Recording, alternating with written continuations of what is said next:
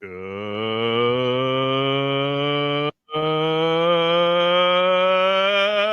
evening, everybody.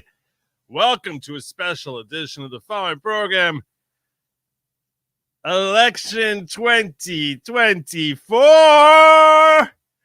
Here we go. Here we go. No fewer than, I don't know, 8.5 hours of nonstop coverage of your favorite election results and tallying, where I'm going to be sitting here with you in my my brand new spanking new dark MAGA sweatshirt, my dark MAGA hat, as we're all going to be sitting here watching the results start to pour on in.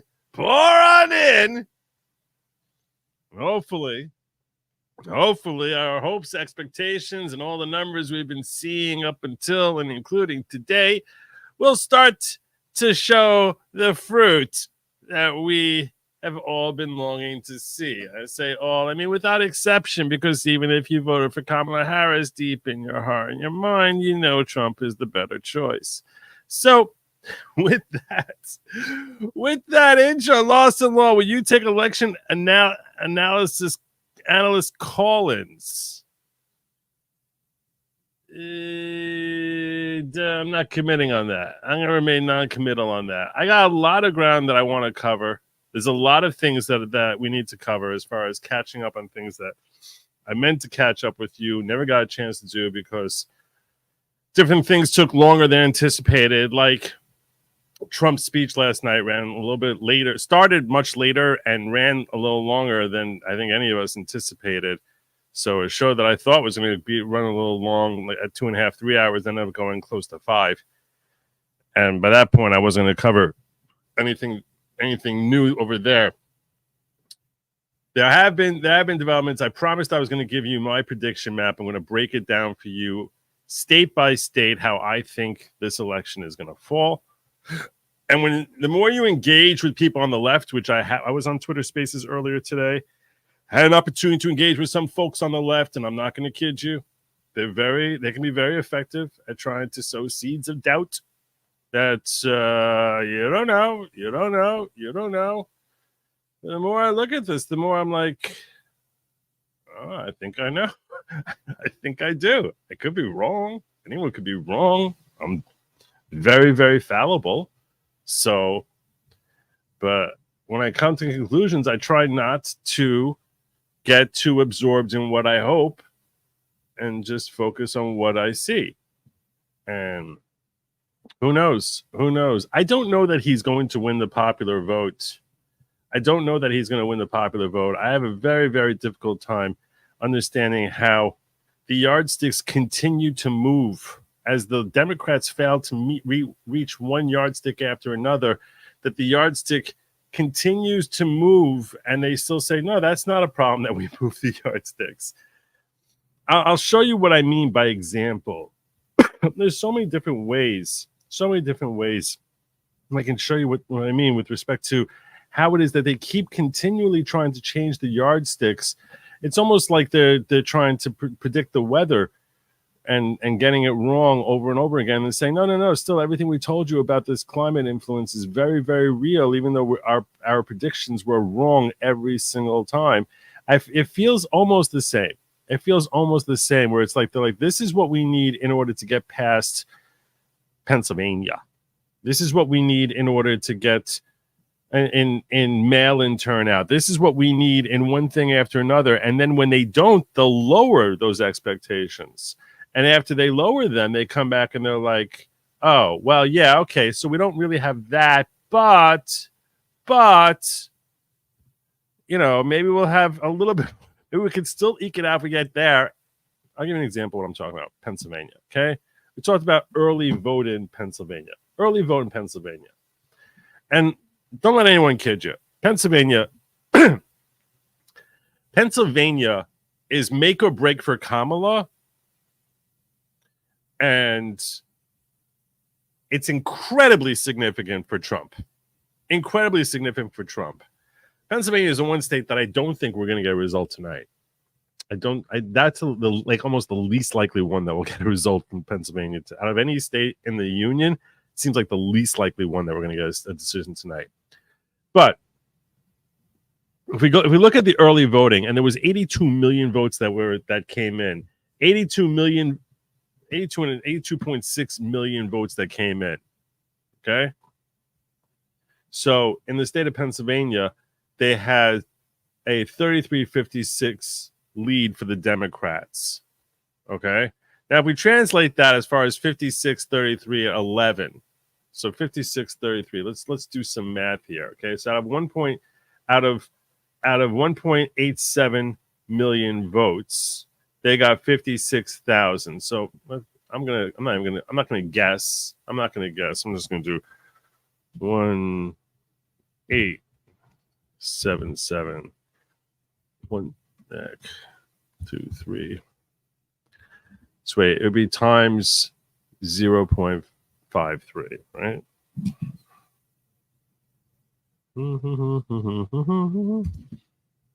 Times 0. They did say 53%, right? 56, excuse me. 0.56.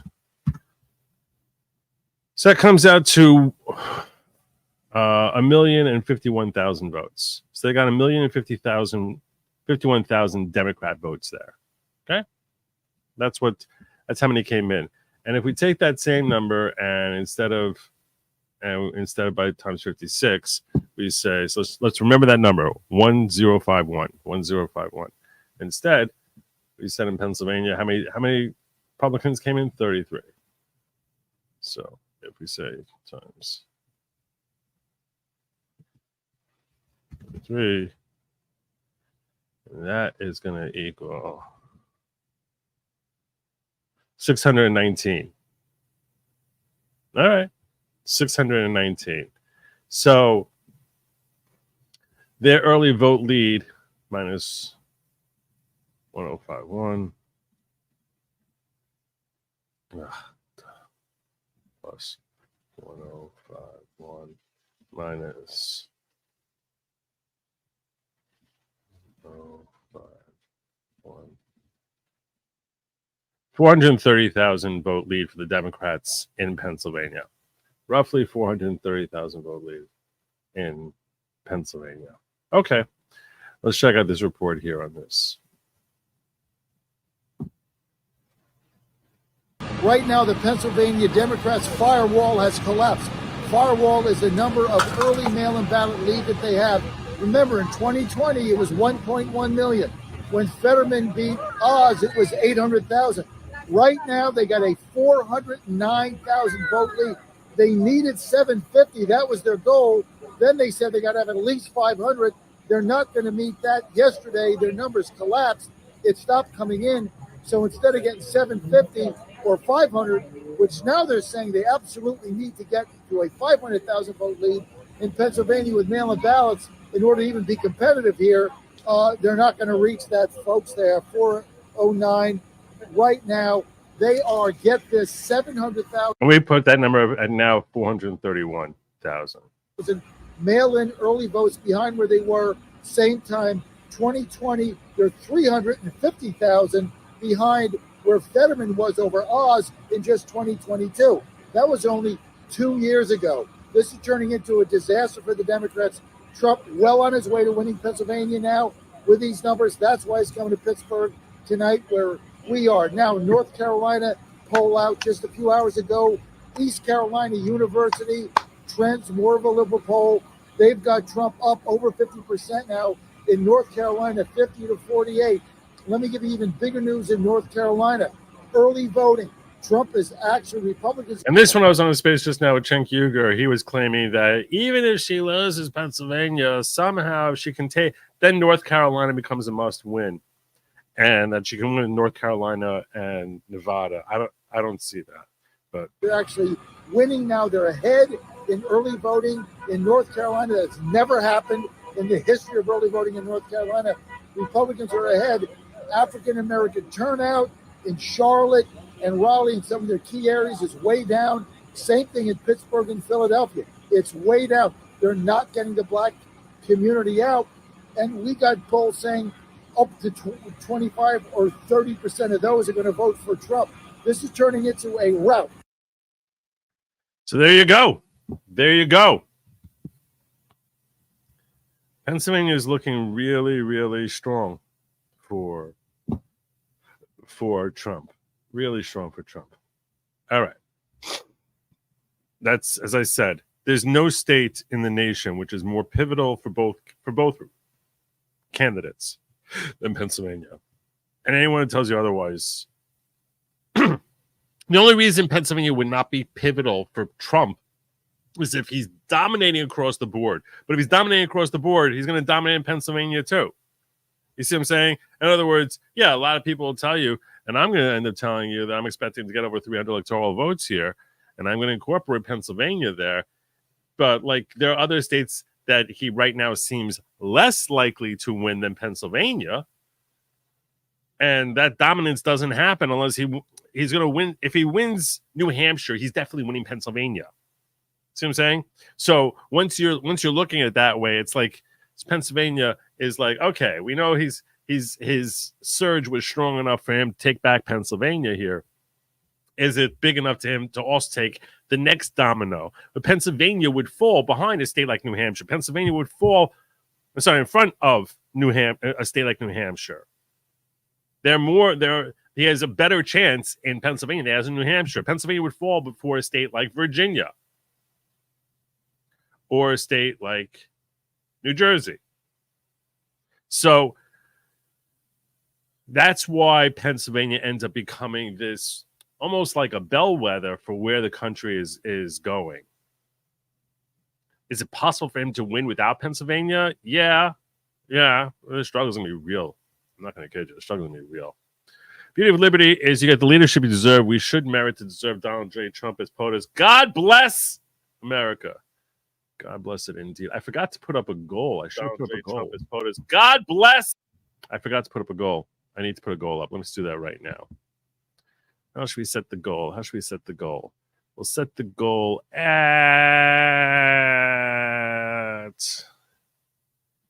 30 super chats of $10 or higher. They only give me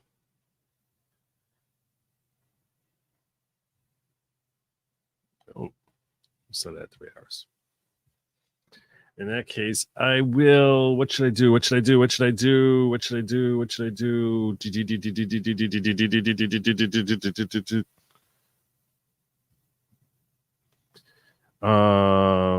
can't do 24 for the goal.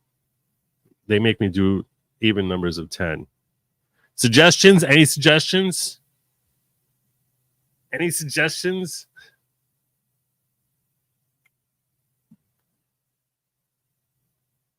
Don't be a Blackpool.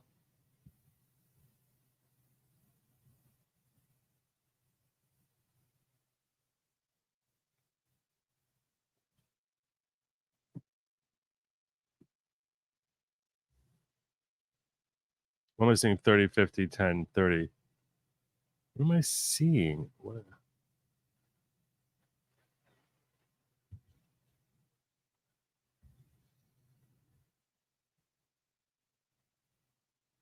The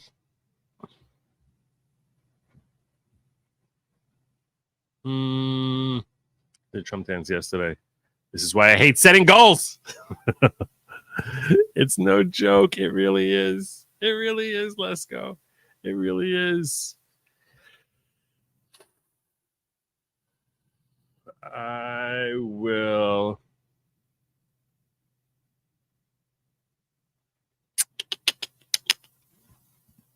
$270 to win. Why do you keep saying that?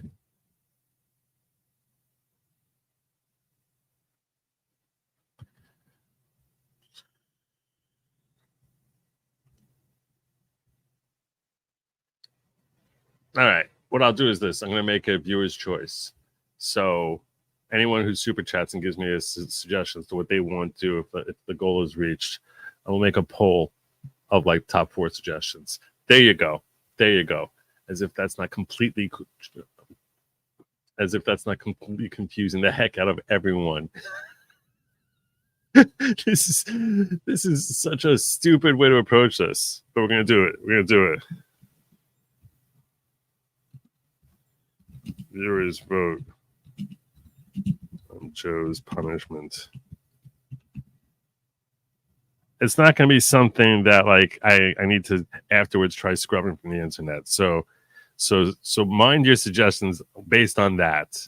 I'm not doing something that I'm going to have to scrub from the internet. So I'm not going to do something that my dad will be embarrassed if he saw. So short of that, though. All right. John the Beer, welcome to the following. God bless you. God bless you. I don't expect to be doing the whole, I don't know. I'm not going to be doing the whole following thing tonight. Tonight's too serious a night. It's too serious. You think Shapiro would have changed Pennsylvania? Definitely. Definitely. I think it was a disastrous call on. Thank God she didn't take Shapiro. Thank God. I think if she took Josh Shapiro, he's very popular in Pennsylvania. I think that she likely wins the election. That's how dramatic that's what a terrible mistake it was on their part. Terrible, terrible mistake. We didn't know how bad Tim Walz was until, or how, let's put it this way, how ineffective he looks as a politician until he got out there and actually started doing his whole, dance aerobics thing that he does or whatever, his whole kazaa, and they're trying to find some way to spin him as not looking like some weirdo. But yeah, he's Shapiro is far less left. He's far more of your classic uniparty Democrat. He would have looked far stronger in every way imaginable. It would have been much worse for Trump if she had taken Shapiro. Thank God. Here's hoping to a swift count. Amen. God bless you, Grimsbar. Good to see you, brother. Well, I think you need to accept JC as your Lord and Savior. I'm going to see you were right. This is going to be a pounding. Yeah, there we go. Thank you. Nice to see you covering the elections. Was listening to InfoWars. It was just pure black pill talk. I don't know why people would black pill. Why would you be black? Why would anyone be black pilling right now? Today's going to be a great day. Today's a day to celebrate. Celebrate. Celebrate. Let today be the last gasp of the bureaucratic elite. May right-wing national populism carry the next century. Amen. Republicans finally serious about got out the vote. Afternoon, I got a robocall from RNC telling me I hadn't voted yet. Nice. Good.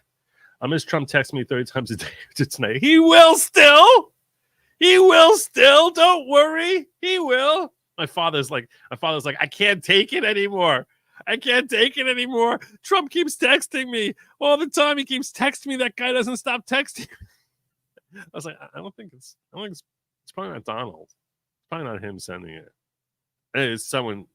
I'm sure he's okayed it, but 301 electoral college votes or 31 states. Like the joke I paid for, that was captured live, right? And Memorex. Live in costume perm stream if your goal is met. Perm comes out on Friday this year, which is going to make it rough. It's going to make it rough. Low bass, limp wrist, waltz. Yeah, he's terrible. There was no point to it. To help you hopefully capture Minnesota, which hasn't voted Republican in the last 40 years. 30 super chats. Go Trump. Amen. Amen. All right. So that was Pennsylvania I shared with you. Let me just do a quick check over here on the live stream in Rumble. Make sure I haven't missed any rants over there because they get very testy with me if I miss anything. All right. And this is what I saw in Jersey. I don't know. This is what I saw in Jersey. That you're going to be voting on Tuesday, right? If you haven't already voted. Because I'm not supposed to say this. I'm going to be like the fake news. They're saying it's very close. It's really not very close. I think he's right. Based on what's been happening, it's not so close. It's not close. It's a time to celebrate. We're leading in all 7 swing states, as you probably know. I don't get them. And we just left Governor Youngkin, and we're certainly doing well in Virginia. It's not considered a swing state, but it may very well be a swing state. And I just had a little birdie told me that we're we're leading in New Jersey. What's that all about? That's right. That's right. We love New Jersey. I always said about New Jersey, I said it's going to happen there. Now, I know there are going to be critics out there who say, Daniel, Trump is just full of bravado. He's just putting on a show. But the numbers actually back up what Trump is talking about there. Now, before I get into those numbers, I want to show you Mike Crispy. He was a Trump delegate during the primaries. And on top of that, he is a chairman for America First New Jersey Republicans. And he confirmed these insights as well. Hey everybody, Mike Crispy here, chair of the America First Republicans in New Jersey. You guys saw the breaking news last night. President Trump at his rally in North Carolina, he said a little birdie told him that we're up and we're winning in New Jersey. Wonder who that little birdie was. Listen, the whole country right now is talking about New Jersey. We have the most surprising early vote numbers out of any swing state in the country. Now, people are surprised, but we're not. That's because we've been pushing the too big to... Because the reason it's surprising is, and this is what I need you to appreciate about New Jersey. Because when I looked at New Jersey numbers, I was like, I don't see the numbers looking that great. But let's hear him talk here, and I'll tell you why. At first, I was skeptical. I was like, don't blow smoke in my colon and tell me and tell me that it's going to get me high. Rig message all year long. Too big to rig means voting early, ballot harvesting, voting by mail, and all that. So, on the subject of voting early, today is the last day to do it. I'm about to go get in line and vote early myself. The voting early ends today at 6 p.m. So make sure you get to one of your early vote locations by 6 p.m. and cast your ballot, and let's keep this momentum rolling. Tomorrow there is no early voting, and then obviously on Tuesday, the polls open at 6 a.m. So the momentum is high. Everyone's paying attention. Let's finish the job. Let's take this state. Let's take back our country. Thank you for helping make it too big to rig. Let's go. Too big to rig. The reason I like the numbers coming out of New Jersey is because they're not from the Trump campaign. Whenever a campaign releases numbers, whether it's Republican, Democrat, Independent, whatever. Anyway, I'm not gonna bother you with the rest of this, and I don't have a problem with this guy. He's okay. I got what's his name? State of Daniel. That's his channel. He's a pretty strong pro Trump guy. He's very consistently pro Trump. So when we're looking at the early voting numbers, we're trying to figure out, well, what does this mean? Like, is this a good turnout or not? So you sort of want to get a feel for, well, first and foremost, we tend to mistakenly, I think a lot of people mistakenly do this, and I used to do this. I was as guilty of this as imaginable until relatively recently. I'm not going to kid you, where I never really considered, we always just assume that there's that the country is split 50-50 Democrat Republican. So you sort of almost like assume there's going to be, there should be equal numbers and everything's going to be very balanced. That's just a flawed assumption. Because the reality is there's a lot more Democrats than there are Republicans. What are the numbers nationwide? If we look at those numbers, how many? Never really Democrats versus Republicans.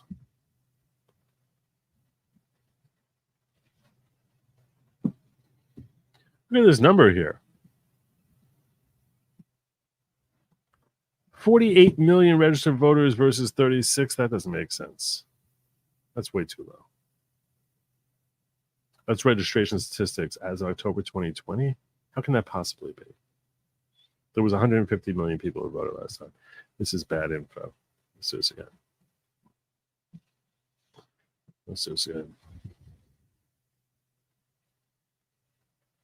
I don't think it's... They say 48% of Republicans. I don't buy it. I don't buy it. No. So in 2020, they had a 51-46 advantage. Now they're saying it's 49-48. That I buy.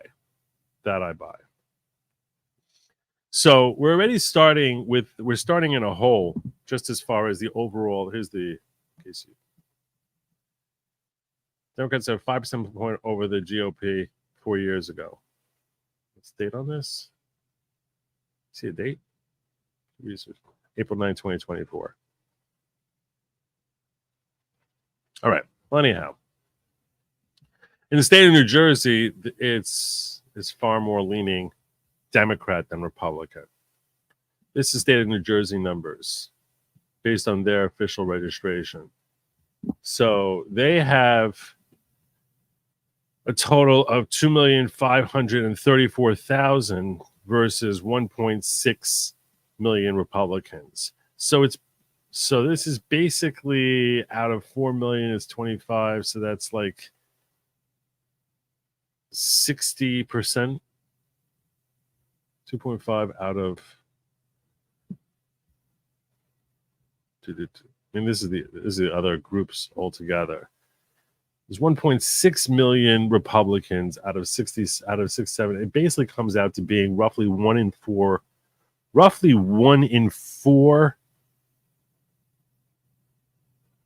New Jersey residents. It's only 1.6 million Republicans out of 6.7 million registered voters. What that means is that 1 in 4 registered voters in the state of New Jersey are Republican. So, that being the case, when you see this number here, that 21% has turned out and 59%, considering the fact that out of 736,000 ballots, which is relative, there's a couple of elements to this which actually are encouraging. Number one is, let me make sure this is as fresh as possible. I want to make sure. Yeah, there's 736,000. So number one is that out of 6 million ballots, only 736,000 were early. That's a depressed number. You would think it would be considerably higher than that, considering that there's 6 million registered voters, and across the country, like nearly half the country has voted. As far as what's anticipated votes, right? We've had 78 million votes across the country. That's roughly half of what we had in 2020. And now, well, how many total? What's your number? It's actually more than half. It's more than half. What am I talking about? This is more votes than what Biden got. So more than half the number of people who voted in 2020 have already voted. And that's not the case at all in New Jersey, where only 736,000 ballots came in, and Republicans pretty much held their own as far as coming in. This is indicative of speculation. The Democrats in New Jersey are not coming out that hard for Kamala. Because if they were coming out hard, Democrats are far more likely to come out early, and they didn't. So this is why I think people are enthused about New Jersey. That's where we're at. So I sort of have to make a decision. Am I going to end up calling New Jersey for Trump or not? Spoiler alert, when I'm going through this map, I'm probably going to end up thinking that Trump has a pretty good chance here. So let's start it up. Let's start it up. Let's get it going.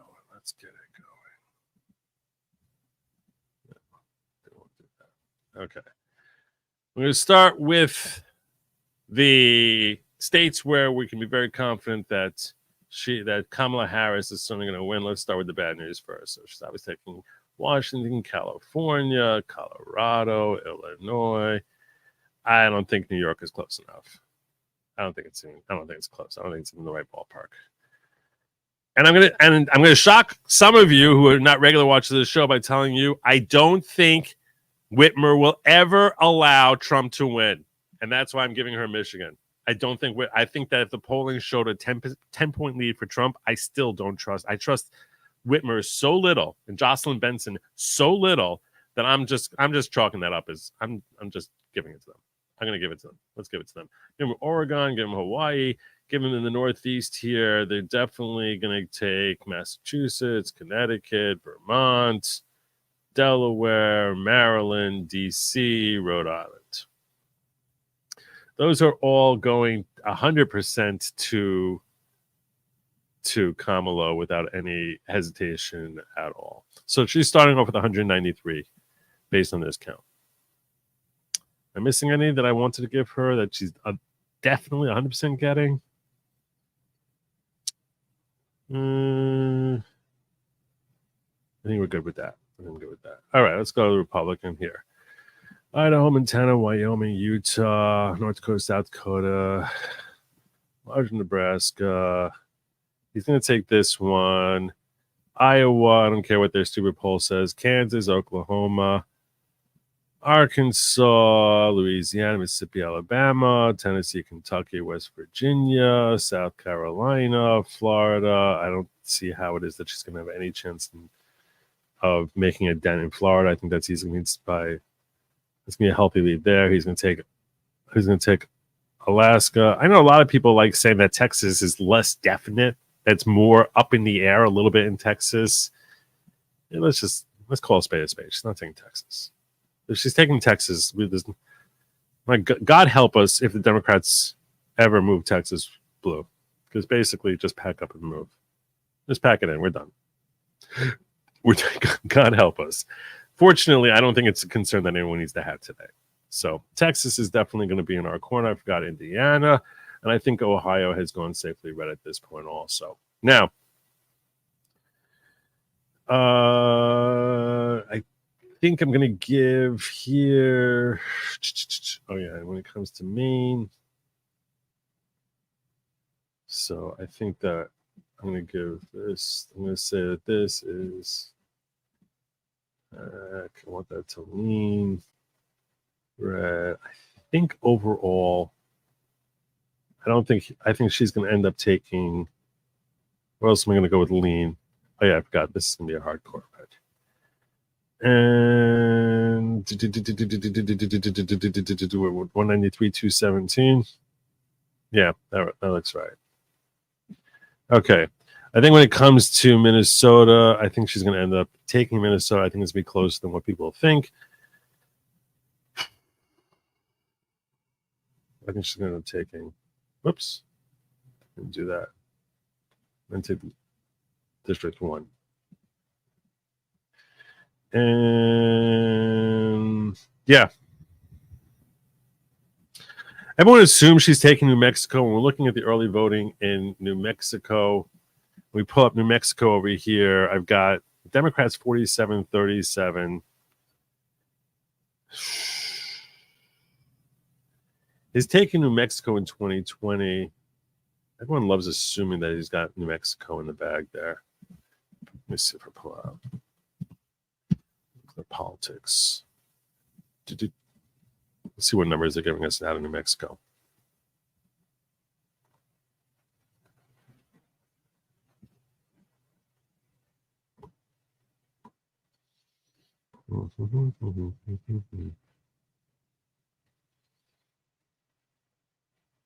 Well, this is giving Michigan to Trump. Yeah, good luck with that. I've actually seen some people say that New Mexico is going to fall for him. I'm not really buying the New Mexico one. I don't know why. My gut is a very bad feeling about New Mexico. So I'm gonna say this one ends up leaning. This one ends up tilting towards her. And then from there, I'm seeing this be Georgia's going Republican. North Carolina is going Republican. It's going to be a close race over there. This will be a slightly less close race.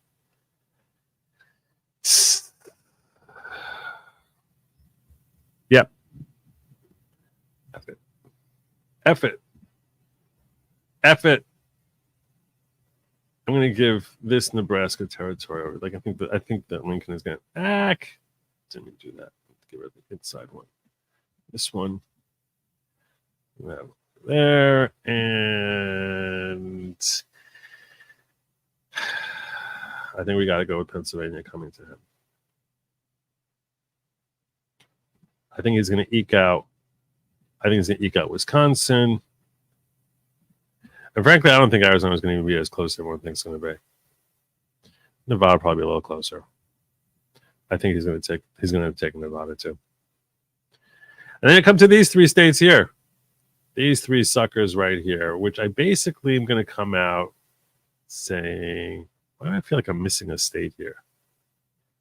I don't know. I feel like I'm missing something. This is only 400, this is 507. Definitely missing something significant. Ack!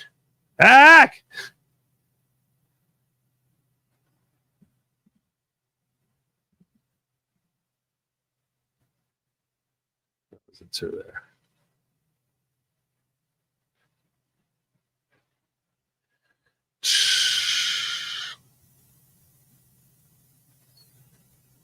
Oh, this is a bit of a. I'm going to admit this is a homer call.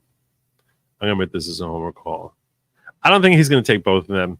I think he's going to take one of them. I really think he's taking New Hampshire. I really think he's taking New Hampshire. Could be wrong. I think he's going to take one of these two. I don't think he's going to take both of them. So I'm going to go out with. We'll give it to New Jersey, and say he just doesn't have enough in Virginia. Give her the slight edge there. That's my map. 317 through 21. I'm definitely missing something. How's that possible? It should be 538. Oh, there you go. Okay, that's right. 438. 538. Okay. 317, 221. That's where I come in at. You think I'm crazy? You think I'm wrong? Am I wrong on something here? Where am I wrong? Where am I wrong?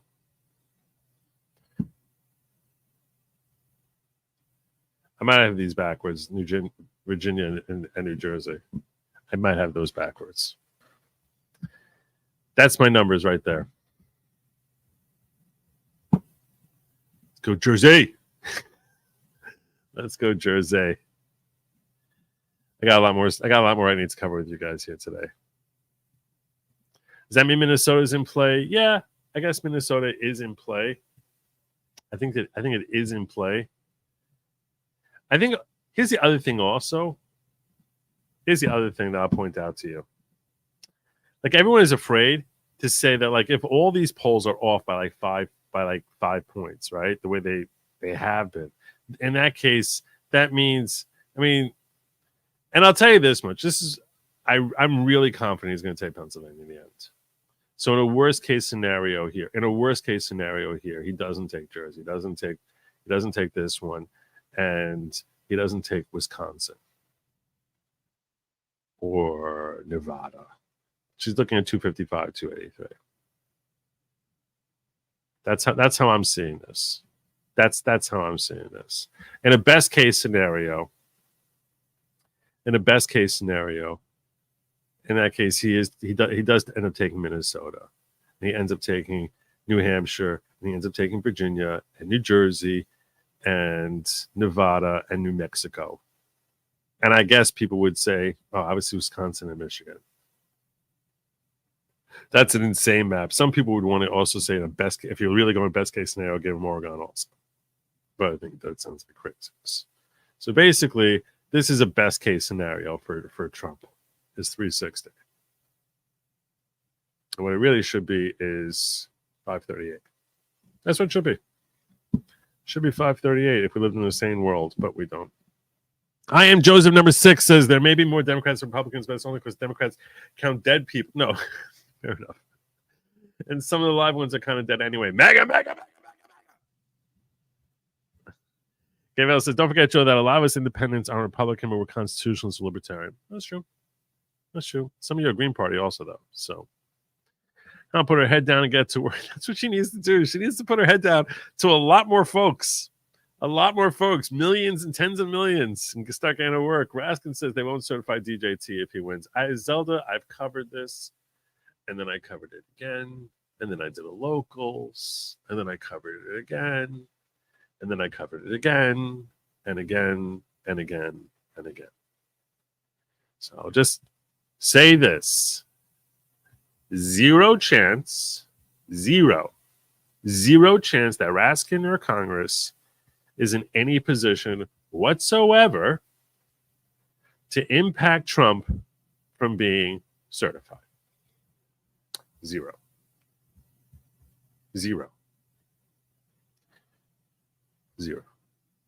So don't worry about it. All about winning. Right now, it's just about get your votes. Don't worry about what Raskin is praying that he can do.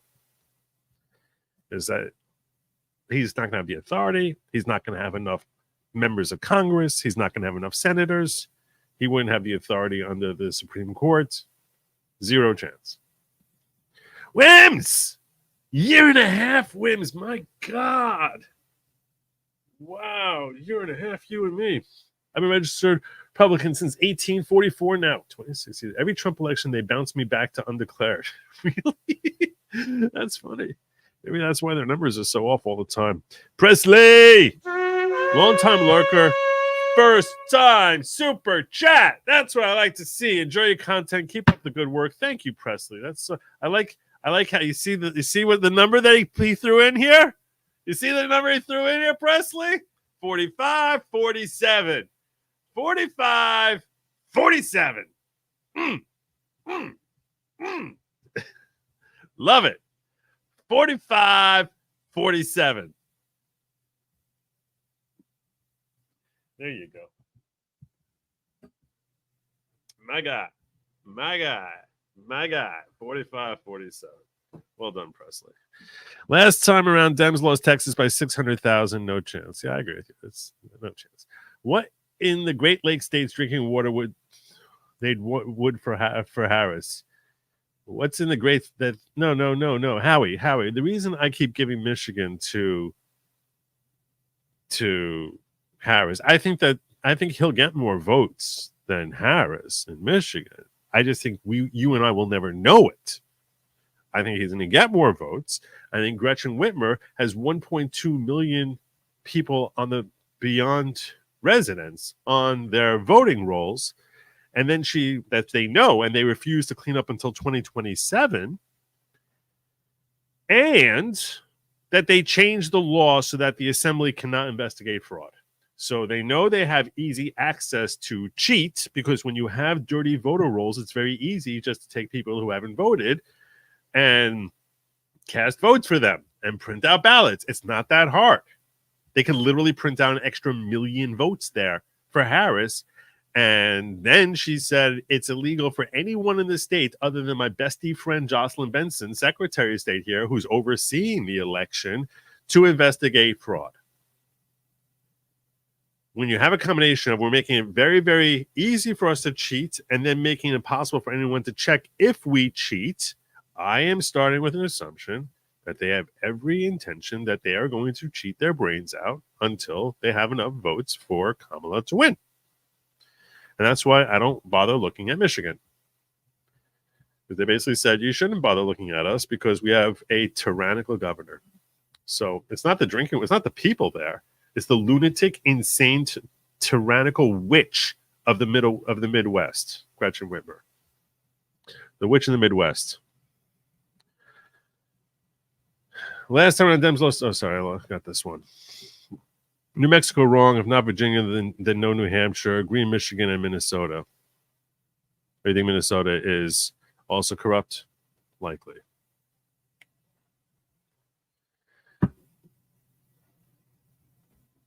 Here's the other thing. A lot of you all are, I think we got so burnt on 2020 that I understand everyone being so concerned. What people are also disregarding is they were purposefully disregarding voter signature matches.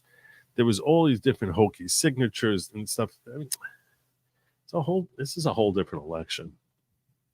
It's a whole different election. It's not even close to the same election.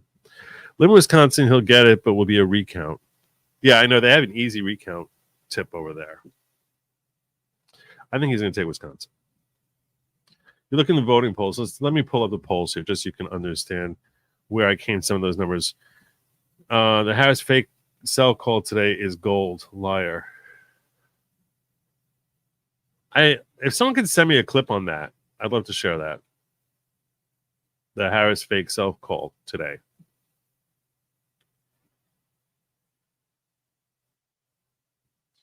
I see the advanced vote in Oregon. It's a head scratcher. Let's pull up. Are you saying like how many Republicans came in? This is why Oregonians are very excited. I don't know.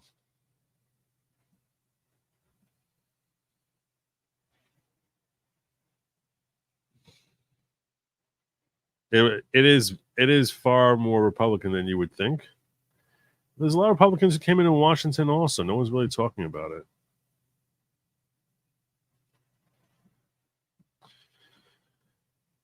I don't know why the West Coast went as woke as it did. One day I should try analyzing that.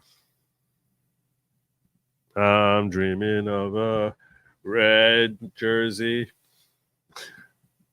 Don't mind me. Busy dizzy. Go Trump 2024. Papa Z. Papa Z. Yeah, well, okay.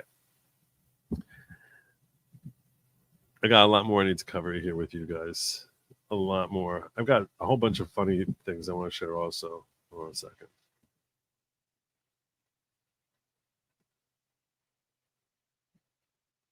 Sorry, I was getting confused by something there. I know some folks want me to check out the space with Elon and see if I can get in there with him. I sort of feel like when I'm in there, I'm very diverted from you guys. I don't really like doing that. Don't really like doing that. I'm looking to see if anyone sent it to me.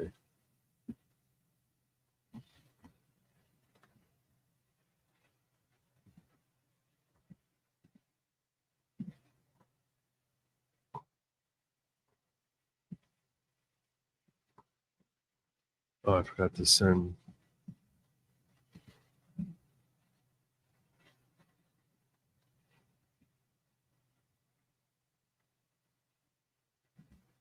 I don't see the Elon thing anyway.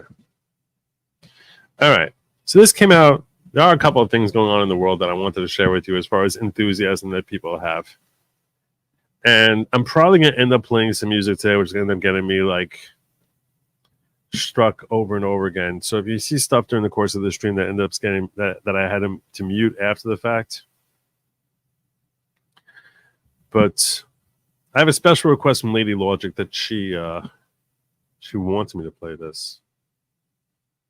Special request. She's like, did you hear that song from Tom McDonald? Oh my God. It was so good.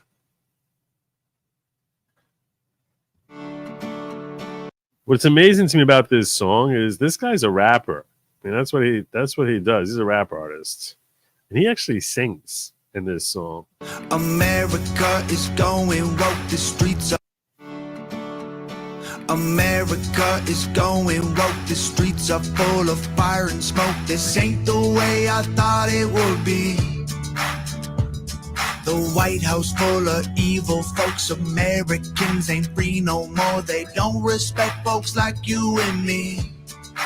I think Tom McDonald is a very underrated, significant part of American culture, just as far as changing American perspective of amongst our youth of appreciating America more and also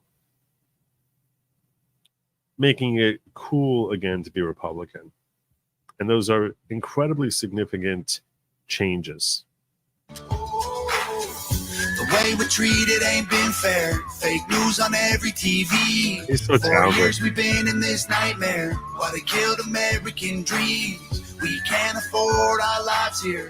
Ran food and gasoline. Colors don't run and I only want it once. Buddy, don't tread on me. I won't forget the ones who died for our freedom, and I ain't gonna hand it back. No, no, no. He's a pretty good singing voice. No? Am I wrong? I think he has a pretty good... He's got a pretty good singing voice. So talented, this guy. If liberty and justice ain't enough to believe in, then get out of here and don't look back. Go, go, go. We love our home, and if you don't, pack your bags, you're free to go. Don't let the big door hit you with a good Lord split ya. Wave goodbye to Joe. We love our land. If you ain't fans, buddy will help you pack your bags. Don't let the big door hit you with a good Lord split ya. Burn someone else's flag. America is losing hope, divided by the way we vote. This ain't the way that this all should be. We're fighting over memes and jokes. They're burning flags that we hold close. They think that war's only overseas. It's a pretty good song, no? Pretty good song. Pretty good song overall.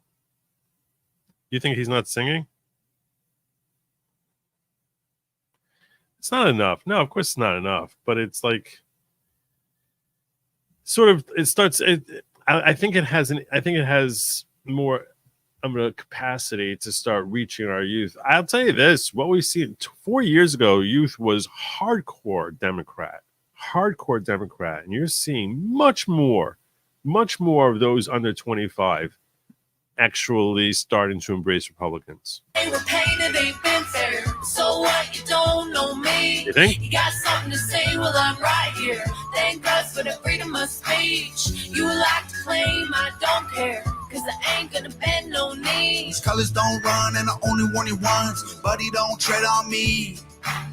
I won't forget the ones who died for our freedom, and I ain't gonna hand it back. No. If liberty and justice ain't enough to believe in, then get out of here and don't look back. Go. We love our home, and if you don't, pack your bags, you're free to go. Don't let the big door hit you with a good Lord split you. Wave goodbye to Joe. Don't let the big door hit you where the good Lord split you. Wave goodbye to Joe. Love our land. If you ain't fans, Buddy will help you pack your bags. Don't let the big door hit you with the good Lord split you. Burn someone else's flag. If you look close, you'll see America. But she don't look quite like she did. This ain't the country that our parents love, but I still hear her on the wind. We love our home, and if you don't, pack your bags, you're free to go. Don't let the big door hit you with a good Lord split you. Wave goodbye to Joe. We love our... It's pretty catchy. It's a pretty good song. You're gonna like the message. You're gonna like the message on like everything. Yeah. So. Anyhow,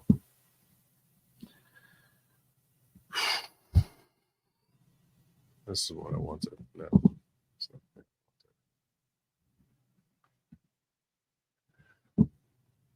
I wanted to get your thoughts, and this is sort of want to pick your brain as far as the effectiveness of the Trump campaign versus what we saw come out of Camp Kamala.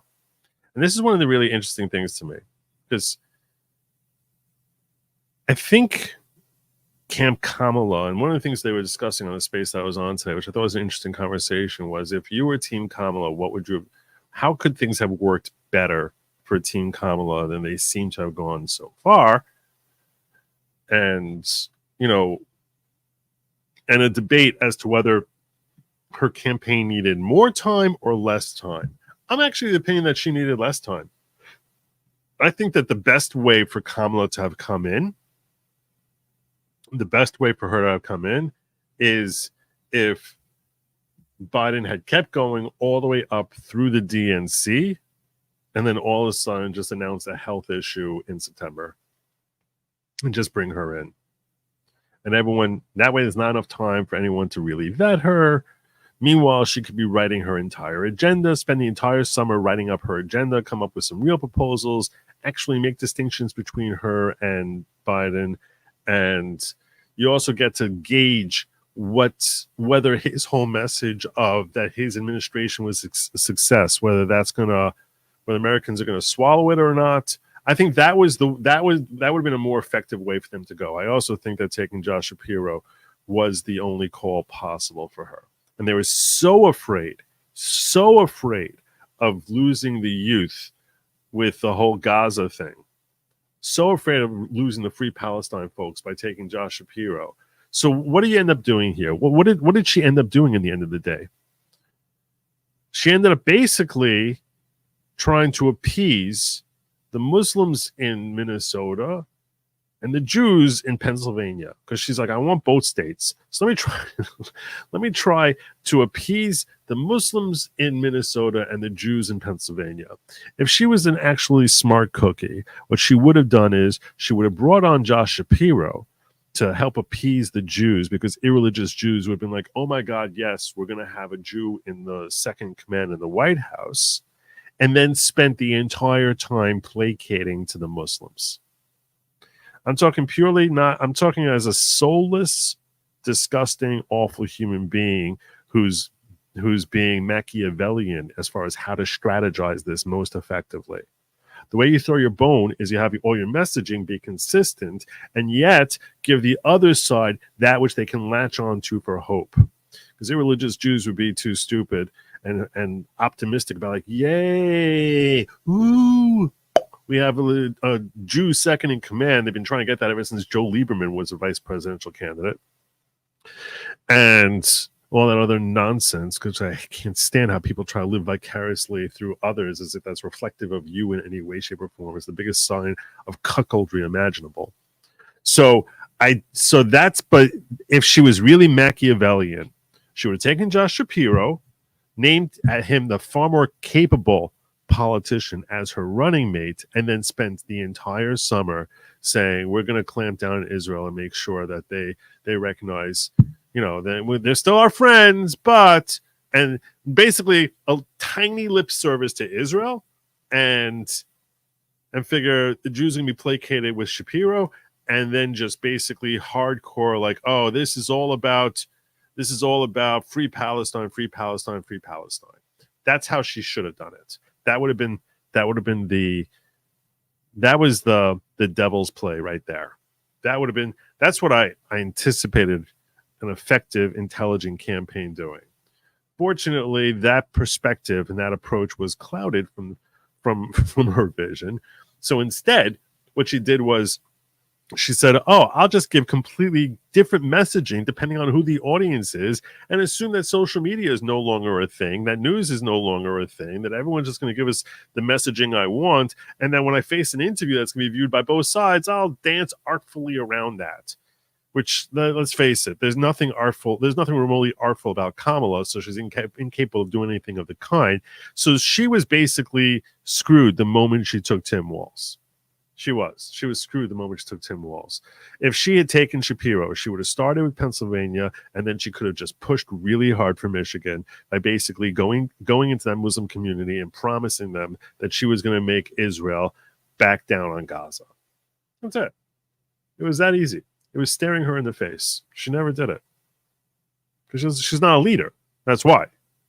And even the people around her who are almost assuredly hoping that they're going to be able to run the country because she's too stupid to be running it, they didn't see it either, fortunately.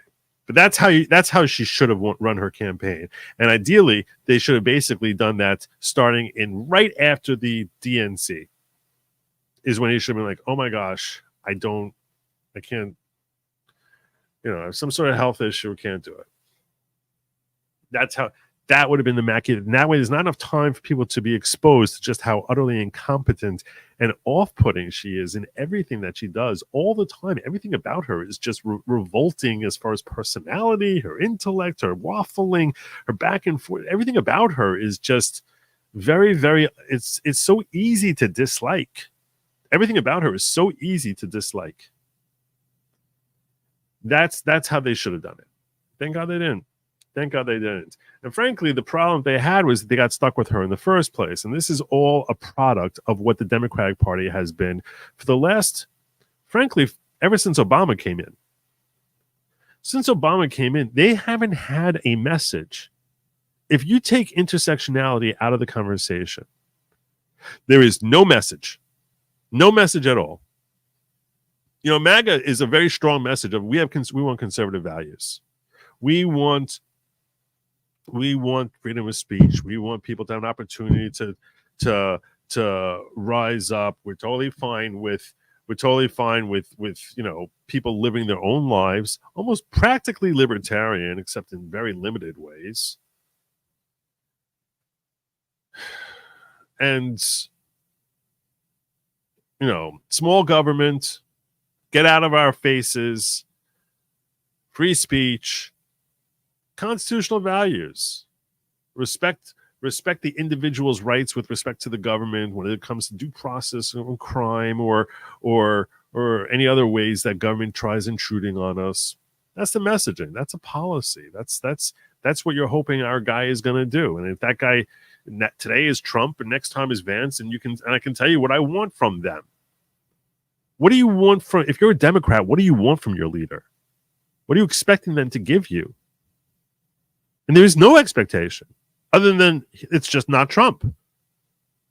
And that's what they've been forever. There's no expectation. There's no messaging. There's no nothing other than intersectionality. We'll stand up for the oppressed, the quote unquote oppressed. But the problem you have with that is that these oppressed groups who have frankly been enabled and empowered, but that's, my perspective. From their perspective, that's not the case. These oppressed groups don't get along with each other. In fact, a lot of their interests collide with each other pretty colossally. Their interests collide with each other when you're talking about illegal immigration and the impact that has on the job market for Black America, which is disastrous. It's disastrous for them. The clash they have is trans rights versus women. The clash they have is you got Muslims, you got Jews, and frankly, they can't have a healthy conversation with each other in the last year. So you got all these different groups who each have problems. Frankly, I think the gay community isn't too fond of the trans community either. Because they get very frustrated with the fact that the left is so bent over backwards in embracing trans, and that they too agree with heterosexual community that, yeah, trans are kind of groomers. They're kind of freaky what they're doing. And trans and kids is really is disturbing. So with all of this, they have this whole mixed inner conflict with zero message other than it's not Trump. It's not Trump. And democracy. But democracy is just, they're not democracy. Trump is tyranny. That's not motivating anyone.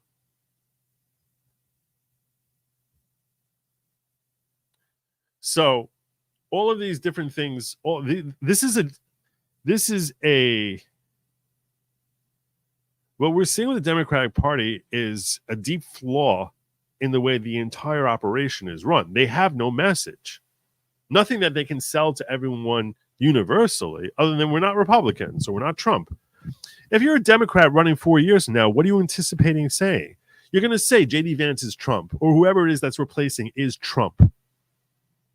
It's like, all right, what if the 4 years go well? What are you going to do then? You sit here, you can count on mainstream, on legacy media to back you up and say that everything is a disaster. I mean, you basically need a miraculous type of disease in order to like derail actual success and get people afraid of the current administration. I guess they can hope for an economic disaster or a health disaster. There's no message. There's no message that they have there. And it's reflective in the choice of Kamala for vice president, because frankly, the reason she was chosen, despite being the first one out of the race, out of the 30 people who were running, the reason Joe Biden made the choice, she was foisted upon him because it said, you need to have a dark-skinned woman there next to you. That's what you need. You need a dark-skinned woman next to you. And she's sufficiently attractive female minority that she's perfect. So she looks like what we want people to think we're identifying and standing up for. But she has no actual talent, ability, likability.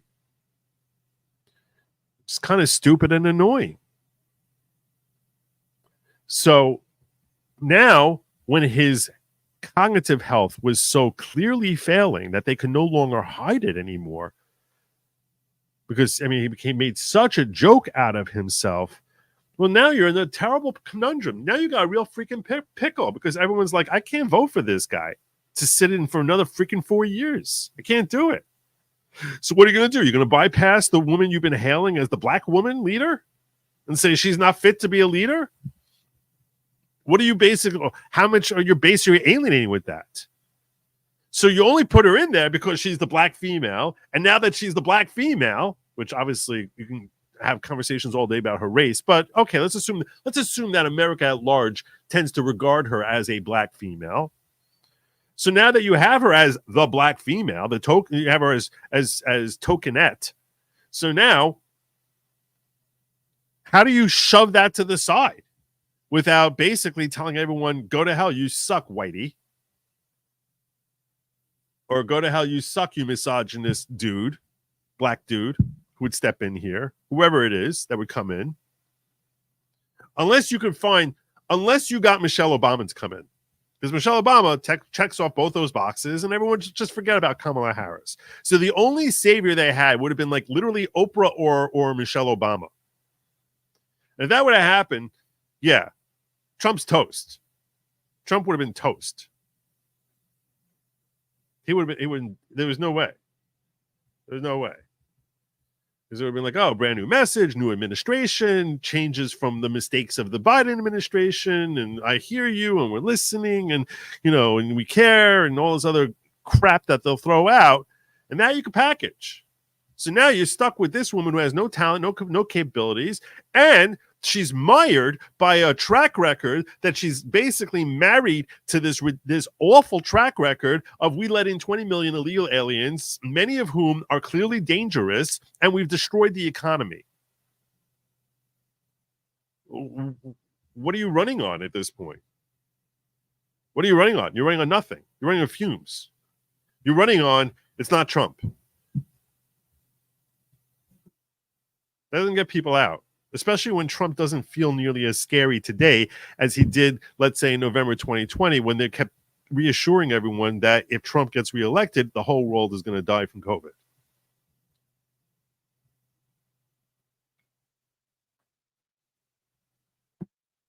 And now, instead of that harsh future facing the Americans are potentially facing, that you can fear porn into getting voters out.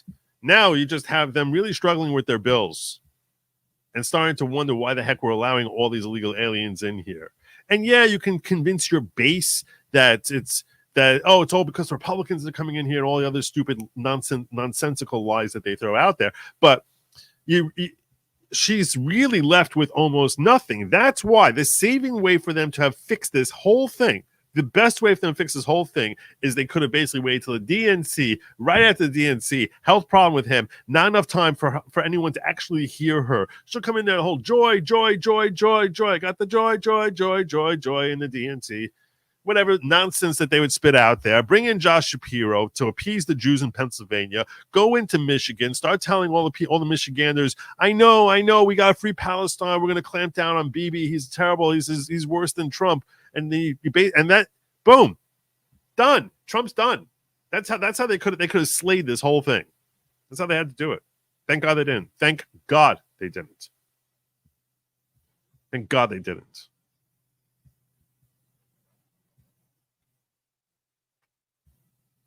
But one thing I need to compliment the Trump team on is you take out that Kill Tony, 3 jokes that he told there, which were just, what the hell are you freaking thinking? This campaign has been exceptional. It's been exceptional. And it's been an uncommonly strong campaign. None of us can say with certitude that God knowledge as to what the results are going to be tonight, tomorrow, next 2 days. No one knows for certain. We all have our inclination. We all have reasons why we think this way or that way or whatever. We all have our bases to come to that, but nobody knows for certain. So, but I'll tell you this campaign that he ran and the people around him who helped run it was exceptional. Could have been a little more positive, but that's nitpicking. A little more positive about the future, but that's really, really nitpicking.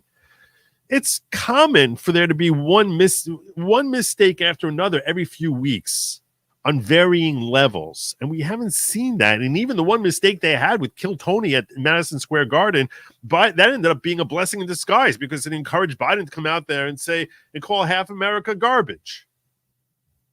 So that ended up being a blessing in disguise. But that is groundwork. That is a lot of hard work of nameless, faceless people that you and I will never know, never hear of, never know anything about them. I personally want to express my gratitude to them to the extent that they hopefully have helped save this nation from utter ruination under a Kamala Harris administration. Because the work they did, there was intelligence, there was tremendous forethought. And you're dealing with, let's face it, Trump is kind of his own little unique individual who's just going to do what Trump is going to do. He's not someone you can, I mentioned a few times when he was, especially when he's dealing with criminal cases, if you're an attorney, he's a nightmare client. I've met clients like that. They are a disaster to work with because they think they know best. They won't listen to what you tell them. And they have an agenda and especially if they have any sort of track record of success, which let's face it, he's got a pretty hefty track record of success as far as understanding branding and marketing, so that basically he's gonna wild card. So you can't, it's impossible to keep him in check. He's gonna do whatever the hell he wants to do. So if you're a strategist now, political strategist, you're like, okay, I can tell him, hey, don't tweet about this, don't do that. He's gonna do what he's gonna do. They'd be like, all right, fine. I'm Trump. Go away. You're fired. You're fired. So this is why. So he's a very difficult client as far as let me make you marketable, but he happens to have unique abilities when it comes to marketing, like just a natural instinct that far outstrips most experts in the industry. That being said, he has a certain level of hubris where he just assumes he can get away with certain things, and every once in a while he can't.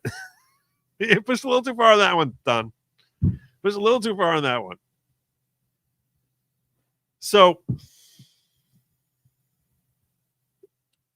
yeah, but the work that has been done on a state-by-state basis, whether it's Virginia, New Jersey, Pennsylvania, Scott Pressler, and then in assembling this team.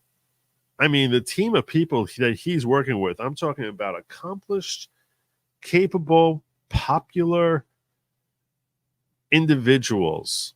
Whether you're talking RFK, whether you're talking Elon, whether you're talking Tulsi Gabbard or Joe Rogan or Tucker Carlson or JD Vance, who frankly, let's face it, the dude has mad skills, or Vivek Ramaswamy, one after another, these are individuals who each have a resume. Most of them are not old people at all. Even Megyn Kelly, most of them still in the prime, if not barely, middle, still in the prime years of their careers, and have resumes of accomplishments that few people will ever match in their lifetimes.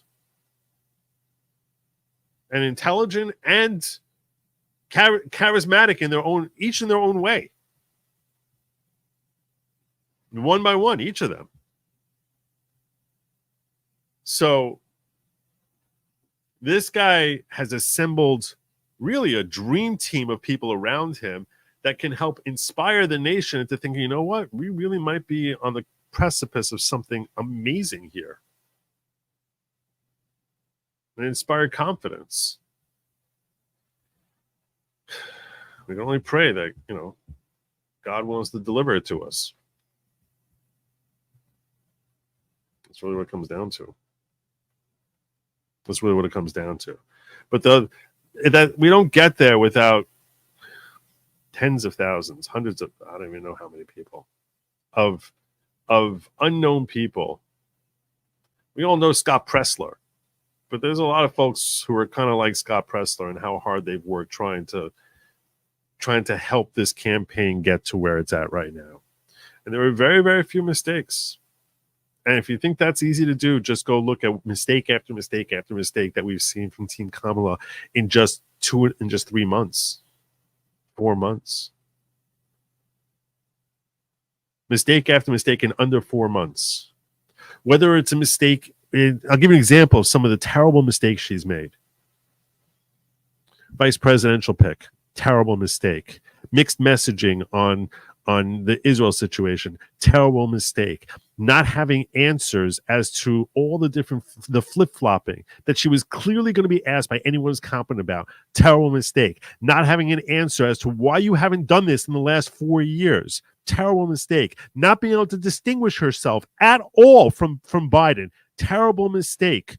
The garbage comment, even the people aligned with her and encircling around her, Mark Cuban calling women, stupid, that there's no such thing as a brave, intelligent woman. Just one mistake after another. Any one of those mistakes are far worse than a single mistake that the Trump administration has had. And what I'm going to say is that normally those mistakes, that's enough mistakes to have for a 1.5 year long campaign that she managed to jam pack in there into just under 4 months. Because she's so utterly incompetent and stupid.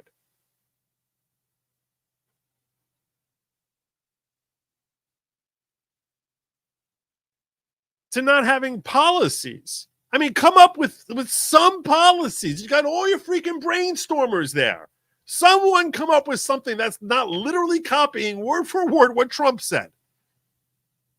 I mean, this is if I was a Democrat, I would be furious tonight. I would be screaming and spitting mad. I would be so spitting mad. Of course, I'd be spitting mad every night because I'd be a Democrat. So, that just means I'd be really miserable with my own existence. But the point is, and just as far as the political strategy elements, I would be furious because the number of just complete and total shoving your own feces in your face for no reason that we've seen from this campaign in under 4 months. Any one of these mistakes is far more egregious than all the mistakes Trump has made in the last 2 years.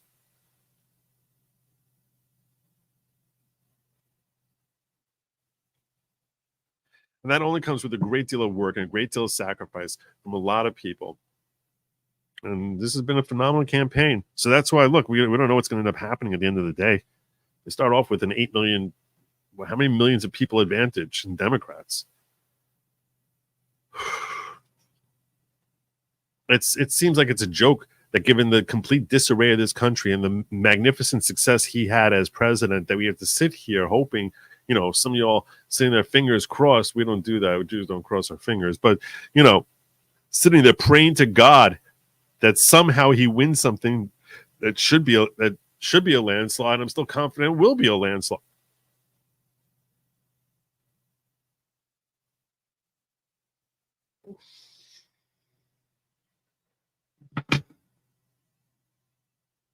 Great. So I just want to get out my kudos to the Trump campaign team because they've done phenomenal work, and they should be acknowledged. And we should all appreciate them because we all need them to have success.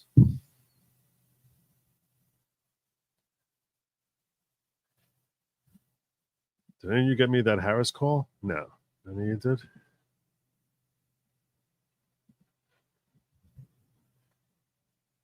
Oh, someone did.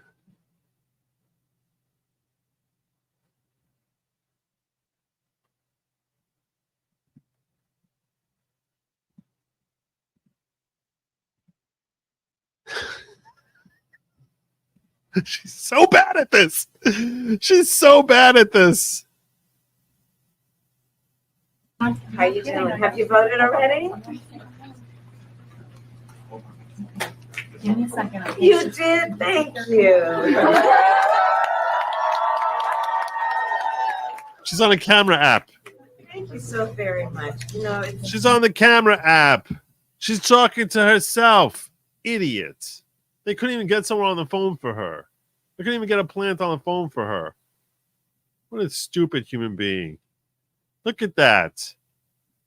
Look at that. What an idiot. Oh my God. Oh my God. This woman's going to get 200 electoral votes to be president of the United States.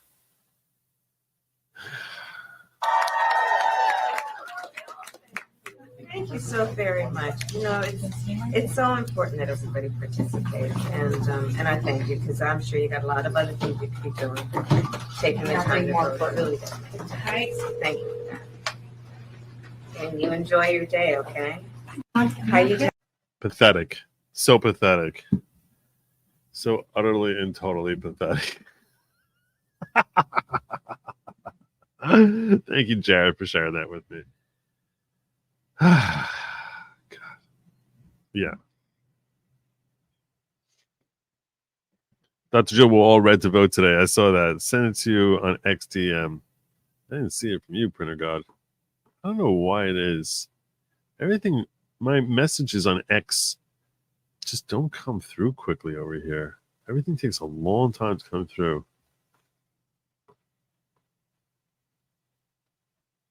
I don't even see you here anywhere. Are you sending it to @thefollowingpro? You're not a fan of Tom McDonald? Good singing is much more than the voice. See James Brown or Bob Dylan or Tom Petty, Serge Tankian. Not everyone is Celine, Bing Crosby, or Michael Bublé. Well, you know audio, so I'll respect your call on that. How much effect does the peanut wave have? I don't know. SoCal Patriot says, watch Tucker Carlson's interview with Chris Moritz for a very good political history of California. Where I was asking why is it the whole West Coast ended up becoming like this blue wave. Tom McDonald is so good at what he does, and he does it on his own, no recording label, and he's Canadian. You can still see how wrong the Democrats are. Yep. Mary, I'm back from feeding the in-laws. LOL, what did I miss? You missed good times. Puerto Rico can't get rid of their trash landfills are full, so apply that comment to Trump rather than trying to solve their problem. Of course, because they just need to say, how dare you say something rather than actually trying to fix problems, because they don't have any answers for how to fix problems. In fact, when they try fixing problems, they just make the problems invariably far worse than they were before they got their hands dirty. I guess in this context, literally dirty. Mary, gifting 5 good Lawgic memberships. God bless you. Welcome to the following. Those of you who were brought into the following courtesy of Mary Coppola. I appreciate it. You can just extend your gratitude to her because she just gifted you with a little taste of life. Check your DM at X. I sent a very quick video with a bulldog. I don't see it. I don't know what the heck is wrong with my thing here. I'm refreshing my messages. Yeah. Unless it was 9 hours. This one. Yeah. Okay, now I see it. It was 9 hours ago. I was getting confused. This was cute.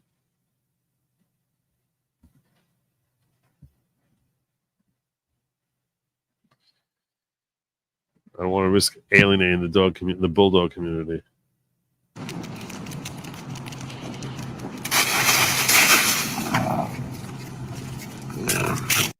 There you go. There you go. Thank you for sharing that. Pro-Trump lineup of Jews in Lakewood, New Jersey. It's real? Yeah, that's very real. That's very real. Lakewood Jews are I talked about it last night. They're Ortho Jews, and Ortho Jewish community is coming out for this one in ways I don't remember seeing them come out before. They're coming out for this one. They're coming out for this one. That's part of the reason I was calling Jersey. Ain't too many Ortho Jews in Virginia, but Jersey, there's a lot here. The ad that RFK Jr.'s team put out with a variety of people in Trump's corner was one of the most inspiring things I've seen. It sparked American pride. If you want to share it, Big Boop, I'll try to share it out here. Reform Convict says, tunnel to the White House, engaged, not the leader. Well done, Reform Convict. Joe, check Philly crime update on X. Thoughts? Let me see what you're talking about here.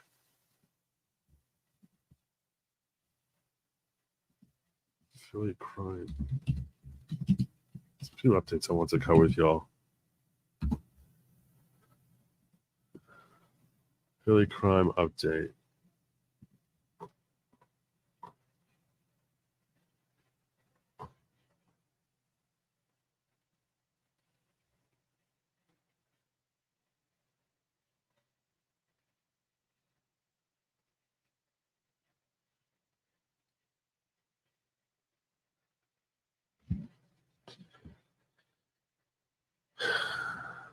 So what I'm seeing here is this.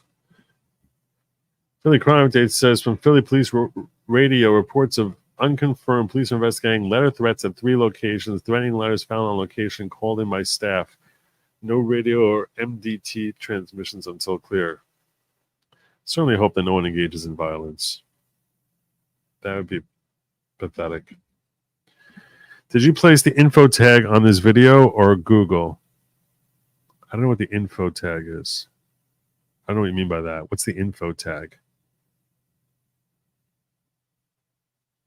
What is the info tag? What does that mean? Oh, it's the one I shared already. You were talking about. Beak boop. Someone I shared already. Oh, okay. Yeah, no, I was very inspired.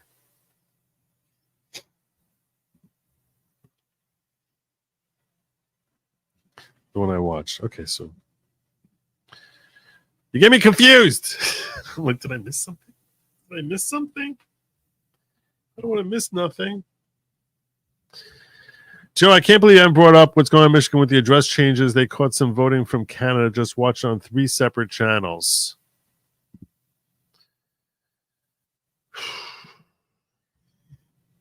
All right, let's see what's going on.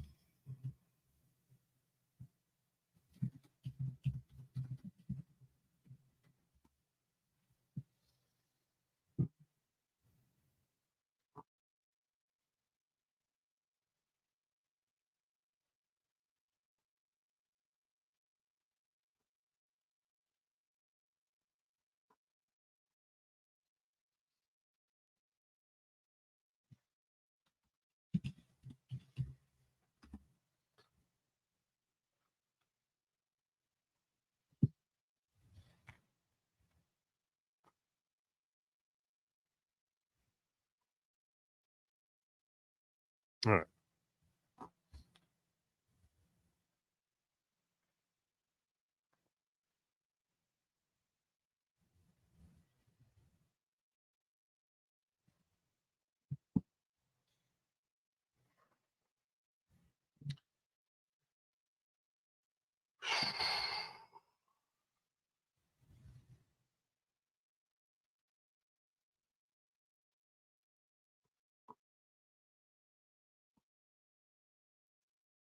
I didn't see that. I had seen this.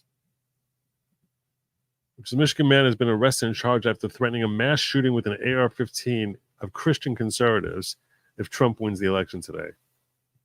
Because that's the party of peace, the one that's fighting against tyranny. He was arrested by the FBI this morning. Nice to see the FBI finally arrest a shooter instead of enabling a shitter. That's true. An Ann Arbor, Michigan man was charged in a federal criminal complaint today with sending a threatening communication, announced U.S. Attorney Dawn Eisen. Eisen was joined in the announcement by Chevriana Gibson. According to court records, on November 2nd, the FBI National Threat Operations Center in West Virginia received an anonymous online threatening submission. That threat read in part, quote, "I shall carry out an attack against conservative Christian filth in the event Trump wins the election. I've stolen an AR-15 and a target a fuse and named so I can continue to get away with my plans without a specific victim or ability to find the place I hid the gun. There's not a thing the FBI can do until I complete the attack." No. Guess he was mistaken on that, thank God.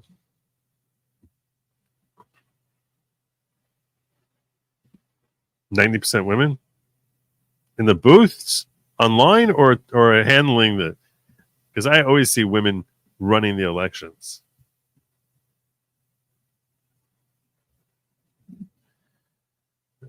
Let's see what we got here.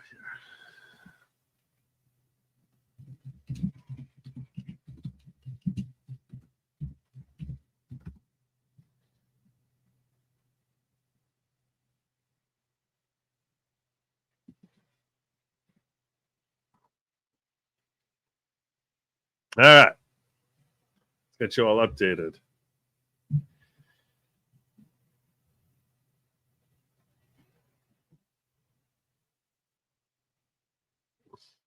So apparently, we got some updates for you.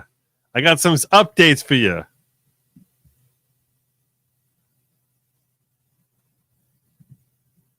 Let's do it. This is New York Times election map. New York Times election map. Indiana called for Donald John Trump, with all of 442,000 votes counted, only 14% of the votes are in, and they are calling it for Donald Trump.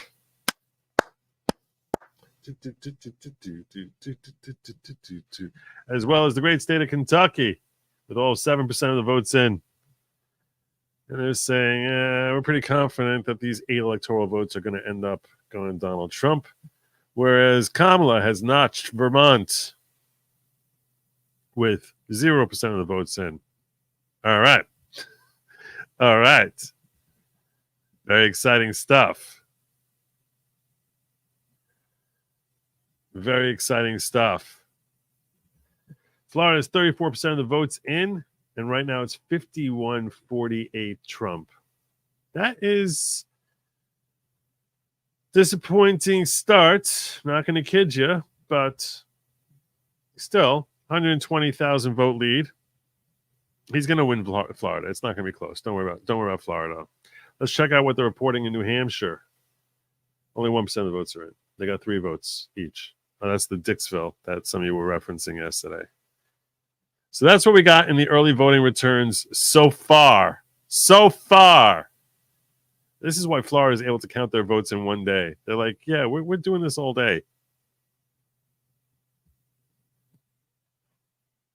We're doing this all day. That's going to end up counting 3.7 million votes. Pretty impressive. Florida, DeSantis and the folks in Florida know what they're doing. They know what they're doing there. Don't worry, he's taking Florida. Stop worrying. Don't worry about Florida. Florida is the deepest red part of our country right now. Newly added under video, under description, Google Links AP. Oh, I didn't put that in. Let me check that out.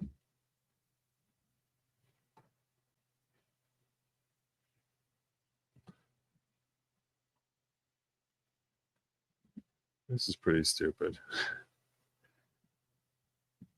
If I click the link that's underneath my video right here, give me this. What is that? What is that? Rick Scott's got 50.7%.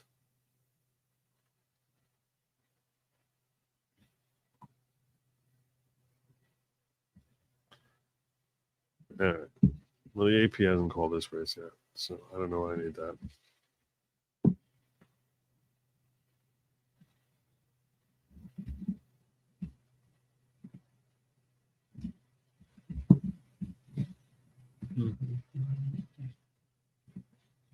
All the votes in Florida that are counted right now are heavy Democratic areas. Calm down, people. Yeah, the question is always which counties they've been counting so far. Which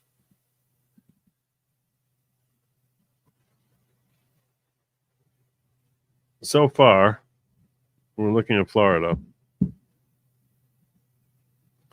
Counted Tallahassee, 71% of the votes in Leon County, Tallahassee, and 61% of the votes in Orange County, which where Orlando is, and then in Miami, in Broward County, they count 70% of the votes. It's these other areas that no one knows much about.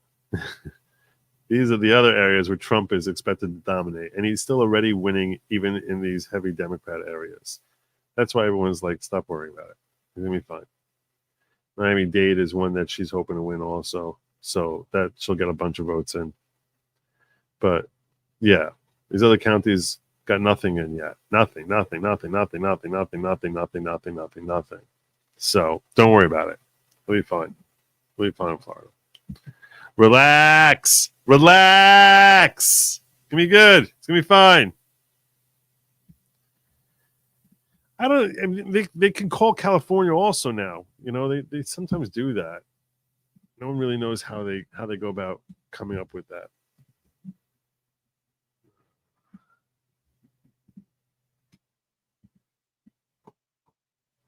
but they will call California like the second it closes. It's over 15% of blacks in Georgia is devastating. Where do you see that? Where do you see that? Let's go.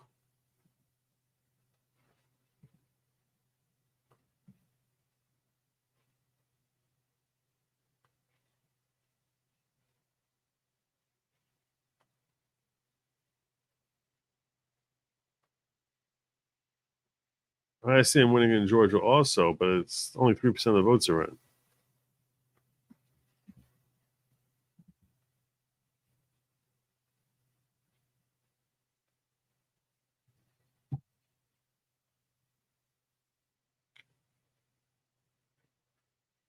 No. Doesn't track off YouTube to Google without consent. I don't know. They never asked me.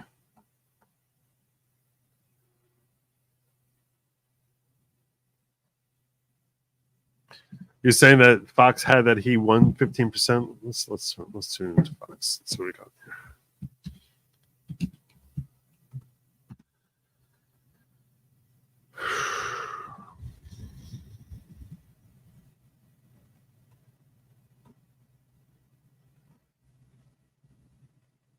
So many resources into the state. But yeah, I think that's a big demographic that people will be watching there for sure.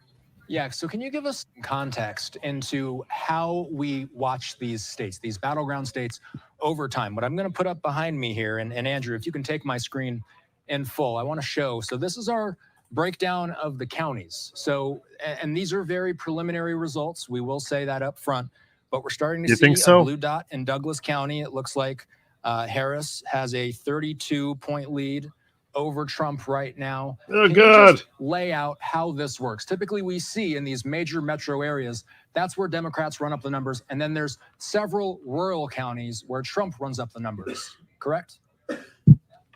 Thank you for... Yes, that's the case. That'll be the case in Georgia. It will also be similar. It's the case in every state in the country for the last 40, 50 years. Since the 60s, my entire life. Come on. Let's see what CNN is saying.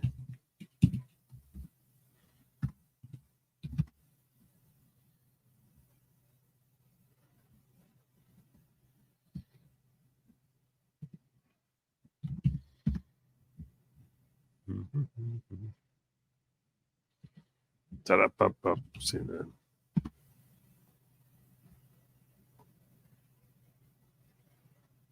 Live.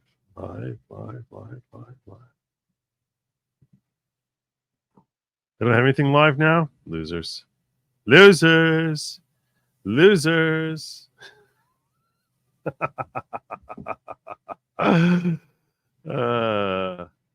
can't listen to Pennsylvania. I talked about, urban areas in these swing states. So I think that there is a question. There's also a question of whether there's a, hidden Trump vote, a hidden Harris vote.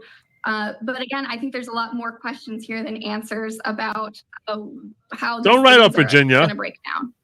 Don't write up Virginia. I'll just mention that there is something that we're kind of watching. There's this really coalition of 9 counties that we talk about when we're looking at an area like the Atlanta Metro. There's 9 solidly blue counties. There is Fayette County just to the south.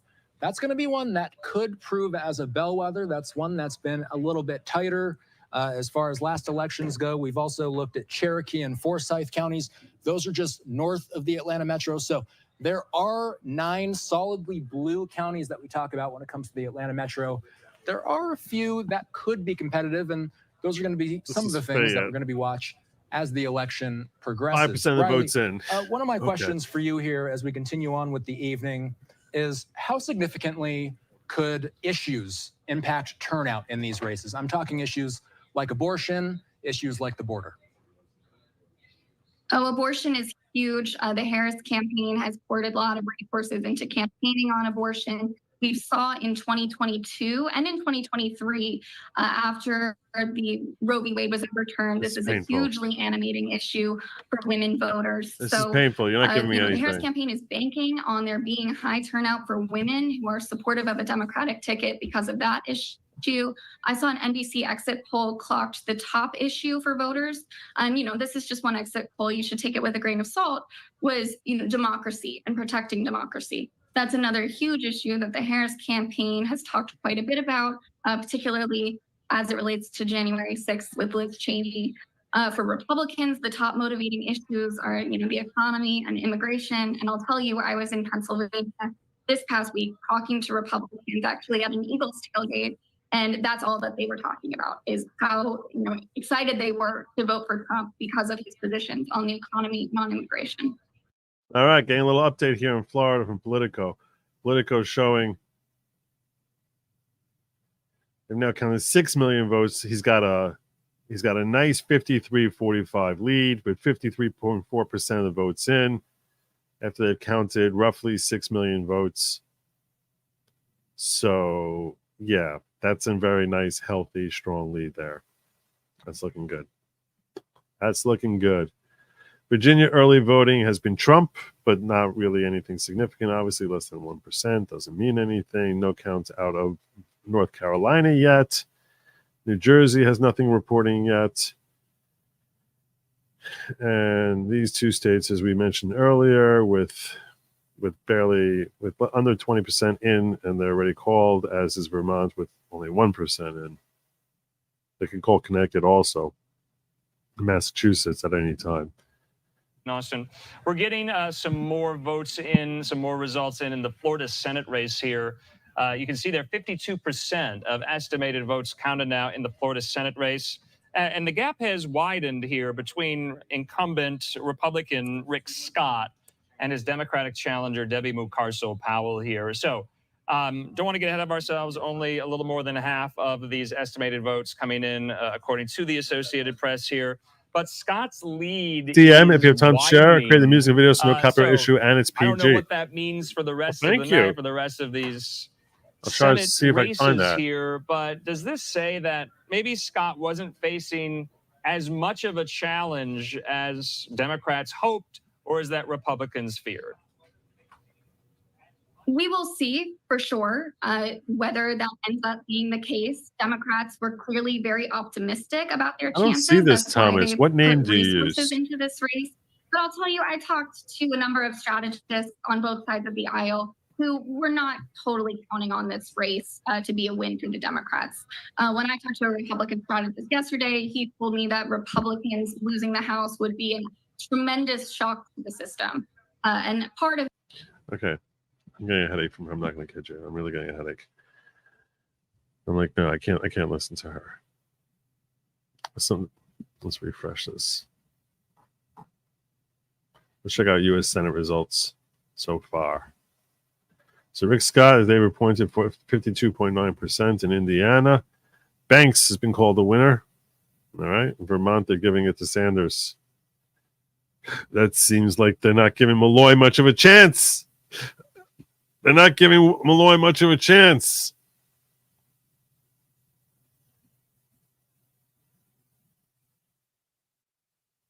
And nothing, like we said, out of New Jersey yet. Nothing from my state of New Jersey.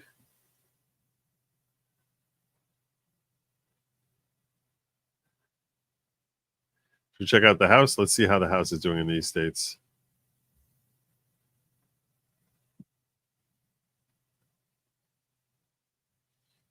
So they're looking at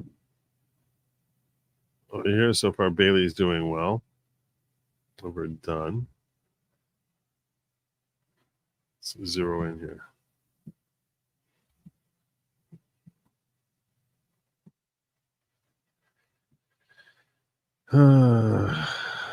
Soto is leading here. Castor over Rocheford. I'm looking for people who are potentially changing. Sheriff McCormick is not being challenged. Freaking Debbie Wasserman Schultz disaster.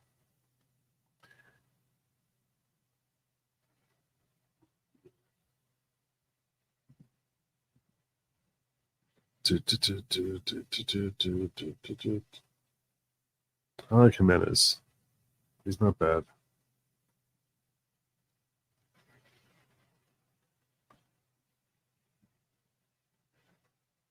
I don't like Moskowitz at all.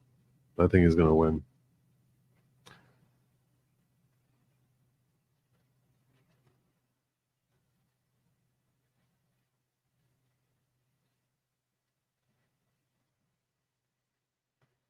Republican. Frost has a very healthy lead with 65% of the vote in.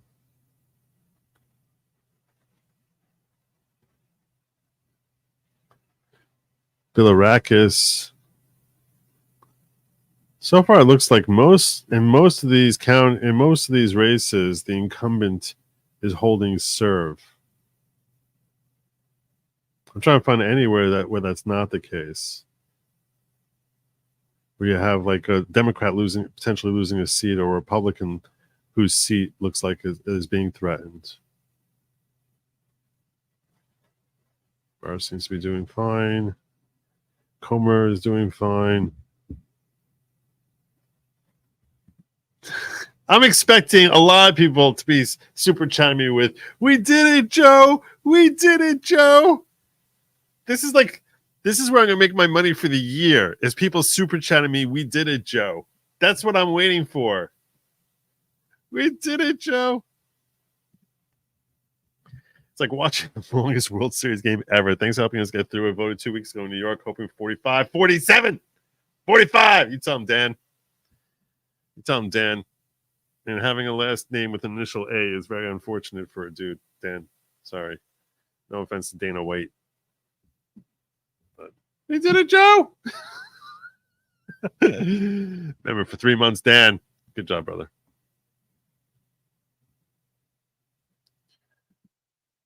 Maybe you can tag me. I'm trying to find what you're talking about, because I would share it. I got a few minutes here now. Because I don't know, messages are not coming through to me.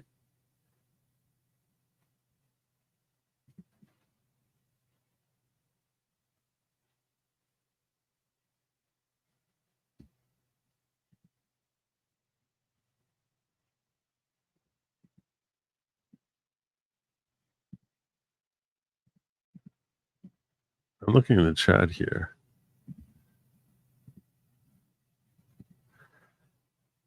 This. Barb loves Alaska.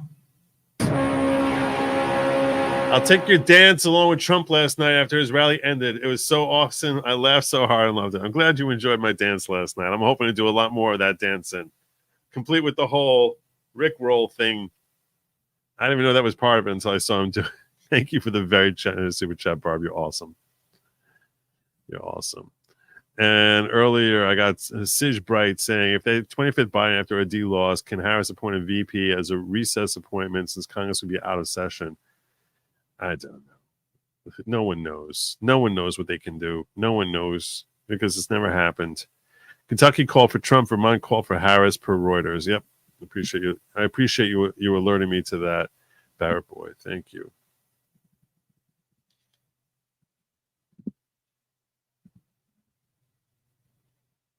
Same name on X. Let me see if I find it. Let me see if I find you. Search direct messages. Thomas.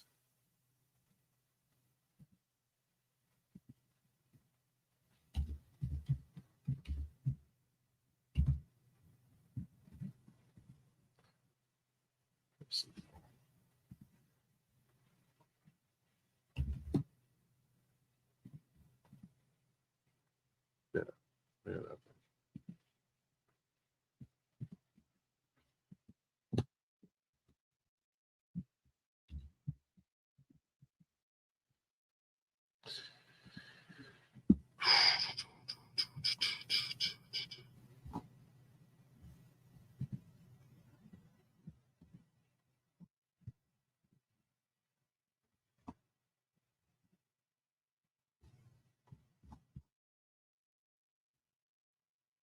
There it is. This is what Tom made for me. Oh, ready? Let's see what we got here. Let's see what he's got.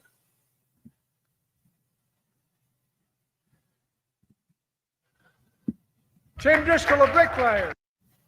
Oops. Bring this out.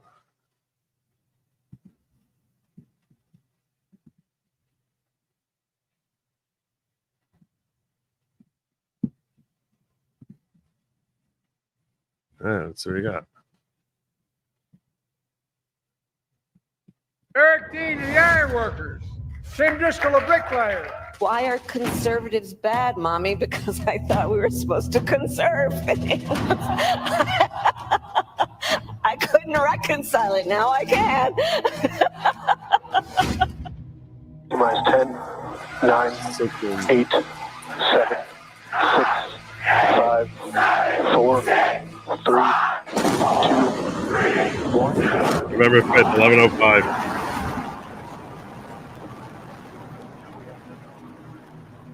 Adios. We do not meet with social media companies for the purpose of instructing them to take down content. You are speaking to the department different than ours. I'm not aware of us paying money to moderate content. That's New Yorkers. We're required to reimburse them. I've not read anywhere where he said it was altered or manipulated. I assure you, we will follow what the Supreme Court says. People have a constitutional right to be in Washington, D.C. That's right. Nice. Very artistic. Oh, good job, Thomas. Thank you, brother. All right, let's see. We got an update here for you. Let's get you updated. Any more updates here? Where you at here? Look how fast they go. They're like, no, 6 million's not enough. Now we counted 7 million. Now we counted 7 million. It's so fast in Florida. I just opened it, right? Yeah, I got it. Now we got 7 million votes in here. 53.45. This is about where it should finish. 53.45. There you go.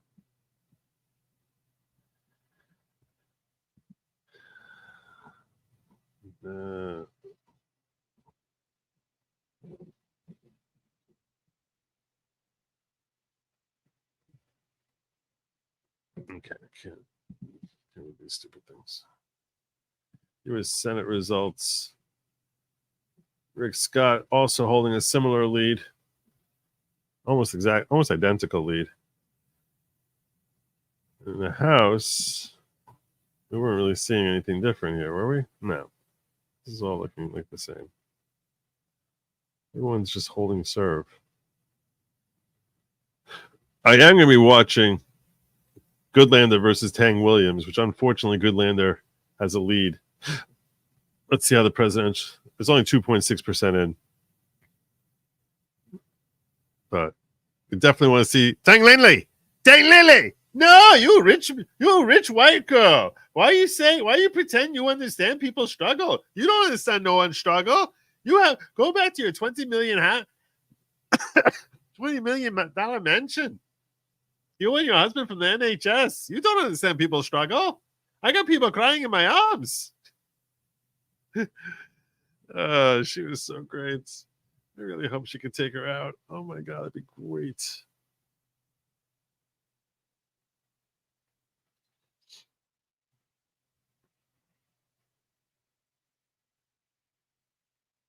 And then Prescott looks like he's taking over R1 there so far. 2% in, solid 2% in. None of these other states are reporting anything yet. I need to find out whether I'm going to get Billy Prempa. I need Billy Prempa. Show me Billy. I'll worry about it later.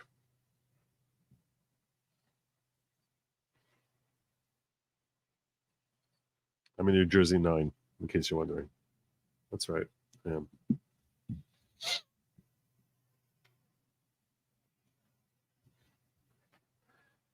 Virginia is 0.2% in, Mary. 0.2% in. You want to know what the results are so far? Harris has all of a 19,000 vote lead with 3.1% in. All right. All right.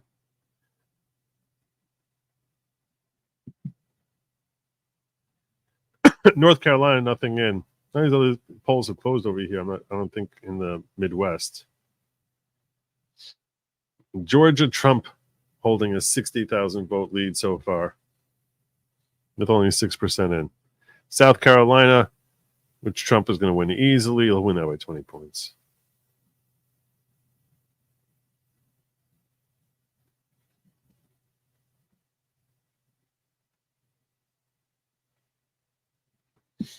We got a ways to go. You flipped a House race in Virginia. Let me see this. West Virginia.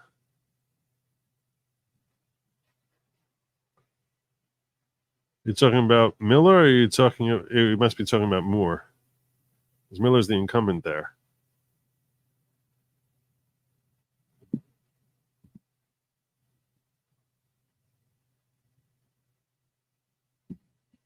I'll try working on it. I'm sorry.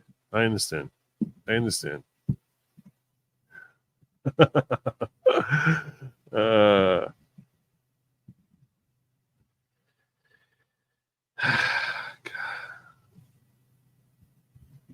All right. You're nervous? Let me find you something to laugh for a minute. I'll find you something to laugh for a minute, make you feel better. Let me actually hold on a second.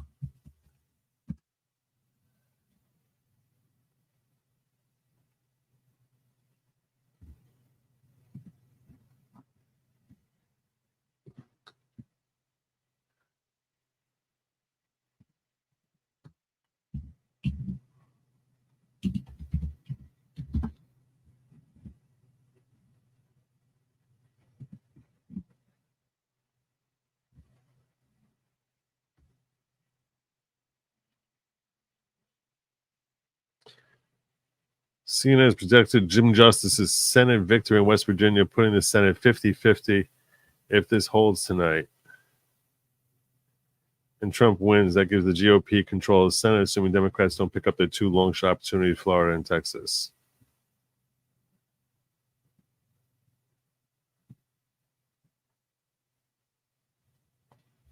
CNN is now projecting West Virginia to fall to Trump, which that's not really. It's also telling you they're projecting the sun's going to rise in the east tomorrow.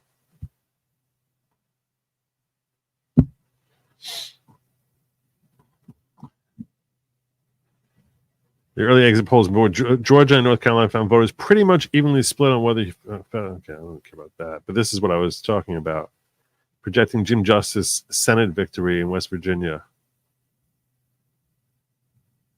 That's to replace Manchin.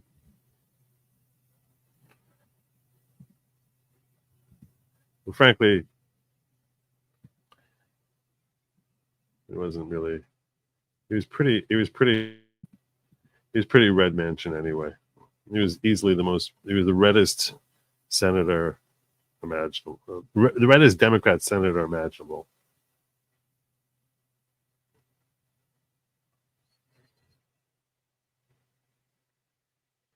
"15 Georgia polling places extend hours, 12 due to Russian-originated bomb threats." Oh, here we go. Here we go. 6 polling locations in DeKalb, 5 in Fulton, and 1 in Gwinnett County. All encompass the Atlanta suburbs. Will have their hours extended due to bomb threats. Yeah. FBI knows where it's coming from. We want to make sure the interest of public safety, make sure it doesn't slow down. You suck, Raffensperger. You are such human slime.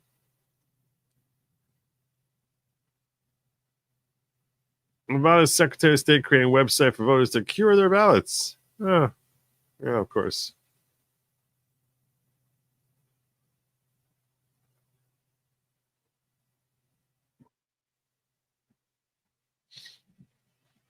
So that's the news from across. That's the news from across CNN.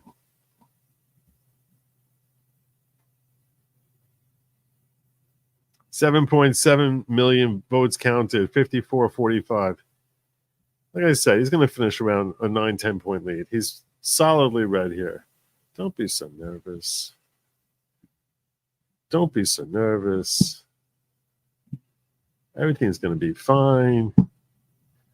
West Virginia has been called. For anyone who wasn't able to figure that out, they should call Iowa in 10 minutes also. You can call Maryland. You can call Delaware. You can call Connecticut. You can call, not New Hampshire. You can call Massachusetts. Call South Carolina, Tennessee. They don't want to do it just yet, but let's see what they're talking about over here in Fox. Calls that we do want to make here. I want to bring this up. All eyes right now are How's that? focused on West Virginia at the moment here, and the presidential contest. Take a look at this. 4 electoral votes from West Virginia going to Donald Trump here. Well, it's not just the presidential election contest there in West Virginia. It's some of these other down ballot races as well, including a key Senate race.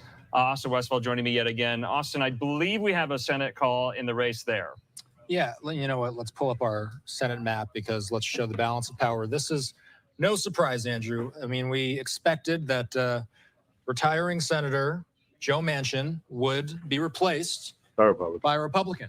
Jim Justice, he's a popular two-term governor in West Virginia. You may know him from his English bulldog, Baby Dog, who made an appearance at the Republican National Convention. So Justice and Baby Dog making their way into the Senate's upper That is a chamber. massive neck. We don't have He has a mighty neck. Numbers That's a mighty in the neck. Associated Press quite yet. You see here, I mean, we're looking at all zeros here, but nonetheless, the Associated Press, knowing that this is a reliably red state, not a surprise at all that Justice comes away with the victory. They feel comfortable enough. They're giving Ohio to make now? this one red. So I think that's a good moment to kind of pause Ohio and for just the went viewers red who might there. not understand this. You know, we're relying on the Associated Press. How can a media organization like the AP project a race call without numbers there? And I think this is really important to kind of hammer home here. Why, Austin?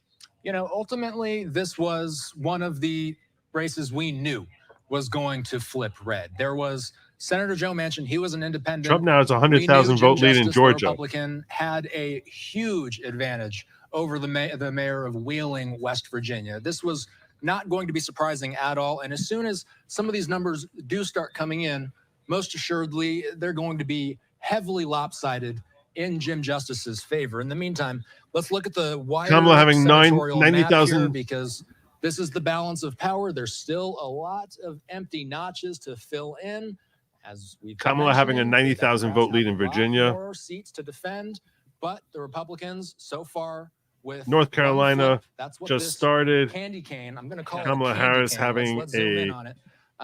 It's basically They counted pinstriped just there, the but cities so Huntington far. has So they're flipped. counting Raleigh Went from independent and to its Republican. suburb Durham We're gonna be County, watching out for more of those Wakeland, Durham types of races counties. as the night progresses. That's where All right, she's. to your That's where point, she's no going to be surprises strong. here. This So if was they count there projected, first, she's but going you're to. right. We got She'll start on the lead. Don't let that freak you there out. in West Virginia for Senate Republicans gaining this seat there. And so Joe Manchin, to your point, retiring, not seeking re-election, and all intents and purposes, many expected this race to go this way as well. But Ashley, I Justice felt is nauseous vacating all day, Austin. The especially since I governor's live mansion near just briefly Pennsylvania. I'm here. worried about the Who will replace him uninformed there, in voters. Charleston, West We're Virginia? picking up the You less, see picking there less the of two governor's evils race in when West it's decision Virginia. time that you call the Pat fake news about Morrissey Trump. besting his Democratic rival there, Steve Williams. I don't know. He got a lot of good PR for taking a bullet to the head. In West Virginia, Pat Morrissey, Austin, he's, I believe, the current Republican Attorney General in West Virginia. So it just seems kind of like musical chairs in West Virginia politics tonight. Justice to Washington, Morrissey to the capital of West Virginia. Yeah, ultimately, what I'm going to say about this race, again, we're working with the AP's figures all night, and I've got the results up here. And again, we're looking at all zeros, but that's I'm going to take out Sherrod Brown there, replace him with Marino. It's obviously very early there. The West Virginias, the Kentuckys. As soon as we start to see some more calls Hung in cow. places like Kansas and Oklahoma, we may see similar things. You might be wondering, how can they call a race with 0% of the results in? My guess is they're going to be filling these in very shortly, and Pat Morrissey is going to have a sizable lead over Steve Williams. Pat Morrissey headed to the governor's mansion. All right, Austin, thanks so much. Wanted to definitely get in all of those race calls there. So we still have officials speaking in Fulton County, Georgia. We also have some of these live vantage points as well. That's at a polling place in Maricopa County, Arizona, I believe. It's about 5:40 there Mountain Time. We also have live looks in Washington, D.C., not too far from the White House. On the popular vote, campus he's of up by Howard 1.2 University. million. That's where Vice President Kamala Harris and her running mate, Tim Walz, will hold their election night watch party. We also have the one there in West Palm Beach where the Trump-Vance election night watch party will be held there as well. 800,000 vote all eyes lead briefly in were Florida. focused on West Virginia, and this is an AP race call. Republican Jim Justice defeating Democrat Glenn Elliott in the West Virginia Senate race. Justice, and here to your point, Austin, his dog, baby dog, going to Washington here. Look at In him the dominating meantime- the early vote in Georgia. Yes, please. This is a really good sign. Ultimately, what we're looking at here are a number of gubernatorial races across the country. Only one of them was expected to be competitive, and we're starting. They haven't to get started an counting idea Fulton yet. Of what those results are looking like. Only 7% of the vote is in so far. New Hampshire is the one gubernatorial seat that we didn't know which way it was going to go. Chris Sununu, the outgoing Don't be governor, nervous, deciding Ashley. It's not going to to be run for fine. It's re-election. going to be fine. It's So going to be far, fine. Democrat Joyce Craig You're going to be has celebrating a tonight. Very small lead over Kelly. Rest of the country. Okay, we can start counting votes. Florida. What do you mean? You're done. You know, they're amazing. Only It's so 9 amazing. tenths of a percentage I'm looking at these channels and I'm bugging out here. I'll be separating the two staying right here. now, I but don't think I again, can take Black Pill Joe. It's not 7% too big of the to votes rig. Getting tallied. nauseous right It'll be now. interesting and It we'll is see too big to how that rig. We gubernatorial just haven't race started counting in how New big it Hampshire is plays out yet. as the night Don't worry. Yeah, let's bring it to the conversation. Let's more go. Expertise and analysis, Austin. We're going to do that 85 million with our friend votes. there, Bill Scher at the Washington Monthly. That's He what I'm joins calling. us. 85 Bill, thanks for million. being with us. I know you're really busy tonight. If we can, let's just get you to respond to some of those race calls we just brought our viewers coming to us from West Virginia. No surprises there, right, Bill? Yeah, no surprises. Nothing that I think you should treat as a bellwether. In 2020, almost the entire country shifted a little blue relative to 2016, but with some notable exceptions. Florida actually got more red. So when 4 years ago, when the Florida numbers came in trending Trump, a lot of people freaked out, thought perhaps that was going to be the bellwether for the rest of the country, and it was actually the opposite. And so this year, maybe there isn't a nationwide shift one way or the other. Maybe it's more of a mix. So we're looking at, some people are looking at particular counties with partial returns, but it's still very early to be doing extrapolations right now, in my opinion. Okay, so that's the theme right now, where we stand. You're saying too early for any of these extrapolations to get some of the bellwethers out there reading the tea leaves. You and I and Austin Westwell, we've done that all year covering this election Hampshire here. still has. We actually do have a has live only picture counted up 9% right of the now. votes. Okay, you can see there. This is live. So we're going to be getting these in throughout the course of the evening at these election night watch parties. This one there for Mark Robinson in North Carolina. Of course, he's the lieutenant governor right now. He was embroiled in scandal in the latter half of this campaign here. We also have some results coming in from the North Carolina gubernatorial election here. Let's take that. All right, his challenger, the Democratic Attorney General Josh Stein, up 75 over Robinson's 21. This is only with 2%. I'm listening to Fox now. Counted here. Bill, I got to ask, Robinson's in for quite a tough night, is he not, here over Stein? Yeah, this is not going to be a nail biter. Robinson's campaign imploded with the revelations about his posting on porn sites and calling himself a Nazi. The question is, does that drag down Donald Trump in the state, or did Trump manage to fully separate himself from Robinson and have the races be treated, separately? Obviously, Trump's going to outrun Robinson, but it's been a very touch and go race. Polls have showed statistical dead heat. Remains to be seen, who has the upper hand in the state. I want to talk. I don't want to put the cart before the horse here, Bill, but will Republicans do any soul searching about candidate choice and selection when it comes to these primaries and these, especially kind of purplish, bluish, reddish? Just stop it. I can't listen to these idiots. Soul searching? Really? Democrats put up Kamala Harris. You're talking to me about Republican soul searching? This is what Fox is. I can't listen to them. I can't. Who do you guys reckon? I can't listen to them. I can't. Who do you guys want me to listen to? Tell me who you want. Palmyra Productions. Ashley King is correct. I'm watching a stream Potential Criminals on. And there's someone there from Pennsylvania saying that last week alone has been an onslaught of nonstop harassment by Democrats. Don't worry. Relax. Relax. It's gonna be a good night. Chill. Oh my gosh. Chill. Thank you for the generous super chat. Chill. Chill. Breathe. Breathe deep. I'm here with you. You got the calming, dulcet tones of good logic. It's going to be okay. We're going to be okay. We're going to be okay. So far, 5% of the votes in. 40,000 vote lead for 45,000 vote lead for Trump in Ohio. New Hampshire, 10% in, and she has a 54-44 lead of 10,000 votes. North Carolina, like I said, this is nothing. This is 2%. Nothing. Nothing. Relax. I don't know if this automatically refreshes. Oh, don't worry. Yeah, trust me. I far prefer during times of celebration watching my enemies crying to like watching like everyone else celebrating. That's where I get my greatest joy is watching watching terrible people bemoaning bad things happening to them. It feels very like justice. It feels like justice. Virginia still trailing by 90,000, same 90,000 vote trail that he had. It's now up to 16.4%.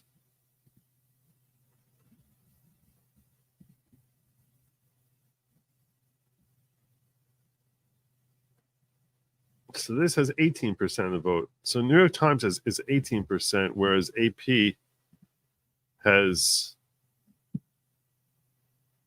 now 18%.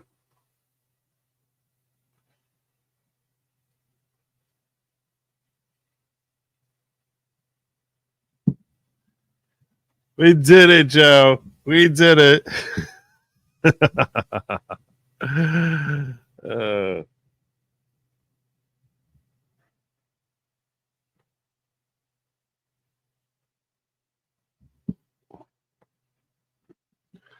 I despise Vindman.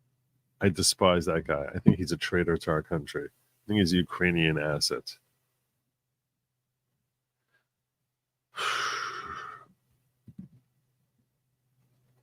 New York Times seems to come in faster. I just find 4% in there, 76 in Florida.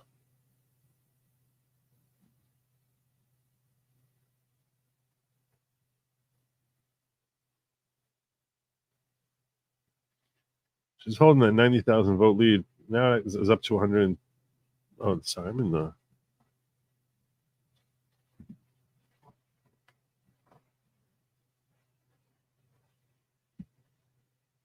North Carolina. It's the same 2%. This is 14%. He's really dominating so far in Georgia. They haven't counted Fulton County at all yet. So you sort of have to see how he weathers Fulton County to get more of a feel for his overall numbers. So can't get too enthused until he starts weathering Fulton County. And no change over here. Tell me I need to check the House for Virginia and see how Vindman's doing. I want to start seeing Prempa. This is me over here. I want to see Nellie Powell. God. Ugh. Vindman. He has 1,000. He has a 1,500 vote lead. A 1,500 vote lead. Relax. 15 vote lead. Nothing. 1,500 votes. Very early. Let's see how the Senate's looking here.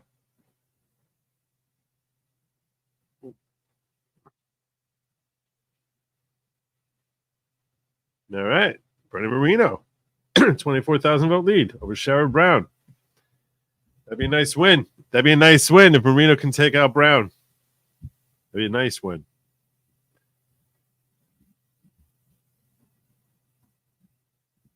That's the presidential race here. Virginia, Kamala still holding on with a 95,000 vote lead. North Carolina, Kamala with 3% of the votes in with a 60,000 vote lead. But again, those of you who joined late, when we're looking at this, they're only reporting so far from the urban centers. This is where she's going to get her. This is where she's making her money, and she only has a 90,000 vote lead so far. This is where she makes her money, is in the urban centers. So you kind of Raleigh, Orange County, she'll do well. Mecklenburg is where I expect her to do well. See? Told you. Even before it came in. I told you that. This is where she makes her money. It's these other counties, these other Midwestern counties. That's where we need him to perform. Actually, Warren County should do a lot better than that. By the time all is said and done.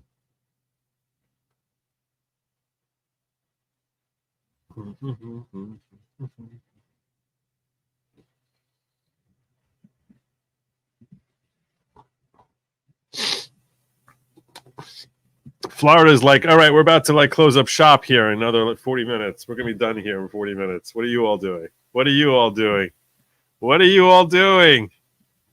The Trump campaign should have sent us all Zen. Florida's 80% done. And nearly a 1 million vote lead for Trump. All right.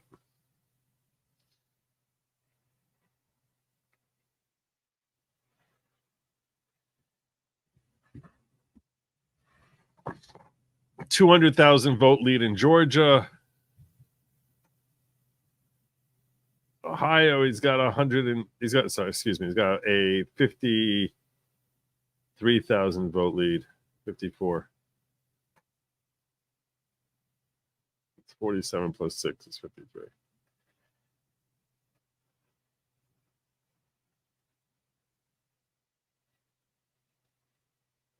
All right, starting to pick up some ground, Virginia. New Hampshire. Still in striking distance there. Pennsylvania is going to start counting their votes in Thanksgiving. They're going to be like, hey, we had that election a few weeks back. We should start counting our votes. We should start doing that. We should really think about getting on that.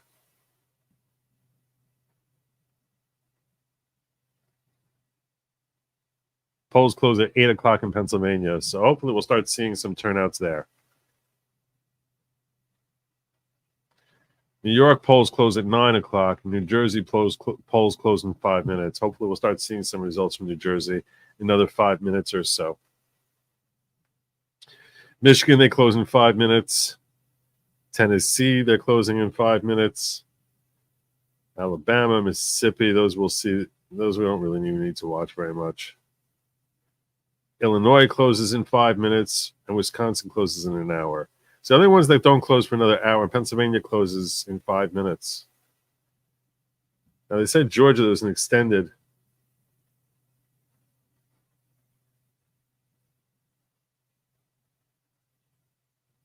But look at this. 200,000, excuse me. Almost a 290,000 vote lead in Georgia.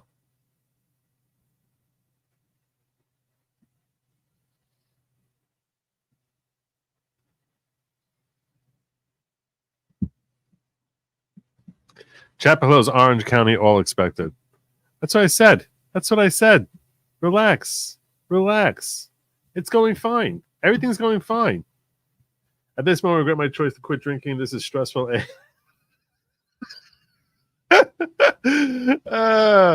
Come on, this is fun. This is fun. Here we go. Here we go. Here we go. Just clipped your chill rant to a nervous friend. Good. Good. You all should. You should send him over here. Say, hey, look, relax. I'm not going to, like, over-enthuse you. I'm going to keep you, like, nice and calm. Things are going well. This is how we build it. This is how you build a winning thing. This is all good. Talking about to go live from Trump's headquarters.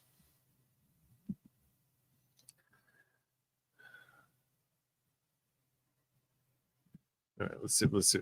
We'll catch Tucker.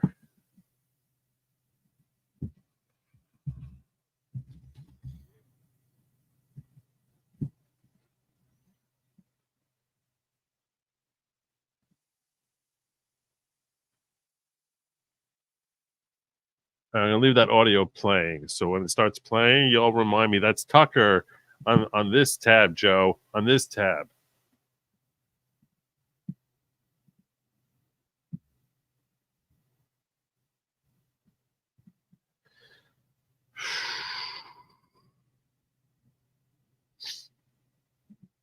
All right.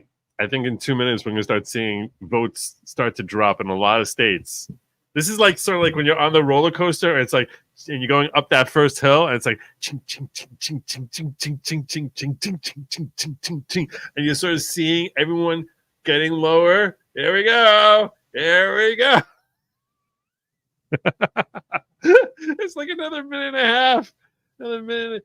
Less than 60 seconds. We should start seeing some of the votes coming in from these different states. All these different states would close their offices at 8 o'clock, close voting at 8 o'clock. Alabama, Mississippi, Tennessee, those are ones you're not really concerned about. Michigan, a lot of people are watching, obviously, because they don't realize that it's fixed for Kamala. So, yeah, so that's closing at 8 o'clock. You got Pennsylvania, which is supposed to be closing at 8 o'clock, but who the hell knows?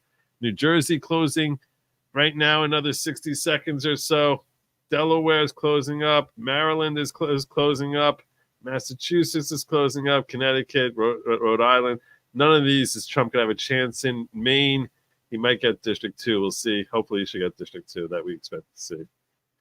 But, yeah. Virginia right now. All right.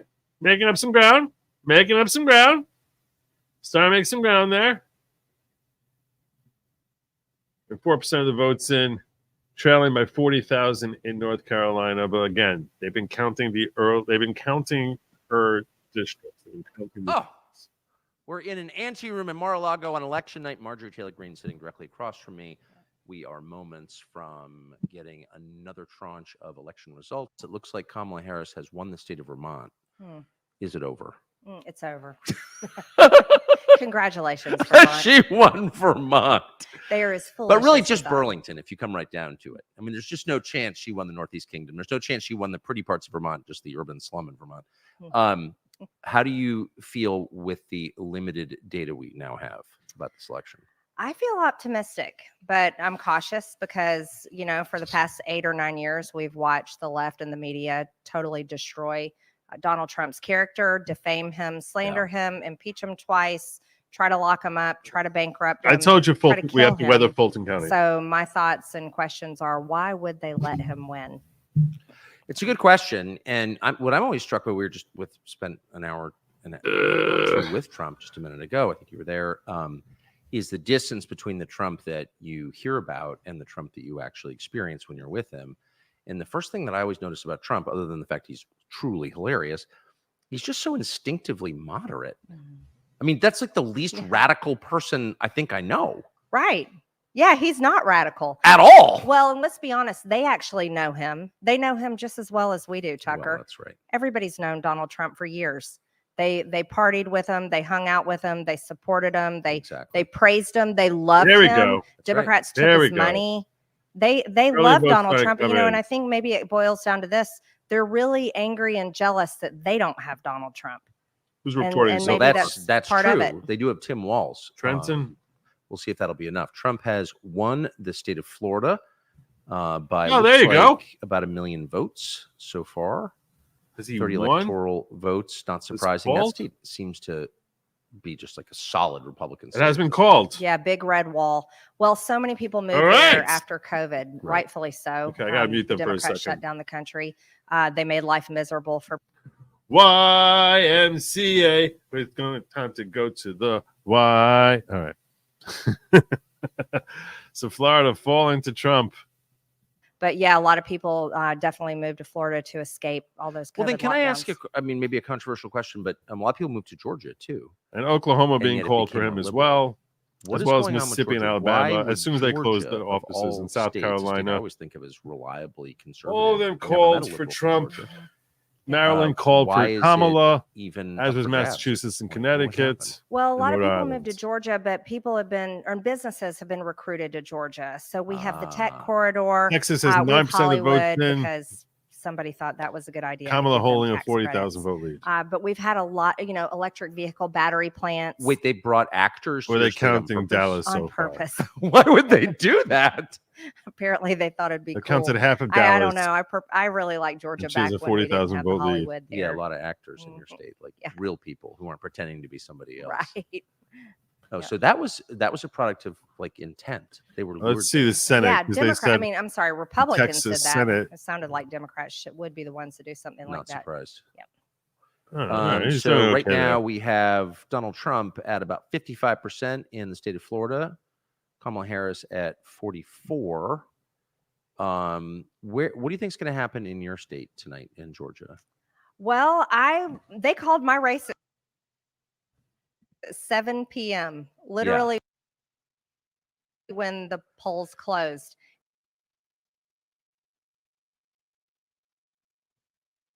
That's not me.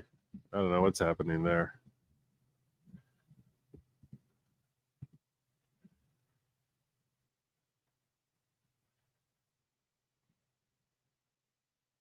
All right, we got a third of the way in, and he's got 190,000 vote. He's got 190,000 lead. They started counting Atlanta now. No, they haven't. They did start counting Atlanta. So this is where she's going to make up her ground. We're expecting here in Hung in there, Augusta. and then you became one of the most. You hear in the background there Tucker talking to MTG. I'm not really getting much out of MTG. Not going to kid you. Not really feeling the whole MTG tonight thing. Could be just me. I mean, I don't have a problem with her. I just. Yeah, so Richmond County is where we expect her to do well. Atlanta, Savannah. That's where she's going to. That's where she's going to make her hay. But it's all about Fulton County at the end of the day. How much can she milk out of Fulton County? And really, they say Fayette is really the indicator. Fayette is is one of the bellwether counties in the country, where they say it's indicative that as Fayette goes, so goes the state and the country by and large. By and large, so Fayette County is one of those classic bellwether counties they like talking about, just south of Fulton County. So it's a very purple county. Let me check out here. Let me go list.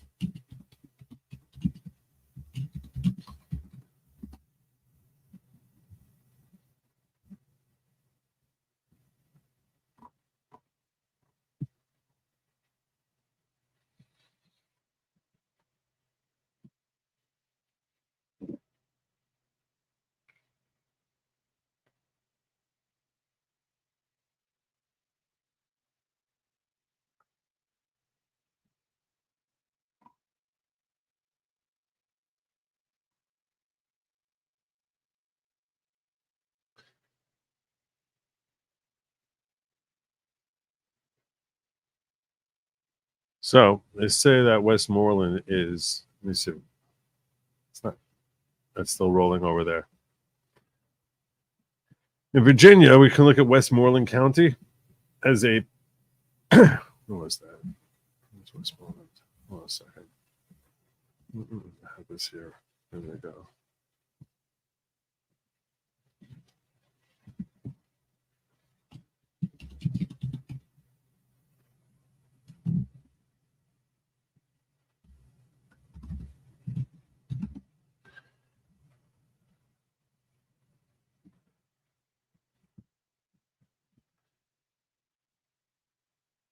It's 50-48 so far.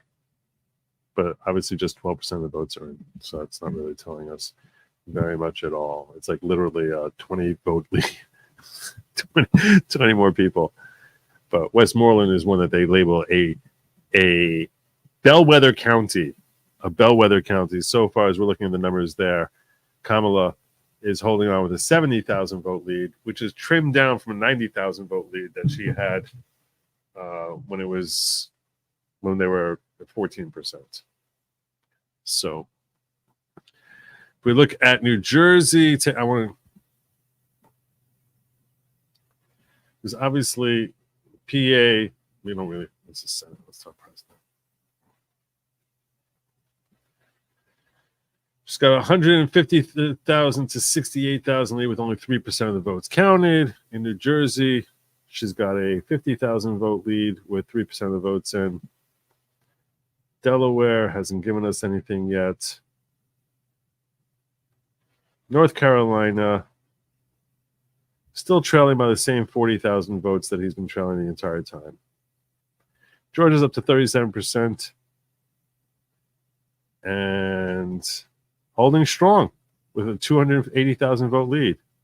That's impressive. That's impressive because they're starting to count Fulton County. He's still holding on to his lead. That is pretty impressive. That's a good sign. Good sign. All right, I'm done with trying to wait for them to try to figure out what's happening there.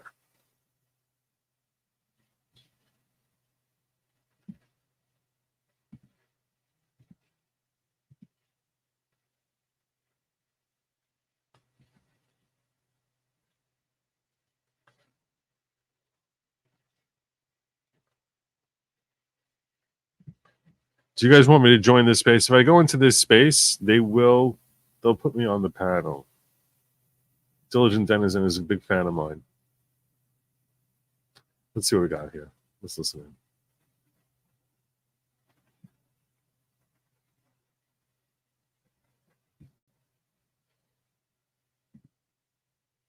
Republicans never won the nationwide vote without winning the electoral college vote. So if he gets the popular vote, historically he's guaranteed to win the electoral college.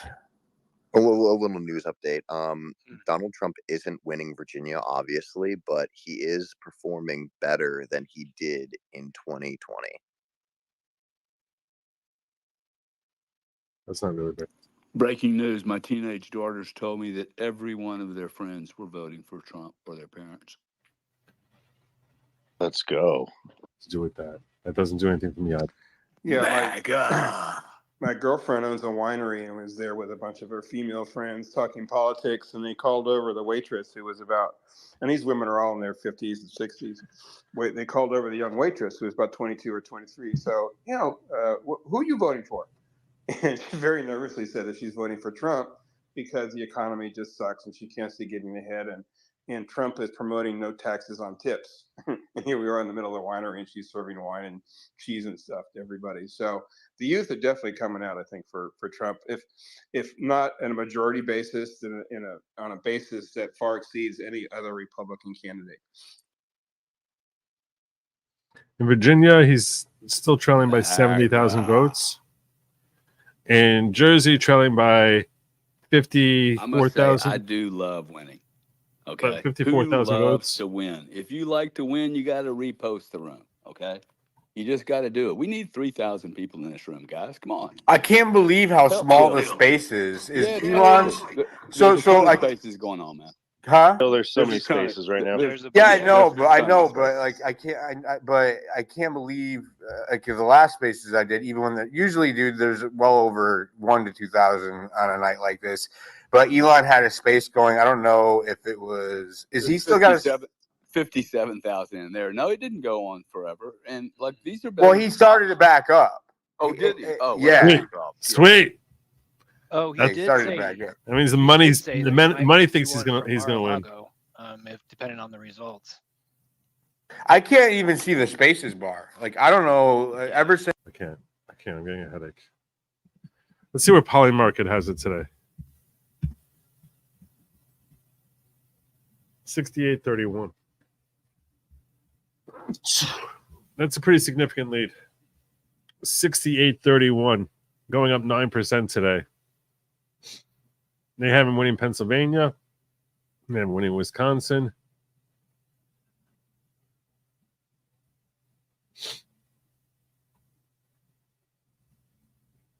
We have her winning Virginia, 89-11. New Jersey, 97-3. Wow. New Hampshire, 89-11. Her winning Michigan and him winning Wisconsin and Georgia and North Carolina and Pennsylvania. Let's check the updated map. Texas checking in here with a 45,000 vote lead for Trump as this, and this again is as they're counting Dallas. They're not counting the rural parts, which is obviously the at least geographically the meat and potatoes of Texas. But Dallas, she's not building up enough. It doesn't seem like she's building up enough there. She still obviously is expecting to make ground out of Harris County as well as out of Travis and Williamson. But Dallas and Fort Worth and Tarrant County are he's actually surprisingly holding a lead so far with 76% of the votes from Tarrant County. I think this bodes well for him in Texas, that he's going to win pretty comfortably there. So I don't think we need to worry about that. He's been declared the winner of Oklahoma. And let's go back around the country. Pennsylvania, 5% in. She's got a 200,000 vote lead. Where are they counting so far? They count Philadelphia? There you go. They count Philadelphia and Montgomery, as well as Pittsburgh. That's okay. That's okay. I'm okay with that. I'm okay with that. That's all they counted so far. No one else has counted. Just Philadelphia and Pittsburgh. You got a third of the way through Allegheny County, which has only picked up 90,000 votes out of Allegheny. That's okay. That's all right. I'm good there.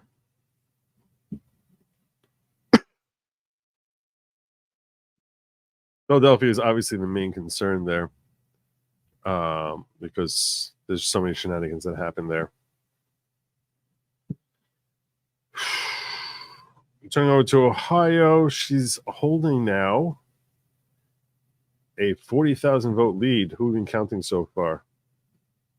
So Cleveland has a third of the votes in.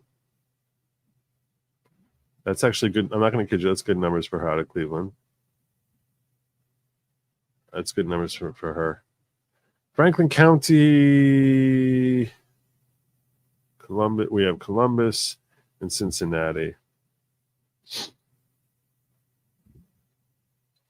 And with all of that, she's got overall an 80,000 vote lead out of Ohio. All right.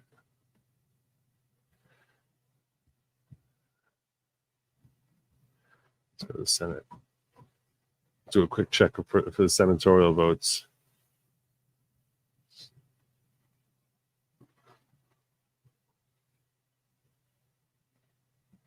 So Jim Banks taking Indiana, which everyone expected him to beat McCray.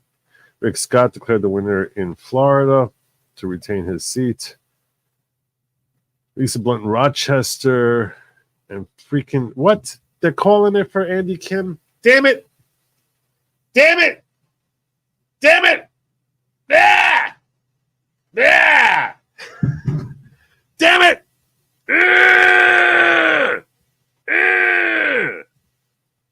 See, I told you the guy looked like a nobody. He looked like a nobody. Curtis Bashaw. Well, I'm gonna have to run for Senate now in 6 years. That's gonna put a dent in my schedule. That's gonna put a dent in my schedule. If I have to run for Jersey Senate in 6 years against Andy Kim, that's going to put a freaking dent in my schedule. It's going to take some time. I don't have time for that now. Who the heck wants to run for the Senate? Damn it!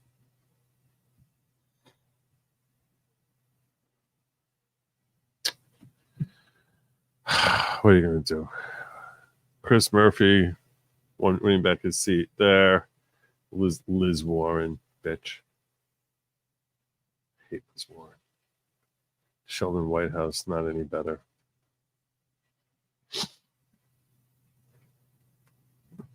It's ticking me off. It's always cold early in Florida. They count very quick there. Yeah, Virginia actually has been looking pretty good. Let's go back over to the presidential race there.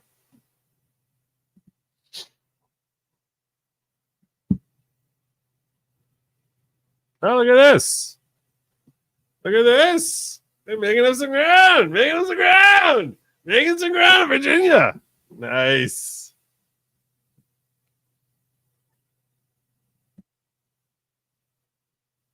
He was trailing by 90,000 votes before. Making some ground. Now trailing by 35,000. North Carolina, making some ground back there too.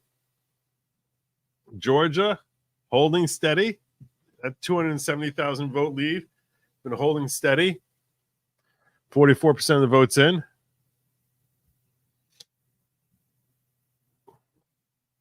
Illinois they can call for her now.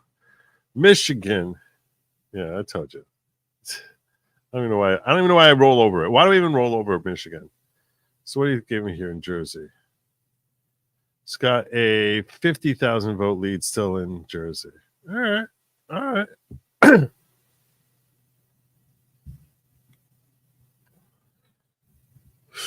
New Hampshire, she stretched. She had a 10,000 vote lead. Now she stretched that out to 16,000 vote lead.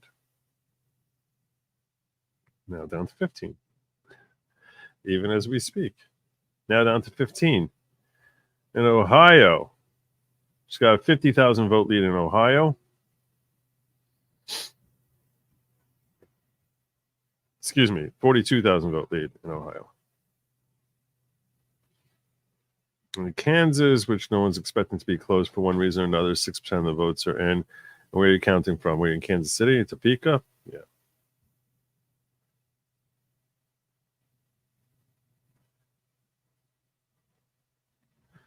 I'm not worried about Kansas. I can't worry about Kansas. We're not in Kansas anymore. That's Pennsylvania.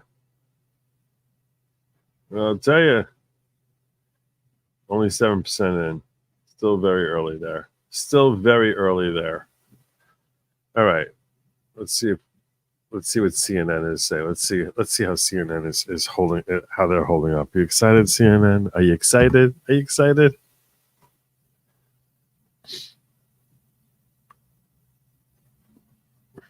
He's got a 3 million vote lead on the popular vote.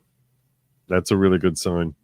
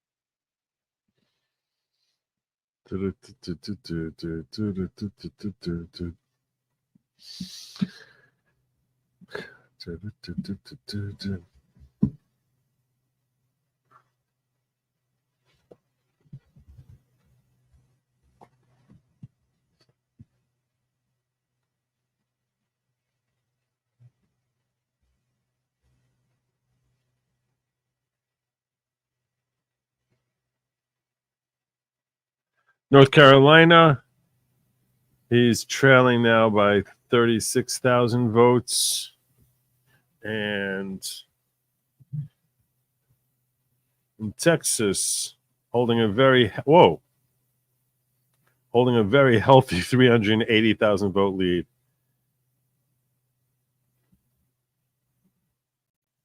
All right, call it. Sorry. In Georgia, with 48% of the votes in, we're nearly halfway there, and he's holding a 270,000 vote lead.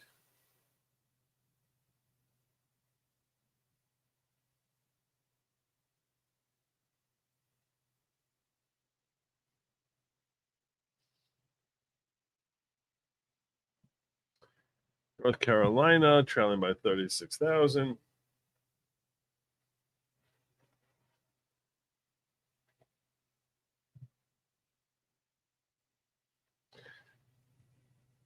New Hampshire trailing by 17. Jersey trailing by 40,000 votes. All right, making some ground. Making some ground. Did you count yet? Did you count my vote yet? Not looking like you counted my vote yet. County is Lakewood in. I always forget. Are they Burlington? County is Lakewood in. New Jersey is in which county? Let me see how my people are doing. Ocean County? Ocean County?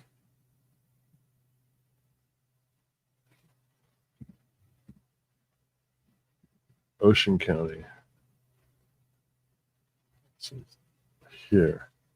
You see? Told you. I told you. That right there. It's a juice. It's a juice. It's a juice. Coming out. I told you. They're coming out. It's a juice.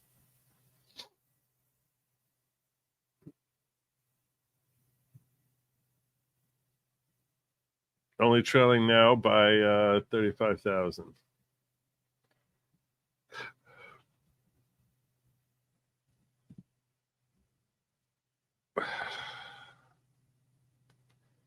New York isn't going to count till God knows when.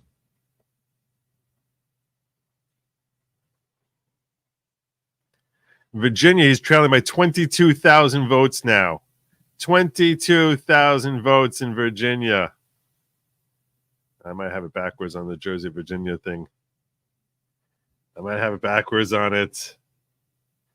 I said he was going to win Jersey and lose Virginia.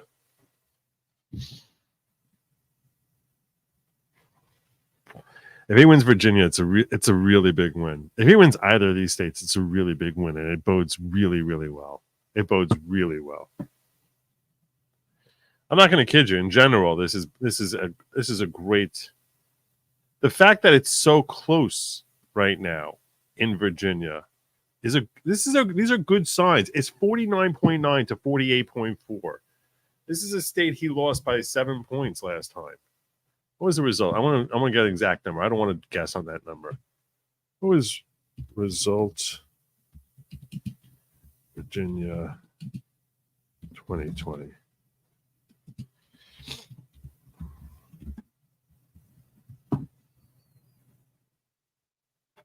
He won Virginia by 10 points. 10 friggin' points. 54.1 to 44. That's what Biden beat Trump. 10 points. Right now, with 39% of the votes in, she's got a 0.7 lead. That's astonishing. That is astonishing. And that bodes very well, not just for Virginia, but for the whole country. It bodes very well for those other areas which came in very close.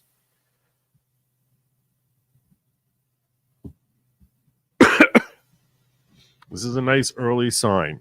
This is a good early sign. Good early sign.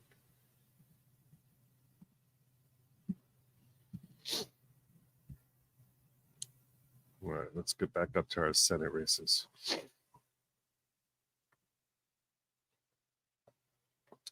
Timothy Kane holding a 50,000 vote lead. So this is interesting. So Timothy Kane has a 50,000 vote lead, whereas Kamala has a, oh my gosh, 49-2, 49-2.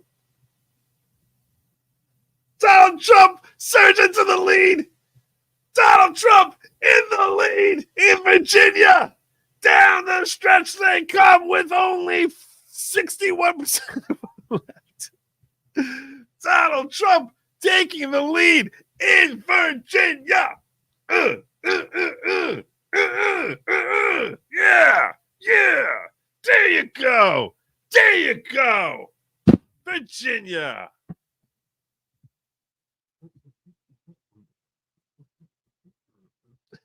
Sorry. No victory dance yet. Donald Trump jumping into the lead in Virginia. Jump.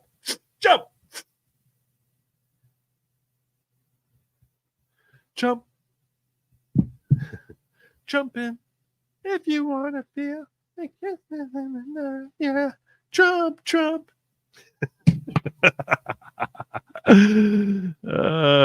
Fulton County, Georgia, over 70% counted. Is that really true? 77%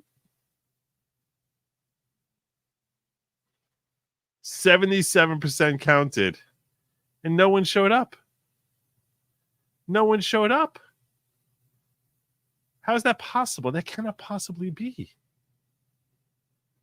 There's like 3 million people living in Atlanta, and you're telling me 400,000 people voted? How many people live in Atlanta? That's a massive city.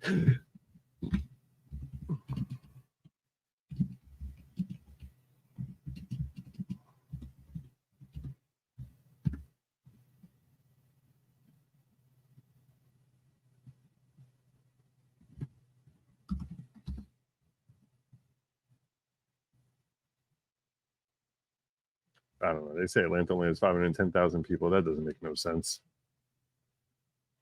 How's that possible?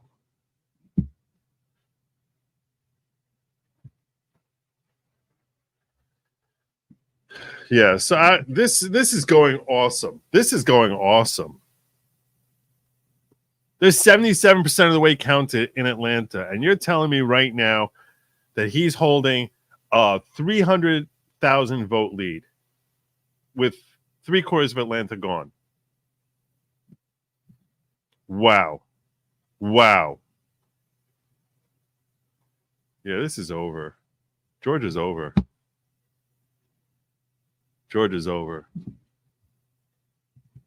Nice. You made the right call, St. John. I'm going to start drinking soon. Oh, this is going really well.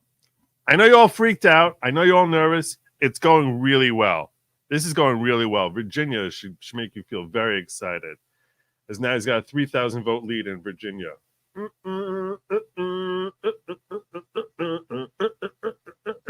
Let's see how Jersey's going. Oh, no. Damn it. I got these two states backward. Wish I had more money on Virginia. How's New Hampshire looking? 18,000 votes. All right, still a long way to go. They're kind of very slow. And Arkansas just fell to to Trump. Slayed by Trump. Arkansas coming down the pike to Donald John Trump. Dark MAGA rising. There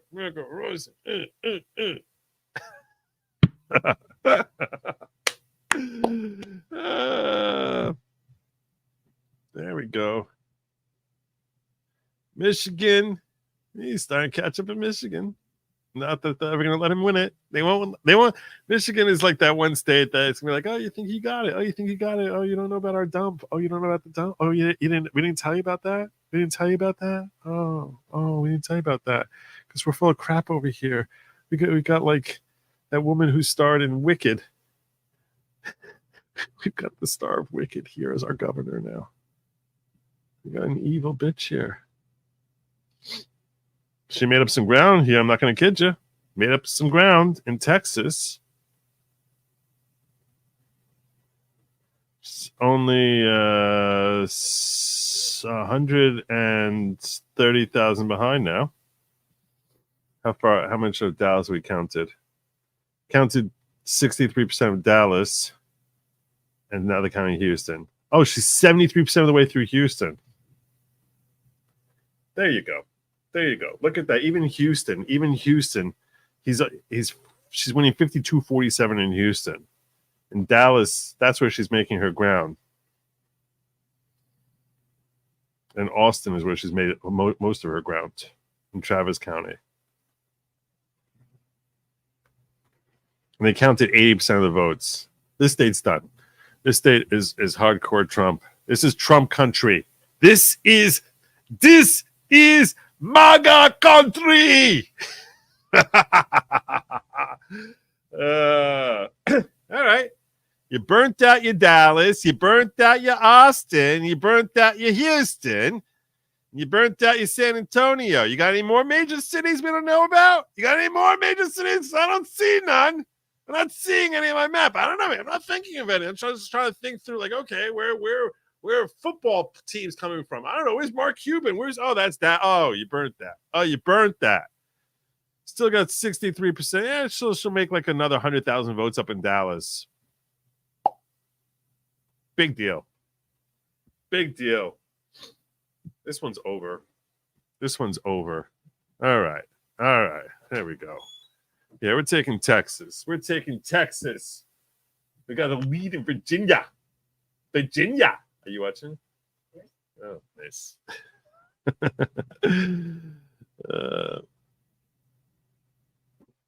16,000 vote lead now in Virginia.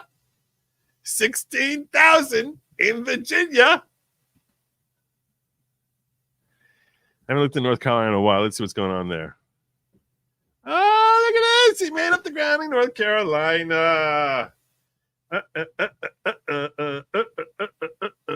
I told you. Oh, what did I say?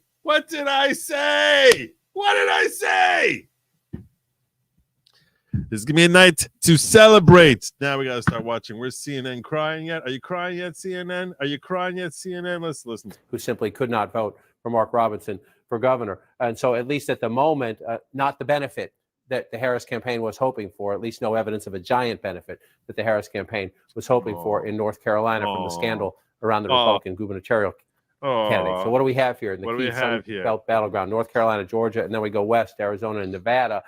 648 votes ahead. That's why we call them battleground states. But we're only at 14% of the count. And so you come out here, let's just go west to east, 73% for the vice president, 26% reporting. You just go back and check. Joe Biden came close here, but lost. So she's overperforming him at the moment there. And then you want to come over to the biggest population center is Charlotte in the suburbs. That's Mecklenburg County.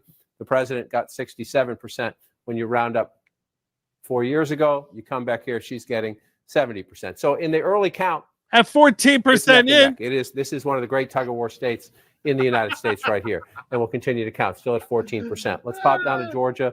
We're at 53%. We were at 50% last time, so we're moving up, but moving up slowly. And again, trademark Trump, just running it up in the rural areas. And so we pick one randomly. You come down here, Bacon County. 95% in, so we're close to the full count here. But look at that, 87% of the vote, right? This is what how he does it. 87%. 4,000 votes to 600 votes. In a state this big, you say, oh, that's not such a big deal. When you do it in county after county after county, that adds up. So just go back and take a look, 86%. So Donald Trump is at least matching his performance in most of these rural counties of 4 years ago when Georgia was incredibly close. So if he matches in the rural areas, all he has to do is improve a little smidgen in the suburbs or in the urban areas, or there'd be a more depressed competitive in the turnout. states. So let's just check the suburbs around Atlanta, because this is where if Trump is performing in the rural areas, as it looks like he is, turning out his base, then the race will be settled here by the margins in the suburbs. Only 16% of the vote in, so let's be careful. 60% for Vice President Harris, or again, more important almost is can Trump. Uh-oh. Try reloading that. I'm enjoying this. Atlanta,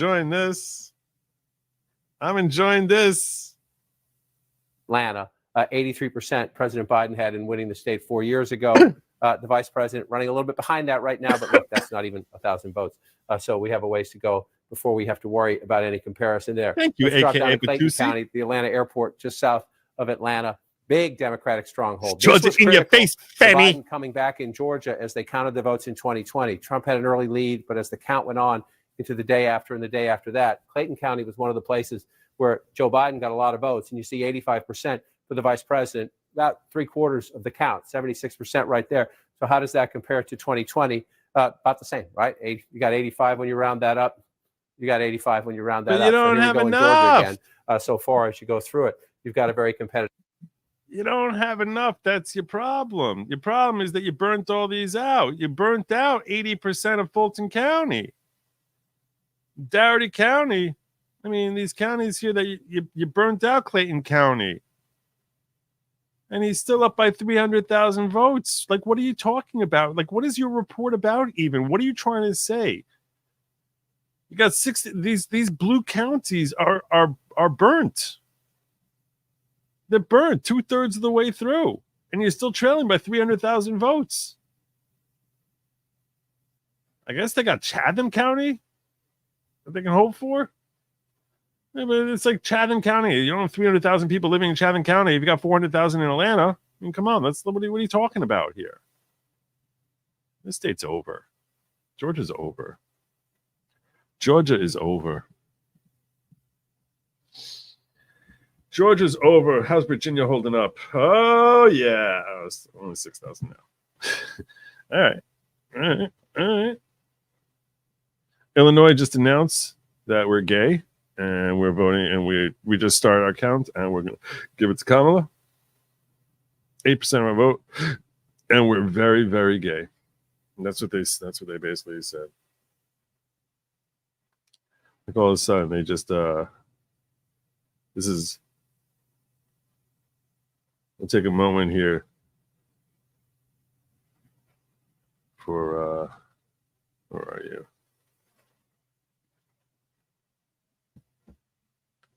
This was it. Nope. We'll take a moment here. This is the one I wanted. This is for Illinois. This is for you, Illinois. You can take 60 seconds. Here with us today is Dylan Mulvaney, who's welcomed us into her life by Illinois. Showing on social media her girlhood series. Let's take a look. 75 of being a girl, and I've been carrying around tampons and pads for the past 2 months, but I've actually never opened one up. So let's do it. This is Illinois. This is Illinois. It's pink. It's kind of adorable, and it kind of looks like a butter churn. So you just go like that. Ow. This is what Illinois Where does is. the string go? You are getting sleepy. This is Illinois. Mr. President, do you think states should have a right to ban gender-affirming health care? I don't think any state or anybody should have the right to do that. As a moral question and as a legal question. I just think it's wrong. Here with us today is Dylan Mulvaney. There you go. Let's get back into our electoral process. We just sort of need to take a break there. Refresh, recharge, refresh, recharge. I got more of those for you. Don't worry. I got more of you. But that was for you, Illinois. That was for you. Calling with 9% of your vote in. Oh, no, we're totally low. Oh, now they called Jersey? Did they really call Jersey? They called Jersey. Wow, 223,000. Well, I got that one wrong. Damn it! Ugh! Why do I live amongst so many freaking gay people? I don't like it. I don't like it. Ugh. And by the way, when I'm using gay tonight in this context, I don't mean it in that way. Well, unless I'm talking about, unless I'm talking about the opponents. Yeah. All right, here we go. All right, Pennsylvania, with 11% of the vote in, Kamala has a 300,000 vote lead in Pennsylvania. Still, what did they do so far? What did they count so far? Philadelphia only has 16% of the votes in. Montgomery has 18%, and Pittsburgh has 32%. That's a good start for her in Pennsylvania. Can't deny that. Can't deny that. That's a good start for her there.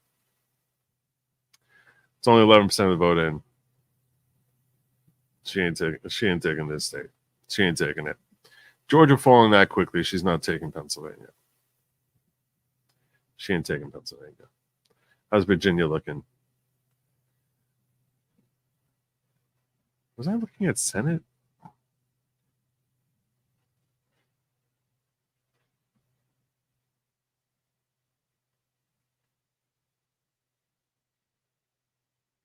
Oh, it's the same numbers. North Carolina. Ah, yes. North Carolina. Just jump surgeon in North Carolina. Oh, the Carolinas for North. Oh, there we go. See, what you don't want to see North and South divided. South is so deeply red. You should keep the Carolinas completely united here. 639,000, a 53-46 margin with 21% of the votes in. Raleigh County has only 6%. Wake County only has 6% in, as does Orange County. Orange County, which is a very blue county, is 82% in. Charlotte has only 6% in. So these are the two counties we got to really worry about, is Mecklenburg and Wake counties. I don't want to worry too much about Bunko. I'm not too familiar with that. We wanted to check out, I wanted to see when we were looking at Georgia what Fayette was looking at, because they say that's sort of indicative of the rest of the country. So let's take a look at what the numbers are in Fayette County, Georgia. Fayette County, Georgia. Right down here. 51-48. There you go. That's your bellwether county right there. Fayette County.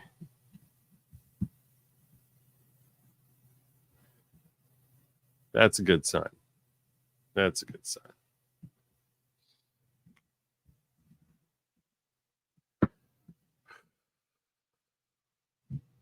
Very good sign. All right. Let's get back into our presidential race. So they're very quick there, all of a sudden, to give Jersey over. Very quick. 160,000 vote lead and only 28% of the votes in. Very, very quick.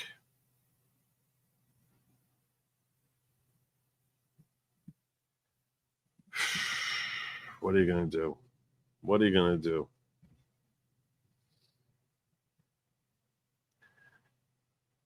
$60,000 vote lead, 64,000 vote lead for Trump with 22% counted in North Carolina.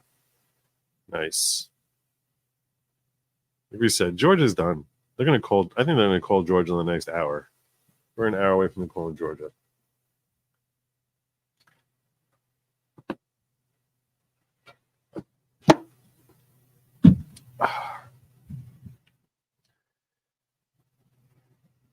We got to start seeing some motion here in Pennsylvania. How's Ohio looking?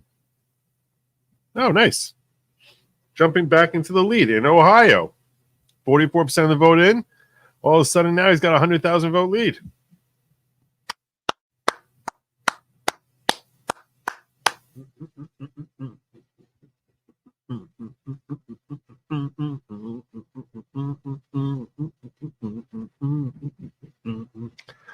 There we go. There we go. There we go. Texas back up to a 400,000 vote lead. I told you Texas was I told you Texas very likely are. Very likely are. Very likely are. Toss up. Toss up. They're saying lean D. Fayette, like Gayet, not fight. And DeKalb, like corn on DeKalb. Thank you. Elon calls election, says prophecy reached. Prophecy levels reached. Let's see what Elon's saying.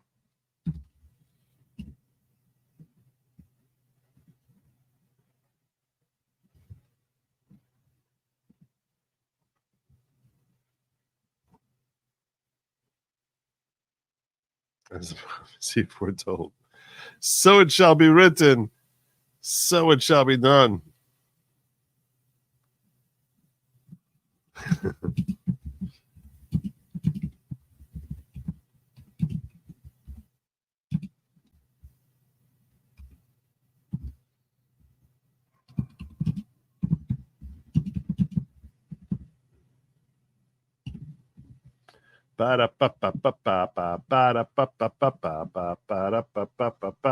Pennsylvania. Are they eventually going to start counting some of the Republican counties, or we're just going to be counting Philadelphia all night long?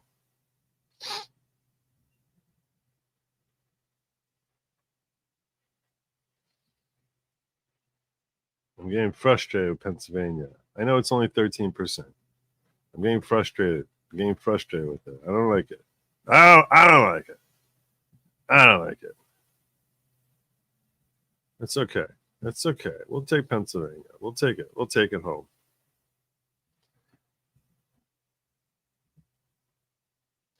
Let's start looking at some House races real briefly. Real quickly, let's start looking at some House races. See if we're going to see anything here where it's someone beyond the incumbent. MTG winning it handily. David Scott and it came over with losing everyone. Oh, this is a new one. Brian Jack is a new one. Buddy Carter. Let's see if there was any turnover in Florida. Any turnover at all, because they seem to call everything in Florida already.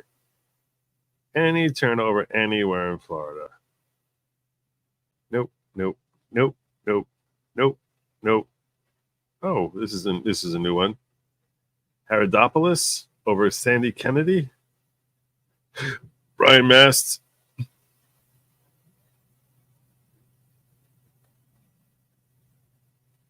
Debbie Wasserman Schultz. She looks like Selma. Marge's sister, Selma. Not Patty. She looks more like Selma than Patty.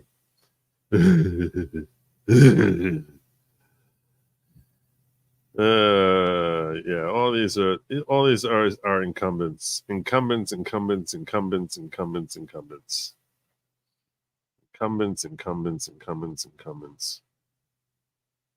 Dan freaking Crenshaw. I hate that guy. Lloyd Doggett. Narc Vesey. Incumbent. Oh, these two are new. She's great. Victoria Spartz is great. Mark Messmer. Bringing home the cup. There's not too much new happening so far. I'm not going to kid you. I don't know who the old one from Ohio 2nd District was. Billy Prempa. Look at this. The Independent. Who the hell is Benjamin Taylor? Who the hell is that? What? This is my district. I never even thought about Benjamin Taylor. I don't even know who the heck this is. Who the heck is Benjamin Taylor? Who's Benjamin Taylor? Who is that? I want to know who he is. I've heard nothing about this guy. How do I have the only freaking independent member of the House? How did this happen? Hey, it's still early. 42% of the votes are in, though. How the heck is this happening? Holy hell. Holy heck.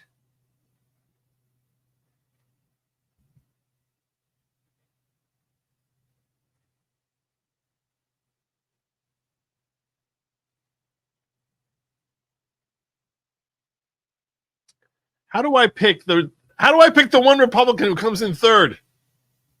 How's that possible? I suck. I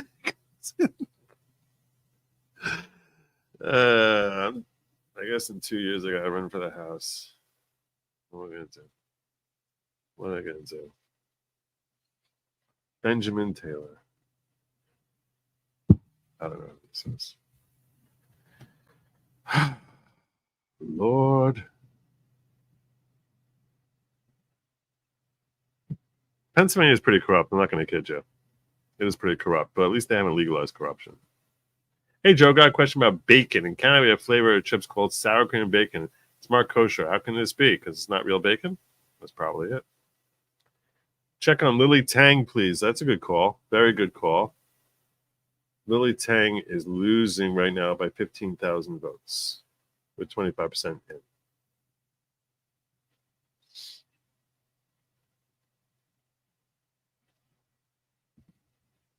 I'd forgotten about Lily. I'm not going to kid you.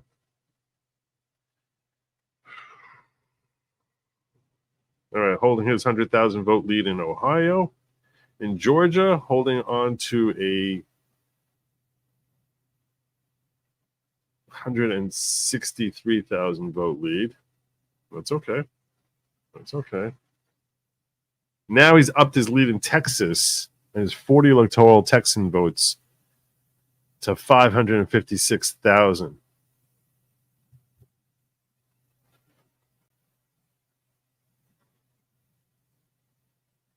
In Michigan, Kamala supposedly has a 56,000 vote lead. Missouri, very likely are. This we're going to expecting. This I'm not going to worry about right now.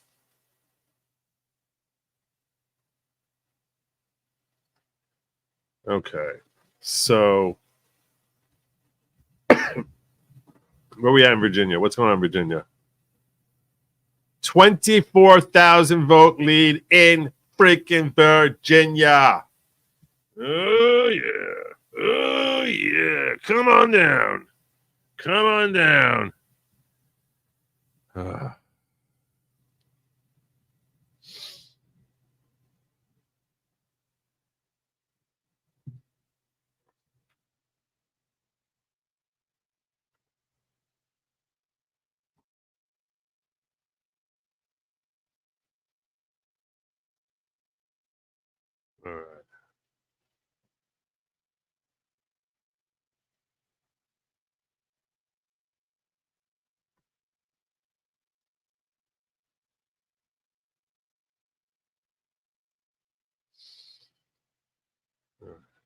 Okay.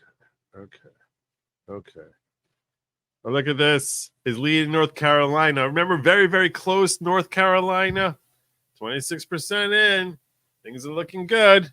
Things are looking good. Right now, the only state that's been really frustrating.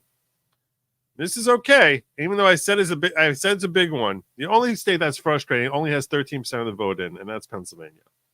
So I'm not going to kid you. Trailing by 300,000 votes with 13% in is frustrating. However, when we look at Pennsylvania, it's really just, I don't know how it is that these counties are all showing this. Is Lackawanna? What the hell is happening here? What the heck is happening here? I don't understand.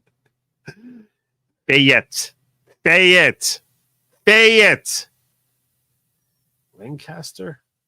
29,000? Something funky's happening here. Something funky happening. This way cometh. Something funky happening in Pennsylvania. I don't know. Still very early. Still very early.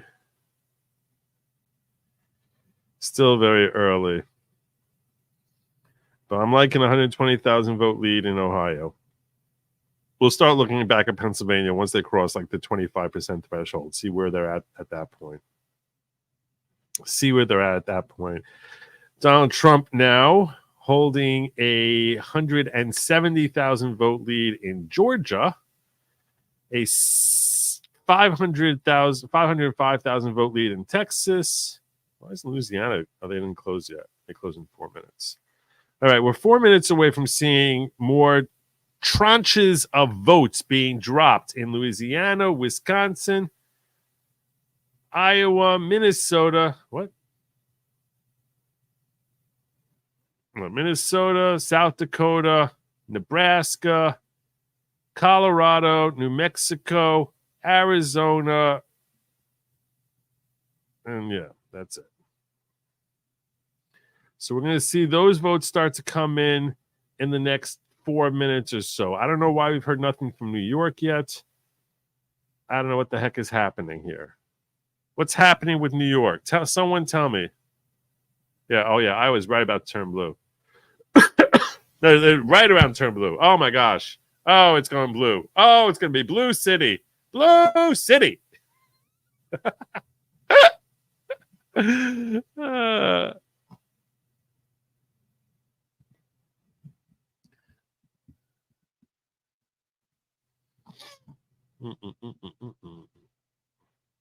Antonio says, Joe, did you see electionintegritymap.com? It shows suspected shenanigans by state as reports come in. Let's go check that out. Election integrity map. It's probably going to be like a seed.com. Thank you for calling this to my attention, Antonio. Why is nothing happening? I don't see anything. Let's see. Well, that didn't do anything.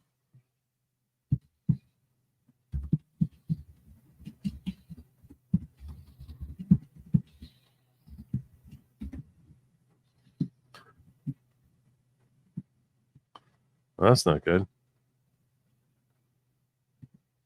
I don't know what's happening. What? How did I end up there?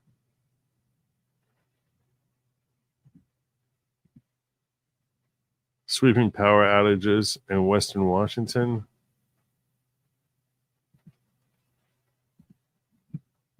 They're having all sorts of issues with this.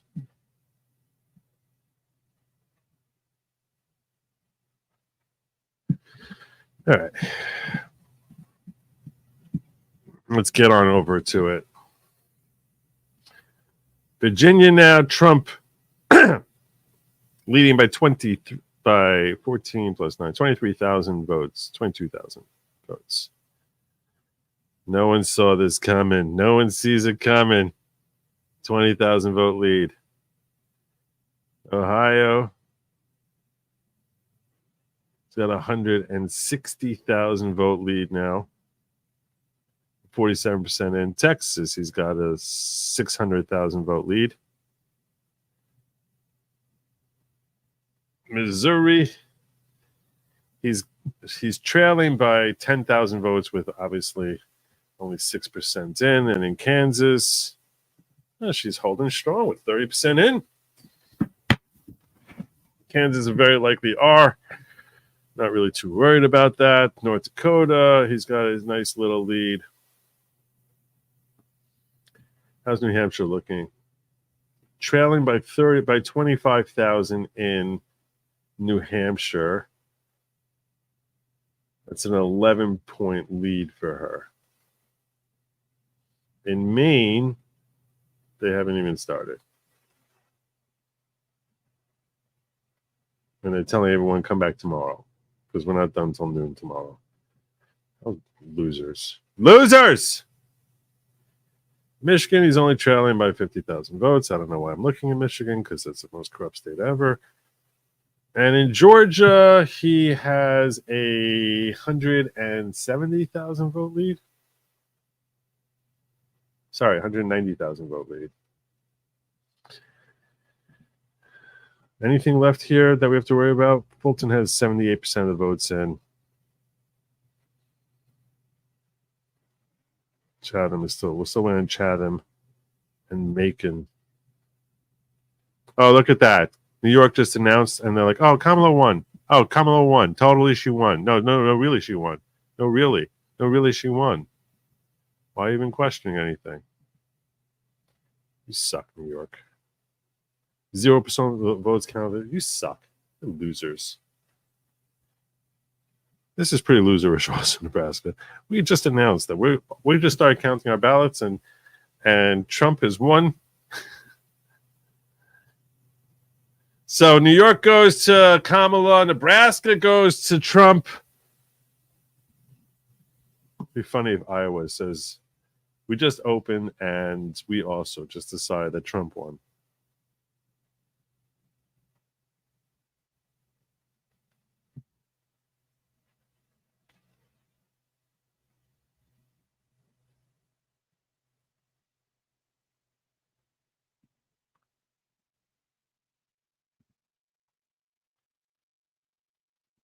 Wake County, North Carolina just dropped a huge number, over 70%.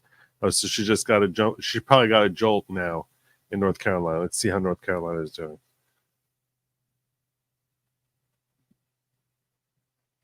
Really?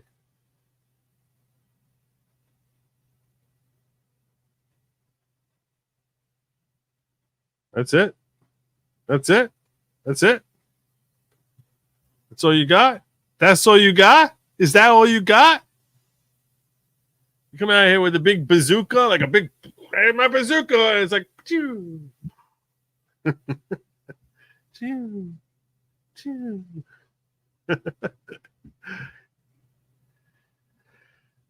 What is happening? That's not anything. No one cares. No one cares. Let's look at Virginia. All right. 30,000 vote lead in Virginia. Ba-da-ba-ba-ba.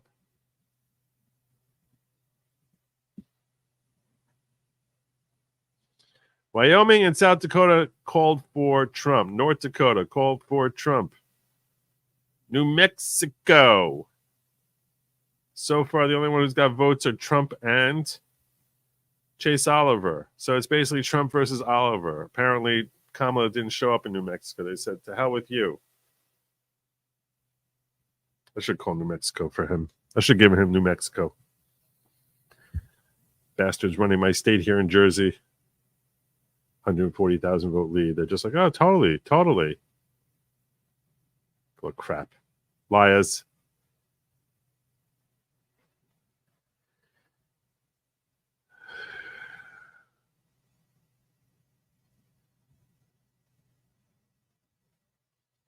$100,000 vote lead in North Carolina. Georgia holding strong with a 193,000 vote lead.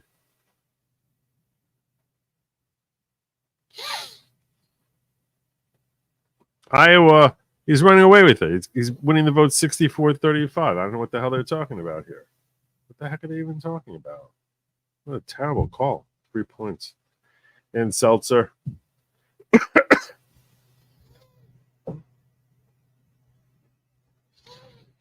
Ba-da-ba-ba-ba.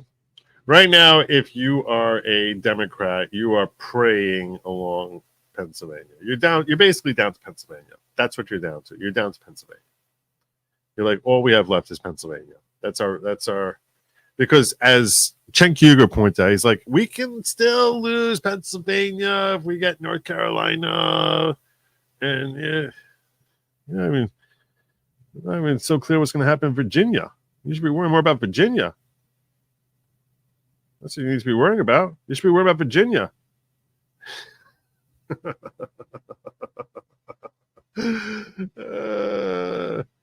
Oh yeah. Georgia's Gwinnett and Clark uncounted. 230,000 for Kamala. All right. And if all 230,000 vote for her, I think she still loses.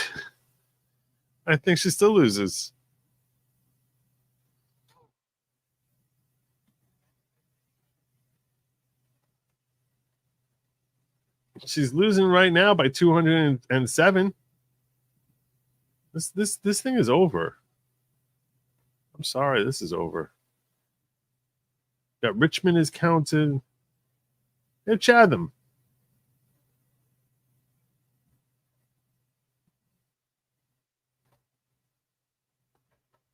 Fulton is 78% in. Clayton's 84% in. DeKalb, 73% in. Gwinnett, okay, they have Gwinnett, Rockdale, Newton, Cobb is done. I'm sorry. I'm not seeing much happening here. Clark, Athens, come on. Stop it. Just stop it. Stop worrying, Alex. Don't worry, Alex. We're good. Arthur tagged you on X, Joe. You did. Someone tagged me. Someone wants my attention.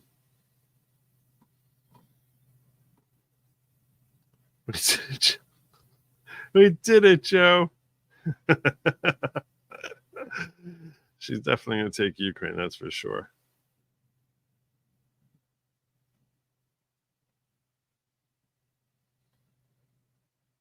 Yeah, I'm pissed off about that.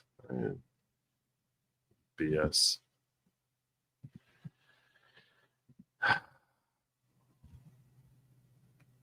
North Carolina is holding 100,000 vote lead, 114,000 vote lead. In Virginia, His lead is been is up to 35,000 now.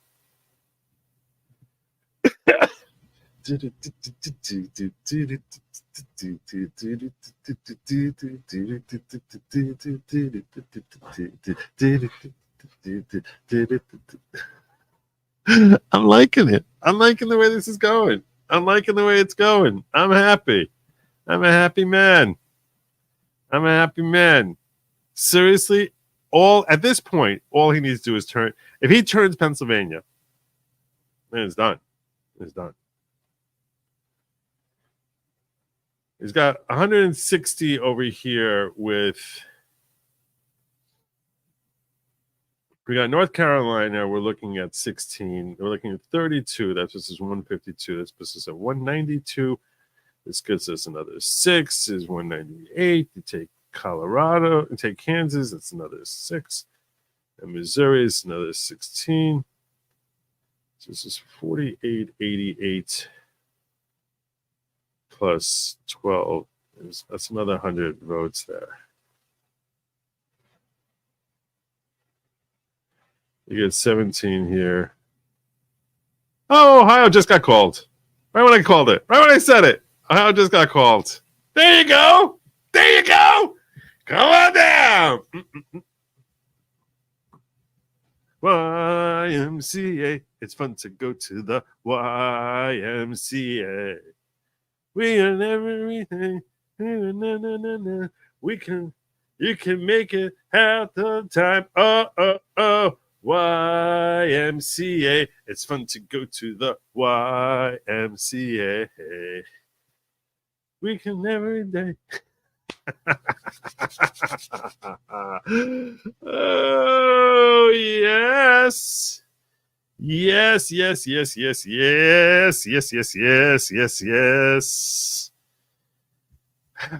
Got a nice little red wall right through here. Red wall right through here. Red, like right, heart of Southeast America. A pure sea of red in Southeast America. That's what we need to see right now. Virginia, North Carolina, Georgia. Nice little glob of just boom, boom, right there. Right there. Right there. All the way through to Texas. All the way through to Texas. Oh, yeah. There you go. There you go. There's our new Confederacy. Our new Confederacy.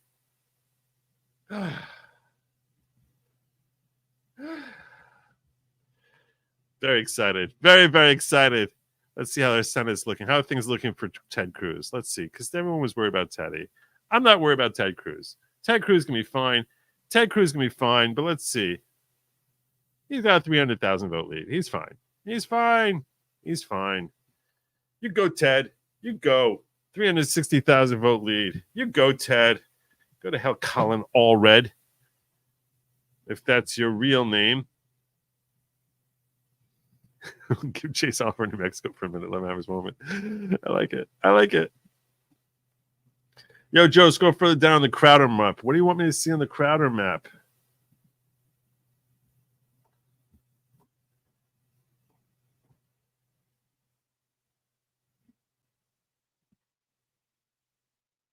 I don't know what I'm supposed to see.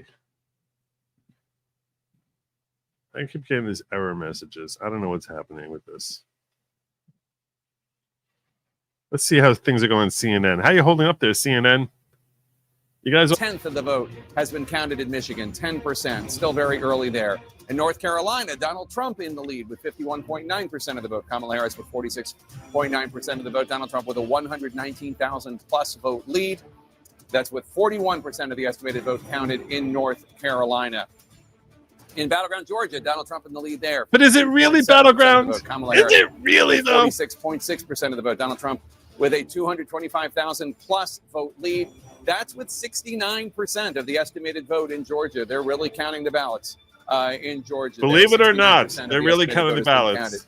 In the Commonwealth of Virginia, Donald Trump still has his 49.5% lead. Now it's 49.4%. Kamala Harris has 48.6%. 19,000 votes. Trump is 18,000 plus votes ahead of Kamala Harris right now with more than half, 52% of the estimated vote counted in the Commonwealth of Virginia.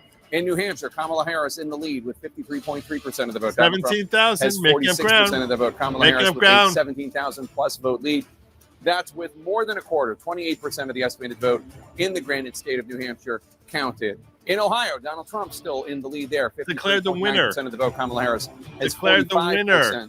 45.2% of the vote. Declared Donald Trump the with a winner in 275,000 Ohio. plus vote lead. That's with more than half, 52% of the estimated vote counted in Ohio. John King. Let's look at the map, Jake. And one of the wonders as we get into the 9 o'clock hour, and this will be in the 10 o'clock hour, 11 o'clock hour, I suspect into past midnight hours, but you're beginning to see more states fill in. Most of it is very early voting, but it's still, as you just see as the polls close and we go from east to west, you now see many more states reporting votes. Let's just take a peek. We've already projected this one Arkansas to be for blue? Donald Trump. I just want to show you North Dakota. These states feel they don't get respect because they're not huge electoral battlegrounds. I like to wander through and look at the votes and just show people out here. You see South Dakota starting to fill in slowly, very early on, 1% of the vote. This is a surprise at the moment. Nebraska, the vice president so far carrying the state statewide, but we're only at 27%. Are they though? Are they though?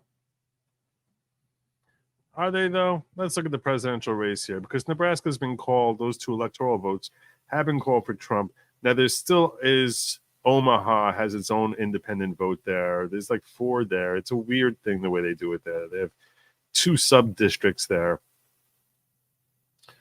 And yeah, so are they really seeing then? Let's do it like this so we can hear them at the same time. Why don't we do it that way? I think that's the way to do it. I'll pull you out. Have my own little map here. This is the way to do this. This is the way to do it. My own map. No, why are you doing that? Higher, higher. Okay, make you small. I don't need you. I don't need this window either. Make this a little bigger.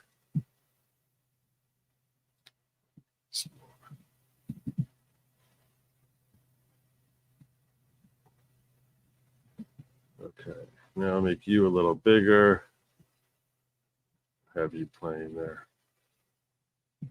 Most of this gray you see from about here west, rural Republican farmers Go live. make the difference in a battleground state. Wisconsin settled by I can't have you as a partial window with you playing? Really? 20,000 votes, right?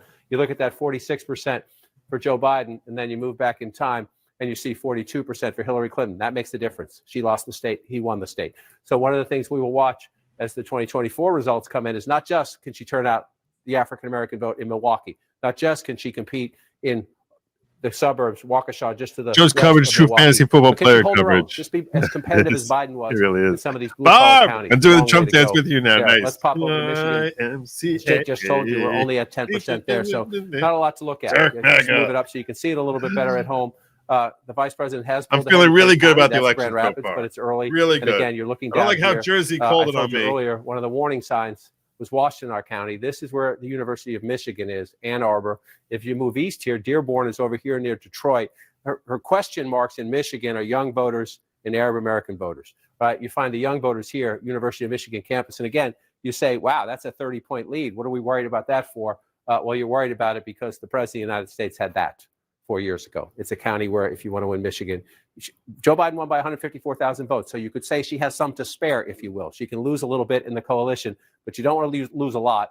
And I was at the Michigan campus just last week. They have a very aggressive young voter turnout operation there. We'll see later in the night if those numbers change at all. That's Michigan. Let's come back out and come over to the home state of Mr. Tapper, still at 20%. It's bumped up just a little bit there. 66% chance of victory. We have some votes. Erie County, as I told you earlier, 25 counties in America, twice for Barack Obama, then to Donald Trump, and then flip back to Joe Biden. So it's a bellwether county. Doesn't mean the person who wins Erie County is going to win the Commonwealth and win the presidency, but that's what's happened in the last several presidential elections. So you look, we're just starting, just getting started in Erie County. 512 votes, just for context. It's going to take close to 70,000 votes to win that county. So we're just starting. Thank you, That's Austin. one of them. Thank you, Tim. Let's come back to 2024 and move over here to Northampton County, again, right along the New Jersey border, not terribly far from Allentown. The vice president ahead there at only 22% of the vote in. So that was, again, look how close it was.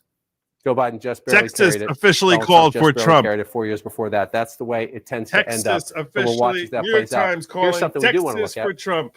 is Lehigh County. And they're 40 only votes. 20% of the voting here. If there is an impact from the Donald Trump Madison Square Garden event, where so many insults were made about Puerto Ricans and about Mexicans and about Latino and Hispanic. Hold on, we got to do a little. If you're going to see an impact, this is one of the places you might see it, right here. And that's why both Trump and Harris went to Allentown in the final days of the campaign to try to take advantage of it. We're only at 20% right there. But again, you're doing this for context. 62% for the vice president. You go back in time to Lehigh County 2020, 53%. If the vice president can overperform Joe Biden in Lehigh County, Pennsylvania, she's in good shape. So we watch that as it plays out. We're only at 20% of the vote right now. It would come down to it. That's only 20. It's only 20%. So then you come out more. Where else are you looking in Pennsylvania? Let's bring this up. You also had the vice president door knocking in Berks County. Berks County at the moment.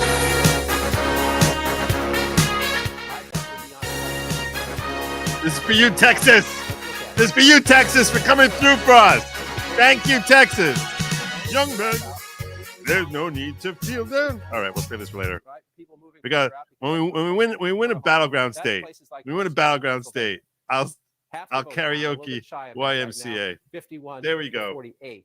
Right? I gotta make a new goal. Make a new goal. That's the goal I should have made. County for Donald Trump in 2020. I gotta make a new goal when he lost Pennsylvania, and it was a 53% All right. county. I'm making a new goal when he won Pennsylvania. So if you're the vice president of the United States, you're keeping an eye on this one. If you can keep this blue, your chances to win the Commonwealth are improved dramatically. So spent a lot of time there over the last year. It is interesting. I'm gonna make a high goal here. Is he gonna hear me sing? I don't know. Donald Trump, who were kind of tormented about voting for Trump or voting for Harris. So we'll keep an eye on that one there. Then you move out. I'll give you 3 hours. Two in the Commonwealth of Pennsylvania. Allegheny County is Pittsburgh and the suburbs around it.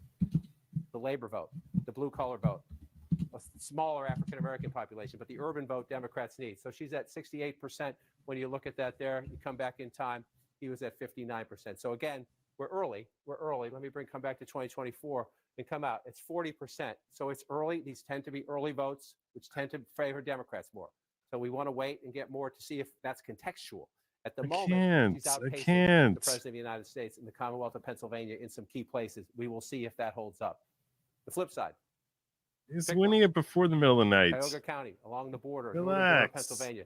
Donald Trump getting 71%. Relax. We're not going to be worrying about Pennsylvania. Donald Trump's secret just runs it up. We're not going to worry about Pennsylvania. I think it's going Wisconsin. 75%. So keep an eye on that. A nice little star, Wisconsin. Right, but is the Trump base turning out in the same math numbers in a place like Pennsylvania? He needs to run it up in places like this. There's Bradford. Again, it's only 5% reporting, 75%. Okay, he made up 70,000 votes so far in Pennsylvania. The early vote. There's not a lot of Democratic votes there, but a lot of it comes out in the early votes if you're following along when they count it. So let's be careful to not make any projections, any tough, lasting cement analysis, I guess I'll call it. But we'll keep an eye on that as we go through the Commonwealth of Pennsylvania. Virginia, every time I come out, I wait to see if Virginia's going to flip back. We're still at 59%. The lead has narrowed somewhat. This would be a shocker. Joe Biden won Virginia by 10 points. It's already a shocker, not will be. Idiots. Yeah, the outstanding votes are still largely in Democrat. There's some Republican votes out there. You see the red dots, but the big circles are in Democratic areas.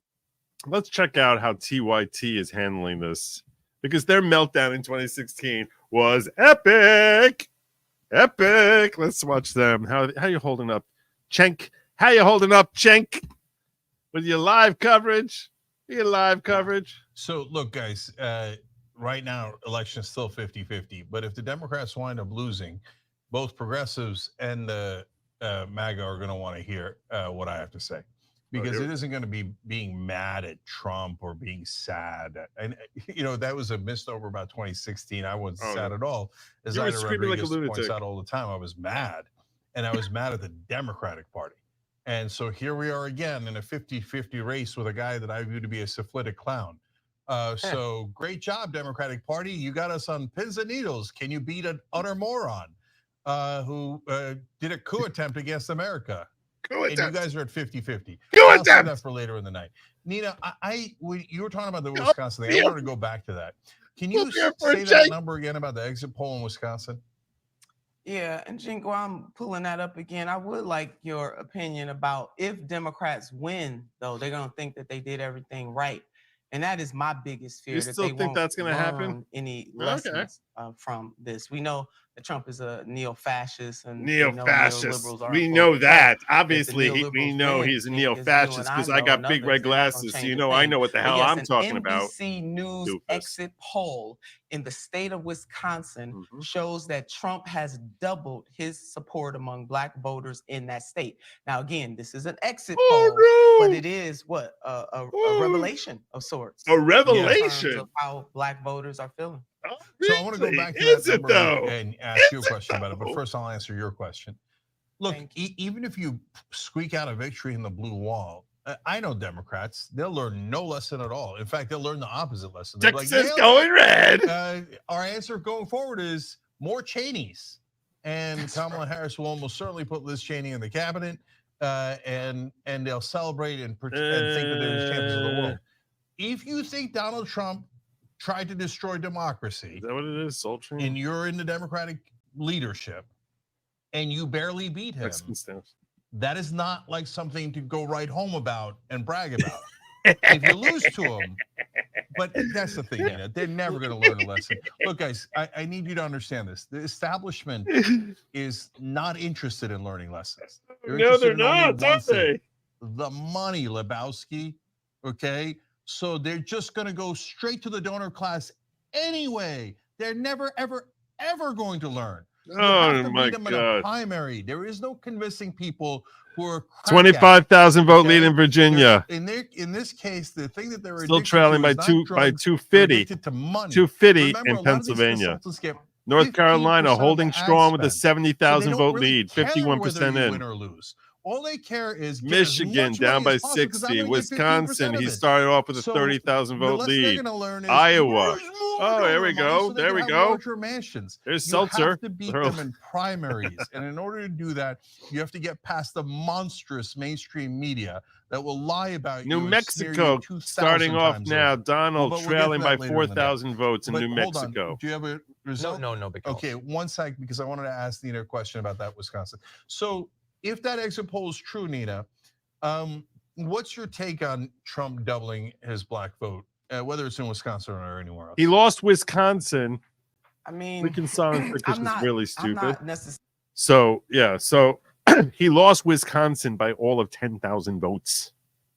10,000 votes in 2020. 10,000. That's what he lost Wisconsin by. 10,000 votes.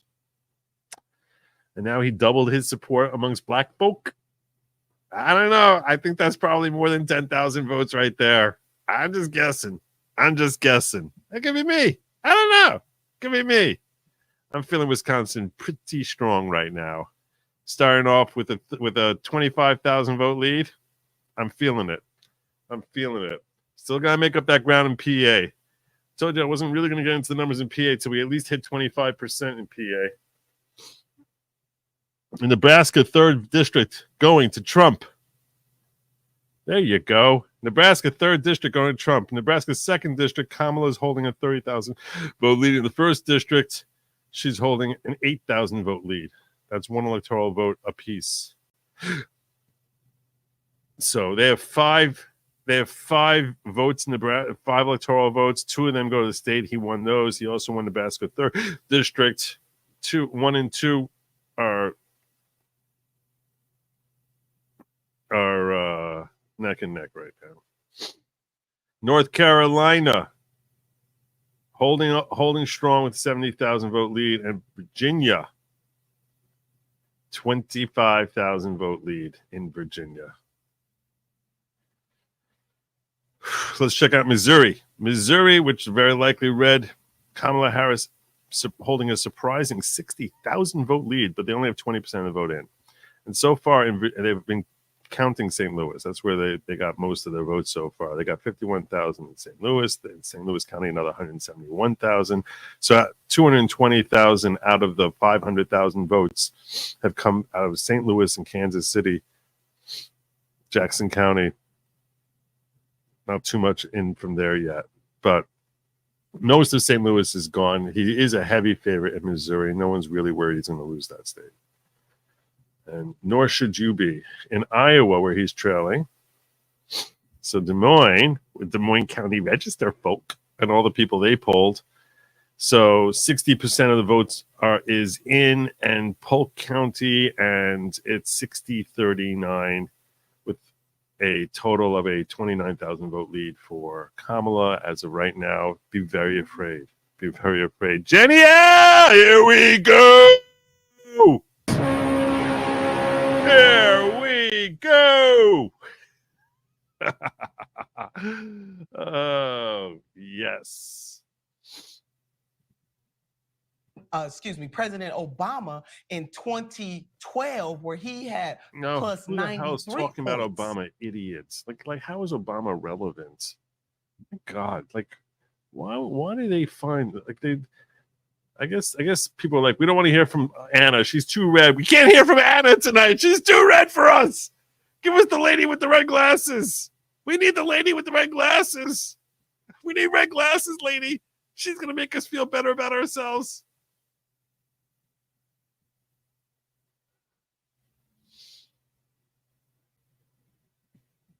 Let's see. I'm sure they're all going to say yes. No. Oh, wow. 61%. They're all doom. They're all doom forecasting. They're doom forecasting. Is this the red mirage stage of the election? They're doom By forecasting. trying to add by dividing, it is wrong. But black men, they over it. You know, Yeah. they really. So I want to dive into Georgia and North Carolina numbers in a second because they're so important. But last two things about this. My sense of it is that it's not so much that black men or black voters are more into Trump because of something great he did. It's just that they're getting disillusioned with the Democratic Party. Exactly. And the mainstream media has trained them to think. I feel like binary. trolling. So they're thinking, well, if it ain't the Democrats, I guess it's the Republicans. And my answer is no, it's neither. Right? I'm such a little kid But sometimes. One, I want to see if that's what you think too. And number two, what do you think is the thing that hurt the Democrats most? Some people say, well, they said they'd do voting rights and they didn't do voting rights.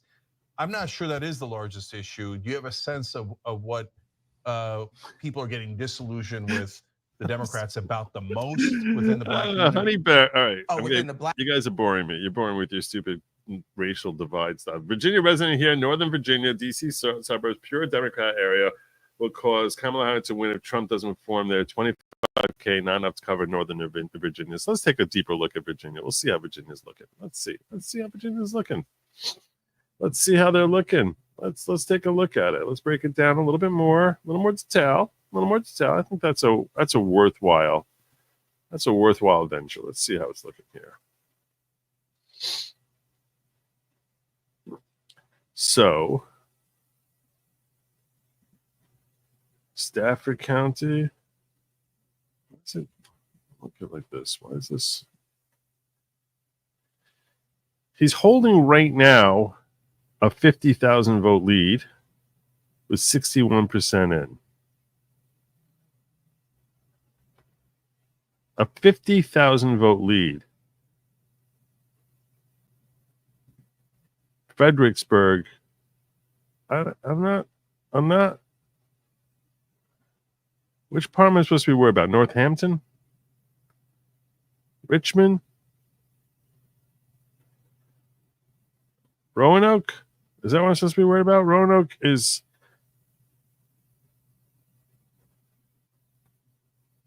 I don't know which part. Norfolk? Virginia Beach? I don't know.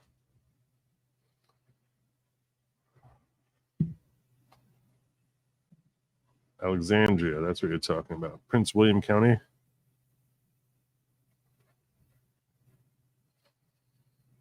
Alexandria. They got 70% of Fairfax is in already. 70% of Fairfax is in. And he's got a 50,000 vote lead.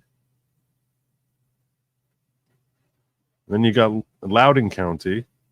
They got 95% of the lead in. They got 95% of Loudoun in. And that's a real problem there. Loudoun, if some of you may have forgotten, that's where they had the whole trans bathroom issue with a student there who was using girls' bathrooms and basically using it to assault girls. And they got Alexandria right next to it. This is your DC area here, Prince William County. This is where she's been making her hay. In Fairfax, she gained 140,000. In Prince William, she gained another 40,000. And in Loudoun, she gained another 40,000. And then she's been losing everywhere else, pretty much, aside from Virginia Beach. But the rest of the county, the rest of the state, has been Trump, Trump, Trump, Trump, Trump, Trump, Trump. It's been all red spots of Trump. And we're seeing he's got a 49,000 vote lead right now. He's held Loudoun. I mean, that was a tough area. The only thing they have left now is Fairfax. So you got 380,000 votes out of Fairfax. So let's say now you're talking, if 380,000 is 70%, so that means basically every 50,000, it's another 50,000 times 3, so it's only another 150,000 votes to come out of Loudoun. So she still keeps taking that, so she'll make up 50,000 votes there. That's what she'll make. He's got to basically hold serve in the rest of the state. I don't know. There's not much left there in Loudoun. I mean, outside of Alexandria. I mean, I guess Norfolk. It's going to be a tight race in Virginia. It's going to be a tight race in Virginia. It's going to be tight. It's going to be tight in Virginia. But he's got 53,000 vote lead. He's got a 49,000 vote lead right now. You're right. She'll probably make it closer. I agree with you on that. It's a good call. It's a good call.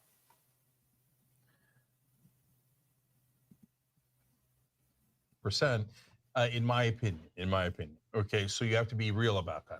On the other hand, for the Republicans, Fulton County is where a ton of the votes are, and that's where Atlanta is, and that's where the big cities take longer to count. Let's take a look at Pennsylvania. That's the one area. It just means it takes longer to count when there's more people. But Fulton is a lot of Fulton is in. But Gwinnett County, which is a suburban county, there 2-1 also. And Gwinnett County is only North counted Carolina. at, He's holding now. strong with a But 100,000 Cobb vote and lead, Fulton 55% and in. Douglas County and the areas 51-48 lead. In Pennsylvania, she's got an 11-point lead. So you look at Fulton County. And that translates as now he's got it down to 200,000 votes. Okay, I'm back So he's starting to catch up. Almost definitely going to win Georgia then. If 84% of Fulton County is in, and he is a 5-point. That's what I said. Before we go to the break, I know we're really he's late winning for the break. Georgia. I told you Georgia's North over. Carolina, real quick, North Carolina right now, It's he's over. up by 4 points. votes. We have 55% of the vote in. Okay, that one is a lower percentage in. It's a 3.1% of the vote. Yeah, and 3%. You got to look at where it's coming from. And it depends. Look on at the where it's counties, coming from, that you are, ignorant sluts. outstanding. So North Carolina is still in play. And as we go to the break here, remember, guys, Thank you, ignorant North sluts. Carolina is critical because if Kamala Harris loses Pennsylvania, she has to win North Carolina and Nevada. So if she loses North Carolina, then there is no backup plan to Pennsylvania. Oh, there And is that none? means There is Pennsylvania none? becomes a must-win. And that's assuming she wins Michigan and Wisconsin. Right, and there's no backup plan to Nevada if even if she wins those three there. Except you look at Iowa right now. That was where we've talked about this highly touted Seltzer poll. Very small percentage of the vote in. Harris is up by 13% there, but a small percentage of the vote. Oh, but yeah. these are the things you have to look for So on we're- election night. No, they're going to be no. some These are the things you surprises. need to There grab. always These are the and we'll these see. are the things you need to look for if you want to sound informed. These are the straws you need to grasp for if you're praying for something to start turning around. Because so far it's not going too well for y'all. Not going too well for y'all. No one was expecting him to have a 50,000 vote lead in Virginia with 62% of the vote in. Nobody was expecting that. He lost this by 10 points. He's up by 2. It's a 12-point flip so far. No one was expecting that with 62% of it in. Nobody. Nobody. Nobody. Nobody. Nobody. They still won't call Georgia for him. They still can't do it. They can't bring themselves to do it. 77% in. Fulton County is how much is in Fulton County? 84%. They can't do it. They can't do it. They're like, I can't do it. I can't do it. Let's look at Fayette.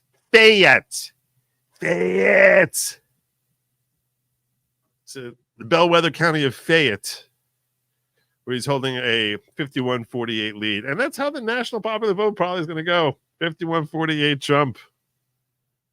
Oh God. I'm feeling like I'm gonna be doing some singing tonight. What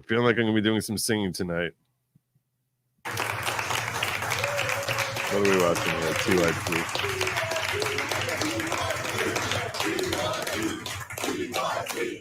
Oh Lord. Okay. Okay.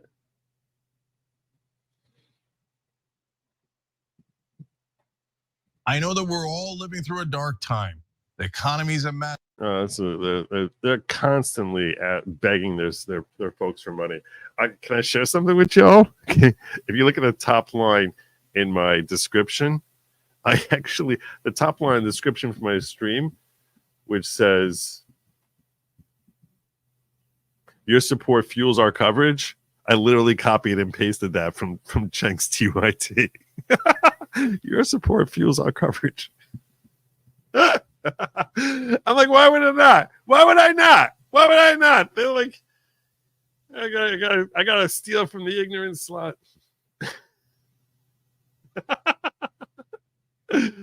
That's my new nickname for Cenk, the ignorant slut. Catherine K, God bless you, gifting 10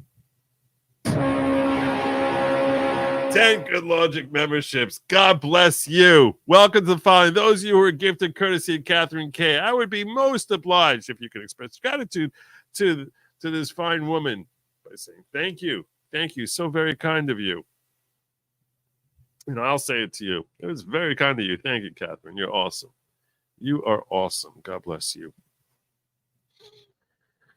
Yeah, so he's got let's go back to some of the house races and see what we got going on here. Let's check on Lily Tang. How you doing, Lily? How's it looking for you, Lily? It's not going good. It's not good. 38% in. She's trailing by 16 points to that piece of plastic, Maggie Goodlander. That's not good. That's not good. You know why? Because New Hampshire's racist. That's why. New Hampshire's racist. Bunch of racist white folk up there. Bunch of racist libs. That's why. I'll say it. They're racist. They hear her accent and they're like, oh, we're not going to have some black woman representing us. It's disgusting. It's awful. Awful, awful, awful. Check out the trend shift map on New York Times. Check out the trend shift. What is the trend shift map?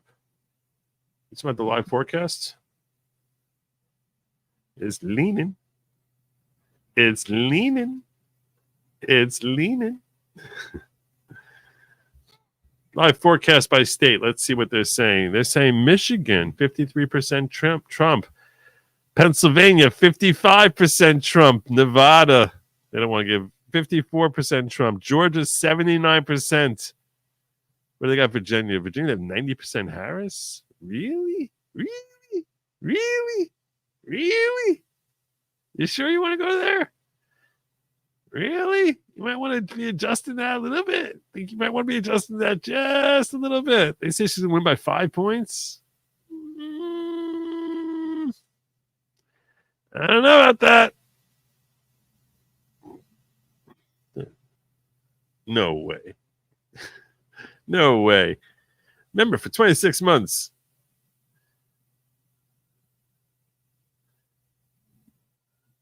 God bless you, Lily Smith. Good to see you as always. As always. So they're calling Georgia 80% Trump. Arizona 69% Trump. Now let's get Anna in here. Let's. So nothing interesting. Yeah, there? I thought maybe 2 to 4 points. Right now, he's about 2 points ahead of what I thought. So we'll see. It's still 40% left out there. So we'll see how it goes. Yeah, he's underperforming Trump. Dana, Ted Cruz is an interesting one. So let's stay on that for a second. Because in the old days when I would have conversations or debate Republicans or conservatives, they just go all the way down the line. No, Ted Cruz is great. Mitch McConnell's great. They're all So he's wonderful human beings, and they mean 52-46 well. compared And to they don't Trump. care about their donors, unlike the Democrats. And I Trump always found it comical. is right? 55. So what's your take 44. on a guy like Ted Cruz? I've got a couple. One, rooting for a politician is like thinking the stripper likes you, or let's do another one. That's pretty funny. Rooting That's for pretty a good. politician is like rooting for the umpire. You know what I mean? Like, come on, get out of here with that stuff. Democrat governor in North Carolina wins as Trump is ahead. Not about that's pretty your charisma or any of that other stuff. I mean, certainly that plays a role in getting you elected. Not that he has Yeah, any. because He kind of looks like a there was a politician. scandal that frankly, Mark Robinson had. He had a bunch of scandals. It definitely plays a part. But then when you look at somebody's record, how much did they really support what you support? Mark Robinson was running against him for Republicans, and he had all sorts of terrible scandals. The question was whether he was going to bring down Trump in North Carolina. So that's why the Democratic governor won there. I haven't been looking really at the gubernatorial races, but let's pull up North Carolina here. Did they call it for him? Yeah, they called it for Josh Stein.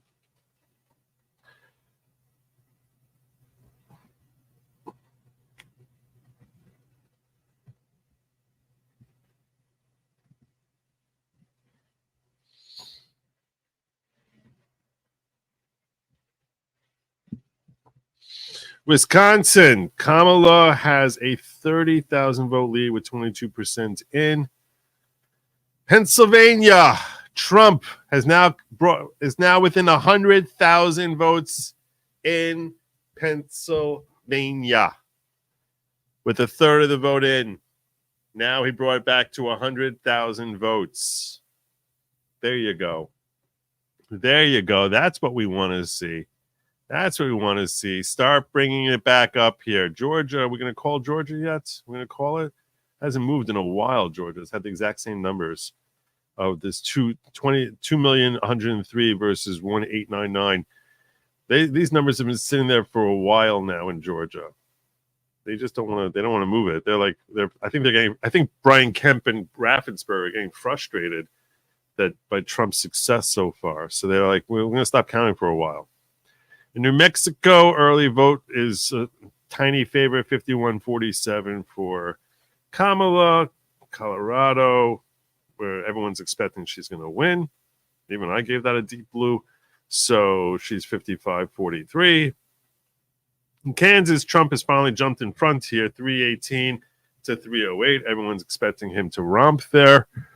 Iowa, she's still holding that 30,000 vote lead. Nothing's happened there in a while. Missouri, she's still holding up 42,000 vote lead. Nothing happened there. Wisconsin, we said this is neck and neck now. 8,000 behind. 8,000 behind. Who have we been counting so far? Milwaukee is 25% in. Dane County, where it's Madison and Green Bay. Oh, nothing's been counted yet in Green Bay. That's why Green Bay is not supposed to be great for him. Kenosha is supposed to be an interesting bellwether kind of place, and he's doing very well there. Very well in Kenosha.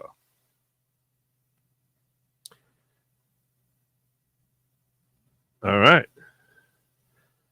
So I think he's looking strong for Wisconsin. I think it's looking good. What's your live forecast? What do you tell us for Wisconsin? And they call it even. I think he's looking good for Wisconsin.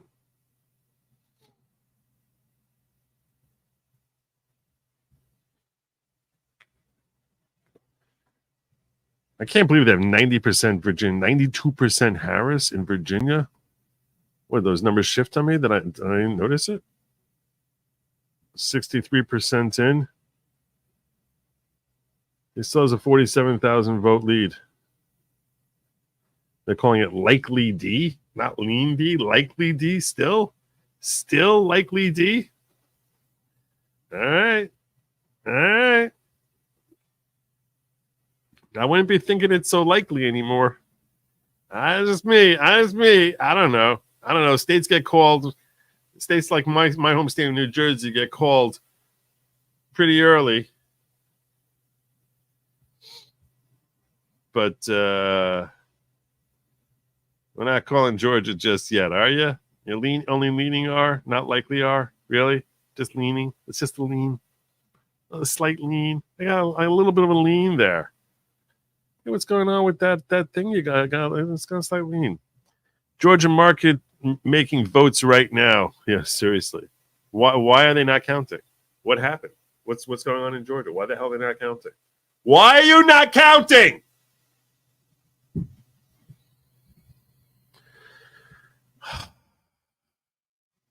Republican senator looking great in Ohio.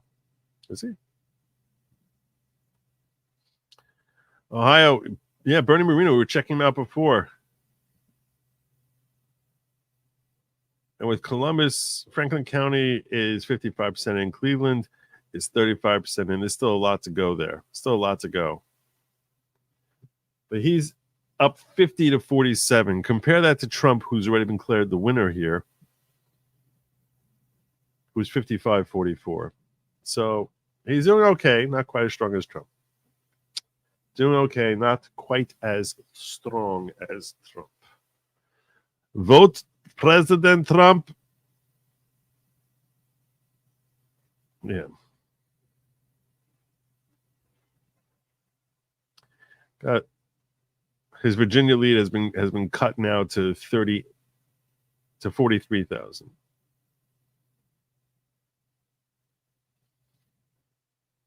It's been cut to 43,000. Let's see what's going on in CNN.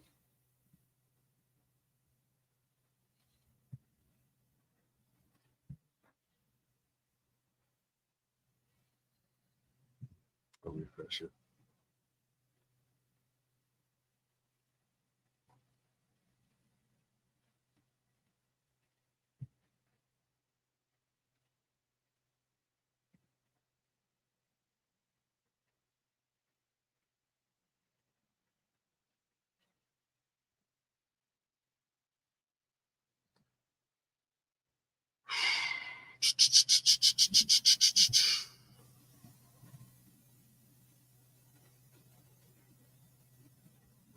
Angle there. 81% of the vote right now with 85% in. So this is where you can make a comparison. You're at 85% of the vote. You can say, okay, where are we? Where was Joe Biden? 80%. So she's matching Joe Biden here in a key place. Trump's at 18% in 2020. We see him at 18% now, a little bit below that. So this, if you're the vice president, you're matching the president. The question is that good enough, right? He lost the state by 74,000 votes. So we come back out. I'm just going to say this. Percentages, this is where turnout motivation is a big thing.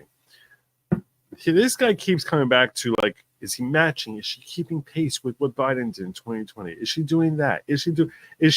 How does she compare to Biden? It's not simply,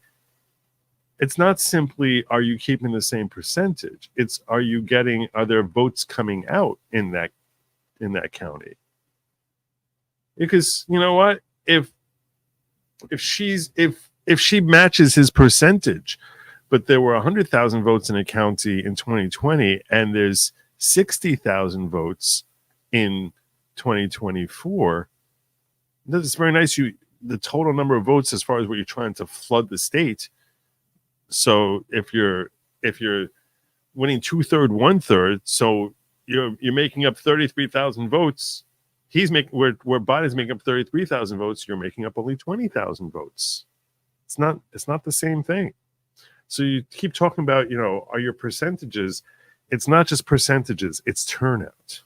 And they completely disregarding that because CNN is assuming that their voters are idiots. Or the viewers are idiots.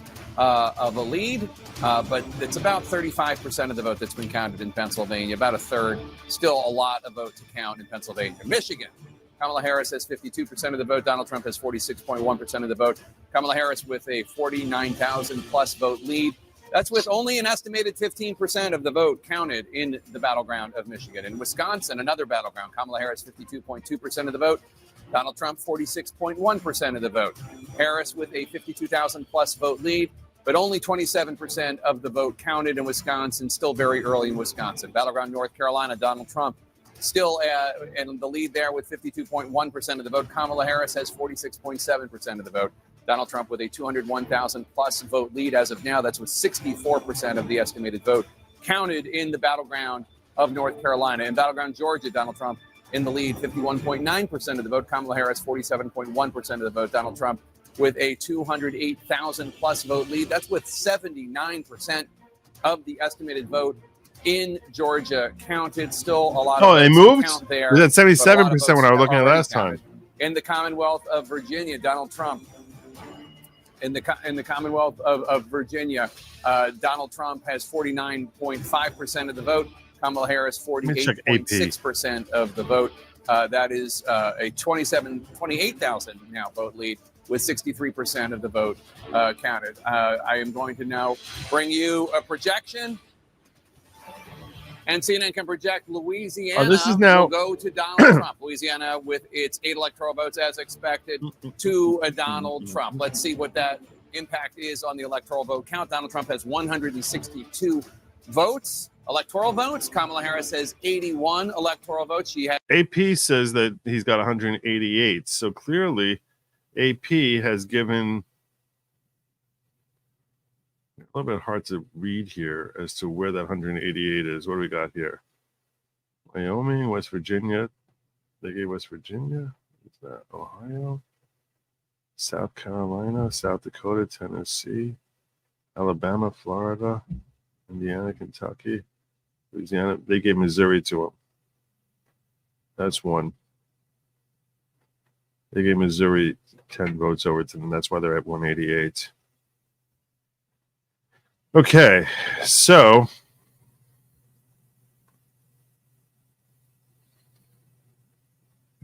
he finally took the lead in Kansas with 51% counted. North Carolina, where he's now up to a 190,000 vote lead. Where are we at in Virginia? Let's check Virginia. Virginia has 60% of the votes in, and he has a still same 51,000 vote lead. Nobody was seeing this. Nobody was seeing it. Nobody was seeing that. In Georgia, see over here, AP is saying it's 80% in. If we look at New York Times, they're saying it's 77% in. I don't know why. I don't know why New York Times is saying only 77% in. And AP, I like New York Times map where you can zone in on the different counties a lot more clearly than you can on AP. But AP has more updated results. Let's see what line Jim Acosta has to tell us, though. You heard out in Nye County, which is about an hour outside of Vegas, they've got a line about 2.5 hours long. And so that process is going to go well into the night in that county as well as here in Las Vegas, Jake. All right, Jim Acosta in Las Vegas. Thanks so much. Let's go to Kyung La in Phoenix. Kyung. Tim Kaine in Virginia? Okay. We're in Maricopa County, Phoenix, and the most populous county, Jake, in this entire state. As Maricopa County goes, so does the rest of Arizona. That's why we are here. We are watching the clock in just minutes. In about That's close. 8 to 10 51-49. minutes, we're hearing that the county will be reporting its very first batch of election results. 11 electoral Kaine is doing better than votes Kamala is. on the line here out of Arizona. Maricopa County will give us a strong indication after that first drop, but it takes a long time to count all of the ballots. The first drop that we're going to see, the first results, will be the early vote that is counted before Election Day. And it's not all of them, but it is the majority of the early vote that is counted before Election Day. That is what we are going to know in just minutes. We are watching to see what is happening. And the sense that we are getting, Jake, from all of the election officials we've spoken to here in America. They're giving him now a is that they are 71% chance of victory. Overwhelmingly pleased that there 71%. haven't been major problems here in this county. 71%. Things have gone relatively. 71%. They say this has gone fairly well, and they are really looking forward to, continuing to keep that going as they go throughout the night. After that first report, Jake, we are expecting to hear further reports as that in-person. How many shelf-ready motions do you have, Radio? All right, Kyung La in Put Phoenix, Arizona, big Fox battleground election out polls are the west. best. David Chalian is exit polling from Nevada. David, what are you learning about Nevada voters and the issues that they're focused on? Well, the democracy and the economy are battling for Oh, that yeah, top shut spot. up. 33% of Nevada voters in this election, Jake, say Democracy. democracy is the most important Yeah, issue. right. to the- Yeah, right. You're so full of crap. You're so stupid. You think democracy is what's on the ballot? Democracy's on the ballot. Oh, that's what's on the ballot. It's democracy's on the ballot.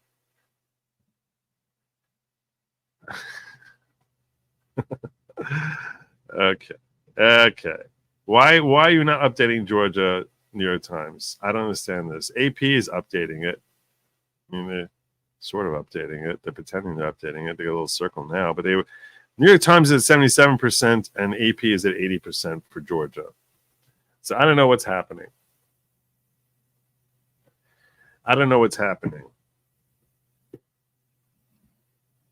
Try and figure out pages unresponsive. Pages. Apparently, other folks are interested.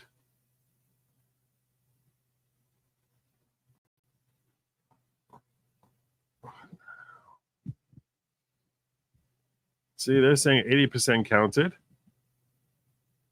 and that he's got a 212,000 vote lead. Atlanta, Fulton County is. Are you going to give me a breakdown here? DeKalb is 72% counted. Fulton is 78% counted. They don't have the votes left. How are you not counting? How are you not calling this thing yet? Jesus. What do you need? What do you need? Show me. What do I want the whole stupid thing.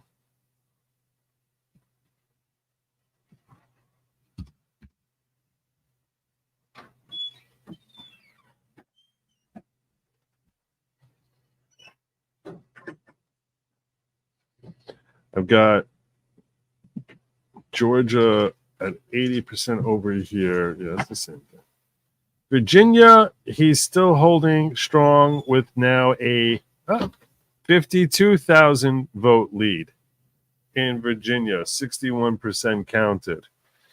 That state feels like it's gonna take a long time before they finish Virginia. I have a feeling Virginia is gonna be like in the wee hours of the morning. I think all of a sudden things are gonna start slowing down because whenever it's within like smelling distance, all of a sudden every vote starts counting a lot more. It's like for some reason the last 30,000 votes are much, much, much trickier to count than the first 1.5 million votes. I never understood anything about this. I never understood anything about that. It's the shadiest thing in the world.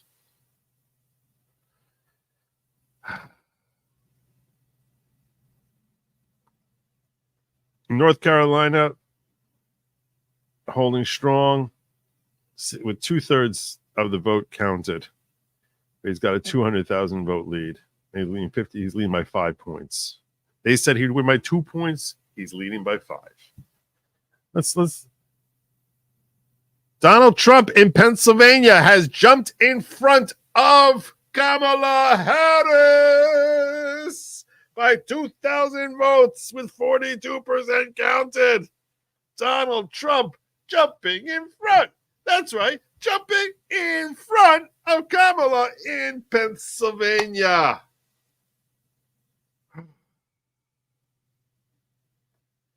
Oh, I gotta get me dancing shoes on.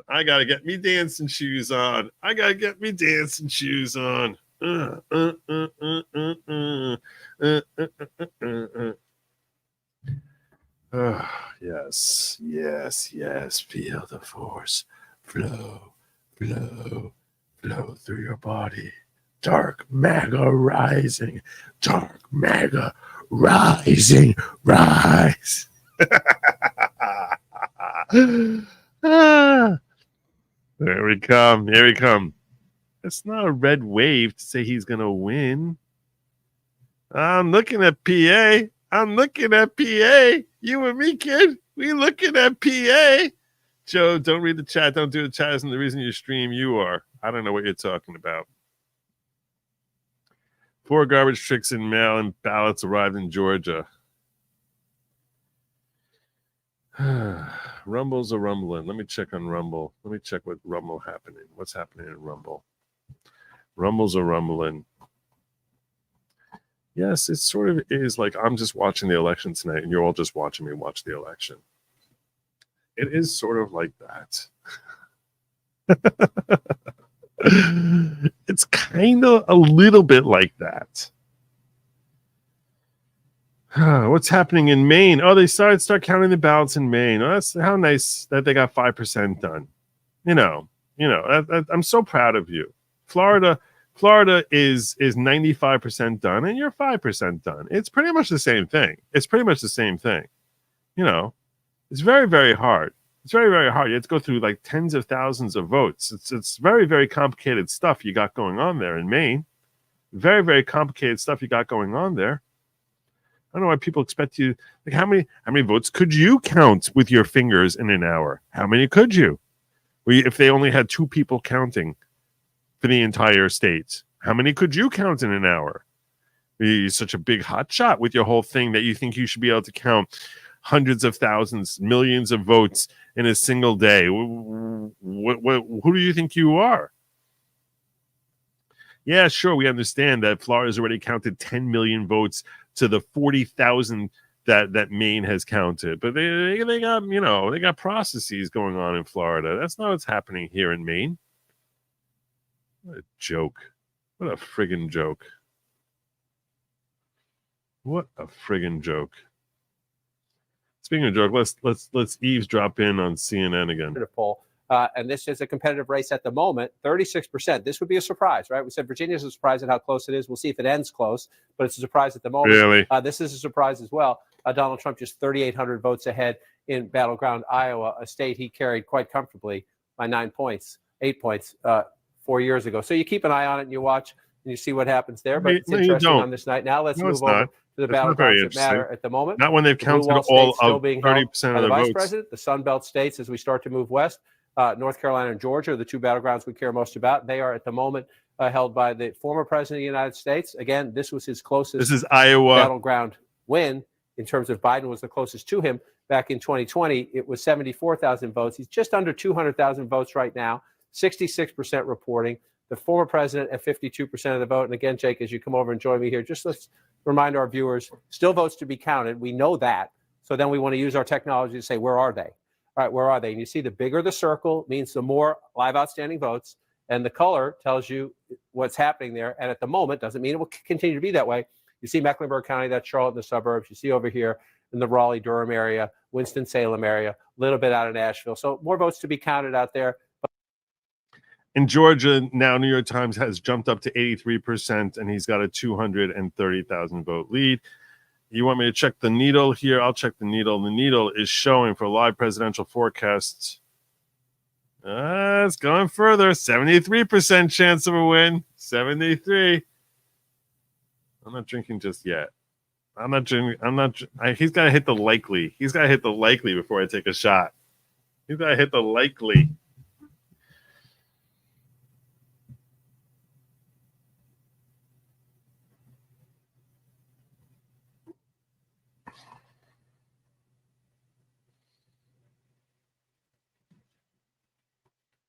Of this key county. It's about 34,000 absentee ballots that were received before 5 p.m. yesterday. And it's also an upload of about 70,000 election day ballots from today. And you see right behind me, you see that red satchel right there. That is really the key here. These are being delivered by car. We're almost in sort of what is a drive-through situation here outside of the building of the Board of Elections here in the county. And these are delivered, these flash drives, they go inside through a very strenuous process, ultimately are uploaded to a computer that has never ever touched the internet. And then that is compiled and ultimately posted to the State Board of Elections, Jake. All right, Brianna Keeler in Charlotte. Let's get more on North Carolina from Pamela Brown, who's at the voting desk. Pamela, what can you tell us? Yeah, I'm just getting off the phone with an official in North Allegheny Carolina there. This official 70% says, in. look, first and foremost, it's going to take some more time to get results from across North Carolina's 100 counties. He said that this is going to be close. It's going to take some time. There are counties that haven't reported yet that are red, and there are counties that haven't reported yet that are blue. So let's dive a little bit more into the numbers we have. Wake County, this is the most populous county in North Carolina. It's right here. I am told so far more than 510,000 votes have been reported. That's according to the state's dashboard. So for context on that, there's 830,099 registered voters. So that's the most. It's likely going to be a lower number in the end. So they're actually making some headway there. But over here, in Mecklenburg, the home to Charlotte, they're having a logjam uploading the numbers to their site, I'm told, so far. And things are moving quickly, so this could change. But just a second ago, before I came on air, there were more than 84,000 votes reported so far. And for perspective, there's 857,354 registered voters in Mecklenburg. So that's a very small fraction at last check that we're seeing bear out in the results there. And again, because they're having issues uploading on their site, which is bound to happen. And again, that state official there in the Tar Heel state telling me that, again, be patient. It's going to take some time. All right, Pamela, thanks so much. John King, North Carolina, a lot of people thought that we would know pretty quickly this election season who won, but I'm not sure that we're going to know before midnight at least. It's defined pretty quickly, right? Compared to 2020, it could be pretty quickly. We're at 10 o'clock hour. You're right. So you see, these states thought they learned a lot of lessons in 2020, fewer mail-in votes this time around, so they thought to be faster. But human things happen. You see the New York Post. This is New York Post. The problem I have with New York Post is when I click on a county, when I click on a state to see updates,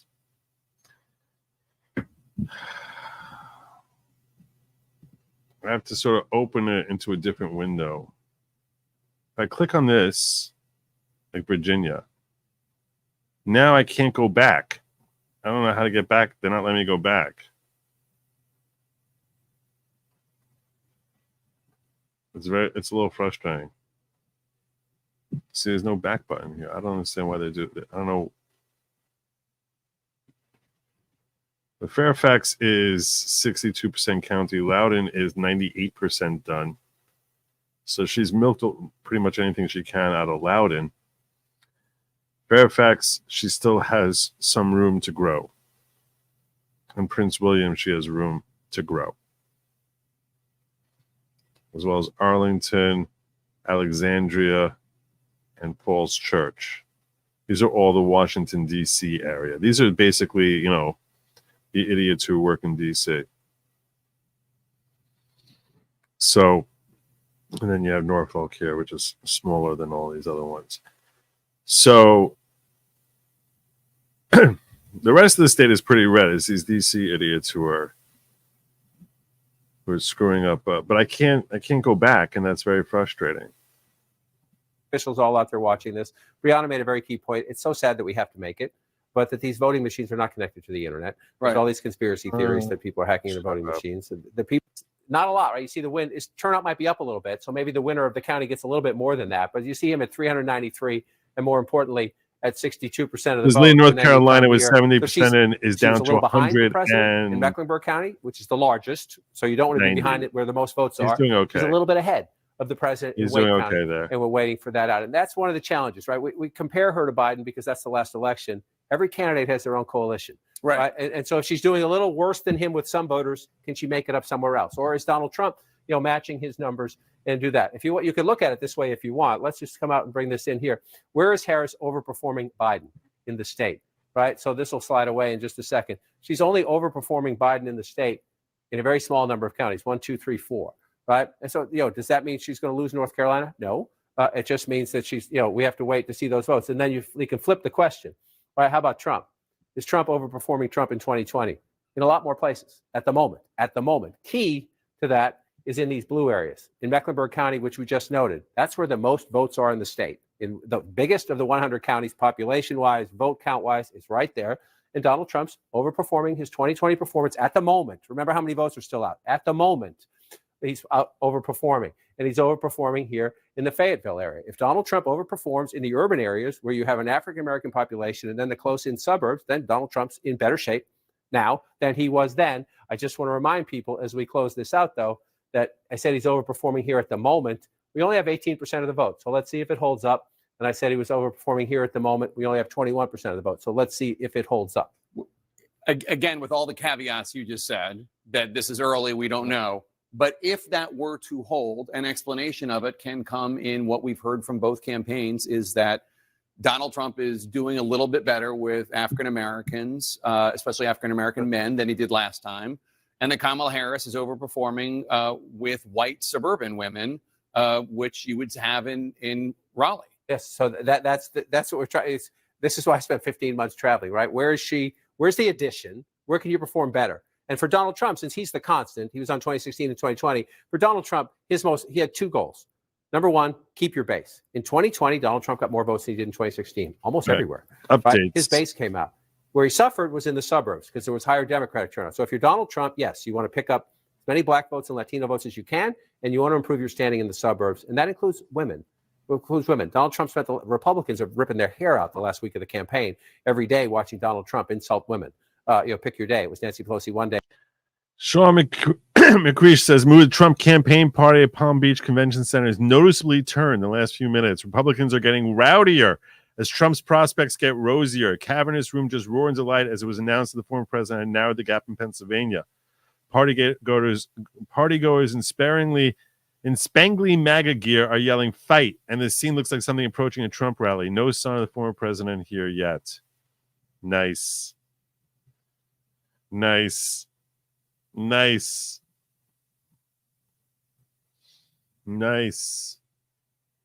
Doesn't mean she will. It just comes down to, as we get more votes in those places where I said Trump was overperforming, chance of winning, if he continues to overperform, 79% chance. In Mecklenburg County, 79%. We have a ways to go in county. Electoral College estimate is 293, 245. That was That was very tight. The Democrats of every election cycle, they say, why can't we get North Carolina?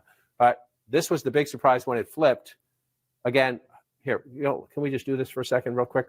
Let's go back up. Sorry, my bad. You got to come out of this and come back here. Remember that 204,000. 204,000. Let's go back to 2020, right? Let's go back to 2020. Okay, I just want to show you where we were. Let's go back to the beginning. This is 9 o'clock on election night. That's going to point out to you, by the way, 293.45. That's with them giving him Pennsylvania. What this means is, according to New York Times, even if he loses Pennsylvania, he still is, based on other states, expected to win at this point. Very encouraging. They're expecting to lose they're expecting to win it. But I'm saying is they're expecting that even if he were to lose Pennsylvania and Virginia, he still would win the election. It was at 7,200, and then in the end, when they were done with the count, it was the infamous 11,779. So Donald Trump has the same lead now, roughly 10 or 20,000 votes, than he had in 2020. Arizona? That does not mean Kamala Harris is going to win I haven't Georgia. started looking at. It just means I haven't started looking at Arizona yet. It just means that she can't. It means that there's still math out there to do it, and we've lived through this before. 51% counted in Arizona. States will count most votes faster. There's a 16,000 vote lead. Saturday, I say that with some hope as we go through. Sorry, Look at all the blue. Look at all those big Right. blue bubbles. The question trailing by is, with 16. Donald Trump 204,000 votes ahead, it's a healthy lead, right? Especially in a state settled by 11,000 last time. So you look at that number and you say, oh, wow, Republicans, Donald Trump's going to win Georgia. Hang on. 81%. 20% of the vote is a lot of the vote, especially when what you're looking for, the votes that are outstanding, larger the circle if you're just joining us, the more live outstanding votes, the color of the circle, the way the votes inside those circle are coming in. So, Jake, you can look at this and you could say you'd rather be Donald Trump and you'd be ahead, but there's plenty of opportunity for the vice president to make up that ground in battleground Georgia, Jake. All right, John, and we have some projections for you now. CNN can project that Kamala Harris will win the state of Colorado. Colorado, as expected, will go Democratic with its 10 electoral votes. CNN can also project that Donald Trump will be the winner of Mississippi. As expected, Mississippi and its 6 electoral votes go to the Republican. Let's bring in the electoral map right now. New Mexico, he's trailing by 14,000 votes. 5-point trail. 91 electoral votes, 270. I think he's looking in Iowa. As always, needed to win. Let's take a look at the he's up by outstanding races right 30,000. now. He's got a 5-point lead in Arizona Iowa. joins the map of key race alerts. Kamala Harris has 50% of the vote. Donald Trump has 49.2% of the vote. That is a 15,478 vote lead for Kamala Harris, with 49% of the estimated vote counted. Kamala Harris in Wisconsin, 49.9% of the vote. Donald Trump bringing up the rear, 48.5% of the vote. Kamala Harris with a 19,910 vote lead.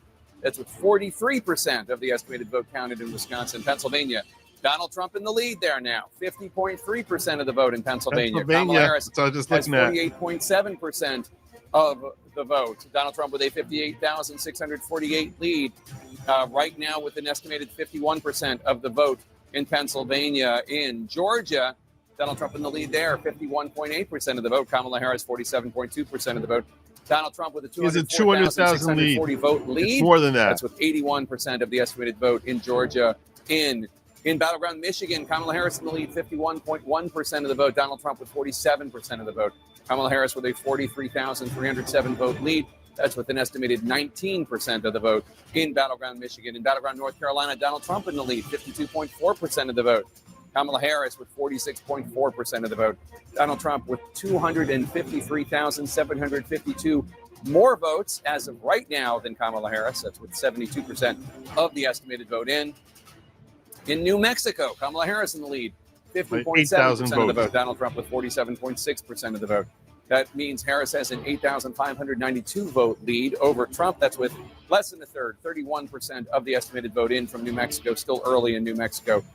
Kamala Harris takes the lead again in Virginia with 49.1% of the vote. Donald Trump with 49% of the vote. Kamala Harris with a 1,118 vote lead. That's with 68% of the estimated votes in from Virginia. John, what do you want to talk about? We have a changing map. Having more we talked votes. about it all. We'll walk through. Let's just take a quick look at Virginia and what happened there. What? Right. So last time I was here I'm in showing Fairfax, there's what AP happened. is Last time I showing was in Fairfax, it was a 65%. much lower number. Now you get a big. This is the largest county in Virginia.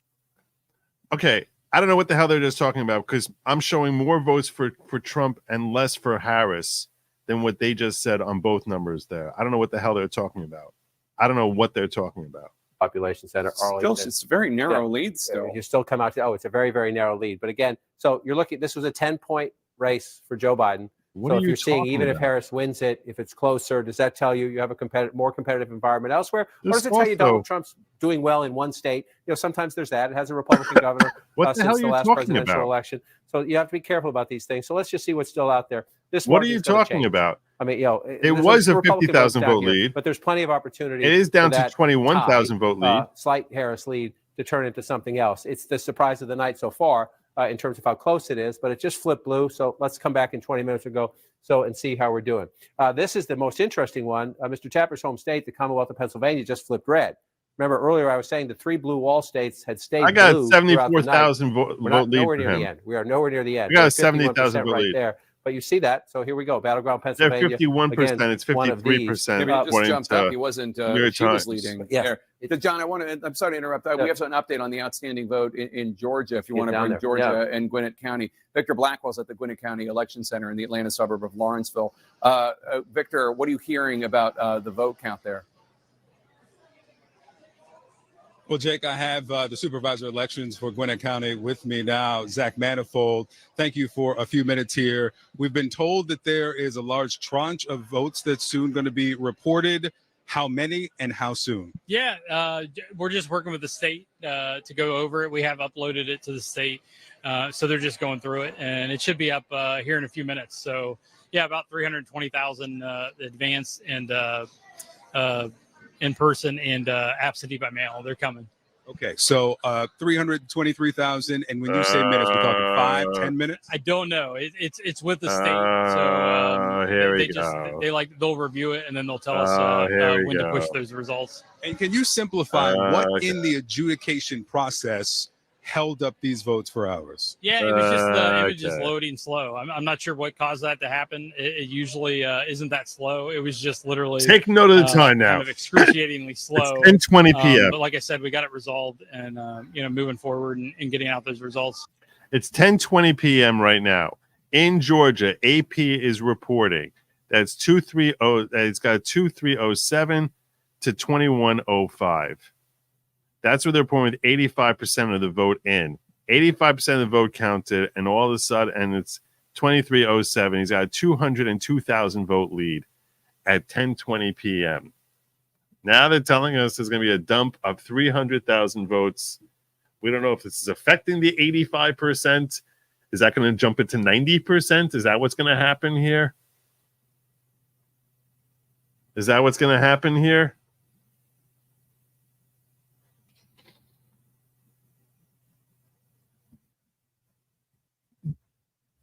you hearing about the outstanding votes there?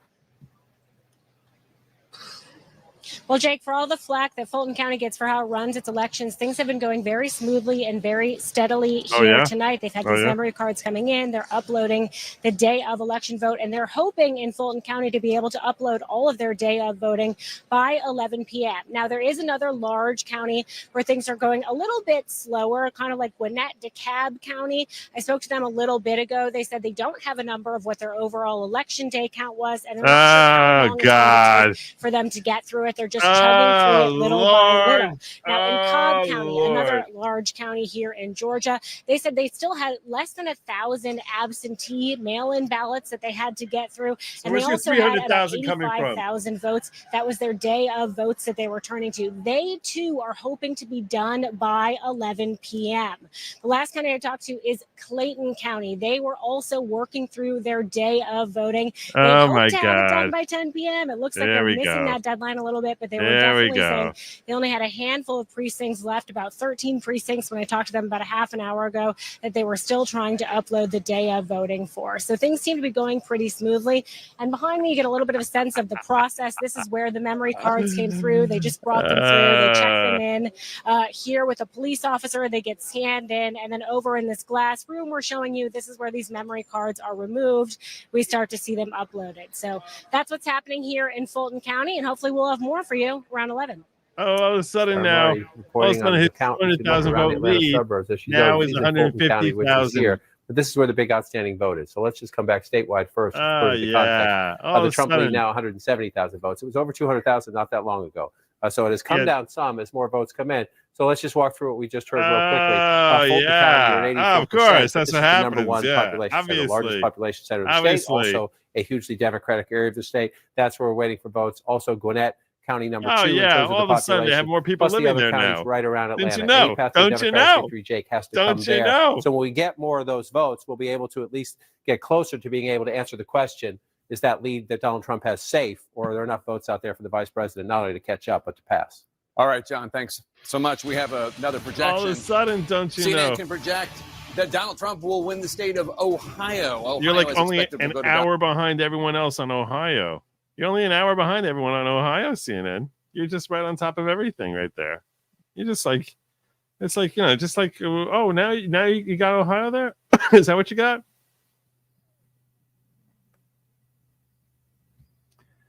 Let's see what New York Times says about the chances in Georgia. Let's see what happened. Live forecast here.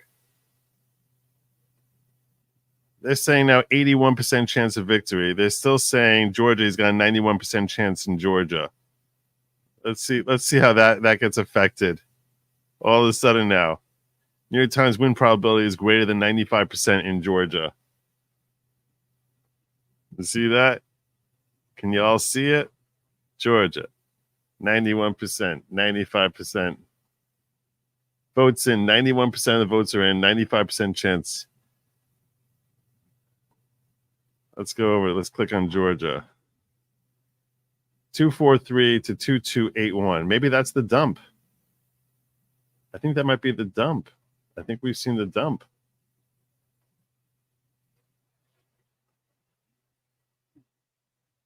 It did jump from 85 to 91%.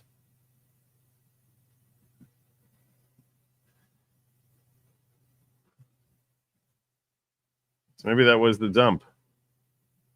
I don't know.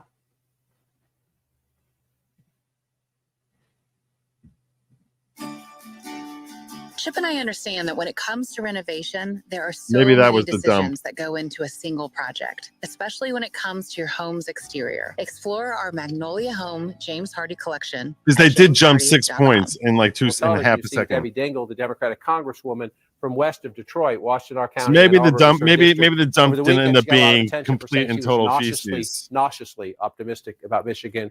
I was texting with her a little while ago. She says she's cautiously optimistic now, and I had to check. That's an upgrade. Cautiously optimistic is better than nauseously optimistic, according to the Congresswoman. This is her district right here. This is one of the things I highlighted earlier. Washington County is the home of Ann Arbor, home of the University of Michigan, home of a campus, been there several times, where they have a remarkable voting operation, encouraging young people to vote, encouraging students who live out of state to switch their registration to Michigan So they vote in a battleground state if you're from a state that's not a battleground state. So this is very important to the Democratic coalition.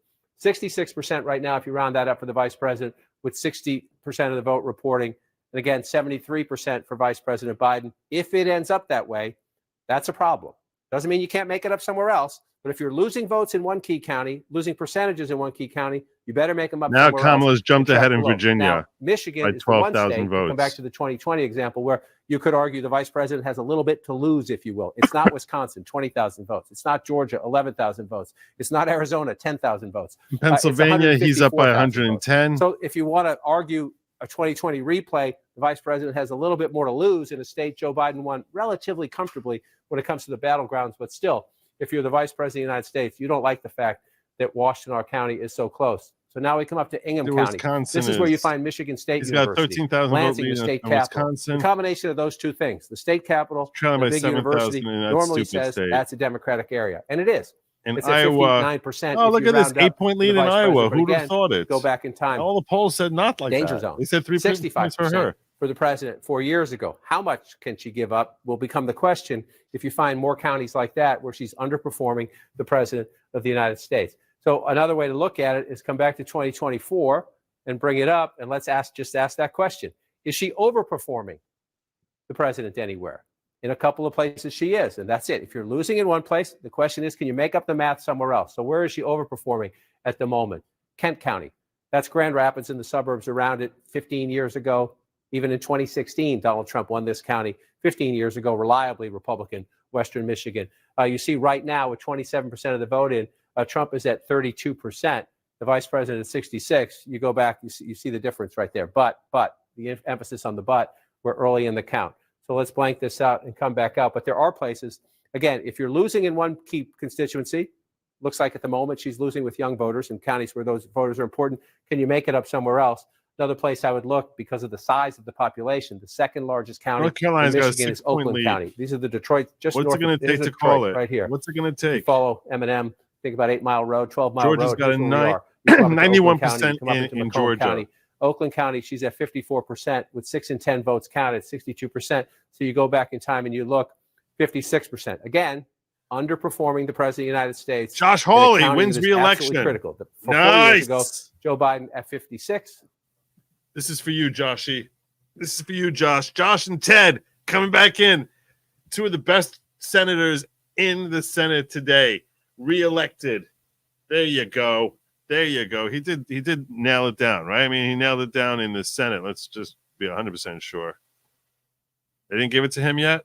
I mean, he's got this. He's got an 800,000 vote lead. He's got that. Josh Hawley declared the winner in Missouri. In Missouri, the show me state.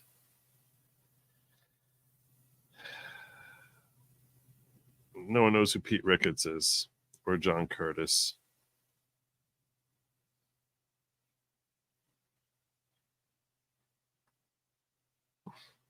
But Jim Banks beating McRae was an important one. Arizona just jumped red. That's what I was told by Lady Lawgic. Thank you. Look at that. Arizona's coming red. Arizona's coming red. Questions about New Mexico. Can we get New Mexico? Virginia's frustrating me. I'm not going to kid you. Virginia's frustrating me. Got a little scary there with Georgia, but it seems like we weathered that storm. And Hamas. This is 1% reporting. Wayne County will be blue at the end of the night, but the margin in Wayne County will matter and will matter huge in deciding who wins the state. Again, the president of the United States, Joe Biden, getting 68%. Georgia was called on 270 to win. 30%. When we come to the end of the night, these numbers are meaningless. When we come to the end of the night, where's Harris and where's Trump? Where's Trump? Is he getting?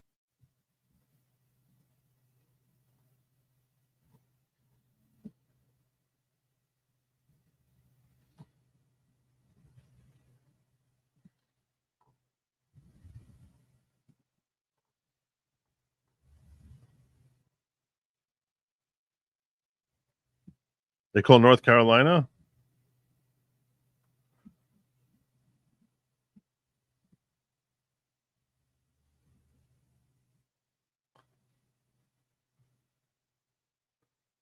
They give him 242.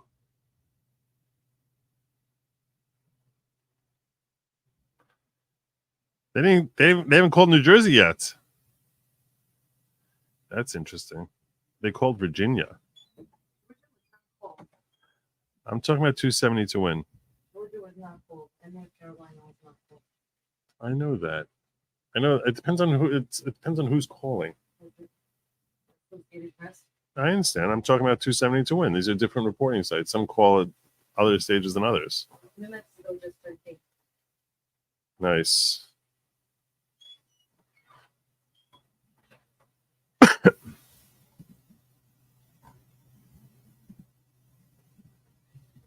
Let's see how TWT is doing. Let's see how you're holding up there. So different organizations call it at different times. And we've got a system here, such as it is, where we call it based on a couple of different factors. Jordan Yule's running our election blog on tyt.com. I was reading it when I was on the break. I was looking through all the different parts of the website. It looks great. Make We sure won't tell you. there. We won't tell you what factors we used. Now, right we here won't. live We on won't the tell you what chat, those too. factors are. Who's going to win, Kamala Harris or Donald Trump? But North Carolina is in deep trouble. So if it's not gone, as the decision desk says, it's close to gone. So that puts us in a very perilous spot. So if you do the math, Arizona and Nevada are not enough. I think we're going to hold on to She's got to Georgia. win the entire blue wall. Without North Carolina, and Georgia doesn't look overly likely either. We'll go there right now. Let me just tell you a little bit about, just briefly about North Carolina right now. Wake County is at 80%. That's Raleigh. That's a big population center in the Triangle. Mecklenburg County, which is where Charlotte is, a big city of Charlotte, 17% counted. That's why some of the bigger outfits are waiting to call this race. But 7% is a big number to make up at this point, and you know, at this point it's 53-46. That's why some people are calling it, but there are big numbers still to come in two big parts of that state. Yeah, guys, what's not biased is, in this case, are the statisticians that work at Reuters, AP, New York Times, etc.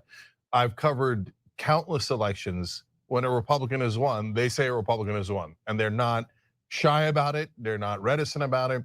The reason they're not calling North Carolina is exactly what Michael just told. I think it's, now, by the way, said that, how many, what percentage is reporting in North Carolina? 76. I think that's a fair point. I think to say that, hey, we need to hold off on North Carolina because Mecklenburg still is the biggest county, and that has, you know, only 17%, and that's going to go, everyone knows it's going in her direction, and it's only 20% reporting. You can understand why they're hesitant about it. But if it's 20% reporting, you basically still have to recognize, let's multiply what she's got so far, okay? So far, she's picked up 25,000 votes. So if she gets another four of those, it's another 100,000 votes. It comes in closer at that point because she's losing by 130. You can understand why they're like, it's a little early to call. It's a little early to call it. I can understand it. But I get it. He's going to take North Carolina. It was a landslide or big win or whatever. But no matter how you slice it, big win because for there's Kamala a lot Harris. of these rural Gone, counties gone. That's not going to happen.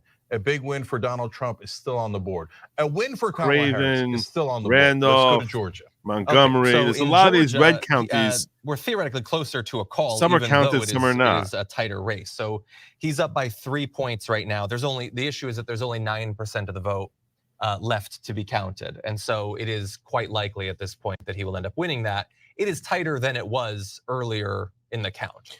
So more counties are coming in favor of Kamala Harris. From Georgia, that's a slight upside, but 91% reporting.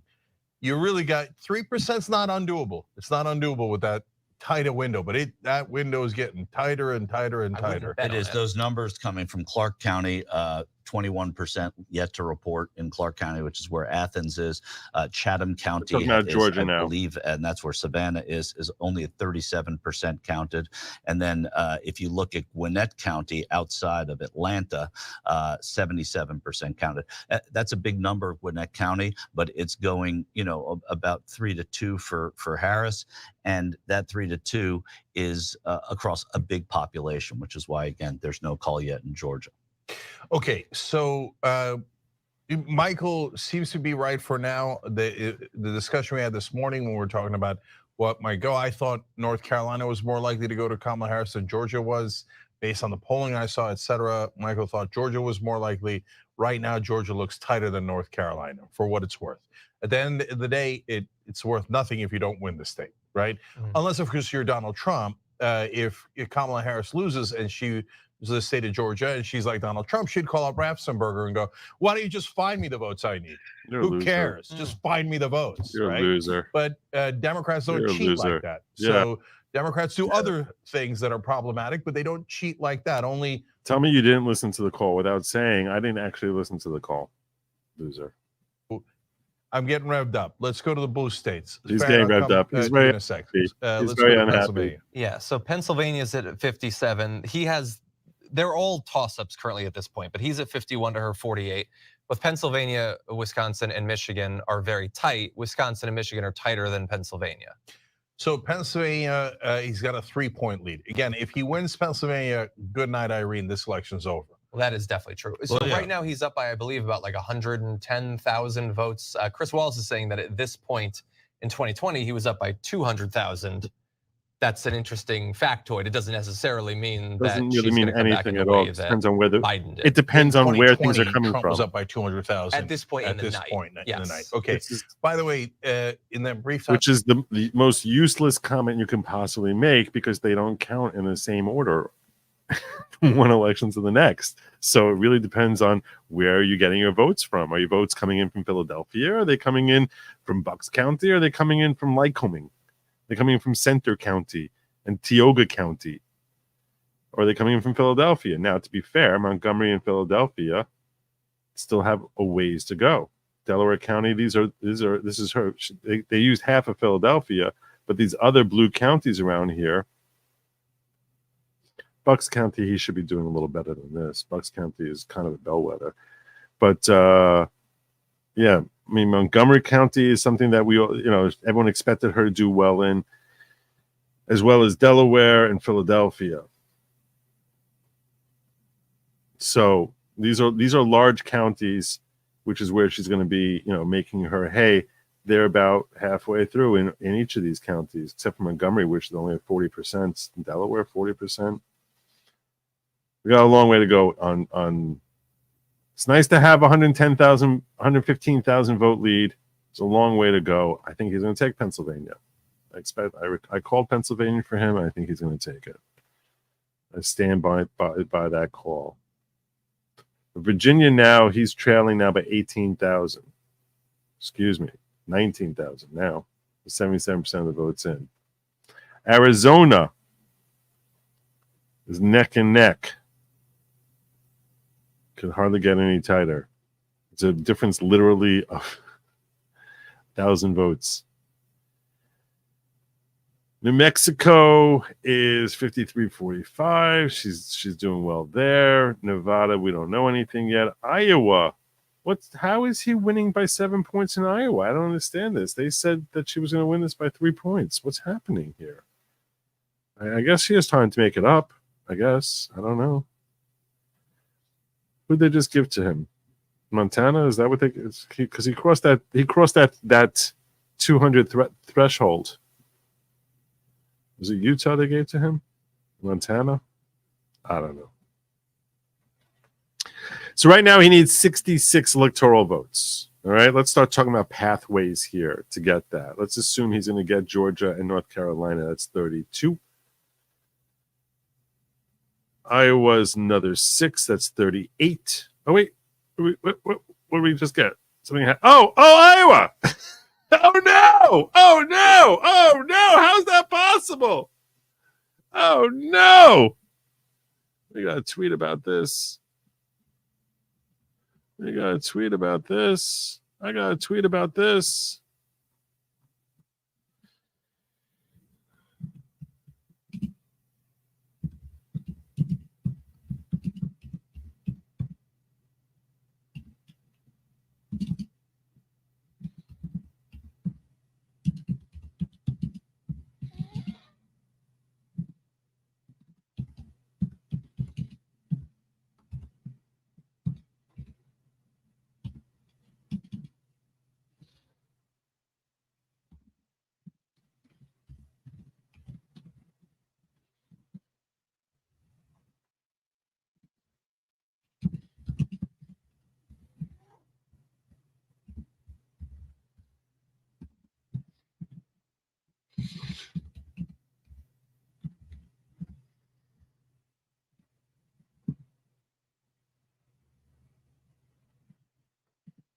There should be a comma there, right?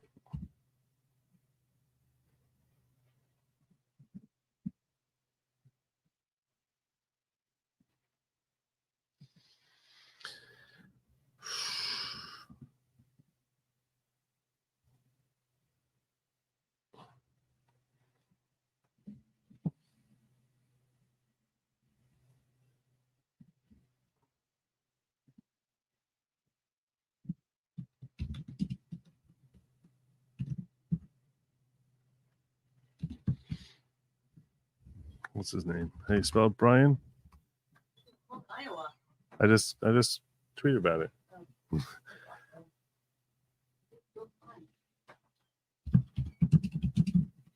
I told him I bet him $100 that he wins Iowa by at least 5 points.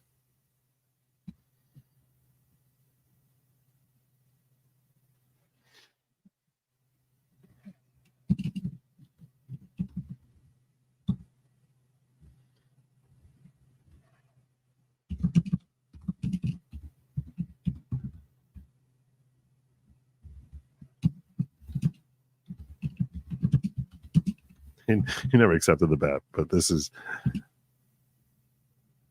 he never accepted it.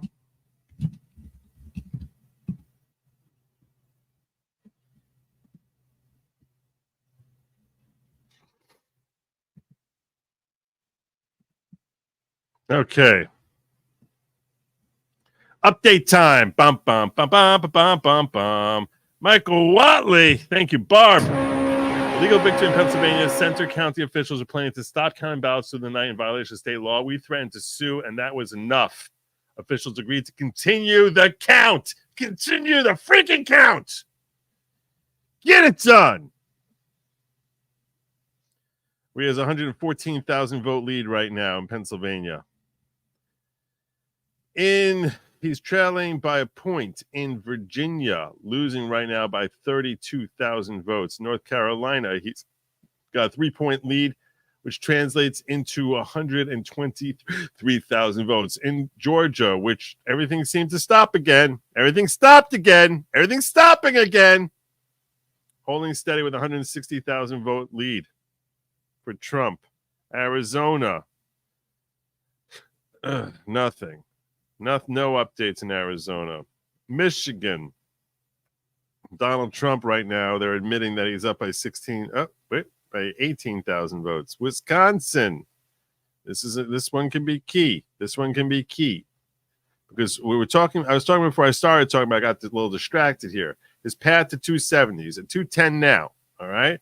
He gets these two states here, North Carolina and Georgia, so that puts him at 242. He would then need another 28 electoral votes, which you can get that by getting Arizona. It would be 11, and then he would need he's going to get Idaho, right? So Idaho is 4. So let's put that at 214. Then he's got Alaska. That's going to give him at 217. So which means he's going to need at that point, those two he's definitely going to take. So if we look at him now at 217 and say that now he's going to need to get another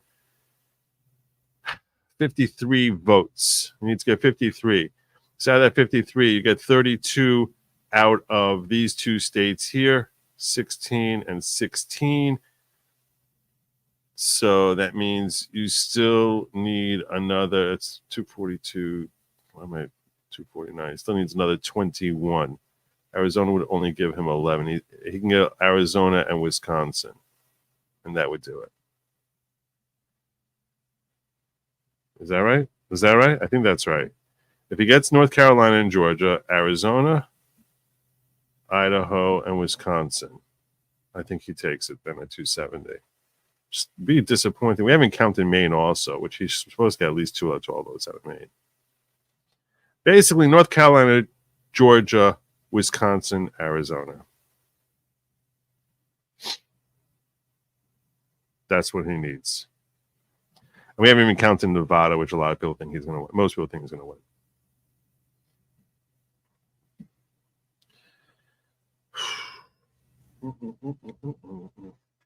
I'm trying to find a pathway without Pennsylvania or Michigan. Without Pennsylvania or Michigan. How does he take it? without Pennsylvania or Michigan. The most likely way for him to take it without Pennsylvania or Michigan would be he gets Idaho for 4. That puts him in 214. He gets 2 more out of Maine. I'll give him whatchamacallit, which that would give him 216. You get 11 out of Arizona. That gives him 227.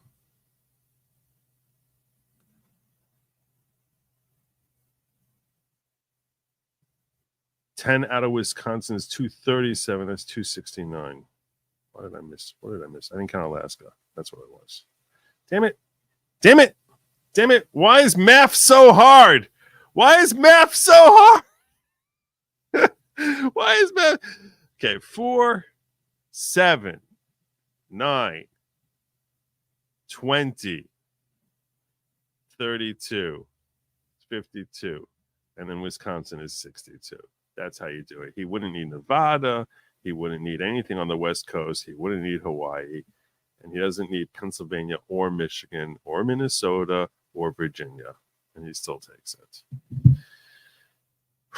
Okay. I'm feeling better. I'm feeling better because I'm cutting out the states that are most likely to cheat.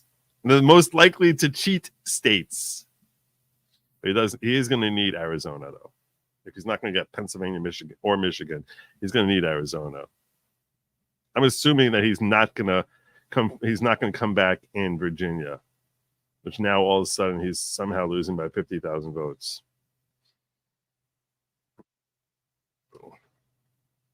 Still holding with 130,000 vote lead, 86% in North Carolina. In Georgia, what the hell's going on in Georgia? What's happening? Well, how's it still 91% of the votes in? This is what Georgia does. F Georgia. I hate Raffensperger. God, I hate that man.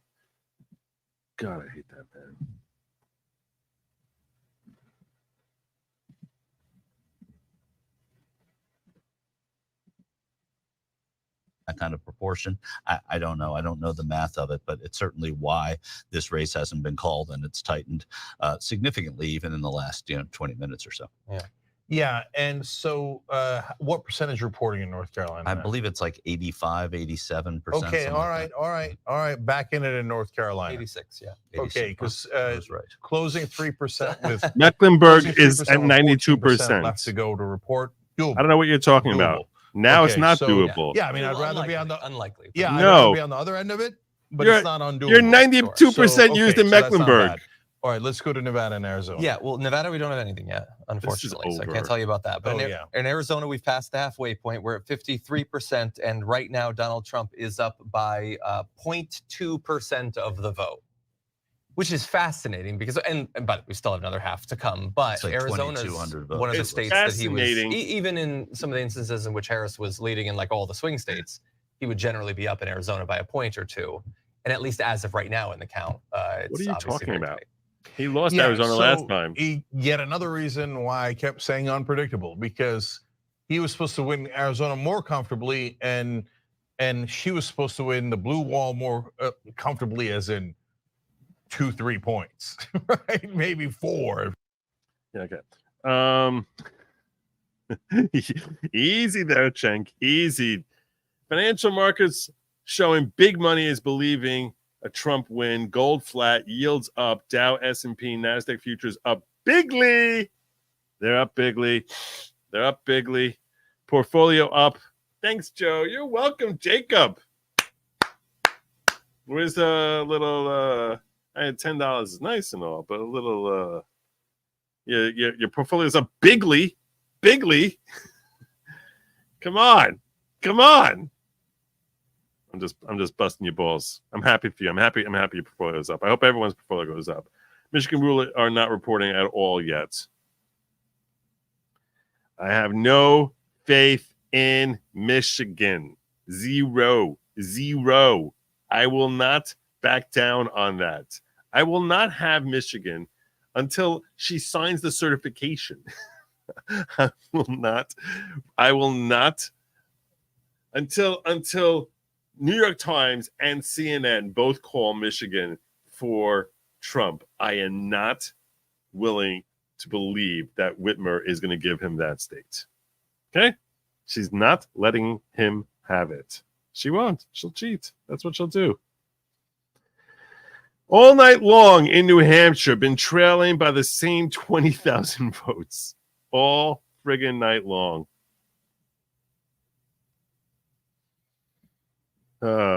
Georgia still leading by 140,000 with 93% returned. North Carolina, he's got 130,000. Trailing now by 55,000 votes in Virginia. Well, the New York Times seems to know what they're doing. I'm not going to kid you. When it comes to elections, they seem to know what they're talking about. I can't deny the fact that they seem to know what they're talking about. They seem to know. They seem to know.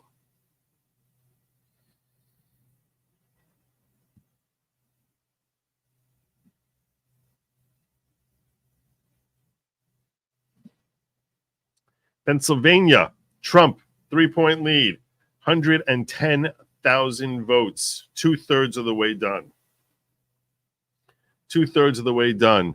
But again, we're always going to focus on these counties right here: Montgomery, Philadelphia, Delaware. Montgomery, Philadelphia, Delaware. This is where the damage comes. This is where the games are played. This is where the Philadelphia County. This is where it happens. This is where the sweating Democrats come in, and they're just like, we need more ballots. We need more ballots. I need more ballots. Where are my ballots? The laugh track season is over. What will she do?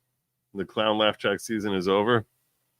We're almost. I'm not calling it yet. I'm not calling it. I'm still on edge. Wisconsin, Michigan usually follow Pennsylvania.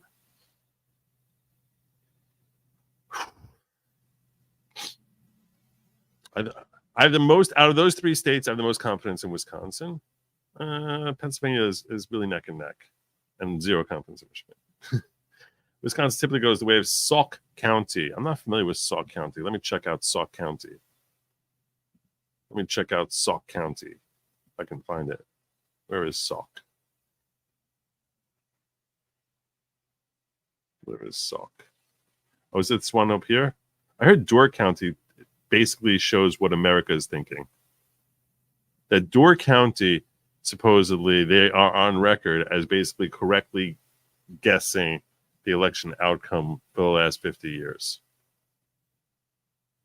So that's Door County.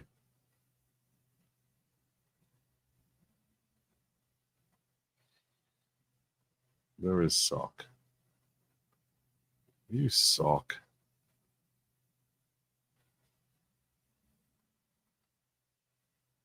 I'm gonna have to look up. I'm gonna have to look up Sauk.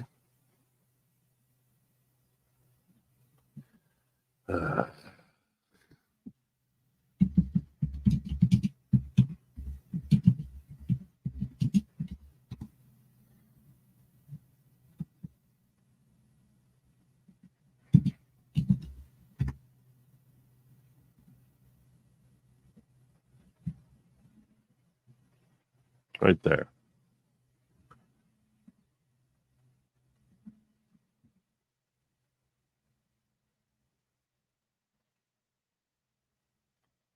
Sauk County, 52-46 for Trump. I'll take it. I'll take it.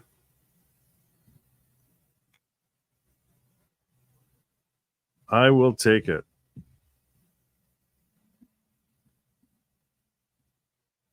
This is a Trump election, unfortunately. I don't know.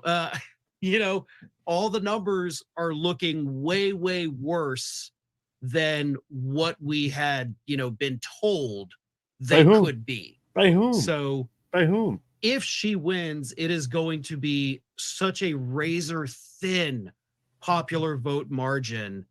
And I don't know that they're going to be able to pull it out at this point. I genuinely don't. I know we got a long time, probably some states we don't even know till tomorrow or after, but yeah, my God, it does not look good right now. I'm probably somewhere between all of you. I'm in the 68.2%. That's not arbitrary. I've done the calculations. I would rather be Donald Trump in this case. Of course, in that event, I'd probably end up jumping into a volcano or something like that. But New York Times saying 87% chance of victory. I agree that simultaneously, 87% Farron, you're right. chance. It's better than some people said it could be, but we should also note it's around where the pollsters said it would be. Maybe not in Florida. He did better in Florida than they thought, although they thought he was going to win Florida. He might be doing better in Texas than they thought, although they thought he was going to win Texas. But all of the polling for Wisconsin, Michigan, Pennsylvania was like within a point. Now, not buying any of it. Wait, not buying that it might come out to within like a point of what the pollsters said? If Trump wins, it doesn't look like it's trending in that direction. So let's acknowledge Seltzer, not full of crap. She's been terrific on full of crap. Acknowledge was it. Wrong about Iowa. Full we don't know where it's going to finish. Like crammed into her mouth. Well, she's not going to win by 3. In her ears, in her nose is more crap. Oh wait, we can stick more in her nose. Got called right away. Not right away, but got called, in good order. So look, the only state where she seems to be doing a little bit better, and I grant you, Michael's definitely right about this. It is a matter of them counting the votes, not, it's not, there's the momentum thing is BS, right? There is no momentum after the polls close. But having said that, right now, the only state where she seems to be doing a little bit better than expected is Arizona. And so if you're only doing better than expected in one state and you're doing worse than expected in all the other states, that's not good news, I'll tell you that. That's not complicated. So look, she can still pull it out. And by the way, Trump people, just because someone is trailing and then they come back and win does not mean cheating. It has happened, I don't know. I feel like I've covered hundreds of elections like that. I'm sure I haven't because it's too many, right? But every election, someone's leading. Oh, then the other person came back. And a lot of the times it's a Republican who came back. Right now she's down by 7 points. Time. So please stop listening to the pathological liar, Donald Trump, the baby who cries every. I'll tell you right now, I don't think she's going to win. I don't think she's going to win. The polling was not favorable. I don't think she's going to win. I don't think she's making this up. I'm being real with y'all on that. I don't see her winning. I can't imagine how they haven't called Texas for Cruz yet. But Carrie's not going to. She's not going to the Senate. Ruben Gallego is going in there. I don't understand Arizona. I can't even begin to understand them. But let's see if he's willing to pay me on my bet. Is he going to pay me on my $100 bet?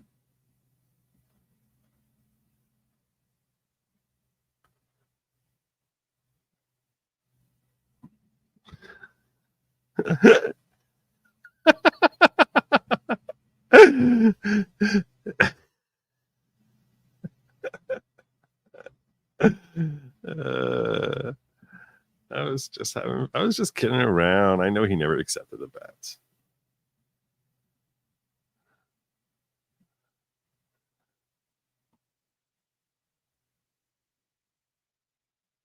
I'm in the Senate still. 14 points. 14-point lead. God. This is so 14-point lead. Donald Trump now has, with 68% in Pennsylvania, he's got a 3-point lead. Michigan, he's got a 4-point lead. Still won't buy it. I don't buy it. 2-point lead, still holding on 60% in. In Minnesota, look at this. 11% of the vote in Minnesota. Minnesota. I don't expect him to win Minnesota. I called Minnesota for Kamala. I'm going to stick by that for now. Maine decided is like wait, was there an what today? Was that today? Was that today? It's so stupid. Oh my God. New Hampshire also pretty slow. Trailing by 26,000 in New Hampshire. Georgia 93% in. 142,000 votes. 3-point margin. I don't see how she's making that up. And 3-point margin in North Carolina, where he's got 140,000 vote lead. That's good. It was down to 100 before. I mean, no, it wasn't. It was at 140. I think it's around right. I think this has been holding steady. 90% of the 93% in Mecklenburg. So she ain't got much more to milk out of Mecklenburg. How much more do you have to?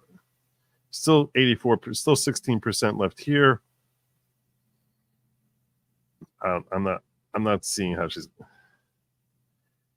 more than 95% in Durham, Orange, Greensboro, 81% in. Yeah, I don't think she's making that up. I gotta tell you, to be fair, that's the polls were all saying 2% in North Carolina. It's 3% margin right now. It's a pretty good job. Pretty good job. Better than they did on Trump stuff in the past. They're saying how the polling was terrible. For Trump elections, this was a better Trump polling election, more accurate Trump polling election than virtually any election, than any of the previous two elections. It's not even close. It's not even close. Much better tonight. Much more accurate. You know, we all kind of assume that, hey, he's going to do much better because they always underestimate him. Maybe they adjusted for it.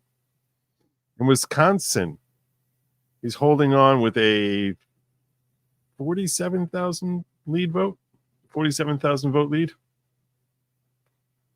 and 2 points.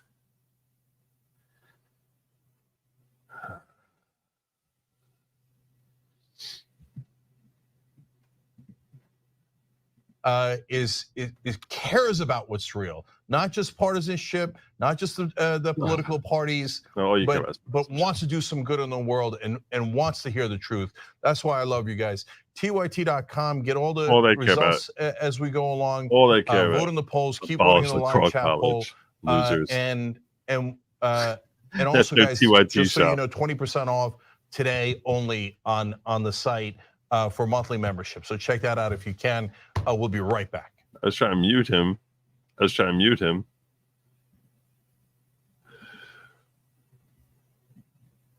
else we got going on here? Oregon suck, northwest of Dane. Yeah, I found it finally. McCormick is up in Pennsylvania Senate Race 2, beating Casey. A multi-term incumbent would be huge. It would be huge. Let's check out the Senate there. I should really look more at the Senate. Look at that. It'd be nice if Trump can carry in the Senate. That'd be nice. Ohio, Marino's doing really well. Really well. Really well. Nice. Knockout Sherrod Brown. Give us the Senate. That's right. We want all three. We want the Senate. We want the House. And we want 1600 Pennsylvania Avenue. They called New Mexico? Really? Really? Oh, that's the Senate race. I get confused when I jump from one to the other.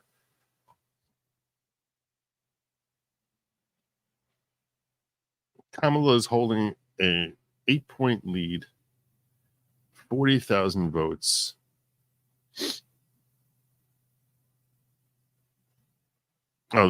California fell. Damn it. Dag nabbit. California fell.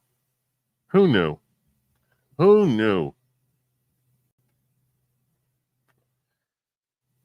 As did Washington. All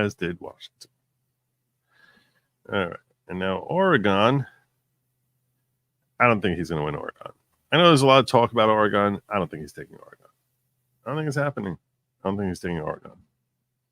He ain't taking Oregon. He ain't taking Oregon. Oh my God. We might really be done with that cackling slut. The cackling slut, which is obviously Cenk Uygur. I'm referring to Cenk Uygur. He's a cackling. These polls close at 10 p.m. Eastern time, and yet we don't know anything. Why? What's going on in Nevada? I know Nevadans get very mad when I call Nevada. I'd wager Carrie Lake does lose. Trump will put her in his administration with a great position. Phrasing. How How close does it have to be for them to print? What do you, I don't know what you mean by print. What do you mean by print? I should check over in the ghetto, see if anything's happening with you folk in the ghetto. What's happening in the ghetto? I haven't even looked in locals. I've been so bad. This is like, it's nerve-wracking for me. The ghetto's dead. That's all right. Locals.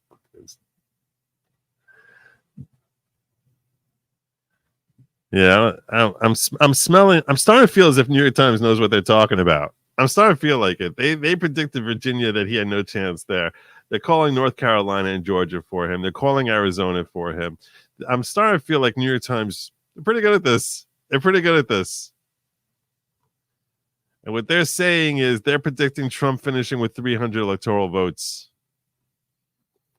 So what they're saying is he's going to take Wisconsin, Pennsylvania, and Michigan, and Georgia, and Nevada, North Carolina, and Arizona. But he's not going to take New Hampshire, Virginia, Minnesota.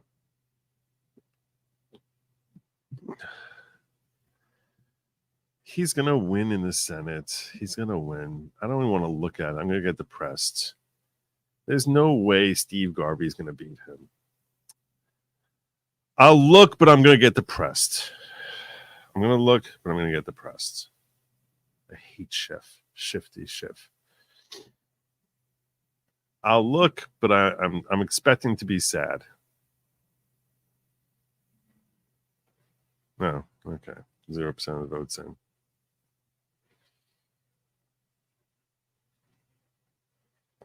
Let's check the House. See if there are any updates in the House. What's going on in New Hampshire? Lilly still trailing by 12. 27,000 votes. So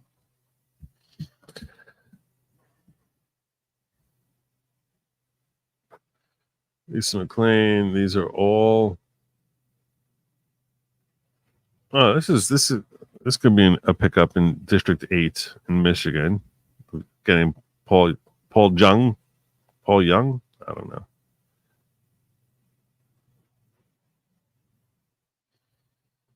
Stupid Rashida Tlaib, racist Rashida Tlaib. I'm sure Minnesota, what's her face, is winning Ilhan Omar. Oh, yeah, they can't count it because they haven't finished harvesting yet.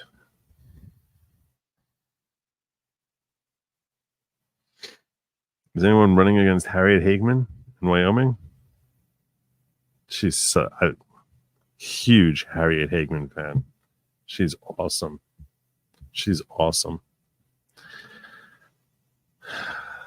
Alexandria Ocasio-Cortez.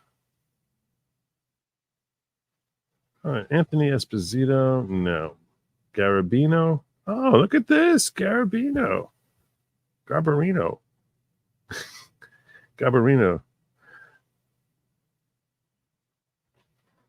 Where's Cortez? Why don't they have Cortez?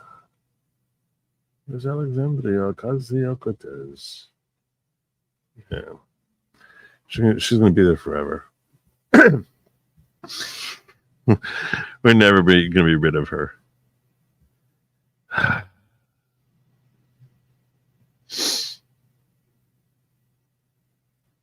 Let's check updates.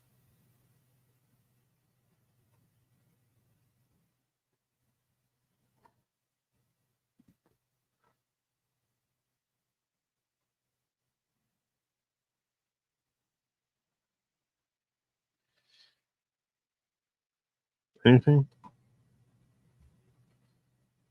Crowd at Howard University, where Kamala Harris is holding her election night party, subdued, nervous, and concerned until monitor showed CNN reporting Vice President Harris won California.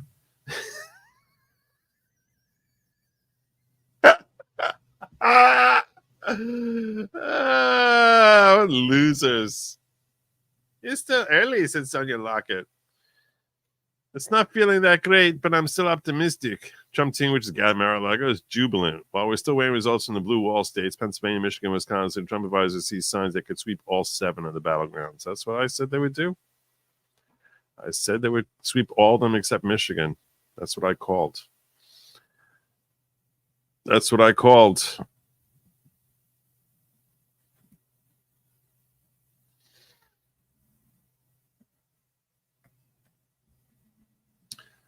Let's check out presidential election. How's it going now? Wisconsin, 3-point lead.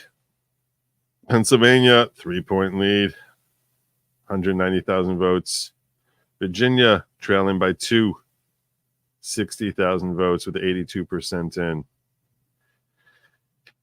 88% reporting North Carolina, 3-point lead, 140,000 votes, 93%. We've been locked here for a while. For a friggin' while. Georgia's, it's like, this is what they did in 2020. It's like all of a sudden, it's like, oh yeah, we have 40,000 votes left to count, and it's 12,000 lead. And then like they give a new tally, which is like counted in 130,000 new votes. And you're like, I think I had 40,000 left. They're like, okay, we're down to the last 70,000 now. You're like, what? You had 40,000 2 days ago. I feel like Turkish in the beginning of Snatch, where it's like you said 3 minutes. You said 5. It's like only 5 more minutes, Turkish. You said 3 minutes 2 minutes ago. This is what Georgia does. I hate Brian Kemp. Oh my God. I can't wish enough terrible things to happen to him. Arizona, 0.2%. This also seemed to have slowed down. Let's see if AP has more updated stuff. Let's check out AP. See if they got more updated stuff. Refresh.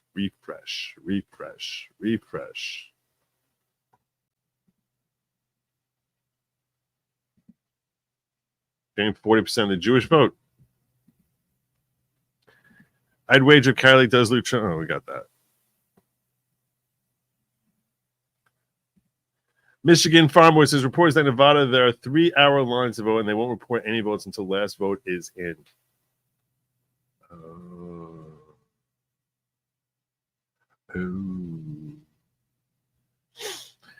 Pam, hit me. You earn your money tonight. Joe. Thank you. Oh, it's my privilege. Are you kidding me? I love doing this. It's exhausting. I'm not gonna kid you, but I knew tonight was gonna be exhausting, and that's okay. We're here till they tell me to go home. I told you. I got like at least 2 more hours here, and maybe much more than that. Maybe 3 hours. Maybe 4. I don't know. I'm here till they tell me that it's over or go home. A ham sandwich could run as Democrat win California, and did. Fox says Trump's game. Oh, we got this. Okay. Georgia's now. This is 252-2388. Fulton County still has. See, this is what they do. We're going to leave over 20% in Gwinnett and 11% in Cobb and 12% in Fulton, and then we're just it's so full of crap. It's so full of crap. Oh my God.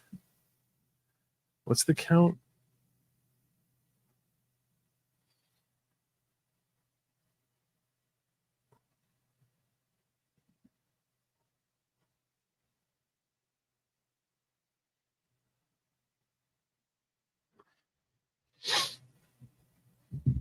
I have a feeling this gray that we're seeing here is what we're going to see for like a long time. Because now we're getting down to states where it's like, okay, these states are the ones that no one was really confident in. We got out of the way all the stuff that everyone knew was going to go this way or that way. I mean, we'll see Alaska go red. We'll see Hawaii go blue. But it's not going to happen for, till 1 a.m. and whatever, midnight. Yeah, okay, fine. But they each got their 3 votes. I guess 4 in Hawaii.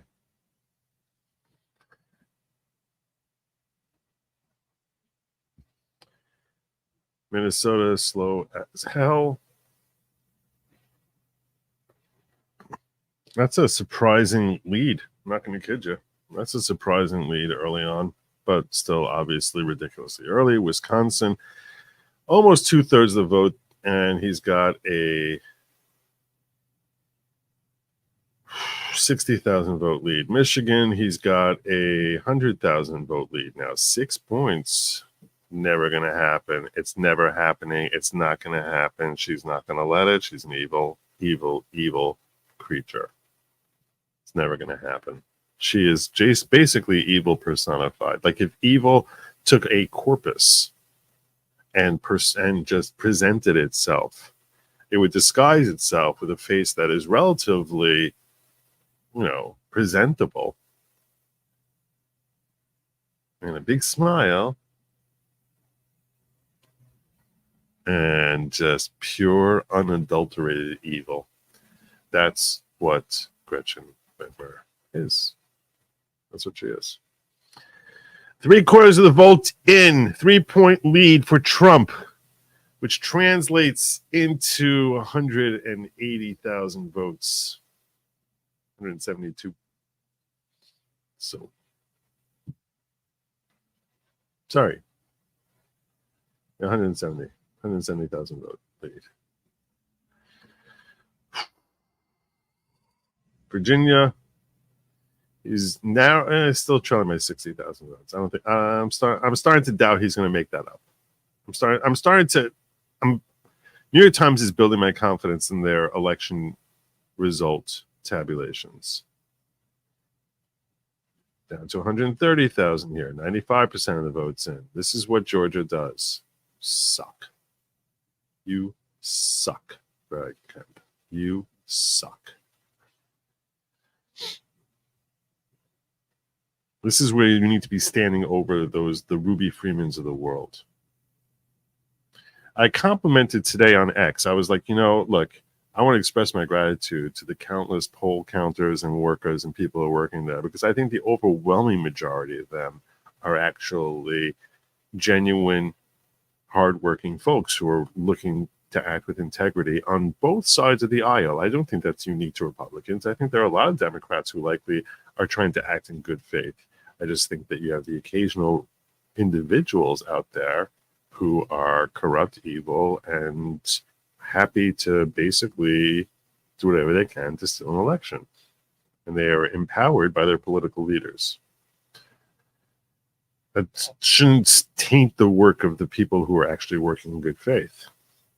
Arizona 904. What's happening here? Why is this on hold? What's happening? Can I get this in the AP? AP, tell me a development here in Arizona?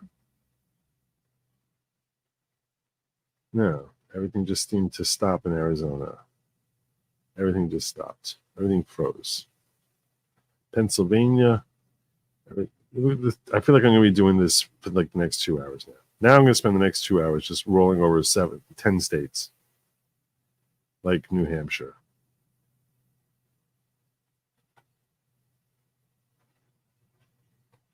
And just watching this pot, waiting for it to boil. This is the aggravating part. They have him at 2:30. What happened? Did they give him something? Is it Wyoming? Was it at 2:30 all along? Did I forget? That's probably right.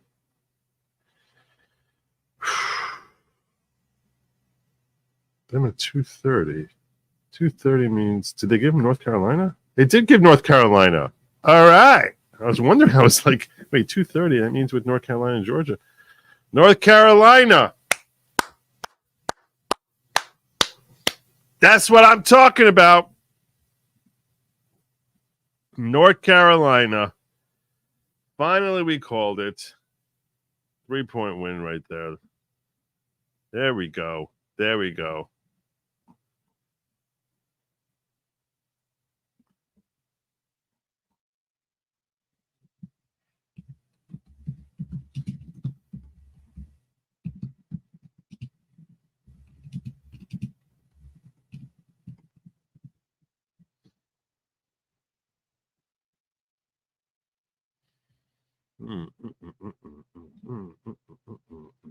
All right. Whew. Okay. All right. 40 more. 40 more.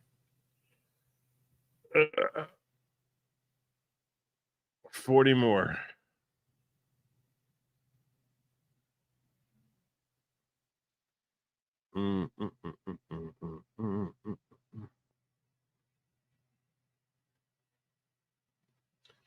Let's check out CNN.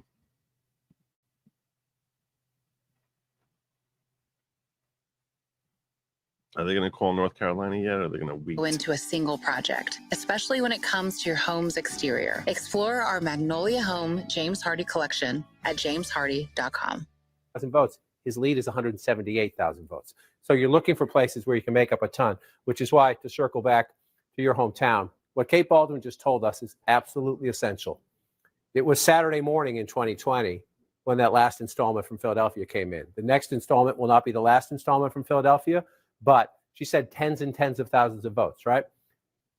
The Vice President of the United States is getting 77% of the vote right now in Philadelphia. They're approaching 70% reporting. All right, you come back in time, the President of the United States was getting over 81% in Philadelphia.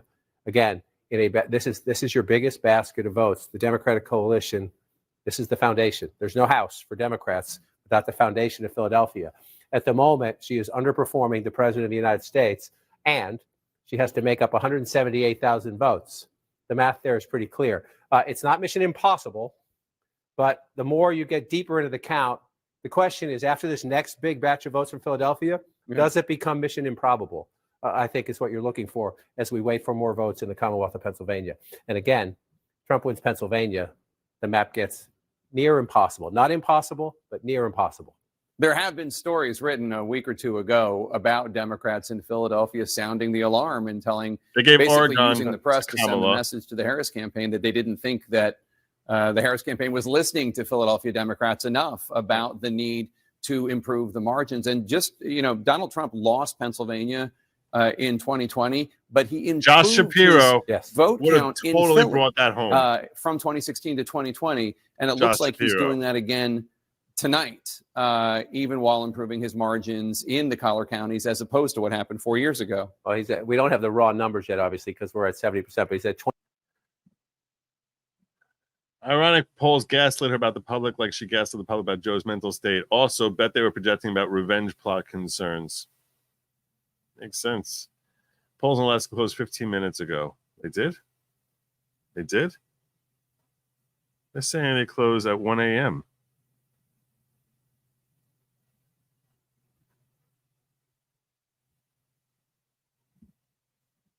I'm just telling you what they're telling me here. I don't know. I know you're in Alaska, so you would know. You would know. I'm afraid simply because of what happened in 2020. Everyone's afraid of that. Everyone's afraid. My bad. They close at 8 p.m. Another hour and 40. Yeah, another 45 minutes. That makes sense. Yeah, that makes sense. Maine's moose and squirrel need to count fast.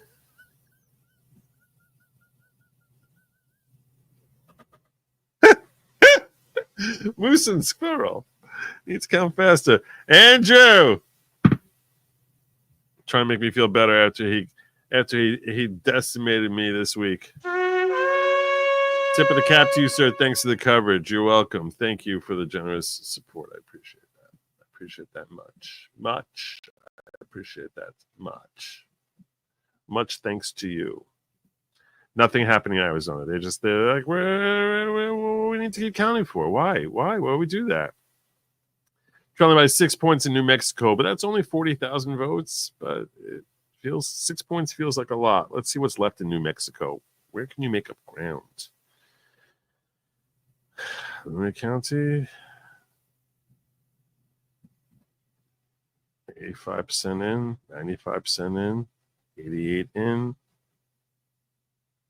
Albuquerque, still haven't heard from Valencia. Starting to look a little rough for him there. It's starting to look rough in New Mexico. New Mexico is not going well. Yes, in the northeast, and in Catron County. Who knows? But I think New Mexico is going to be tough for him. I think New Mexico is looking rough. Looking rough. Maricopa, the infamous Maricopa, is usually a Democrat stronghold, and it's 51-49.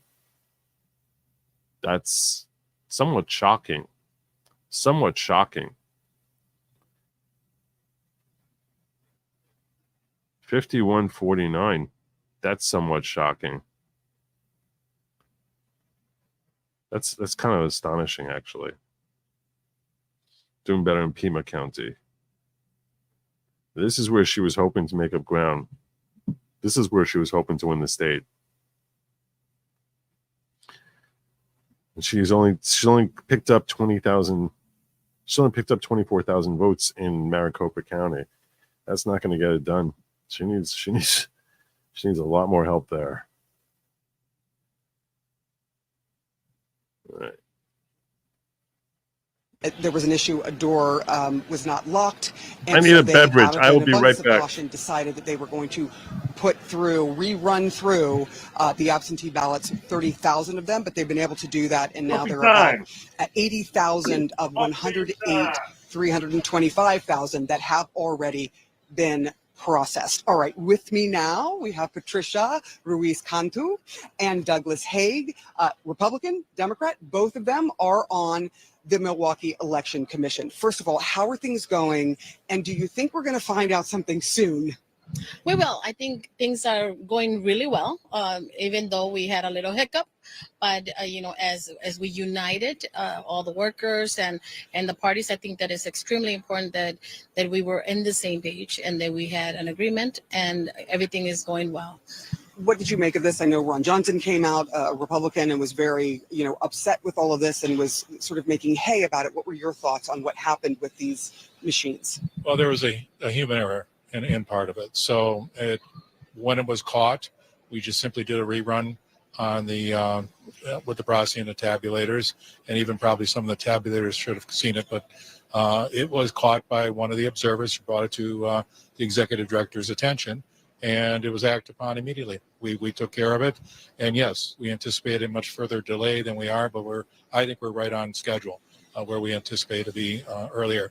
And true, if you can see around and look at the poll workers at work, we both have Democrats and Republicans working side by side, and many of them have been doing this for many years, and they've become very efficient about it, and they're with their integrity from each group. So I think we're going to be getting those numbers fairly soon. I don't want to say as early as we would like, but I think it's going to be earlier than what we thought before we had the hiccup, so to speak. Just to both of you, what do you think of this, the number of voters? Are you seeing the numbers larger than in 2020? And what are you seeing now? I'm not seeing as large as I thought before. But I was doing, most of us were going out to the polls earlier too. The polls were a steady, nice flow. What I did see is a high volume of same-day registrations. That was seen to be a much more increase at all the polling sites, and not just one geographical area, whether it be whatever demographics, but it was all over that was encompassed. And I talked to each chief inspector, and that is the area that I saw a much increase in the participation of same-day registration. Same-day registration. We saw that also in Cedarburg today. A lot of people coming and registering and voting. Thank you both so much. We should just make very clear, you heard it here from a Republican and a Democrat who are election commissioners, that there was an agreement. This is going to be a free and fair election here in Milwaukee. People are watching every single bit of this and agreeing that things are going as smoothly as possible after that hiccup earlier today.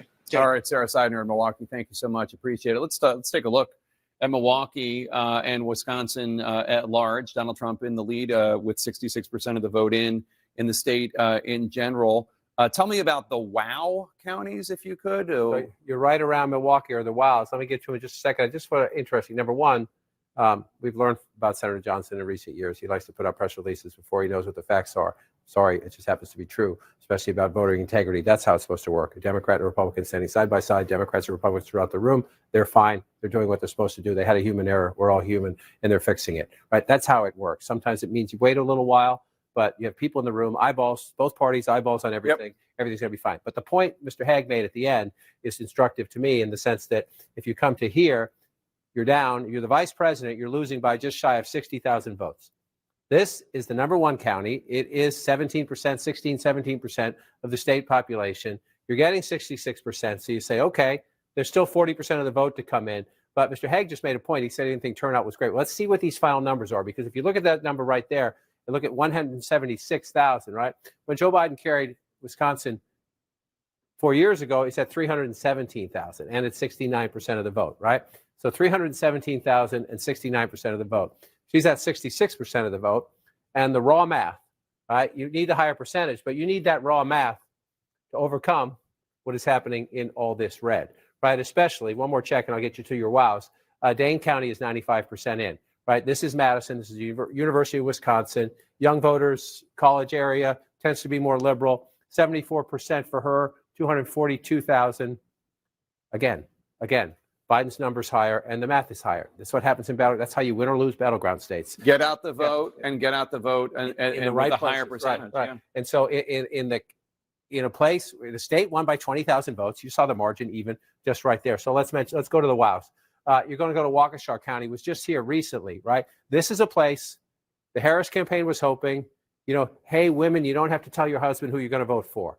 If you believe in reproductive freedom in a conservative county, vote Harris. Just don't tell your husband about it. This is one of the places they thought the Dobbs decision, reproductive freedom, abortion rights, would help them cut into the margins. Well, we're at 91%. We'll see. But 40% is her number. If you round that up, we'll go back in time. It's a tiny bit, but it's not a significant jump from where the president was 4 years ago. And Trump's at 50, 60% if you round up then. He's at 59. So a little bit, maybe a tiny inroads there for her. So you're moving around up here. You go up to Washington County. This is a big 70% of the vote here for Trump. Let's just double check it and come back. He improved. Up a little bit. He improved a little bit. And then you come over here to the O. I did wow backwards for you there. I put the O at the end. Yeah. But you come over to Ozaki here, and the former president is at 55% of the vote in 2020, and he's at 56, roughly the same, but a little bit, So Trump is not underperforming. It's maybe within the margins, but when you see that well behind where President Biden was, and now you're waiting on this. I mean, there are some other small things. Let's take a look and see what else is out there. But as you can see, the biggest thing is here. And some of these votes up in here, if you're in the Trump campaign, we're talking about, can she come back? But if you're in the Trump campaign, you're also saying, do we have a cushion? Is there more coming in for us? And the answer is yes. They got all that Green Bay vote. The answer is yes when you look up there. So the next thing we learned from Milwaukee is how many votes, what is her percentage, how does it affect the statewide math, and then how much is left? Yeah. How much is left? In your biggest area, you have to turn them out. Because then again, I just want to come up here and look at this. Again, Brown County, this is Green Bay, blue-collar workers. Trump's getting 61. The vice president's getting 37 or 38 if you want to round that up. That matters. Oh, my God. That matters. He almost shot almost 10 points. Right. 9 points. Right. In a battleground state, he's up and she's down in a place where, if you're the Harris campaign, the Biden campaign, you're not going to win here. You're not going to win here. But if you make it that race, if you make it that close instead of that close, you get a better result, period. It's simple math. Let's go on to the third of the blue wall states, Michigan. Jim Sciutto is at a vote counting center in Detroit. And Jim, you have an update on the vote in Wayne County. Tell us. Well, let me tell you, we've been in touch with the Secretary of State's office really every few minutes here, trying to figure out when we're going to get another batch of Detroit, of course, the surrounding Wayne County votes. And we're told very soon. They won't put a figure on very soon, but very soon. We know they're working hard, calculating those numbers, counting those votes, and that there have been no issues. They're not encountering any issues with machines, et cetera. This is just a process of getting the work done. We've also been in touch with Macomb County, where we were outside of Detroit earlier today. They are also expecting, they say, another batch of votes to be reported quite soon. And here where we are in Detroit, this is the location where they've been counting the absentee ballots. Just in the last hour, another 2,500 or so absentee ballots came in. That brings us pretty much to the end of the 100,000 that they've expected. At some point in the next hour, we'll see another U-Haul truck come in so with while the I was remaining out, absentee ballots that they've collected from drop boxes around the city here. apologize for that. While I was out, Lady Lawgic tells me they gave her New Mexico. That's what they're saying. New Mexico went to her. That's what I just was saying. I'm not seeing New Mexico come his way. Not sure who gave her New Mexico. I don't see him making up those 6 points. Gonna be tough. Really? Nothing? Nothing? Nothing? All of a sudden now she's got 120,000 lead. She's got 120,000 votes in Virginia. Okay. Okay. I don't know where that came from. Pennsylvania, 3-point lead, holding on there. 190,000 votes. Michigan, we don't care about. Wisconsin, he's good down to a 73,000 lead. All right, 3 points. That's not bad. That's not bad. Michigan, 5-point lead. I don't know why I'm looking there.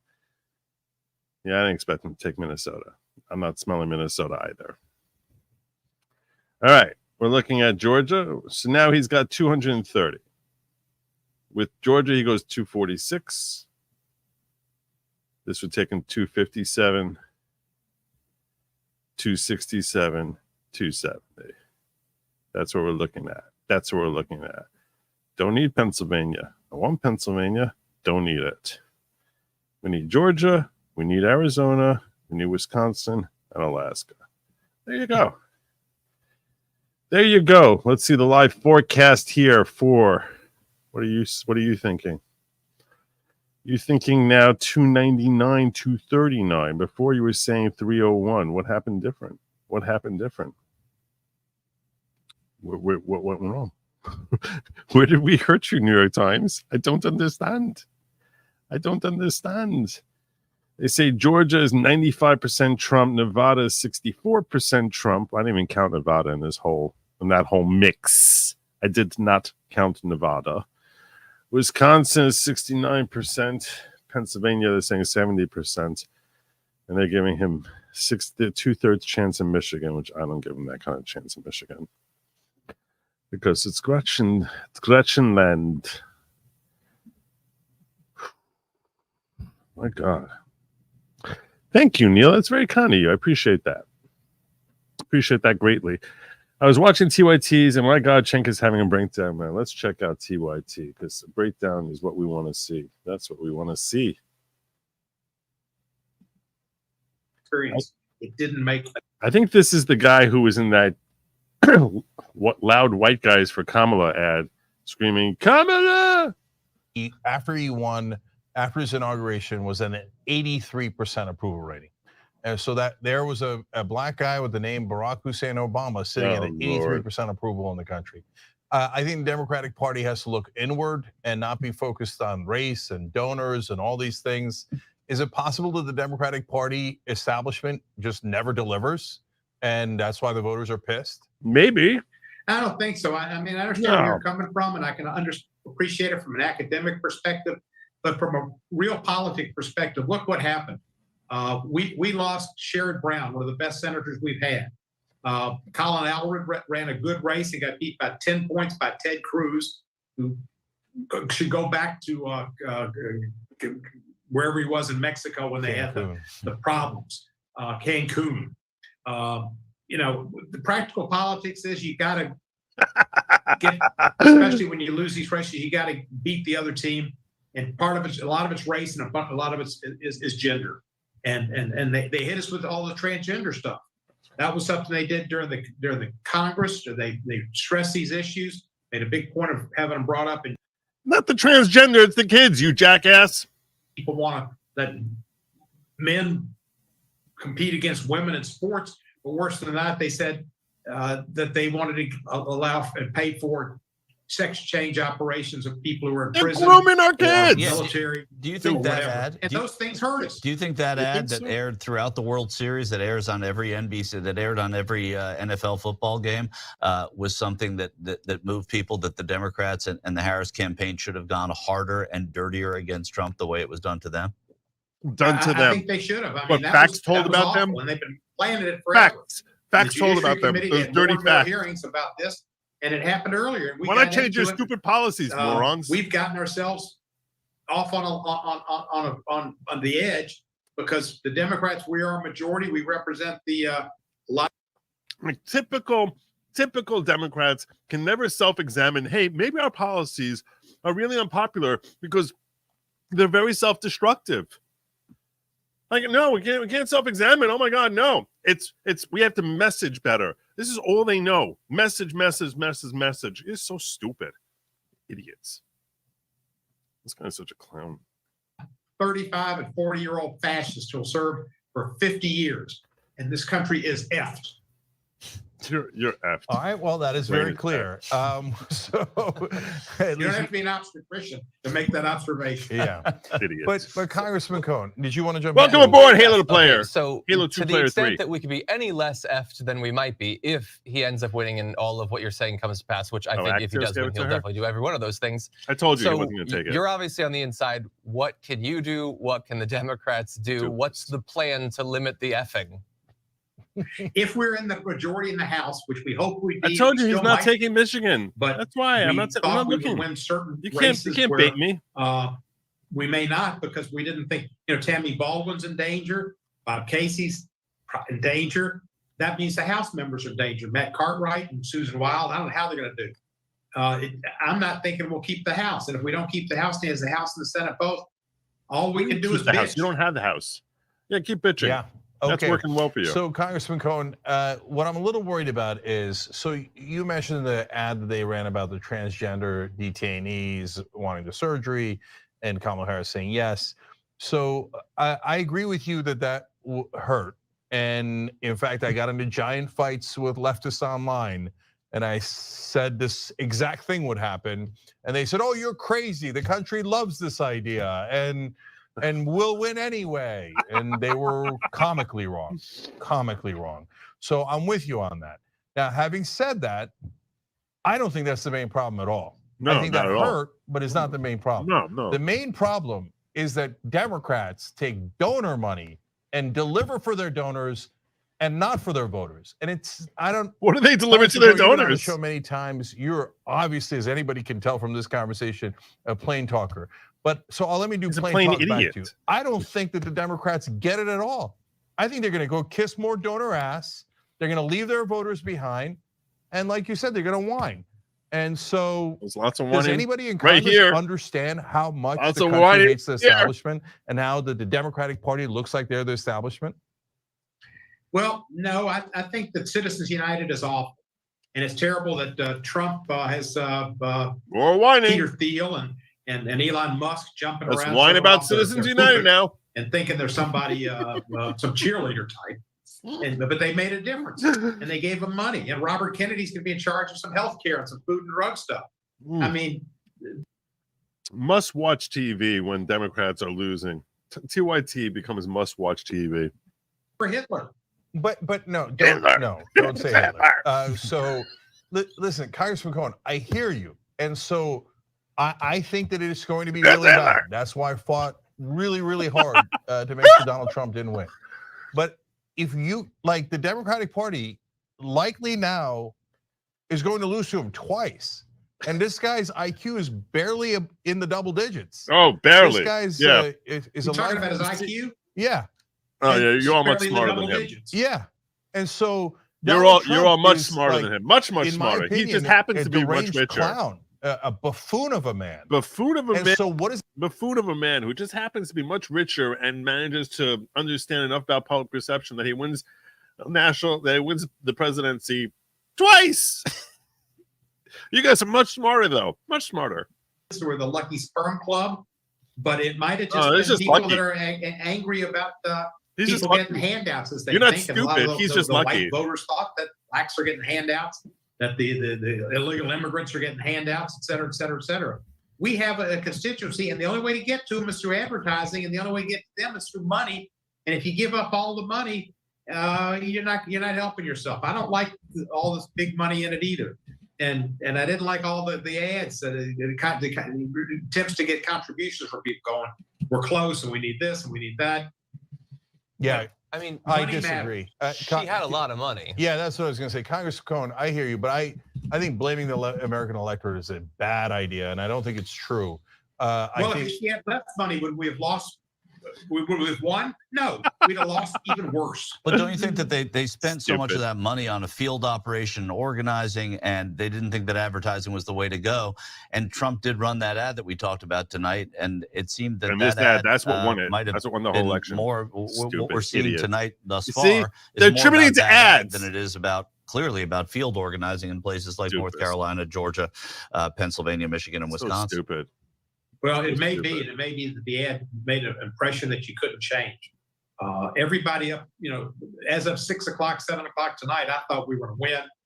Because you were an idiot She had then, momentum. and you're But an she was idiot now. Optimistic and joy. I said it was a In different Nevada, joy and we oy. say She was joy and Trump was Nevada. oy. Well, oy vey won. Yes, that's Well, not yet. He hasn't. Last thing on this Nevada. is, like, I always so said Nevada. I hear what's going on. I hear that Nevadans there's yelled at something me. that Trump wasn't beaten. But don't the Democrats, doesn't the party have to look inside and say, we've lost to this guy Oh, yeah, twice. okay. We Yeah, almost maybe- lost maybe him you 3 suck. times. We lost Maybe him you twice suck. if this is how it shows Maybe up you tonight. really suck. And we need like serious institutional change within our own party. Where would that start? I mean, obviously, you're not going to undo leadership. I don't and think you're not he's an gonna- idiot. but what has like I where? Well, I mean, it doesn't happen overnight. It doesn't. The leadership doesn't lose But overnight. maybe we should But reassess. I mean, Maybe it's what time I'm to saying is reassess. what has to happen from the inside out, because we're not This is privy for to you. that stuff. Anthropic I don't Android. know that I'm privy to it either. And Because we've had that's way leaders, and we've outside got some of the same people over and over, and they're smart guys. John Podesta's a smart guy, and Actually, some interesting Gonzalez results. is a smart guy. Michigan, Wisconsin going red. people that ran the That's what campaign breakdowns are as well. and they do Oh, know let's their check- politics. yes, They know how to let's see do what it. Axiom has got for I don't us. think if you're thinking that we needed Bernie Sanders and a Bernie Sanders type campaign, maybe universal health care maybe that would have made a difference, and maybe it's the issues. And I've been for universal health care, and maybe that would have got some of these people that are upset with the. Marina what's flipped going on Ohio now. Senate seat. And Nice. The Democrats that are Republicans. Nice. As Huey Long I did, just waiters taking the soup from the same kitchen, prepared by the Wall Street chefs. One coming out from the left side, one coming out from the right side. Let's Huey check that. wasn't necessarily wrong. I look at Did they Huey's call it for him? statue in Congress. Oftentimes, I They think call it Huey, for him. you weren't wrong. They call it Bernie Marino. Well, Congressman Cohen, I'll leave on this.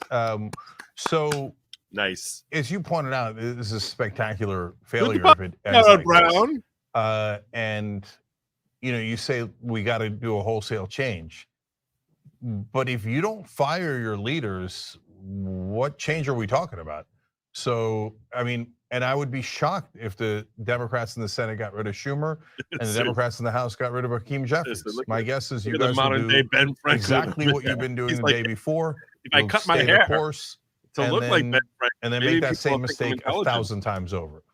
How am I wrong? Is there any chance those two leaders will be Popular removed? vote is looking nice. I haven't been Probably looking at not. that. But I'll tell you about Hakeem. Hakeem is very smart. He's effective. He's a good orator. He's smart as he can be. He keeps the caucus together, and he'll do a good job as unfortunately, as a minority leader, not as a speaker. I don't know who you would suggest to replace him, and I can't think of a person that would be a good choice to replace him. Yeah. Look, we keep talking about how the Mike Democrats Rogers doing failed, well. and you're Maybe he saying can that beat these Slutkin. are smart folks. I don't see it. I don't see it at all. And I see Hovde. people who lost to Donald Nice. Trump twice. I don't think that's smart. Well, Hakeem Jeffries didn't lose to Trump twice. I'm not He's sure. lost the House, didn't he? Casey. No, I not mean, yet. not yet, but he's probably going to lose more in the House. Nice. And there's going to be no Well, he might. consequences. I don't know. We ran. I Who think the we ran hell a is good Angus campaign. I think Susan Del Bene did a great job raising money and getting support and put parcel out to people that needed it. I hope we can pull that off, and that's our last hope because it's our last line of defense. You're in trying such to a crazy stop old Trump creep, Ben and Franklin. doing even more because he can do a lot with his executive abilities and his appointment powers, and that's enough to scare How the soon we hear President Jesus out of Biden pardon anybody. Hunter? Oh, he's totally going to pardon Yeah, him. I think you guys are And gonna I get wouldn't blame steamrolled. him. I said this over and over again when I was covering this story 6 months ago. I was like, let me tell you something. If I was president and my son got convicted on a federal crime, I would pardon him. And if your son got convicted on a federal crime, you would pardon him too. That's what you do. You would do it. So is it gross and disgusting? 100%. Would you do it if you were in that position? 100%. Recognize you would do it. If it was your kid, you would do it. You would. Especially if your political career is over. You're retiring. You'd be like, I don't care. You're basically like, you guys, there you go. Here's your pardon, buddy. Here's your pardon, boy.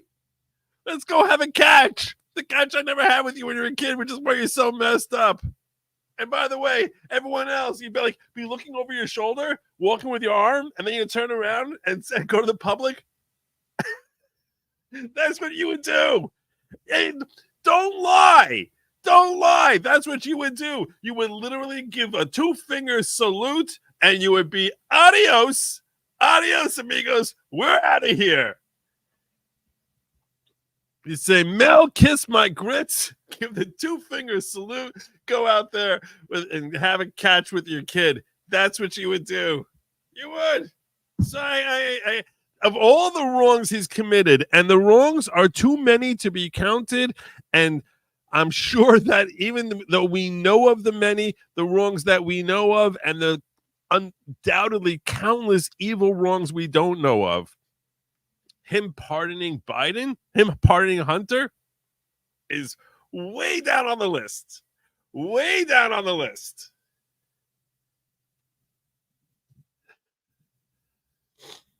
You like. Well, look, here's Congressman Cohen won 10 elections.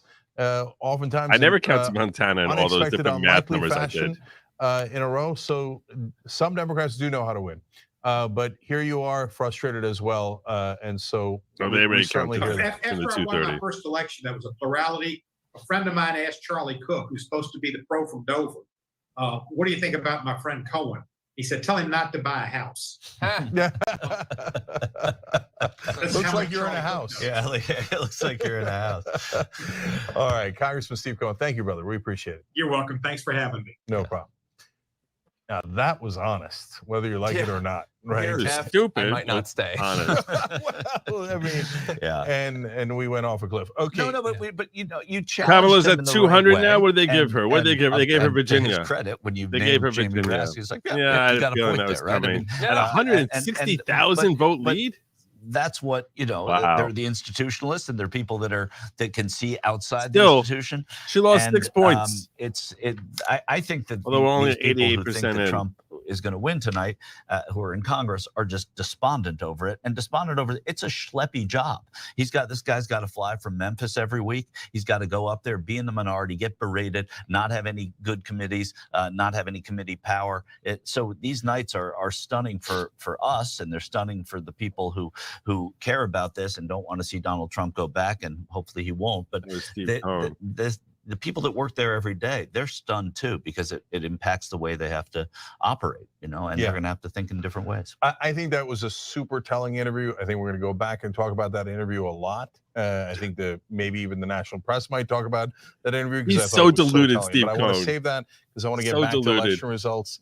So, John, Virginia, It's been called. it's called, Yes. right? Yeah. So Virginia goes for Kamala Harris, as expected. Took a little longer than expected, but good. Still holding. It's not over. And she's up by 4 with 12% still to come in. I'm So gonna it didn't point get- it was out right tighter- now- It was significantly tighter earlier. Yeah. So she might even pull away. Potentially, so yeah. We'll see. The trend is in her favor. And I Yeah. don't know if we had said it before. I'm just going to but point Ted out Cruz where was we're at called as right well. this second. These are the 230 electoral votes that he got in 2020. That's the map we're looking at. The rest of this map was blue. That's my recollection, as I'm pretty sure. Well, let's look at the electoral map.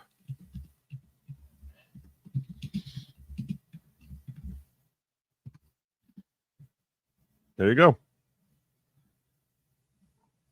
This is what it was. The exact same map that we're seeing right now. This is what it was. Oh, gosh. Close. Lord. Close. Dang nabbit. Like you're giving me like some Grace thing here or something. Go to Wikipedia. I'm just as good as you, idiots. This map we're looking at right here is this map. They got 232. You give them Maine, and that's it. That's what he got last time. This map. And we're waiting for these states to start falling. We've been waiting for 4 years for these states to fall. Waiting for 4 years for these states to fall. He got 2 in Maine last time. That was his 232. He's at 230 now. These states were all blue in 2020. Wrongfully, but still, that's how they were called. And that's where we're at right now. That's where we're at right now. Every state he's won so far is states that he got in 2020. Right now, we're waiting for that first state to be like, we're flipping. We are flipping. That's the state of the election as of, let's call it midnight post-election. He basically has held serve so far. He's expected to win Pennsylvania. He's expected to win Wisconsin. He's expected to win Georgia. He's expected to win Nevada and Nevada, whatever you want to call it. He's expected to win Arizona. I don't know where Alaska is. What did he take us? Am I mistaken? Because because Florida now has an extra electoral vote. That's what it is. It was 30, and Texas has 2 more electoral votes. That's why he has an extra 3, because he had Alaska last time. Now we have an extra 3 because there's 2 more in Texas and 1 more in Florida. It was 38 and 29 back then. So you can count Alaska as being red, but basically he's held serve, and now we're waiting. Now we're waiting. Which of these states is going to be the first to fall? Famously, Bush W. was mocked for calling Nevada back in the day grounds for dismissal. I guess so. They're getting roasted in their chat. I know it's hilarious to watch. It's hilarious to watch them. They get so roasted in their chat. But if Donald Trump wins, we don't do any of that because Kamala Harris is not a whining bitch You're like Donald Trump. Conceding tonight? She's not a pathological liar like Donald Trump, and she doesn't want to destroy democracy like Donald Trump. I don't have a lot of love for Kamala Harris, and if she loses tonight, you're going to see how little love I have for her. I thought you kind of like being grew to like here for it. No, I never grew to like her. I thought you. That's why I said it's not over yet. She's an enormously uninteresting, insipid establishment Democrat. Insipid is yeah. It's not. It is. I mean, my God, is she insipid? Okay. There's a particular spin in it that I would apply to a person like Ted Cruz, I think. No, insipid is just dull and uninteresting. I don't think that's Ted Cruz. Okay. All right. I insipid. Yeah, I do too. Yeah, maybe I'm getting it wrong. Anyway, by the way, I don't think that's what insipid who's going to hold means. the blue wall? Man, you guys are more pessimistic than I am. 82-18, Donald Trump. Damn. So I wouldn't go that far, guys. So the blue wall is still possible. Geez, and Lord mercy with over 51,000 votes there. All right, keep voting. We'll be right back. And why is Arizona? Oh, they started counting their votes again. This moved by like 2,000 votes. I don't know what the hell's happening here. Just keep fighting forward. This idiot on this. Let's check out CNN and what they got going on here.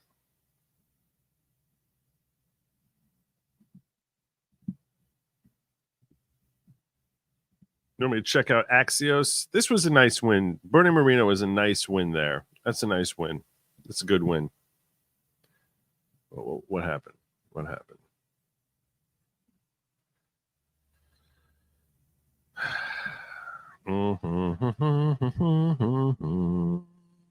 Just to update you on New York Times odds to win the election live forecasts. Let's give you that first, and then we'll check out. But they say they're putting him at a 91% chance of victory right now. 91%. I'd say, look, if I told you on midnight election night, the New York Times would have Trump at a 91 or 89 now, at an 89% chance, I think you take it. I think you take it. I think you would take it. You wouldn't like the fact that it just went from 91 to 89, but I think you would take it.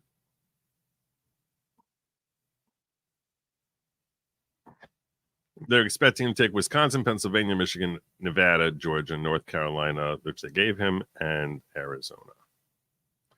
and they're seeing him finish with 301 electoral votes. So,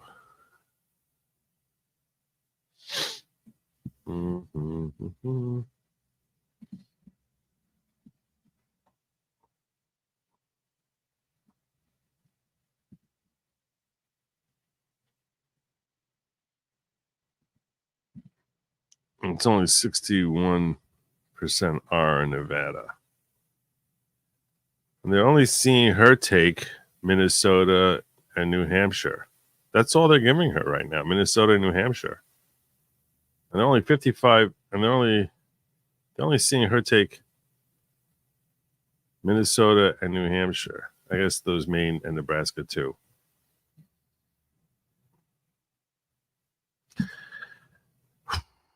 We're just waiting for that first one to fall. That first one falls and everything starts to feel different.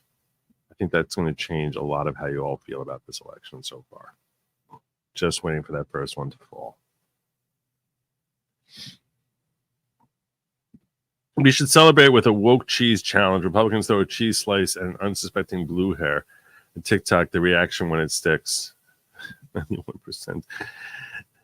Isn't 99% or better yet 100%. That's true. This is true.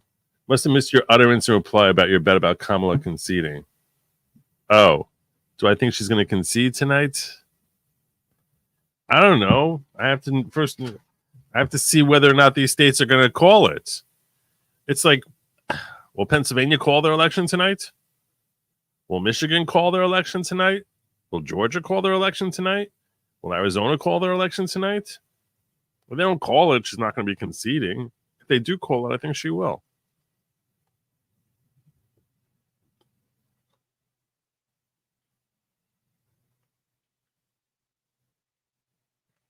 I think she would have to see it called like 280 electoral votes before she would concede. I don't think at 270 she will, just in case something happens. But I think at 280 she would.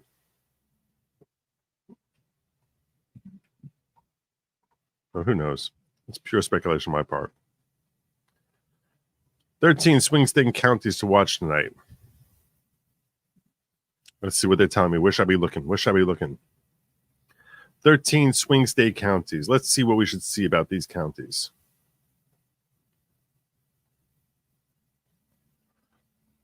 Baldwin County, Georgia. Located in central Georgia, Baldwin is primarily a rural county with significant black population and 2 colleges, far from the state's major metro centers. All right. And Fayette also. So let's check out those two, Baldwin and Fayette. Okay. Let's check it out. Let's see how it's doing. Georgia. Fayette, I know, is right here under Fulton.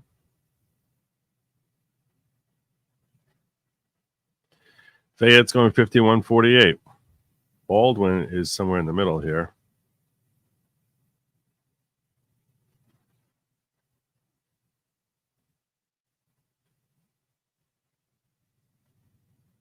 Macon, Crawford. Where's Baldwin?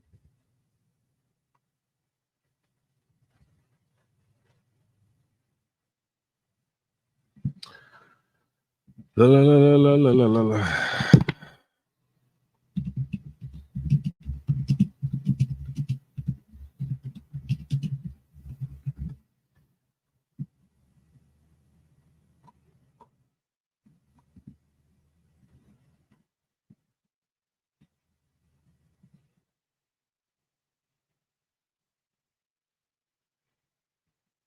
They're Augusta.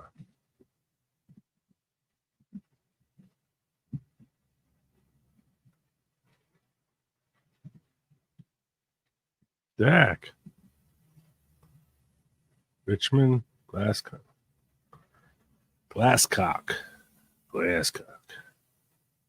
Johnson, Chulton, Cadler, Chulton. What? This is so stupid. All right, it's shaped sort of like a fish. Let's find the one shaped like a fish. I feel like I'm playing a game here. Is it? It's Lawrence. Where are you, Baldwin? Where are you, Baldwin? Bibb County. feel really stupid now. Is this it? Ben Hill. Where is Baldwin? Well, it's near Augusta. There you go. Richmond, Columbia. Okay. Can I do a search for crying out loud? No, that's totally not possible.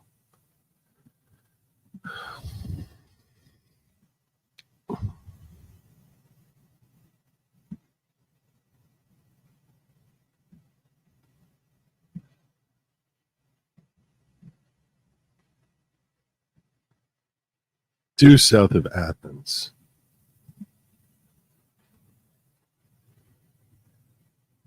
There we go. 51.49. That took a long time. That looks very different than what they made it look like. That looks nothing like what I thought it was going to look like. All right. So Baldwin is 51.49. What else am I supposed to be looking at here? God, that took a long time. We looked at Fayette. We looked at Fayette, Carabosse County, North Carolina, and Nash County, North Carolina. Carabosse and Nash County, North Carolina.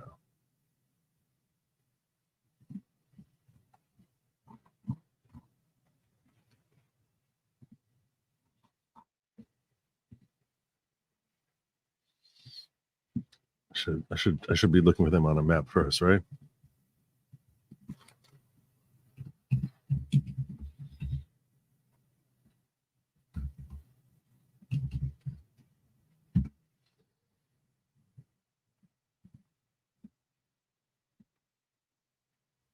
Right there. The little red one there.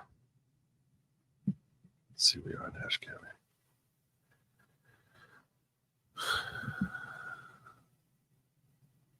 There's Nash. 51.49. We're seeing a lot of consistency here that he's just slightly ahead in all of these pivotal places. Just like 2% ahead, like everywhere, like very consistently, very, very consistently. What was the other one? Tell me to look at here. Carabosse. Where's Carabosse? Carabosse. Over here. Right over that little dip.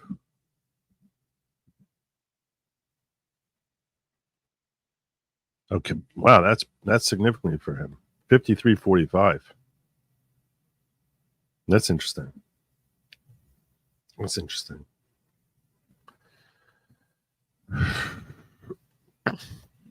What else are we supposed to be looking at? Muskegon, Michigan. Where's Muskegon?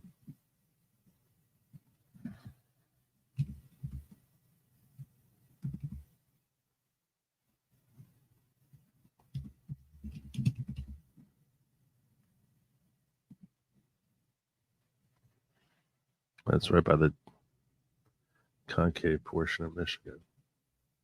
I don't think that's reported yet. I do not think that's reported yet. At least it hadn't been very much reported. Yeah, it's only 29% of the votes are in. What else you got for us? Axios, who else was?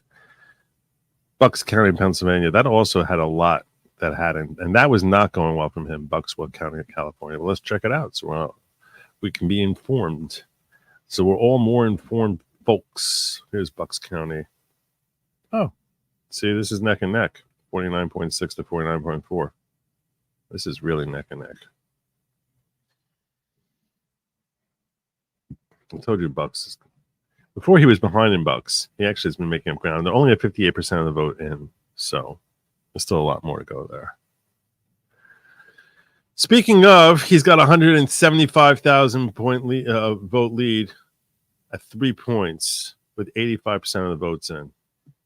How much left in Philadelphia? Montgomery is 73. Philadelphia has 86. See, they hold back Philadelphia. I know how these mother effers work.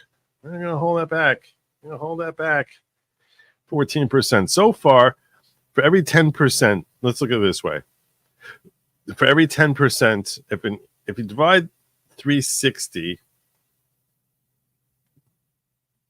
so that basically means that if you divide it by 8, so in that case, it's made 350 divided by 8. So basically, you're saying she's making about 42,000 per 10%. So you would think that Philadelphia alone should be good for like another 50,000 votes in her favor, which would put her at 2.9. Just if we ignore the rest of the states, that'd be 2.9. Then you have Montgomery County. So you're talking about another 50,000 votes in her favor. So that would put her at 2. Let's say Philadelphia puts her at 120,000 votes down. Then we can look at Montgomery. Montgomery, basically, she's making at a rate of 61.38. So if they have another 80,000 votes, it's looking like 70,000. I don't know where they think they're. I don't know where they think they're getting this from. I don't know how they think they're making up the 170, unless they're planning on playing games here. Chester County.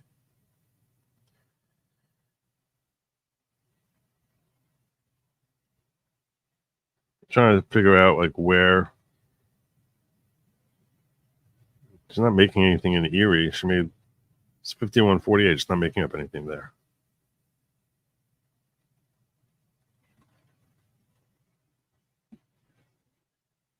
How's it only 87% of what's not been counted? Columbia County.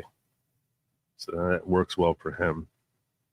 Montour County works well for him. I'm looking at the ones that have less than 80% counted to try and figure out which kind of votes are coming in still. Cambria, but I don't think Cambria is going to be as strong. I don't think she's picking up anything in Cambria. I think it's at best going to be a split. Allegheny, I don't see where she's picking up these 170,000 votes. I'm seeing another 50, 70 out of Philadelphia, another 30 or 40 out of Montgomery. That's it.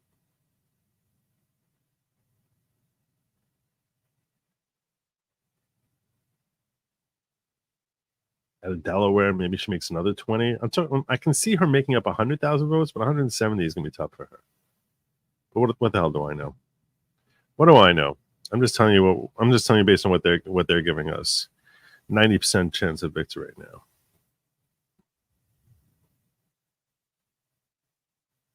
And again, he does not. She needs Pennsylvania. He does not.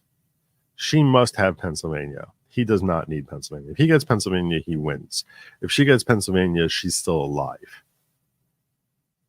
As long as he gets Georgia.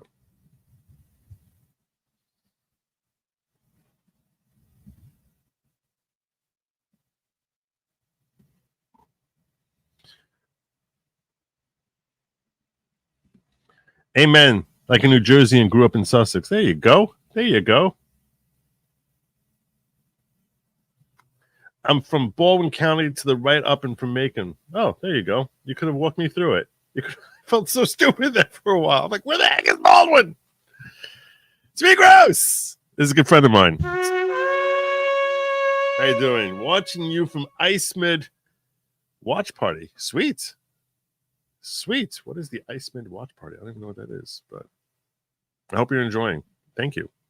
Thank you. I think we got this. New York Post has county search feature.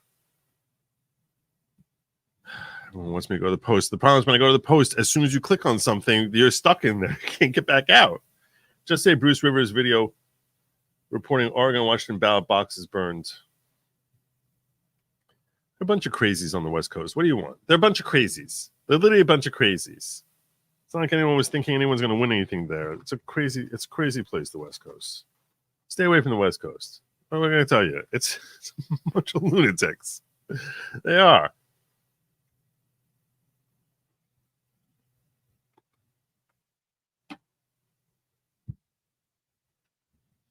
All right.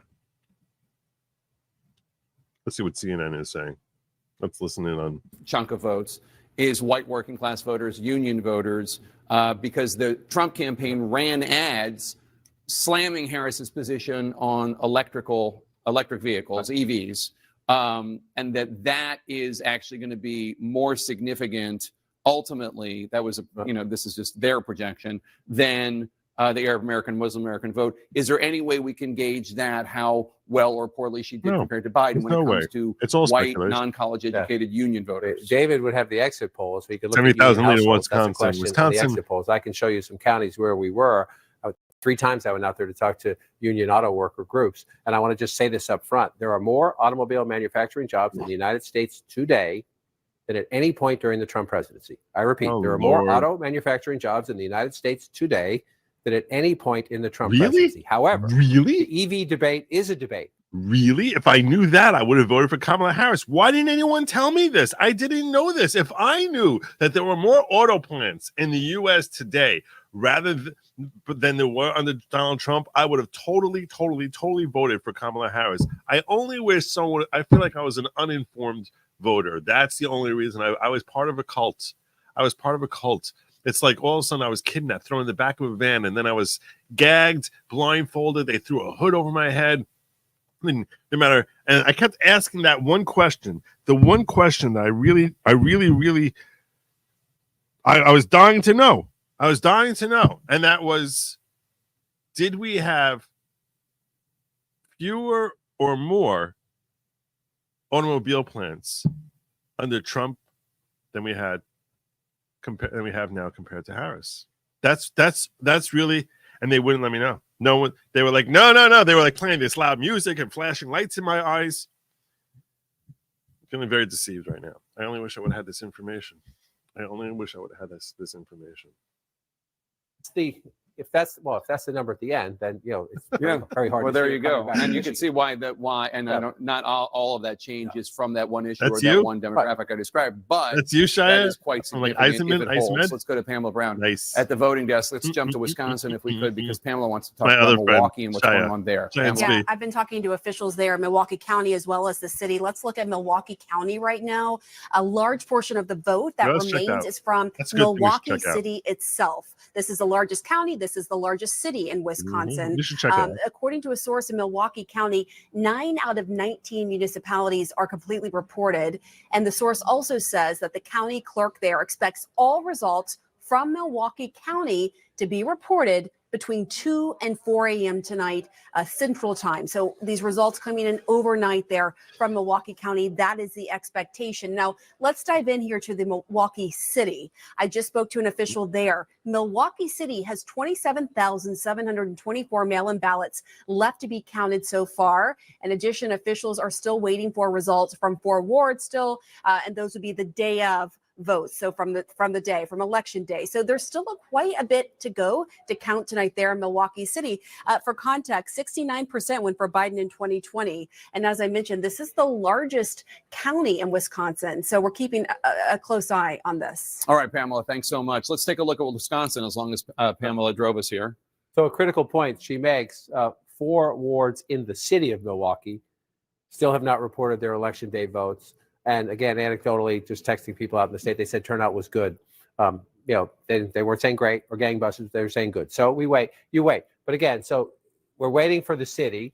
This is Milwaukee plus the suburbs around it. The county is what you see here. But she's at 66% and Joe Biden's at 69%. So when those city of Milwaukee votes come in, that not only does that percentage need to move, but that math needs to change quite significantly if you're trying to make up that. Now, 96,000. That's better than 150,000, right? Simple math, people. We always say politics can be very complicated. Sometimes it comes down to basic arithmetic. Are there enough votes? This is CNN trying to sound impartial, by the way. So if Pam says 4 big wards are still out in Milwaukee City and there's a little bit more in Milwaukee County, the answer is maybe. right? Again, you're getting to the point where you're drawing to an inside straight flush, but maybe. So then you look around in other Democratic areas, and again, Eau Claire. Game over. We got this, folks. New day. Compare that. It is a new day. That's okay. A little better. What's the maybe. leader? The Rattler Tribe It's just not a ton of people there. And you come down to La Crosse. You're looking at the blue areas, and you're saying, is there anything left? Not much left, right? It's not a huge swing anyway. So even if you pick up some votes, you're not picking up a ton there. So if you're looking at this map now, I just want to check what was our percentage here? 95% in Dane County. And these other blue counties around it, I'll hit them for you. You just see they're pretty small. I'm going to look back in on him soon. They're not tiny, but again, you're at 95% Rock County, 95% Greene County, 92% Lafayette County. That one is a little bit smaller. So again, the map's getting really hard if you're trying to figure out, can Harris come back in Wisconsin? And I would say simply that it comes down to that. And those Milwaukee precincts that are out better be gangbusters. May I do a personal prerogative? May I see the Commonwealth of Pennsylvania? We haven't checked in there in a while, and that's obviously a place near and dear to my heart. And I have questions about it. One of them is Allentown, which is blue right now. Allentown, the city of Allentown is 54% Latino, 54%, and 54%. And Pennsylvania, as we've discussed, has the third largest Puerto Rican population on the mainland, behind only New York and New York and Florida. So this is the Puerto Ricans. This is Sonny Hostin's territory. In this Latino area compared to Joe Biden 4 years ago. Again, cannot go granular just into the city of Allentown. But you can look at Lehigh County here, right? And I can already tell you, 51 to 48. If you're the Trump campaign, sure, you'd like to win it. But you're looking at totally happy with that. Lehigh County, and you're feeling pretty good. Because you were 46 last time. Right. And again, within a battleground state, that's right. Margins within the margins, the battlegrounds within the battlegrounds. So Joe Biden at 53% with 98,000 votes. The vice president at 50% with 93,000 votes. Now, we're not completely done there, but that 5,000 votes makes a big difference. It just does. Right. So that's there. Right. So then you come out here and you come up. Let's just move on up. Right. Carbon County. Look at this. Trump getting 73% of the vote. He's improved. That's one of the places he's overperformed himself. And then you move up here. This is Lackawanna County, Scranton, Pennsylvania, Joe Biden's hometown.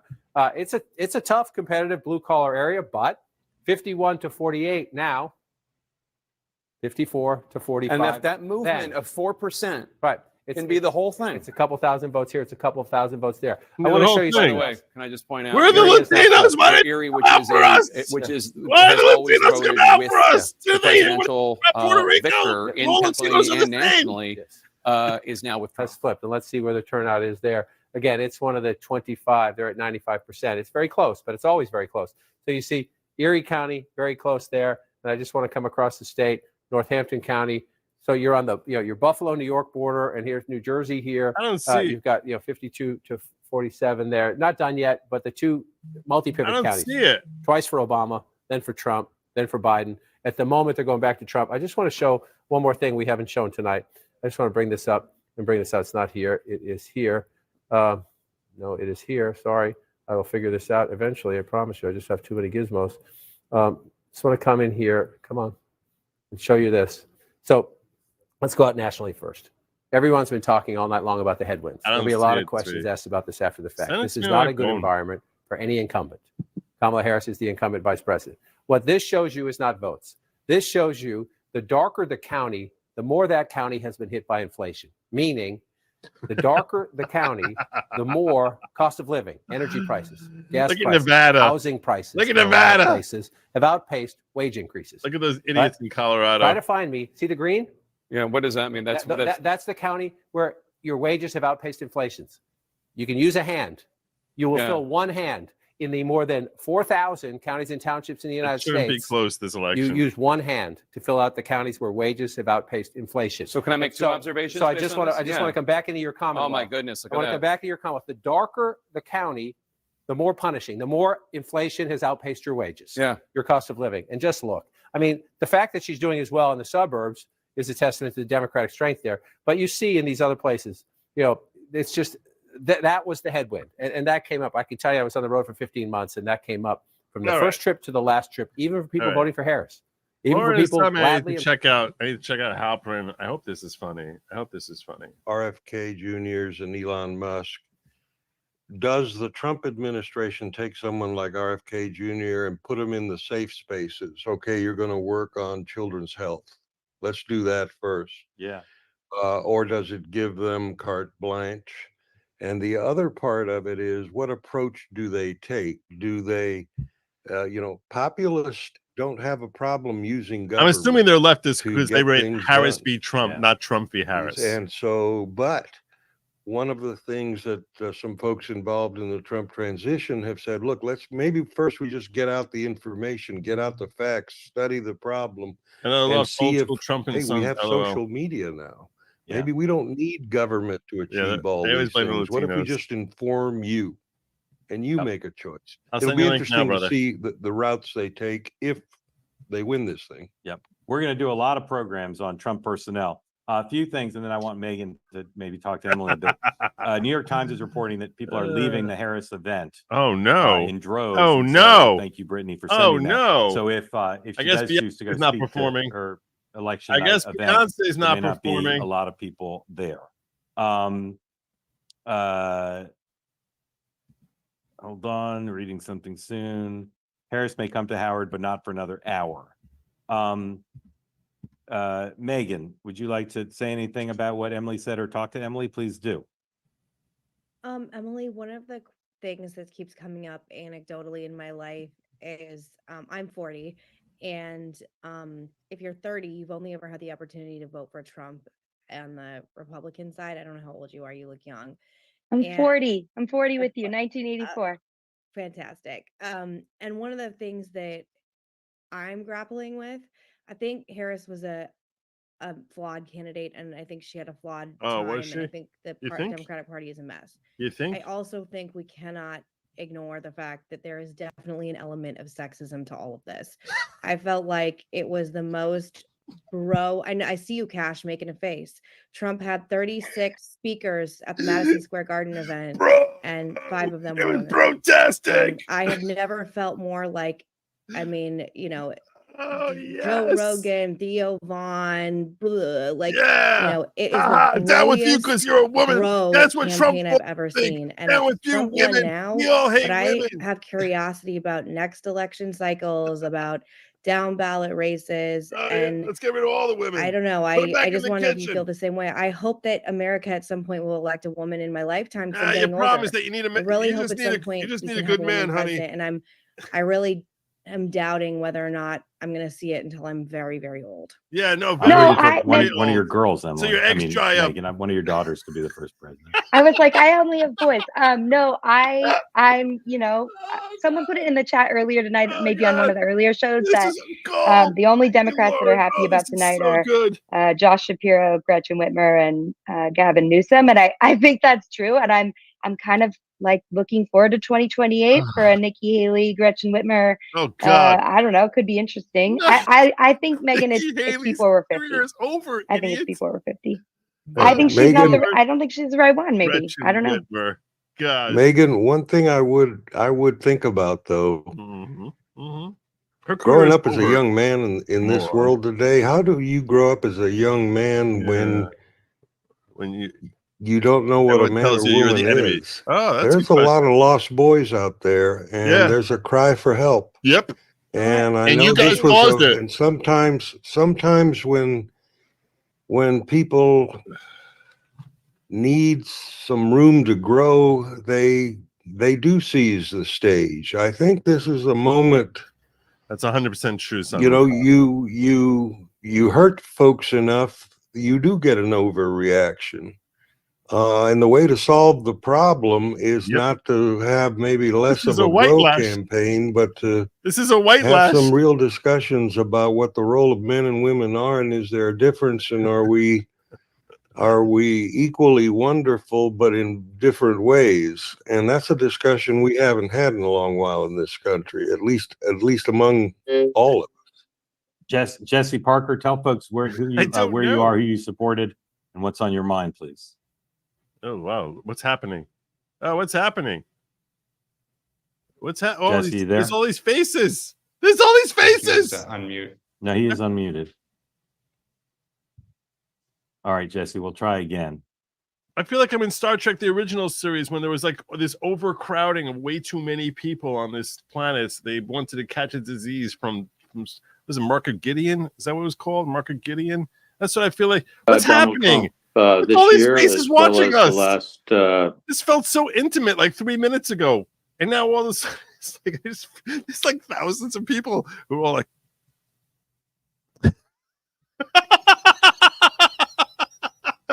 this is so good. I'm interested in understanding the Trump underpolling. I mean, I think if you look back at, of course they will. Who cares? A little bit of a data guy. If you Don't look worry back about at that. 16, 20, and this year, he underpolls by like 2 or 3%, kind of consistently. And I'm just wondering, they should self-correct on that stuff, or is it a herding mechanism, or at some point, what's behind that? They actually did better this election than they did. I mean, they keep trying to. Go ahead, Dan. Go ahead. I'll say they pollsters keep trying to reweight their models, figure out what they think the next electorate will be like.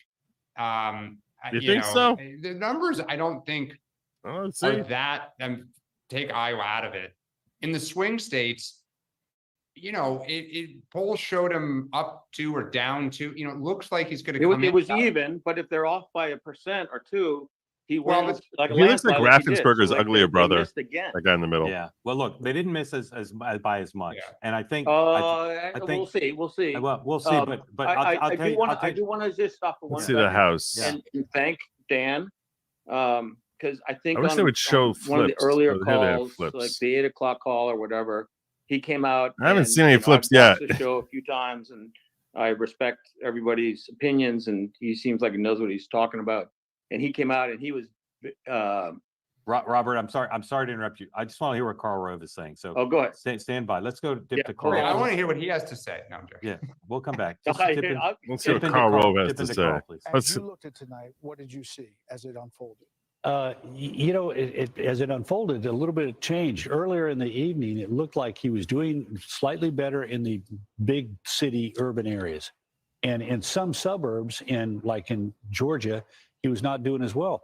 But tonight in Pennsylvania, for example, he's doing better in all 4 of the southeastern suburban counties, as well as doing better in the rural parts of the state. And it is an unusual coalition. It's inner city ethnics, it's Catholics who have been for decades the principal swing vote in America. Increasingly Hispanic voters among them, and he's right now they're expecting him to win the popular vote. Working class by people 2 to small towns and rural parts of the country. If I could just add one data point from our FNVA on Pennsylvania on the white Catholics, it looks like Trump is running about 1 point, almost exactly the same as 2020. In fact, Trump's actually down 1 point with the white Catholics in Pennsylvania. So that's about the same. But union voters, he's also seeing a down arrow there, about 3 points. He's running down below his 2020 levels. So, kill the audio, and Robert, you can go back to slavishly praising Dan. I'll just point out, I'm not the first. Hold on. Robert, hold on 1 second. I just want to button up what Karl said. I'm not the first person to make the point. If the exit polls are right, Donald Trump will do worse with white voters tonight, and he'll make up for it by doing substantially better with Hispanic voters and black voters, which no Democrat and very few Republicans would have predicted. Robert, what are you talking about? So, being a Delco guy, 4 years ago, there was 0 Trump signs in our area. 0, like 0, 0, 0. What it wasn't, you couldn't even do it. Now, this year's anecdotally, there's been more. But back to praising Dan, he came out at 8 o'clock, and I could tell just by where he was thinking and what he was saying that it was over. Which I did for me is just like a regular person. Being able to talk to you guys that's been doing this for a long time, and knowing you and what you're saying and who you are and where you've been, and be able to interact with you, it's unbelievable how cool this platform is. Thank you. We can have that sort of interaction, and you guys are interested in. How you doing? I'm doing well, thank God. And so far, things seem to be going really well. 93% chance, the New York Times is saying right now, 93% chance. With Is a that what you're saying? projected 93%. Yeah, with a projected popular vote at 1.2, which is Yep. amazing. Uh-huh. That's just amazing. Uh-huh. And so I'm pretty thrilled. Thank God. I'm very thrilled. Thank God. But everyone's just waiting for that first state to fall, because as I pointed out about 45 minutes or so, maybe less. I have no track of time anymore at this juncture. This red that we're seeing on this map right now, It's pretty amazing. this is what his map was, and this is how it finished in 2020. This is exactly how it finished with plus Alaska. You add in Alaska, and this is exactly, that's why he finished with 233 votes, with 230 votes, because there was three less. Texas and Florida picked up three more seats. That's why he's at 230 now. But this was the map, and the rest of it was blue. So basically, right now, well, he's won Georgia. It's not even like New York. We're Times waiting for them to just 95%. call that. We're waiting for them to call that first state that's flipping from 2020. That's really what we're all waiting for, because not a single state has flipped yet. Well, every one of them, he held serve on everything he had in 2020. All the stuff they were like, oh, we're going to get North Carolina. No. They didn't get any of that. Okay. Well, So, I mean, New York Times says Georgia's 95% Republican or better. So I'm just amazing they haven't called Georgia yet. yeah, But it's very, very frustrating. He's got a 119,000 point lead in Georgia. They seem to be very adamant that they're not going to give it to him. And everyone's just like, freaking call it. Like, what's it going to take? This for you to reminds me freaking like call when it? Trump won the first time. Like it took forever to call. I think it was Pennsylvania that was that last call. Yeah, right. I think that's right. And it took like another 3 hours more than it should have because no one really wanted to pull the trigger. It's like, and here's the thing: they're at 95%. Then you're going to see it's going to go to 99%. They don't. Then they stop telling you like what is left. They don't want to do that. So they'll just be like, oh, okay, so now we're at 99%, and then they'll lie to you about how many votes are left. This is what I remember happening in 2020. It's like it's like there's 20,000 votes left, and he's got a 12,000 lead, and then it's like he's down now got a 6,000 lead, and there's only 37,000 votes left, and you're like, he only had 20,000 votes yesterday. How does it take a full day to count this? And now he's got a 6,000 lead. There's 37,000 votes left. I don't know what's happening. Look at chat. Georgia's called. Look at NBC. I've been looking at AP for my numbers. That's what I've been relying on. NBC.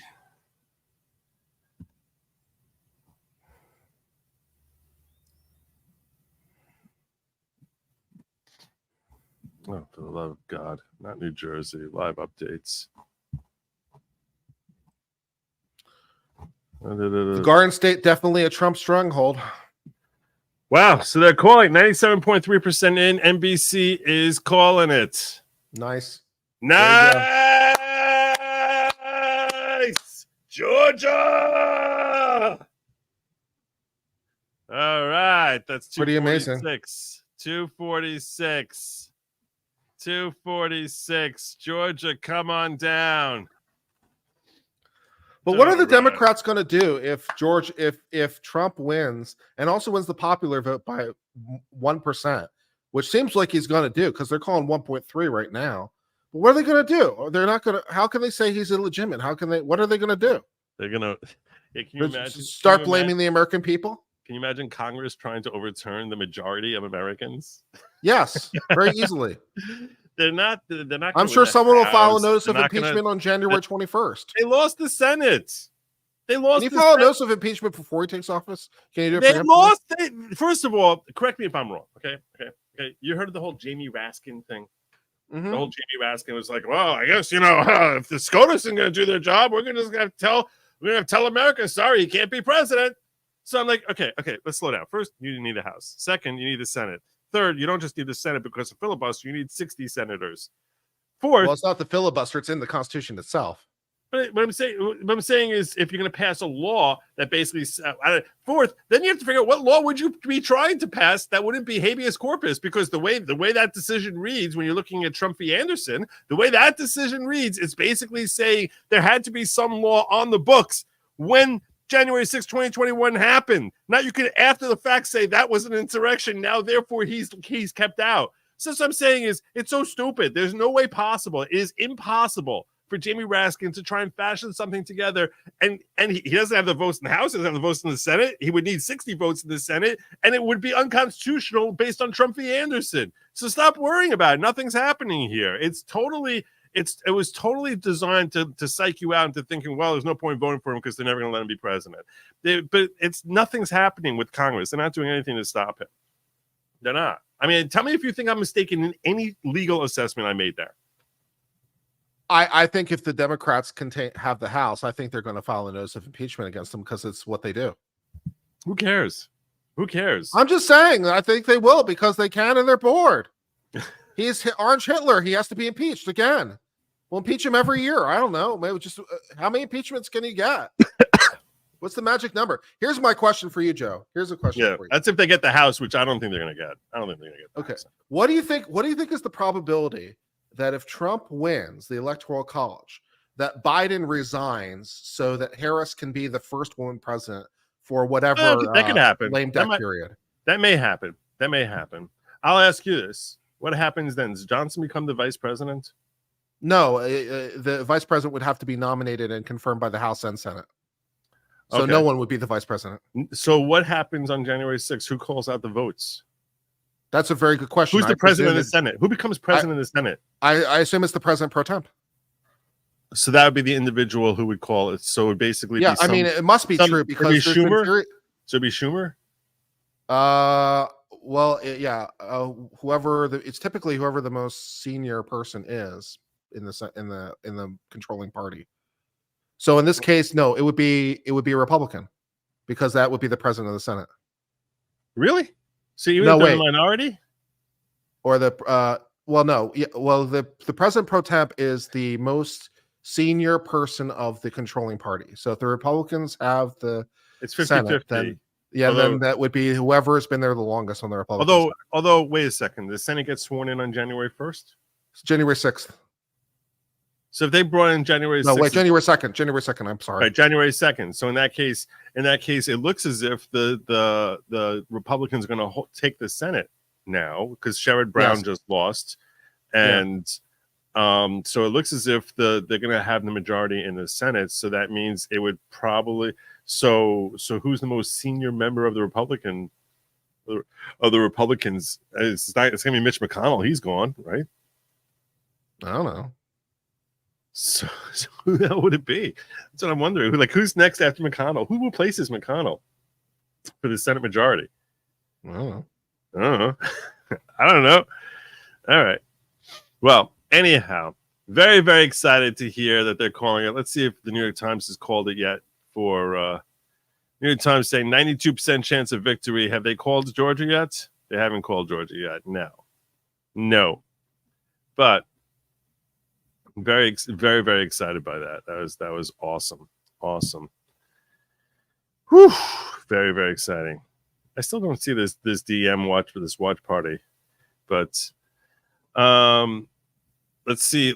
Grassley? Someone said Grassley. That sounds right. Oh yeah, Grassley. He's older than grass. So yeah, that sounds right. So presumably be Grassley. Chuck Grassley. Yeah, that's a very good guess.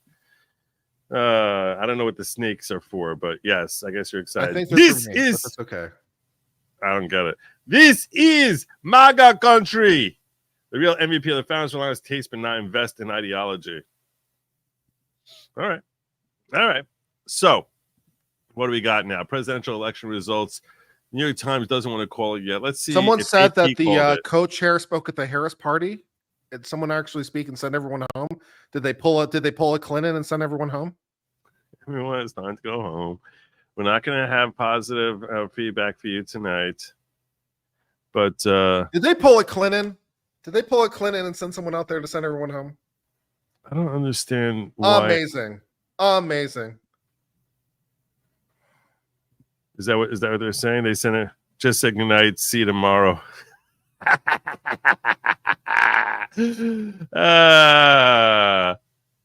So when does Harris make the call? Well, okay. So AP is not giving Georgia yet. New York Times is not giving Georgia yet. No one's given anything on. We don't know anything about Pennsylvania, which is 88% of the vote counted, and he has 166,000 lead. So they got 88% of the votes counted. Arizona, he's got is only 50% lead. There's only 51% counted by AP. This is so slow. 52% here.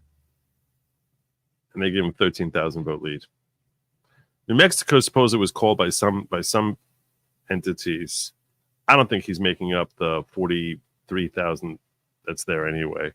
What are your thoughts about Wisconsin? What are your thoughts as far as the next state that they'll get? I think it's interesting that NBC has not given New Jersey yet. It's too early to call New Jersey. I kind of like that. I appreciate that. Thank you. He's only down by 130,000 in New Jersey. Thank you very much. I'm surprised they still haven't called Georgia. That's amazing. They don't like calling things. Everyone's so afraid. New Hampshire, he's been trailing by the same 25,000 all night long, and they call. Georgia's off by 2.5%. There's not enough votes to count up. Yeah, well, you can't get them to call it here. Maybe they figure there'll be another Democratic Raffensperger miracle or something. I don't know. I don't know why AP and New York Times refused to call it. 270 Win call it. New York Times just called Georgia. Thank Did God. They? Oh, someone finally. shouts that they did. Yeah, there it is. Yeah, they called Georgia. Thank God. All right. That was overdue. All right. The reason I think it could be significant when they call it is because once they call it, it's like states are like, yeah, okay, we're not going to bother trying to cheat anymore at this point.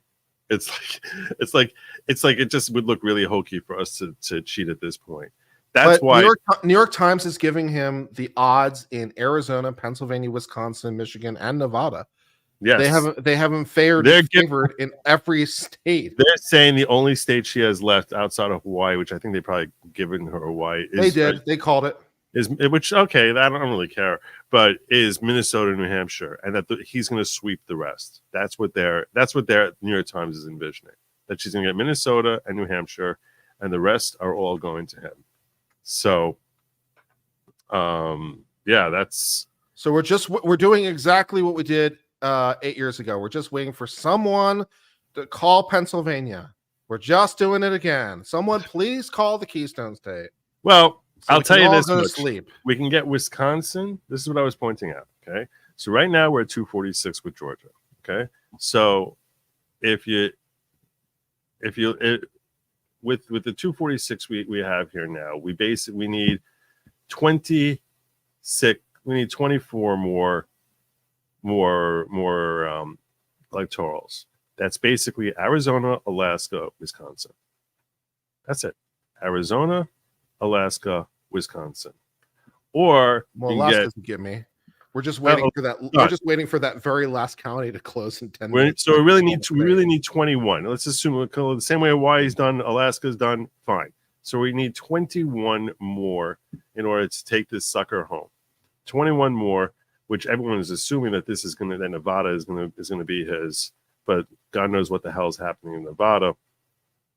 Yeah, what is happening in Nevada? Did we get lost in the sphere? Counting usually takes days, but new technology and rules could speed up reporting. We're going to be lightning fast. Postmark ballots. You would think if anyone would be good at counting, it would be Nevada with all the gambling. I think they're pretty good with the numbers and counting. It's unbelievable. Can't they find some bookies to count the ballots? I think they've got plenty of bookies with the counting. Damn it. Maine did. I mean, they're counting here under 1 million votes, and it takes them all friggin' night long. Florida was done 3 hours ago. Everyone went to bed. Everyone's like, okay, we got this. 10 million votes. We can count that in like 4 hours. But for one reason or another, freaking Maine is like, oh my gosh, there's another 3,000 votes here. How are we going to figure this out? How can we possibly get to the bottom of this? New Hampshire also. It's like I don't understand it. I don't understand any of this. So, but the other thing that people are expecting, they're expecting to take at least 2 points from Maine. So you're really looking at him being at 251 right now, which is why Pennsylvania alone would be 19 points. That would give it to him.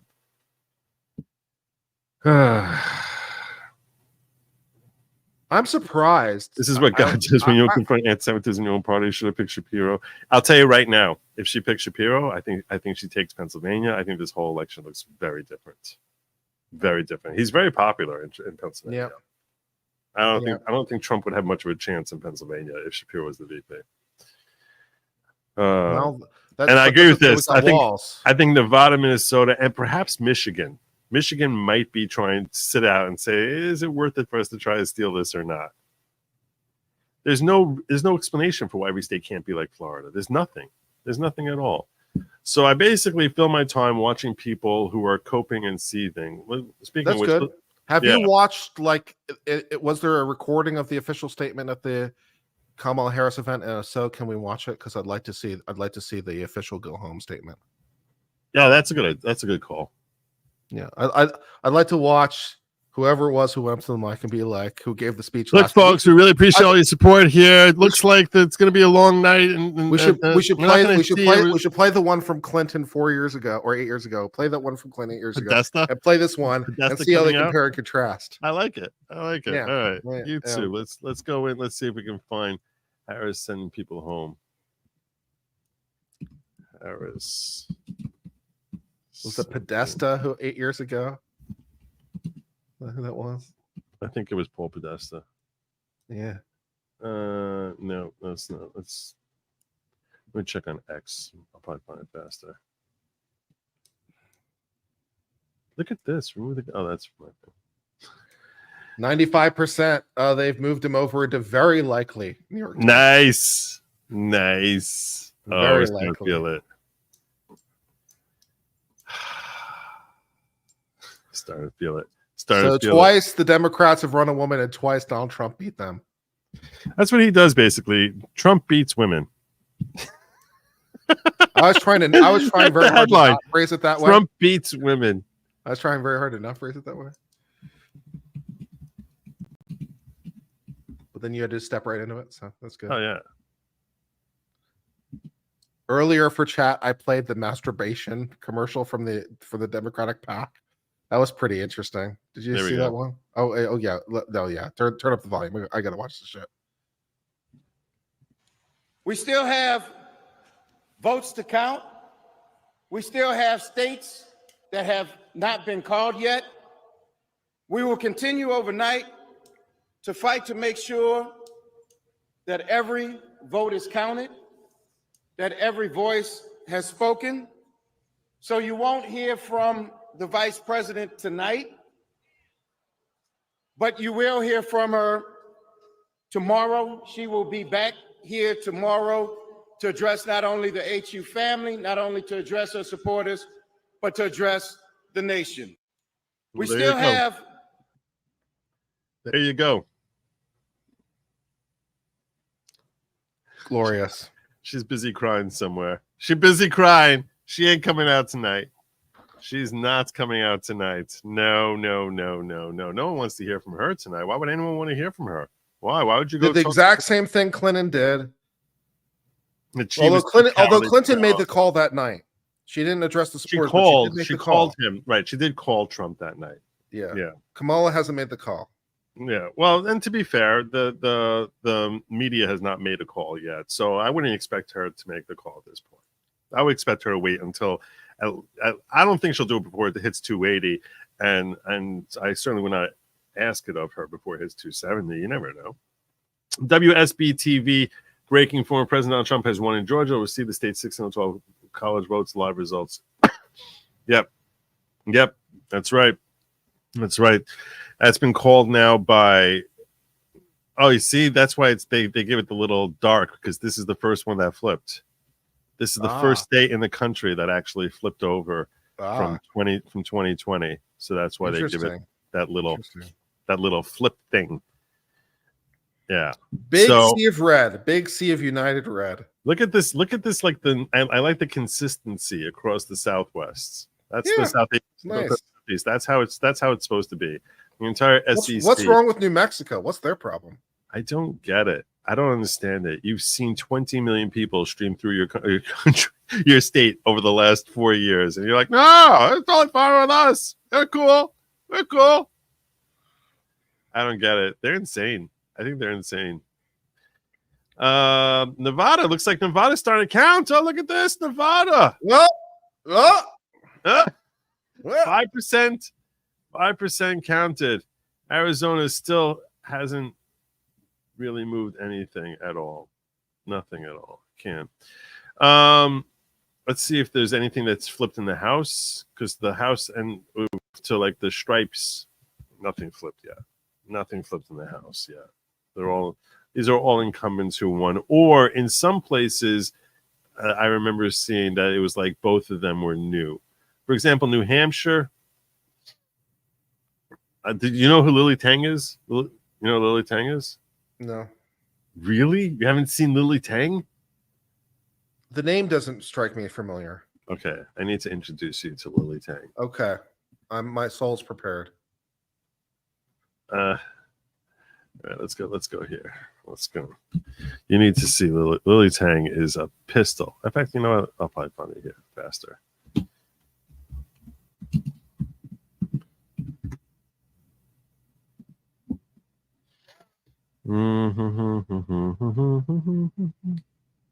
Latest. Battle Hymn of the Republic? Yes. Let's see, media. Lily Tang.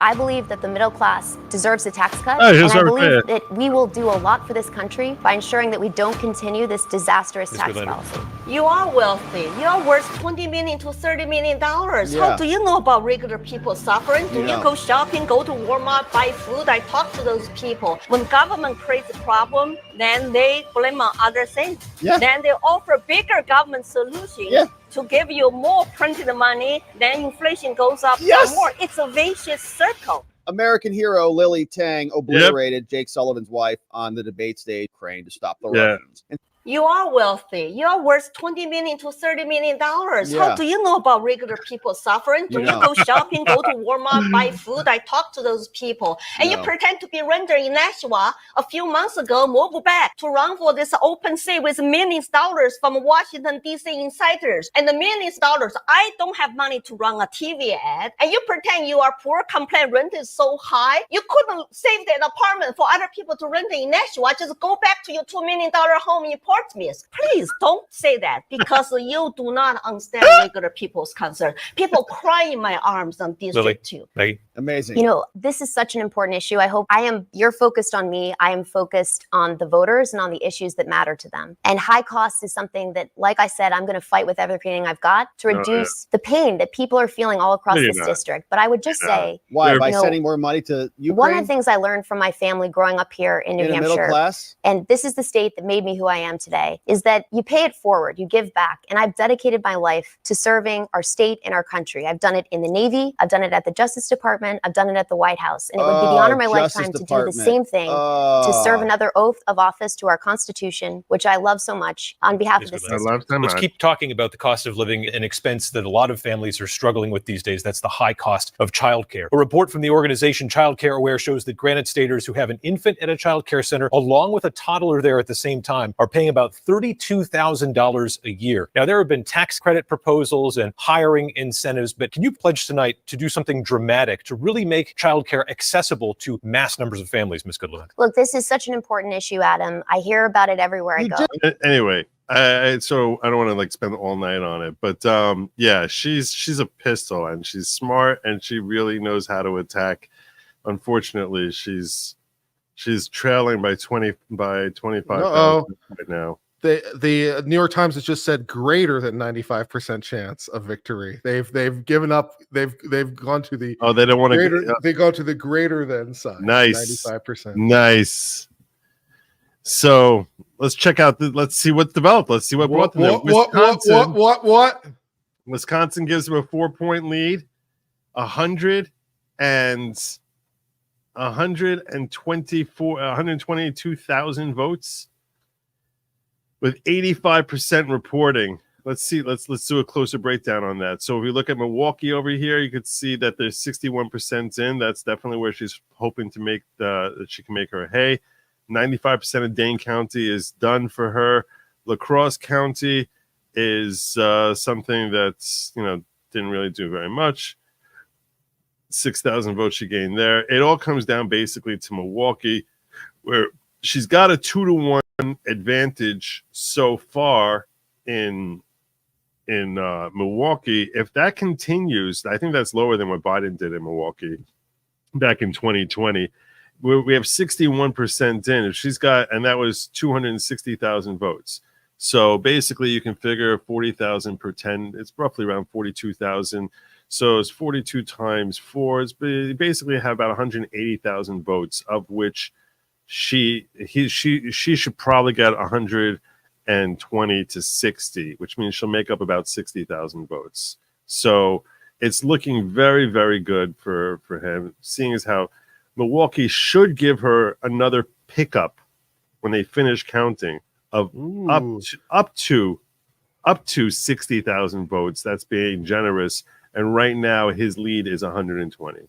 So, and that doesn't count any other gains he can make in other more rural counties. So it seems as if the predictions that Door County was going to stand up for that's I kept hearing about how Door County, that's the bellwether right there. Nevada is just epic. Clark County is 50.1% Kamala Harris, 48.4% Donald Trump. Holy shit. Even out of Clark County. Holy shit. And Donald Trump overall 50.9% to 47.5 with 75% of the vote counted. Let's go. Let's go. That was a quick update there, Nevada. All of a sudden he's jumping, he's just jumped in there. Clark County. Look at that. I don't know why my thing isn't showing numbers here for Clark County. Where are you looking? Oh, I was looking at I'm on New York Times here. What are you looking at? I was on AP. AP? Let's go. I'm expecting to get a lot of these We Did It Joes tonight. We did it, Joe. We did it, Joe. We can dance if we want to. Leave the world behind. I'm looking forward to the compilation videos of all the meltdowns that are happening. We did it, Joe. I would like many compilation videos of many meltdowns, please. That's what I would like for my. What I'm saying is it's a reference to this. Did it. We did it. We did it. We did it, Joe. You're gonna be the next president of the United States. We did it, Joe. We did it. That's how I'm expecting to get a lot of people sharing with me tonight. So you want me to check AP here where you say that they've got... Come on, it's so slow for me, AP News. It's usually the one I go with. I trust, of the many ones that do it, I trust AP the most. I found New York Times to be very accurate so far tonight. I trust the needle. I pray to the needle. The needle is my God. Nevada.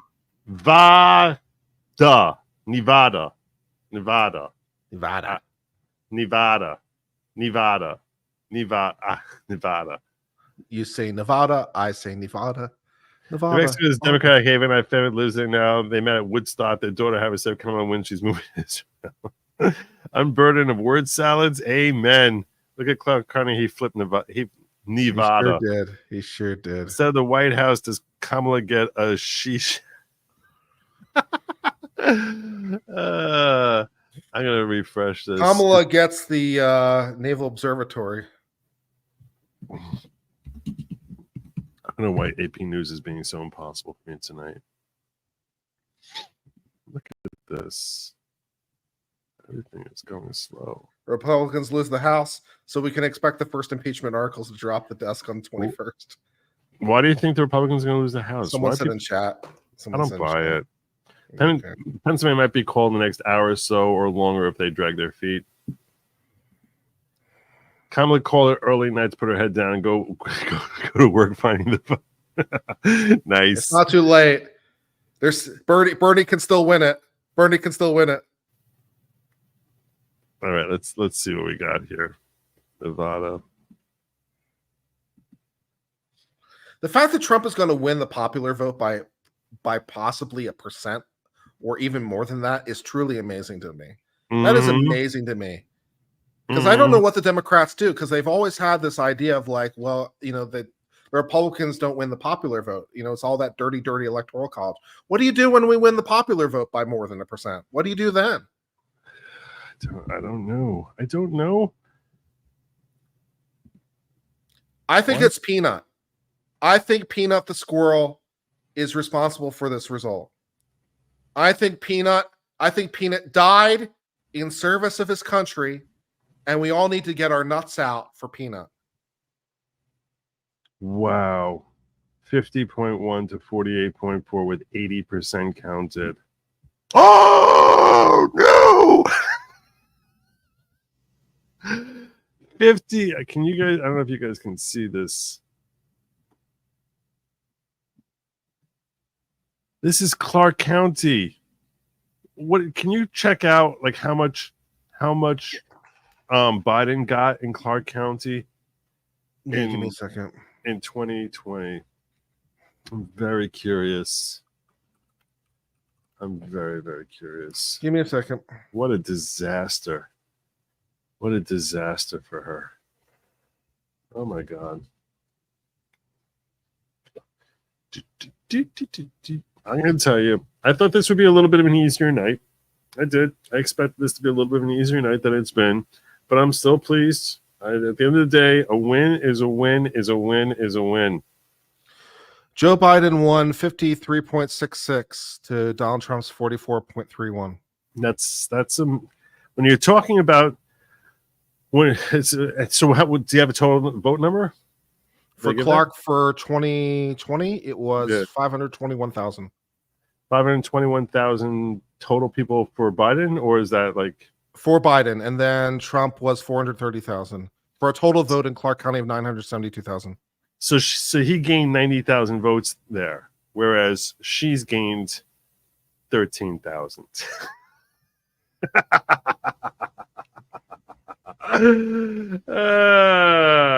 Poor Kamala. Poor Kamala. Oh no, Kamala. It's not going well for her. Not going well at all. No. Her speech tomorrow should be pretty great. Maybe she can get Hillary Clinton to help her write it. That would be helpful. That would be helpful. She knows how to write these kind of speeches. She knows what it's like to be a woman beaten by Trump. So 86% of the votes counted. They really should be calling Wisconsin soon.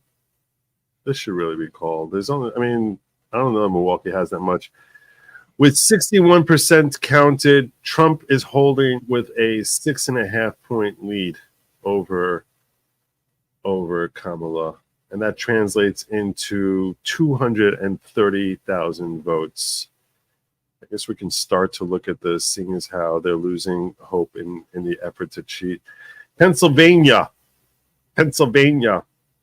He's got a 2,000 vote lead with 90% of the votes counted. It's getting close. And we're going to be here for it. I'm not until they tell me they're done counting. I'm going to stick around. I'm sticking out here. In the House so far, the Republicans have flipped 4 seats and the Democrats have only flipped 2. So the Republicans are up plus 2 seats in the flip. So that's what I'm saying. I'm not sure why it is. I'm not sure why people are thinking they're going to lose. Like, why do you think they're going to lose the House? I don't know what we're seeing here. I don't know what people are seeing that they're thinking like, oh my gosh, we're going to lose the House. Look, have you taken a look at any of the ballot measures? No, I've not. Should we check out Prop 36 and see how that's going in California? I'm sure it passed. You think? Let's check this out. Prop 36.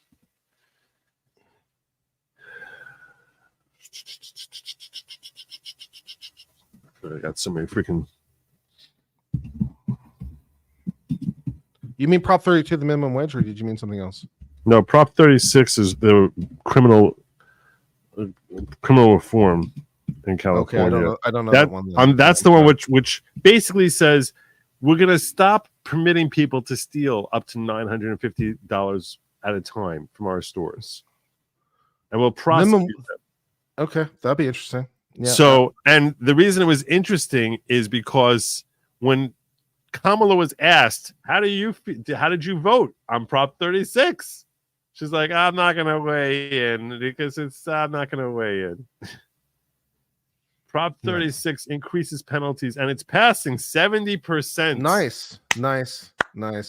The people of California are tired. Yes. Nice. Wow. 76%. They're really tired. 70%. Yeah. Oh, 70%. I'm sorry. But still, you're tired. It's 70-30 right now. 70.5 to 29.5. So, yeah, but that's going to pass. So I'm happy for California. That'll be nice. That's nice. That's nice for them. Of course, they still need DAs to actually do that, though. He went to 247. Did he win something in Maine? Is that what happened here? Did they give him something in Maine? Or they gave him Nebraska? Is that what it was? They gave him that extra. Yeah, they gave him Nebraska 1. See the 247 now. That means this would put him at 253, 256, which means this would be 266. All right. He needs if he has Arizona and Nevada right now, that'd be 17. That would be 261. Arizona, Nevada, and Alaska's 3 and Wisconsin. Alaska's 3 is 250. So he basically needs Arizona and Wisconsin to take this sucker home, even if we don't get Pennsylvania. Pennsylvania's at 93% now. Trump still holding strong, a 3-point lead. In case you want to see this a little bigger, Nice. 3-point lead in Pennsylvania, and big and more. 3-point lead, giving him he has a 224,000 vote lead with 93% counted. I still question whether New York Times says if their estimates hold, New York and New Jersey will shift 9 or 10 points towards Republican overall. Yeah, I was frustrated that New York 51-47. I mean, that's a pretty good showing. It's a pretty good showing. But I was frustrated that New Jersey couldn't get it. Oh wow. This is 8 points. This is 4 points, and this is 8, and this is 12 points. Yeah, 12 points is pretty good. 12 points is pretty handily. It's pretty strong win. New Hampshire is still holding at 3 points. Now he's cut it down to 22,000 lead. Let's see if Lily made any ground here. Did Lily make any ground? Oh no, they called it for her. They called it for Goodlander. That sucks. That sucks. Sorry, Lily. I wonder if that was held by a Republican or a Democrat. I think that. What do you think about this? You think the Electoral Popular Compact will be gone if Trump wins the popular vote? No, I don't think so. I think they'll still support it in the long term. Yeah, I think so too. Sweep the leg. Agree about Peanut. And by the way, I own this song I DM'd. Oh, you do? He sent me a song, and I was like, I'm not playing this. I'm going to get copyright struck. Poor Kamala, F that. We did it, Joe. We did it. I'm so proud of all the fine garbage people. That's right, Jake from State Farm. I just didn't think I was talking to you. Nevada. Am I saying it right? Nevada. I don't know. Nevada. Not Nevada. Nevada. The Silver State. How about that? Will that make you happy? We'll call it the Silver State. I'm going to mention next to the Obamas. No, they don't want to. They don't like her. They don't like her. She was a puppet, a failed puppet experiment. That's what she was. I wonder why they won't call her. Are there any historical examples for not calling a race when one candidate clearly won on election night? Yeah, 4 years ago. that we all saw it, and then all of a sudden everything went wonky on us. Trump up by 100,000 in Michigan. That's all. He was up by more before. Let me check that out. I see him by 245, by 240. Michigan sucks. I hate Whitmer so much. Wellesley says Kamala wrote that law of $950. They say that's why she wouldn't answer. That's probably true. ABC News shows 281 to 257. Trump wins. Hype. Zen streams. What should I do with this? What did the other one say? Nevada. Not Nevada. Not Nevada. The Silver State. Nevada. Isn't okay. Which is the one you? Nevada. Nevada. All right. I'm just gonna say Nevada. Because you got accent on one of the syllables. You can't say we're accenting on 0 syllables here. It's got to be Nevada, Nevada, or Nevada. Nevada. Nevada. It's got to be one of them. Apparently some news site called Penn State. Neat. Nice. Nah. Now they're just fucking with you. They are totally. None of them know. None of them know.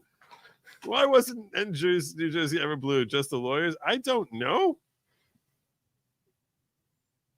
Well, it's always blue. I don't even understand the question. I don't understand the question. I had like a video, totally apolitical, nothing to do with politics, that I thought was really funny. And I said, I can't share this because I'm afraid that people will be like, this is typical brotastic guy thinking it's funny that like this weird commercial for Mentos from the 80s, which is actually a horrible visual involving this guy in a Mentos commercial beating someone up. And I think it's hilarious that they actually had this as an actual commercial. To me, I think it's really funny.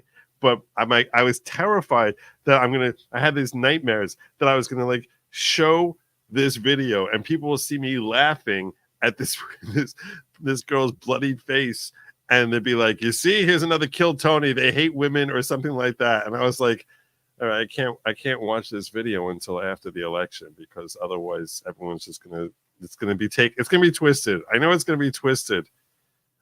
I'll do you a favor and not watch it with you on so that taint doesn't carry over to you. But I was sort of waiting until right after the election that I'll be like, okay, now I can watch this. And just, to me, it's not funny seeing someone get beaten up even though it's a commercial. Fox calls Pennsylvania. That's cool. Get out of here. That's what your chat's saying.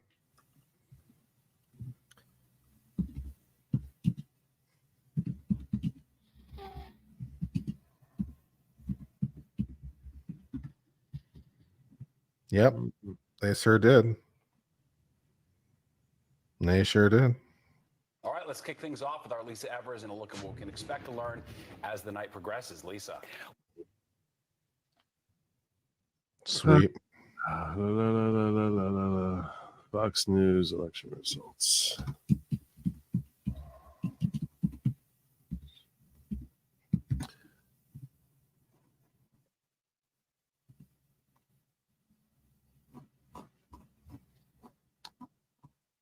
Somehow they put me in NBC. I don't know why. Yep, even New York Times is saying greater than 95%.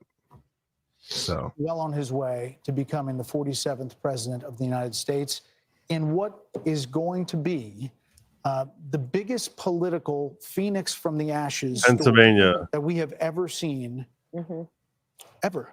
I mean, I'm going to say it's more than Grover Cleveland in 1892. Yeah, I don't think that Grover Cleveland was not the subject of a Russia investigation, 2 impeachments, 2 assassination attempts. Indictments. They have indictments, 91 indictments, convictions, and there is almost nothing that hasn't been thrown at this former president and his tenacity. Can I call him Grover now? Is that And run again, which he announced immediately. I'm going to call Trump Grover for the rest of the term. In 2020.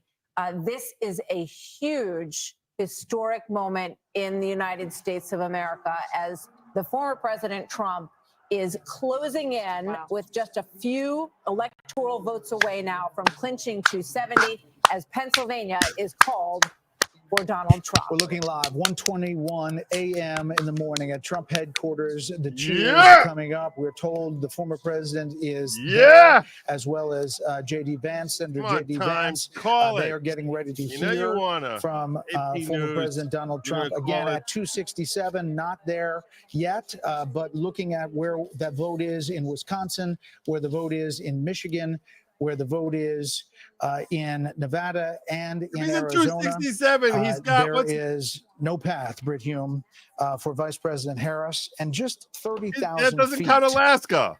What this means? Yeah, that'll get you to 270. Old enough to remember when Richard Nixon was declared dead in 1962.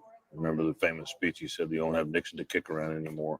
No one could imagine after that failed race for governor that he could have come back in 1968. They give him, like do they, president. how That do was they a get hell of a this comeback. 267? This, to me, Unbelievable.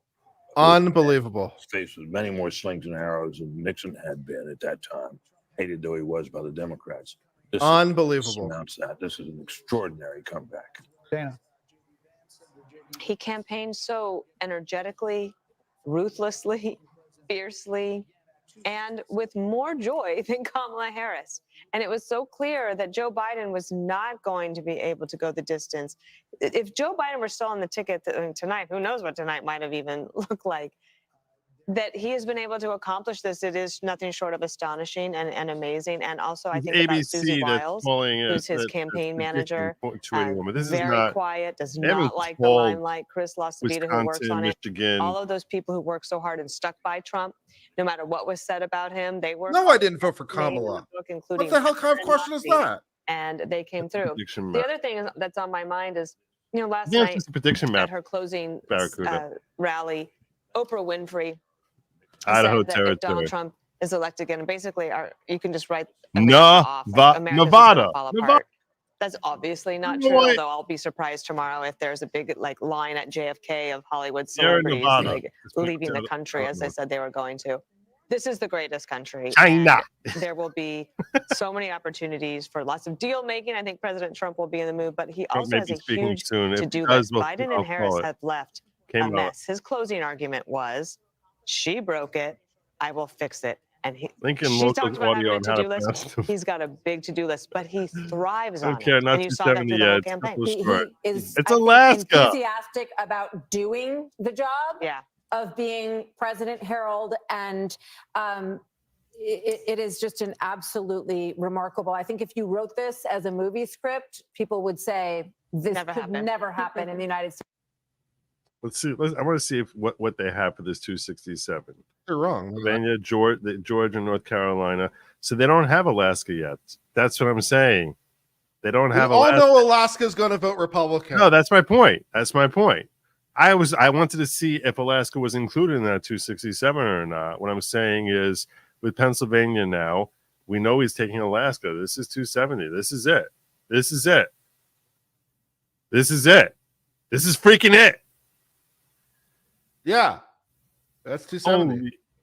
Holy hell. Oh, unbelievable. God. Unbelievable. Unbelievable. I mean, I would have never seen this coming. Unbelievable. I didn't think this was possible. I agree with the anchor just now. It's like, if you scripted this, no one would believe it. I can't believe it. I cannot believe that he managed to come back from this. I can't believe it. 47th president. The man continues to amaze me.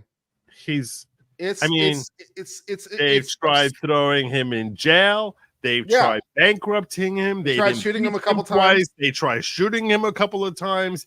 everything they've done to try and stop him. And all it did was make him stronger and more invigorated and stronger and stronger and freaking stronger. It's so good. Yes. Truly remarkable. The revolution rolls on. And this is not just, a victory for the White House tonight, but also, this is the end of the old Republican Party, which of course Donald Trump took on. That was the first thing that he did. The very first thing that he did in 2015 was take on the old Republican Party. He has completely reshaped the Republican Party. The Republican Party is no longer doesn't stand for a lot of the things that it stood for before. We get RFK, we get Elon, we get Vivek, we get JD, we get Tulsi. I think probably a far more durable. Tulsi's really cool. I like her.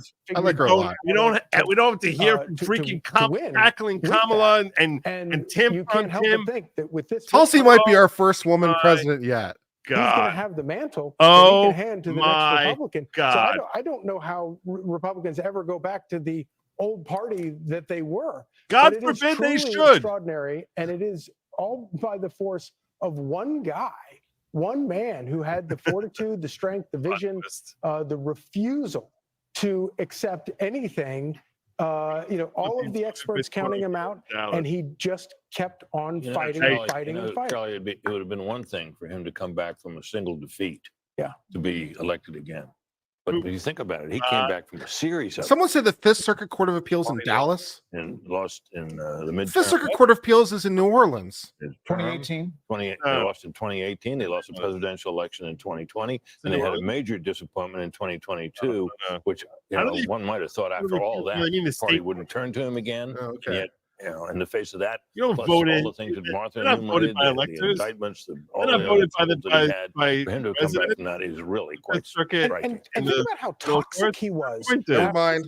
Sorry, I retract. And then you're looking at races late. Give me a break. In states where Donald Trump very well may drag Republicans, and he's overperforming in a lot of places fellow Republicans. It really does. I think there are parallels to 1980, Mark Penn. When you look at Jimmy Carter, we had hostages in Iran. We have hostages in Gaza right now. Those will all be released on January 20th, in many ways in the country that I think these people who have been called a lot of names have had enough of. Oh my God, the world. What is your impression of what this means tonight?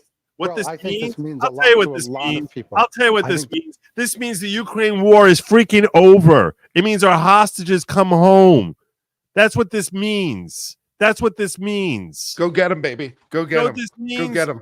This means that our economy actually starts to sing again. You know what this means? This means we start eliminating waste in our government.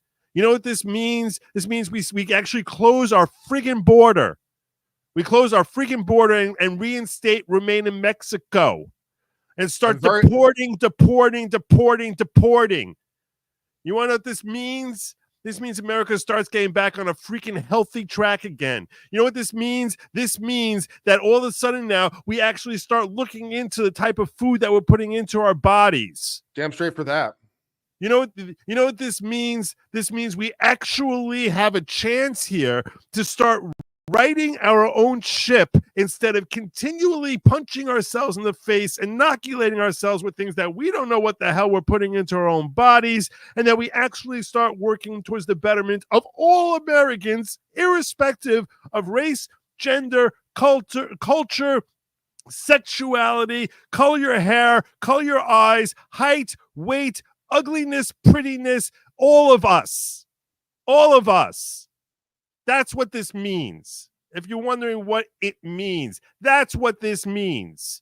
That instead of us fixating on, who's darker skin? Are they black? Are they brown? Are they Indian? Are they Mexican American? Or Jamaican? Or whatever stupid? No. It's, are you going to be a good person? Are you going to have good moral character? That's what this freaking means. That's what it does. What does this mean? That's what this means. God.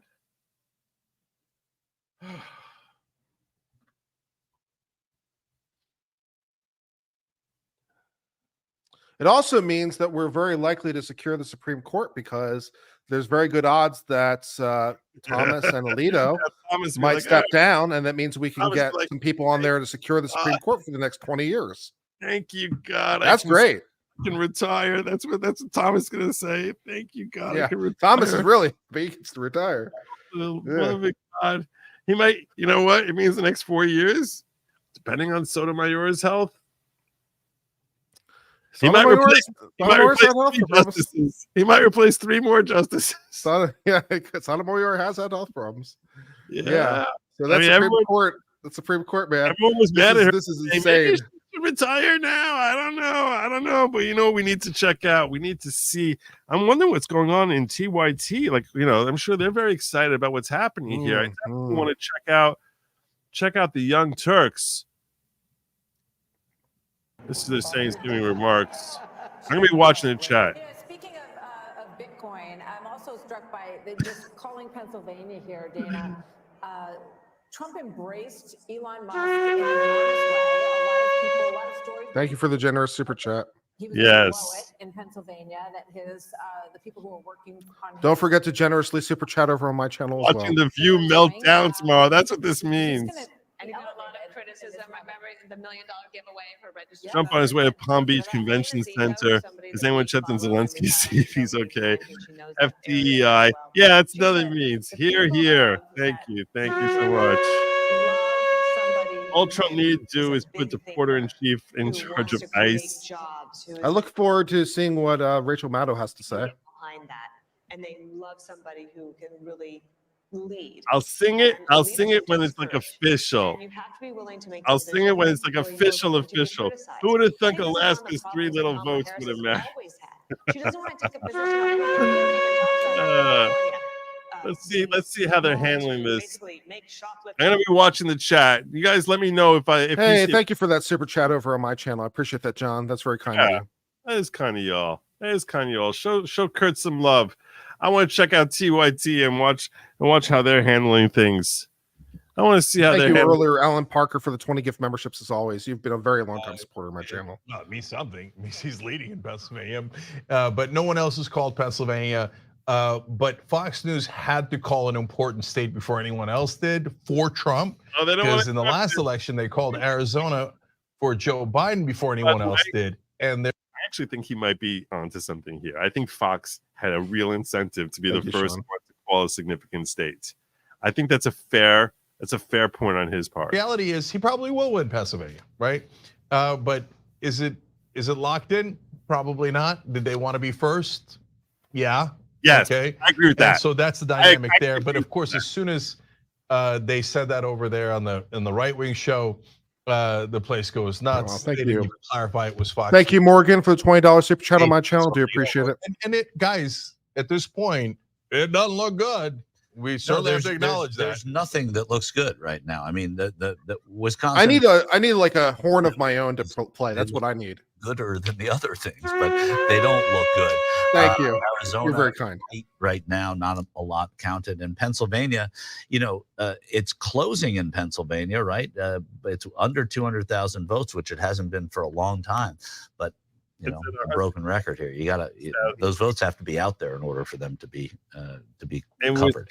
What does look good is the House races right now are the Democrats have definitely picked up some House races. Some incumbents are in trouble. Ryan Zinke down in Montana right now, which is so weird. It is weird. It's also 44% in, but it's tracking that way. I can't imagine the Zinke's going to lose. I can't imagine either. But Brandon gave me $5 to say you missed one of his super chats. Population. Yeah. Can I mention something about the media? Because you mentioned Fox News. So, look, they have called things early before 2000 and all that. This is sort of on trend for. So they don't want to accept it just yet over there. Tulsi's a surfer that's hot. Okay. Thank you, brother Tulsi, for Secretary of Defense. I can see that. Yeah, I like that. I like that. Has anyone checked on Harry Sisson? Guys, this is pretty big. Oh, God. Gaslighting Harry Sisson. Who's that? He's some kid TikToker who's a hardcore Democrat agent, who's he's just constantly he's pretty much a troll. That's what he is. 94% now, and still a 3-point lead in Michigan. Only 69% of the votes because they're still not sure. Maybe we should cheat. We don't know. Minnesota still doesn't know which way they want to go. She's holding on there with an 80. Call Alaska. Alaska has 28% of its votes in Donald Trump. Maybe because they know that this is like 270. I don't know, but Arizona is basically taking its time with 50%, with 54% of the votes in only. I don't know why it's taking so long for them to count there. Maine, you're stupid. Arizona's close, within 1%. Arizona's very close. Pennsylvania's not close though. It's 3%. I mean, that's a lot. Yeah, 3% with 94%. Michigan isn't close. I mean, really, it's 7%. Yeah, Wisconsin's not close, 4%. I mean, with 88% of the vote. I mean, yep, I agree. But until they, and it's like you're sort of waiting to see if anyone else who's not, you don't feel as motivated to call it. They have 336 over here, and New York Times has, how many do they have for him here? They have 336 also, the same number of votes. So, yeah, I would like to see like another, I kind of a little bit agree with Cenk that I think, look, it's nice that they called it there in Fox, but I want to see AP or some NBC or someone calling it besides Fox. So I think that and look at this vote total here, 66 million to 62 million. They haven't counted California yet, and California is going to help her catch up on the popular vote. There's no question about that. But they still have 55% of the votes there. But he's going to win the popular vote. This guy's going to win the popular vote. I think that there's no, at this point, there's no question he's going to win the popular vote. And I think when all is said and done, I don't know if he's going to get more votes than last time. I'm not sure. But yeah, I think he's going to take the popular vote. And I think that this is the most amazing news in the world. I told you all, stop worrying so much about the cheating this time around. It's much harder for them to I was worried. You kidding? You out of your mind? I was very worried. Thank you, Zen Streams. Thank you very, very much. Brandon said the super chat that Joe missed was even when Trump wins the election, it was still stolen from Biden. No. Okay. Right. I mean, in so much as they shoved him off a cliff in order to nominate Kamala Harris, yes. The second time that the Democratic Party has basically just chosen their candidate, which they did for Hillary Clinton. Both times they chose him, they lost. They did the backroom thing with the cigars, and both times they lost. I'm not worried about Antifa crying. I know they're going to cry. If he wins the popular vote, it's like you're the biggest losers in the world. He winning the popular vote and the electoral vote and all these places. It's like, what's your claim going to be? What's your claim rooted in? Russia or maybe China this time. I haven't heard from them in a while. I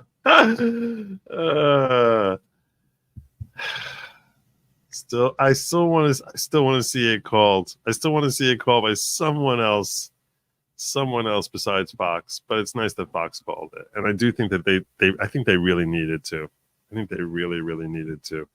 I really agree with Cenk on that. I'm like, well, let's see how these guys are doing. They were wanting hard. The extreme bias is so embarrassing and so unproductive. And I'm with you, Megan. I want to see CNN. That's what I really want to go. Let's go to CNN. Let's see how they're holding up. Where are you at? I have so many windows. Look how many freaking windows I got open here. Here's CNN.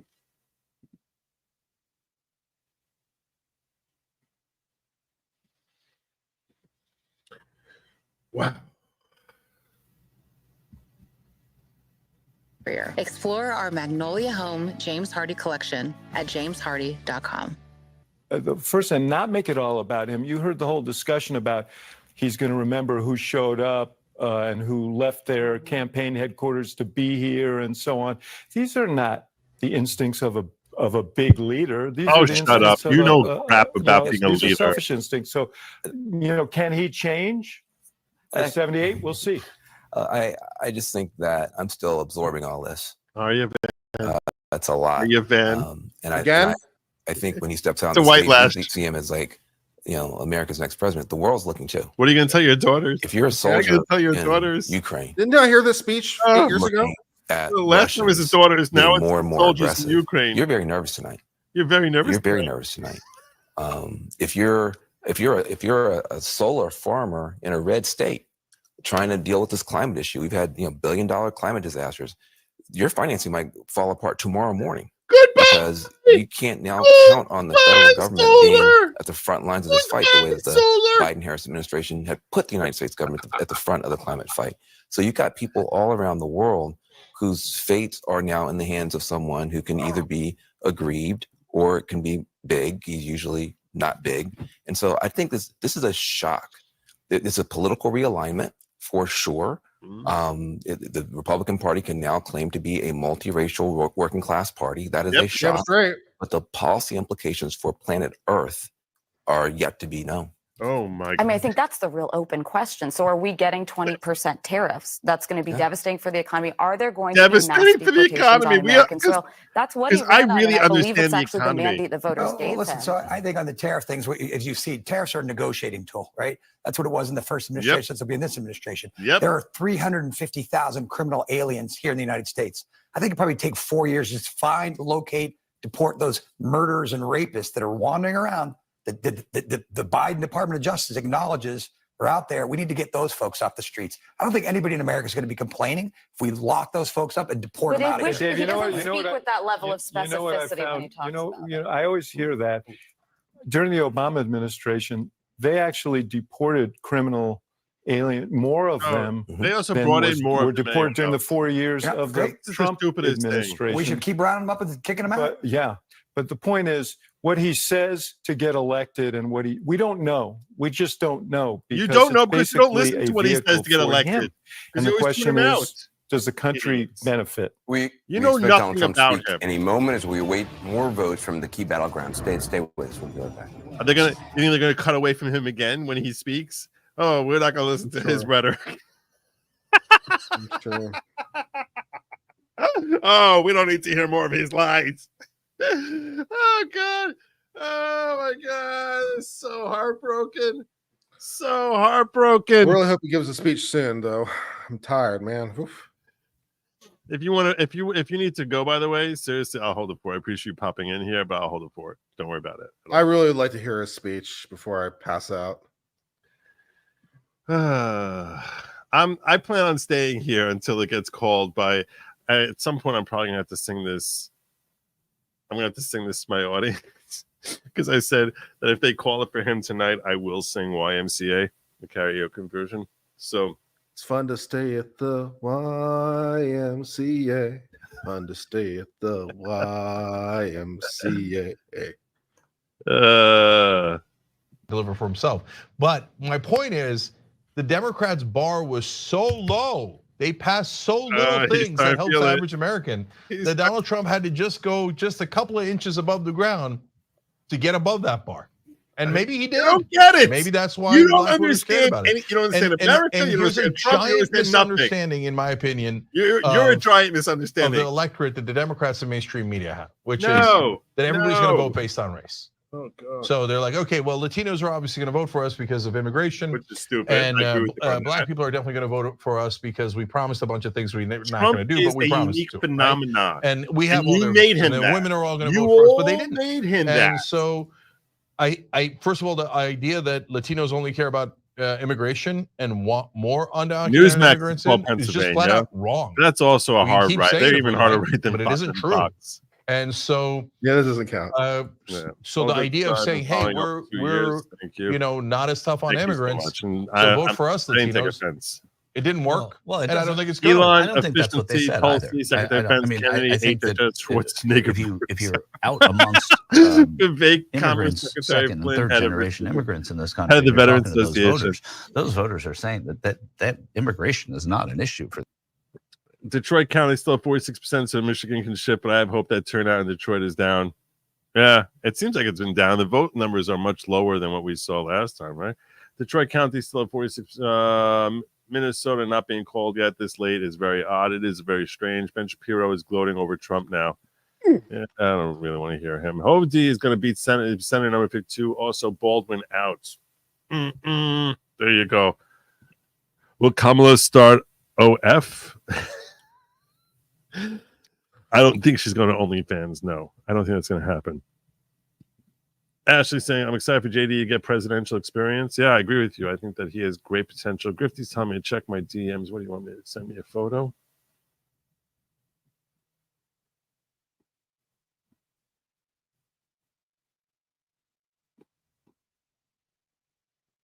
A photo of Trump being elected as 45th president. I don't know what I'm supposed to get from this.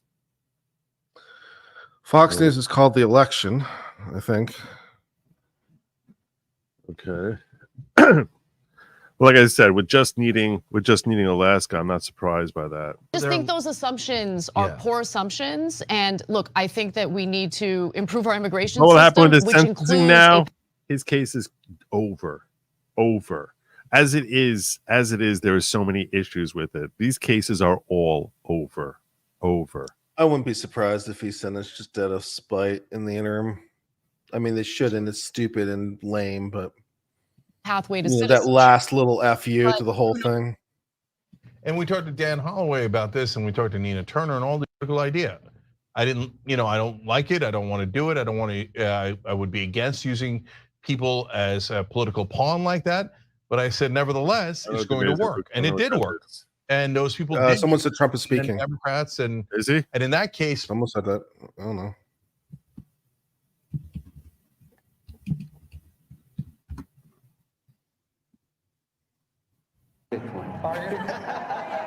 So you're buying Democratic campaign of Harris campaign suggested that just yesterday.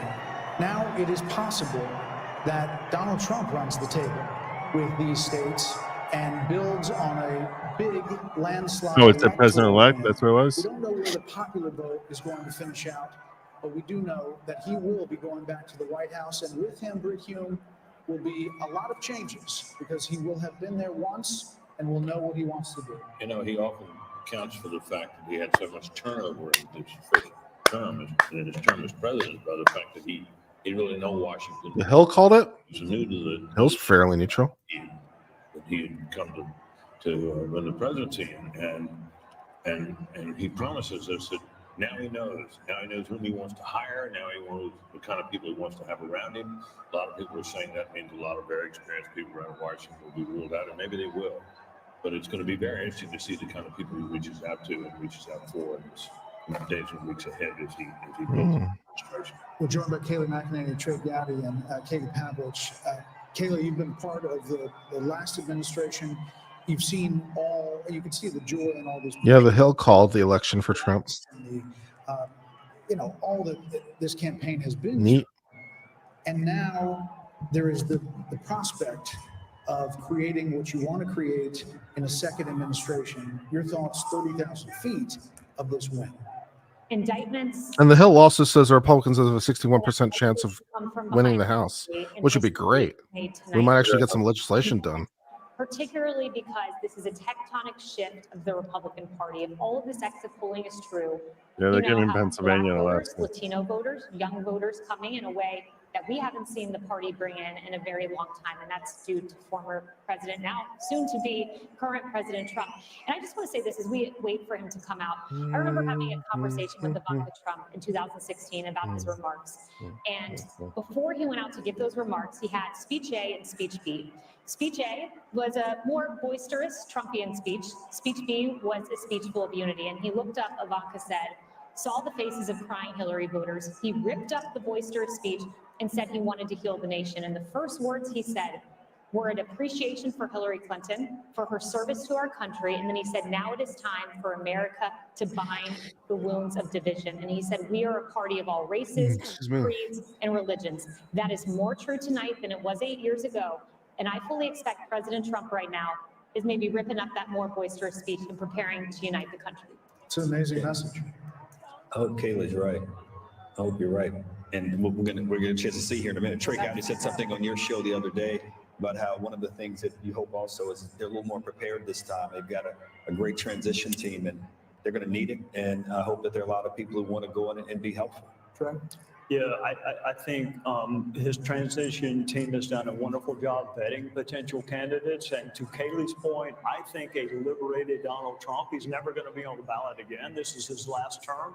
I think, Harold, he will surprise his detractors. I think he could always run for House or something. Anything like what his detractors have described him as being now that he is liberated. If I'm wrong, you can hold me to that. But I think he will. A liberated Donald Trump is going to shock his detractor. He has said that. Feel the ground. The man had to fight court case all over U.S. practically. He had to fight for his life and much more. Yeah. We saw him. We did it, Joe. We did it, Joe. You're the next president. Trump is the champion, my friends. We are the champion. He will not be able to run again. And I think that is another liberating. I thought we would win. I thought it would be called tonight. I'd love to hear them play "Goodbye Joe" by Tom McDonald. This is a That's president not going to happen. Lightning in a bottle twice, and the second How's the House and Senate going? Mandate. He'll have a Good Senate fun. used to push through his cabinet. I'll tell you right now. Who can work with him on legislation? Who could New York potentially Times still replace, refuses to call Pennsylvania He could build a wall. He could build a wall. or Nevada, Nevada, the Silver States. Working very hard on his transition. Get the right people around him. He talks about the lessons he's learned, but the or first Wisconsin. time in the White House. So let's check out where the Senate is. So in the Senate, we flipped Ohio and we flipped West Virginia and Ohio. What do you think the And analysis is going to be? There's going to be a lot of time to digest. Eric all of Hovde this. has The a focus now on 70,000 the vote president. lead in Incoming president Wisconsin. is going to say. Mike Rogers has a What do you think the 5-point analysis is lead going to in be Michigan. Dave Democratic McCormick has a 1.5 lead with 94% Well, I think it's going to be in Pennsylvania. I think it's going to take a And little in while, Maine, for Angus King, whoever the heck that is, census to the form about independent what the is party in needs first to do place. next, what it did wrong this time. I guess, that's the incumbent. It'll be grudging at first. I don't even know who that. I don't know anything about Angus King. Imagine that Ruben Gallego looks like like he's going to take Arizona from Kari Lake. Nevada is dead heat right now, which some major changes in their agenda and their approach to this. And actually looking really the good. issue sets that they've tried to run on against In this man, Montana, that failed. Lester They need to fighting for his life with 32% of the vote in. I think it'll take a while. Looking really good. Our friend Mark Halperin, We can get like 5. who's been very astute this particular Very cycle. conceivably. He thinks there's going to be Very, very people are going to conceivably. be hysterical. House, I hope they're not showing any flips in that house yet. At least I am really looking forward to reading some of the stories, probably with a lot of anonymous sources amongst Democrats with the recriminations, and it's going to be fast and furious. And you will have people saying that Joe Biden should have dropped out the day after, not dropped out, but said he was not running for re-election on the day after that midterm in 2022, and either endorsed her or said, let there be a primary, and Dr. Jill Biden, there will be thoughts about her. And I wonder how chilly that White House is going to be for the next 90 days as they try to figure it out. Let me just say that as Vice President of the United States, Kamala Harris will 300 certify votes. the Wow, election really results close on with January 6th. and then in Maryland. A lot of irony in that. And here's mine. Harold. Oh my God! This is how our country is organized. It's a great education, I think, for people who had very high passions in this race. There are Democrats who were fervently for Joe Biden. He performed poorly during a debate, and the party switched to Kamala Harris. There was genuine excitement, I think, built over a period of time. And some of that excitement was an aversion and almost a dislike and a disdain for Donald Trump. But I hope it's a moment that we can all grow from, because if we don't, not in a selfish, partisan way, Democrats won't progress. And I don't think you can fly and soar as a great country unless you have both wings working together. And President Trump, tonight, I'm going to be interested in that tone. Kayla, I was reminded of your words, and reminded of what you said as you shared it. I remembered that story. And I pray for the country tonight that President Trump, who has every right to be joyful, every right to celebrate, let's see what's going on, will give a speech with that tone tonight that in many ways could help him do all the things that he campaigned on in this campaign. What does this mean for the Never Trumpers, who are Republicans, and the Lincoln Project people, and Bill Kristol, and people like that, who seem to abandon everything that ever previously believed opposed Donald Trump? We'll get to the Never Trumpers soon enough, and the hundreds of millions of dollars wasted on them. Look, Donald Trump won this on policy and personality. I don't want to be remiss here. He is talking about energy independence, manufacturing. All the Never Trumpers who were saying Trump can't win, they won't let him win. Trump can't win. Trump can't win. All of them are like, we need someone who can win. I can win. I can beat Joe Biden. Nikki Haley's of the world. All those freaking neocons. Oh my God, it's over. Oh my God. Wow. Thank you, God. Thank you, God. Oh my God. Oh my God. We did it, Joe. We did it. We did it, Joe. I gotta play. I will sing with you if you like. I'm still. You can sing by yourself. Either way, I don't care. I'm still waiting. We did it, Joe. I'm enthusiastic. I'm ready to go. Put up the lyrics. Let's do it. Let's go. I'll sing some ABBA if you like. We could do some NSYNC. We did it, Joe. You're going to be the next president of the United States. We did it. Oh my God. We did it. We did it, Joe. Feeling unburdened by what has been. This cackling. I'm very unburdened by what has been right now. I'll tell you what. Very unburdened by what has been. Oh my God. I'm very unburdened by the has been. Yes. Let's see if AP has called it yet. No, they don't want to call Pennsylvania. They can't do it. They can't do it. You cowards, you cucks, you losers. 94% in. He still has a 196,000 point vote lead. They won't call it. Nah. In Michigan, 70% counted. Wisconsin, where he has a 4-point lead virtually, 120,000 votes, and they won't freaking call it. They won't. Nevada, where she's picked up like 3 votes in Clark County, and he's got a 4-point lead. Nah, we're not calling that one either. No, of course not. Arizona's taking all day. God knows what the hell they're doing there. They probably don't want to call that. I don't know. There's probably some other race they don't want to call. Oh, and Maine gave their 1 vote to Trump, and one to her, one to Kamala, and the other 2. It's still holding. Yeah, that was expected. Yeah. Wow.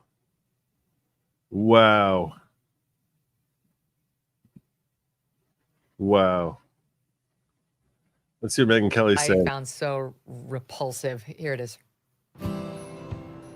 Oh, this I got so angry about this commercial. In the one place in America where women still have a right to choose, This is the most disgusting thing in the You can world. vote, Watch the masturbation one. and no one will ever know. Two stranger women having a relationship with Did you each make other the right across the choice? ballot. Sure did, honey. That Remember, we're what happens in basically the booth cheating on our cuck stays in the husband booth. and Julia voting for Kamala. Roberts with the narration. Oh, And that of was course, That was like a thumb on I Louise. didn't realize Let's that. go. Let's drive the such a country nightmare. off a And cliff of together. course, they depict the Hold Republican hands. guy Hold as hands. some gross, forgive me, actor who played a Republican man. Don't go away, Henry. You're part of our panel now. As some gross, unattractive, weird. Oh, nice champagne, Abigail Finan and Steve Krakauer. Everybody, the EP of the Megyn Kelly Show. Yay! Let's hear it for Steve. Yay! Yay! Yay! Yeah. You guys too. You should have some. Yeah, you need to have some, Steve. As the gross, disgusting ogre, right? Who's not only unattractive, again, forgive me, actor, but who's controlling and threatening. Looks, Yeah, he looks excuse creepy. my language, kind of like a pedophile. Yep. Right? does. Yeah, forgive us, Really? actor man. That's what the other thing that is so offensive about that ad is we have known for decades that women run American households. Women decide where the kids go to school, what kind of car you buy, where you live, major purchases. So the idea that we're now Isn't somehow that kind of like a formal retrograde thing in Jewish our law where voting the choices for where the what wife would is be in the charge of the first children, female or am I president mistaken? is so offensive, and it just speaks to how schizophrenic. Where the Well, they wife is said what? like women are in charge of the household and the children. Isn't that like a thing in like Orthodox Judaism where the women have like basically sole control over the children? Or am I missing something? You're missing something. I would say that the first 3 years of life, like until they're fully weaned and walking, that I would say that much of the decision making and control and stuff like that, look, it varies significantly from one household to another. Fair enough. Like significantly, like I looked at my role with respect to my kids when they were little, that I basically helped out when needed. Primary responsibilities and duties fell to my wife, and beyond that, there was whatchamacallit. I want to keep an eye on this, make sure I don't miss. No, I appreciate that too. Here in Palm Beach. At the convention center. At the convention center, like let them have their moment without anyone. Like I remember Andy Card had to come in and say, "Well, yes, we know." I'm tired. I'm just half remembering things. So That's okay. I want to see if TYT is melting down yet. Let's check out TYT. That's what let's check out. I far prefer seeing people lamenting, or the Midas touch. That'd also be good. thank you, Shin, for the super chat. Thanks for the other people. Analytics super 22, chatting. Keats 58, Ophelia Penguin, Borabellico, and JW 5101. No, he Remember, cannot. 20% off today on the site if you join up through. You started looking like Yes. Have you started watching The Penguin yet? Copium Fields. Oh no, not Oh, yet. it's so good. Yeah. It's so good, everybody. Will I know what Ophelia? Do I think a trial judge can actually gag a active Good show. president of the United States? $150. I don't think so, man. Baseball cap. That federalism thing is going to pop in. So I think I think he can kind of ungag himself. Appreciation for you guys. You guys are the ones that get it exclusively. Appreciate you guys. $100, and I give you guys a ring. Those all buildings call. need to see in I Hollywood. forgot to say this. Or not. There's so many things I forget to say throughout the campaign. For everyone who donates, it doesn't matter if you give $3. Oh my God, he's definitely We're just gonna do a little bit of a stupid lottery. show all pick night 3 long. people to do a 15-minute Search Zoom call for- with me. So if you like that kind of thing, right? And so it's good. I've done it before, and it I'll sing a song in honor of Kamala. connect a little bit more. I feel the joy, joy, joy, joy down in my heart. You're told Down in my heart. right? Down in my heart. Words, but Joy, joy, joy, joy down in my heart. we're gonna pick 3 people. Down in my heart to stay.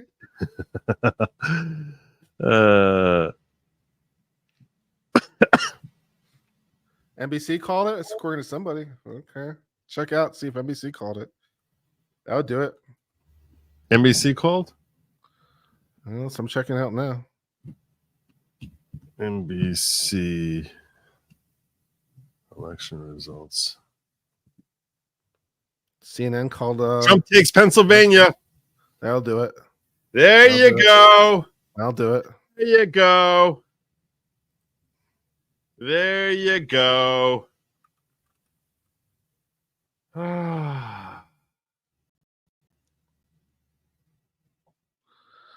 There you I'll do it. And they still haven't called Alaska. They still But, you know. They still haven't called Alaska because, like, you never know. You never know.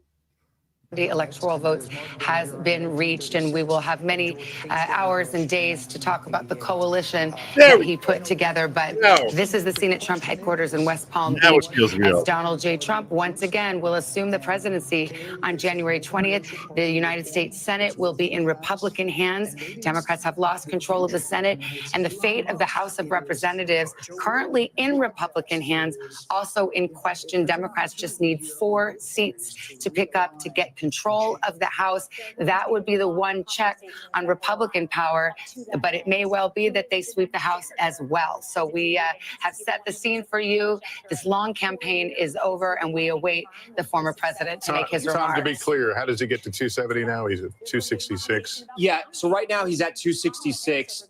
If we fill in, and let me see, because sometimes when we get to a certain point, you can no longer fill in some holes here, but he wins Alaska, and then we go back. In Maine, there's a congressional district in Maine that we're still waiting on. You can see Maine is not filled out yet. There's a congressional district in Maine. Once he gets there, he'll get past 270, or he'll get right to 270, and that's where he'll stand tonight. And when we hit 2024, he'll likely get to 272. Again, and we haven't called Wisconsin and Michigan, so it could grow from there. But as Savannah mentioned, he got to 270. That's the magic number. We're projecting that Pennsylvania is a win for former President Trump. He is headed back to the White House.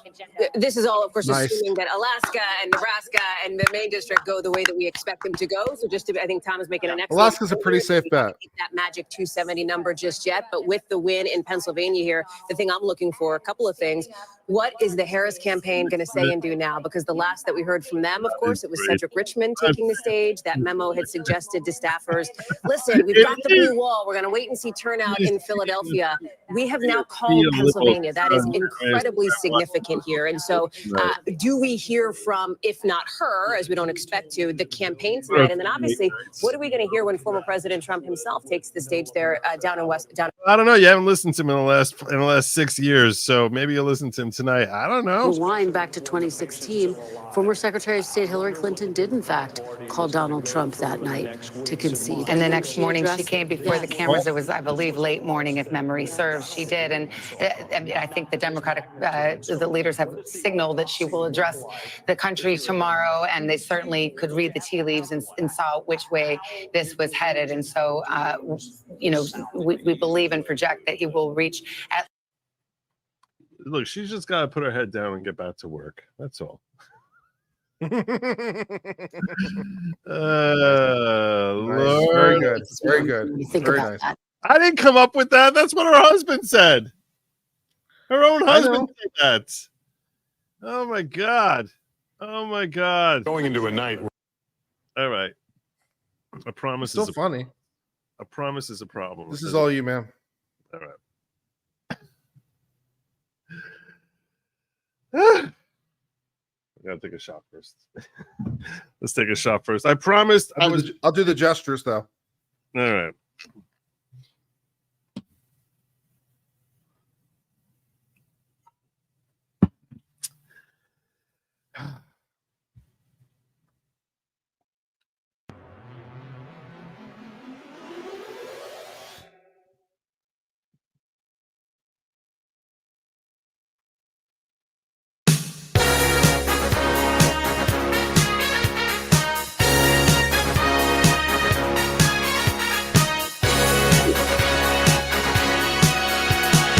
Young man, there's no need to sit down. I said, young man, help up the town. I say, young man, once you're in and you're down, there's no free on that.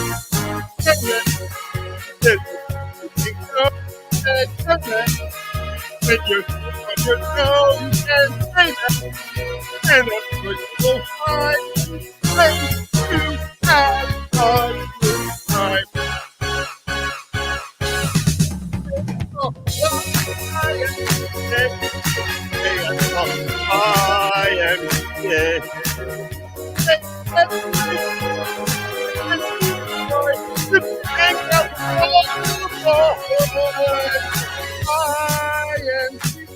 It's the YMCA. You can get yourself, you can have it yourself, you can do whatever you need. Young man, are you listening to me? I said, young man. What do you want to be? I said, young man. You can make real your dreams, but you got to know this one thing. I said, young man, put your pride on yourself and just go there to the YMCA. I'm sure they can help you today. And the YMCA,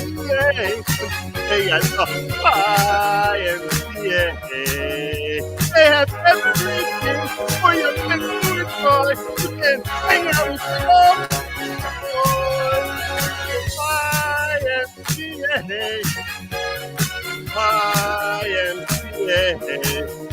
You can get yourself free. You can have a good meal. You can do whatever you can. And then I was in your shoes. I said I was down and out with the blues. I felt no man. And if I were alive, I felt the whole world was so alive. That's when someone came up to me and said, young man, take a walk down the street. There's a place there called the YMCA. They can start you back on your way. They are the YMCA. They are the YMCA. They have everything for your sister and joy.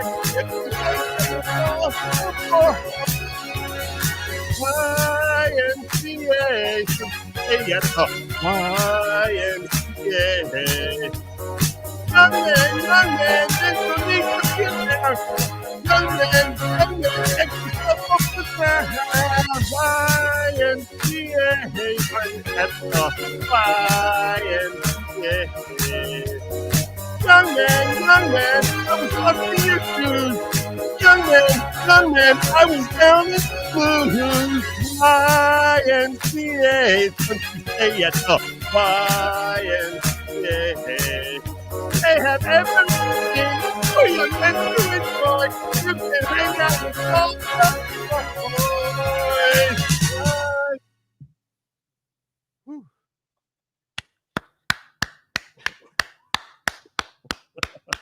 I'm sure I woke up Lady Lawgic with that one.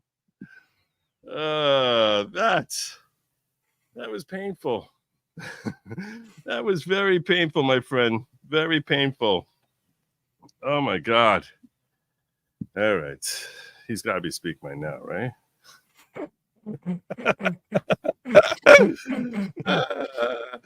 God. Even with the overnight ballot dumps, they still can't win.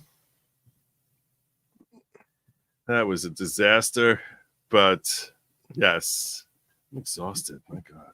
All right. Let's go. Oh, she upset. The chickens are eventually going to come home to roost. Yeah. And so, like, look, I get that tonight is depressing for a lot of people, but at the same time, I'm not shedding a tear for the Democrats. Okay, they deserve this. They're not crying. The electorate doesn't deserve it, but Democrats deserve it. Yeah, Democratic politicians. Yeah, let me be specific. And so otherwise, she's already got enough people turning on her. She got enough people turning on her. Let me make sure we're not missing anything over here. For him, Michelle Obama and Joe Scarborough saying. All right. Garbage man wins. That's right. So celebrities' dinner parties will leave the country. Probably going to be leaving the country. Goodbye, Liam. Here's another one for Kamala. Here's another one she can be singing to herself. Is this just real life, or is this just fantasy? Caught in a landslide, no escape from reality. Open your eyes, look up to the sky and see. We have to thank Mark Cuban. So we have to thank Joe Biden. You're just a middle class family. There's no escape. Oh God. Has New York Times called you? No, New York Times like what? Why should we call? Why we call? Are you crazy? There's only 90% in Wisconsin. How can we call that? How can we call it? There's still 120,000. She can make that up. She can do it. You can do it. Yeah. Here's how Bernie Sanders can still win. They won't even call Alaska. They won't even call freaking Alaska. Oh my God. So sad. I got my 248 votes. 248 votes. You're going to call Maine? You're going to call any part of Maine? No, we're not calling anything. We're not calling anything. They're going to make us wait and wait. I'm here. I'm not going nowhere. To end this lawfare. If there is any Bergam, tonight, it is that lawfare actually helps the person that you. And by the way, I'm warning you. You say you want to listen to Trump. I'm going to give you a heads up. All kidding aside. Last night I decided to cover his final rally. Mm-hmm. It was called for 10:30. He had been at a different rally, so he didn't get there till like 1 o'clock in the morning. So it was like 2.5 hours late. Mm-hmm. And he went for like over 2 hours. And every time you thought he was like, and he goes, and the last thing I'll say, he said that with like an hour and a quarter to go. Nice. So he's got a lot of people to thank and a lot of stuff to say. I'll tell you right now, this is not going to be a 10-minute speech. This is likely going to be a deal. So if I need to, I'll just put a little something where I need it, and I'll give me plenty of energy. That's true. So people are there waiting for the former president. Britt would like to know where he is. He's watching us. Can we say tonight, though, Harold, that the melting pot still works? That Hispanics, Black Americans, working class Americans, standing up, asking what their government. If I pass out on stream, though, will someone turn the lights out, please? I'll just bounce you out. American democracy in our republic. The process works. I think as we get it really does make me feel count of the numbers and the coalition that we do so much together this year. We win. We do win. It's true. Communism has been crushed in America. Big Tapper and Mace Hamlet did not outperform by any count. He posted and looked at that. Good for a laugh. President, at least the preliminary numbers suggest that. But as much as we talk about the unconventional aspect of this was conventional also. People believed him. He resonated with voters. He resonated with communities, rural communities, urban communities, suburban communities across the country. And I congratulate him tonight. I didn't want him to win, but I congratulate him on his victory and wish him. Losers. Shut up. No one cares. Places. So you asked, are there any places that the vice president is overperforming Joe Biden in 2020? So we could show you that as well. We just bring that out here. Harris overperforming in 2020. Holy smokes. There you go. So let this go away and see if there's anything on the east side there. Literally nothing? Literally nothing. Literally not one county? So you asked, are there any places that the vice president is overperforming Joe Biden in 2020? So we can show you that as well. We just bring that out here. Harris overperforming in 2020. Holy smokes. There you go. So let this go away and see if there's anything on the east side there. She's that terrible. She's that terrible. That can't possibly be true. There's not one county in which she's doing better than Biden did. That can't possibly be true. Babylon B is reporting that can't possibly be true. That Joe Biden called Trump to concede. Oh my God. There's like 2,000 counties in the United States. There's not one in which Harris has done better than Biden. There's no way. I can understand that. Oh my God. Holy shit. If that's true, holy shit. Whew.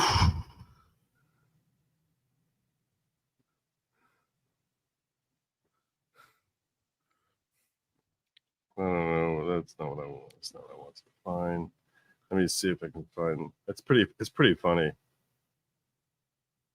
I have so many stupid tabs. I'm starting to lose track. Now I'm starting to lose. You would think you get one just a pure random chance. No. She's really terrible. I mean, I understand that, but still, damn. She's really terrible. Did you not notice how she's really terrible? You know, here's the thing. By the way, somebody sent me the statistics. I think a lot of people just forget the fact that for all of Biden's flaws, the reason he survived in D.C. as long as he did is because he's an effective politician. He was a very effective politician. He knows how to give a speech. He won the primary, beating out dozens of other potential candidates because he was a better politician than they were. So the guy knows how to address crowds. He knows how to dance effectively without looking like he's full of crap. You know, he's now a shell of himself, but 4 years ago, he was far more effective and far more credible as a potential, he was still considered a joke compared to Biden, to Obama, but he at least had gravitas, he had personality, and he had polished politician skills. Kamala had none of that. She had none of that. I mean, really none of that. And she was quite the contrary. She was someone it's uncomfortable to listen to, someone you don't want to hear talking. You're just sort of like, oh my God, just stop. Just it's like, I think a lot of people probably find her attractive, and usually guys will give like a little added grace to someone they find attractive. And with her, it's like, no, just stop talking, just go away. I don't want to. Everything about you is like making me uncomfortable. There's an awkwardness. There's the same boring as anything, with the same stupid answers to no matter what the question is. If you just, it's a flow chart of answers that were scripted, that in this moment, this is the gesture she's going to make, the word she's going to throw out. She wouldn't even vary how she would say it. I'm from a middle-class family. You talk about the economy. I'm from a middle-class family. You talk about God. You talk about in the Middle East. She's going to say about how we need to stand with Israel, and we have to make sure that we help establish a Palestinian state. You're going to talk to her about everything that she's saying. It's the same thing over and over again with no variety. Everything's felt scripted. I shared yesterday how in closing her speeches, Thinly scripted at that. Yes, everything was thinly scripted. There's nothing redeeming about her as a candidate other than the fact that she was a black woman who was, who's not like revolting in appearance. Like she's like, I've heard some people say she's pretty, other people say that she's not pretty, but no one's going to say that she's someone that when she walks in the room, you're sitting there like gagging. It's not like she certainly is as a pleasant enough appearance and just as on physicality. There's seriously nothing beyond that. I mean, there's literally nothing, just vapid emptiness. I think he's coming out now. And the Trump family, accompanied by Vice President-elect J.D. Vance, Second Lady Usha Vance, along with friends and campaign staff. There's the man of the hour, J.D. Vance, and our friend, Mr. Trump. I can't play that here because I can't even edit this thing. This video is going so long, I can't even edit it out. Fair enough. So I'm gonna wait for them to finish playing this song.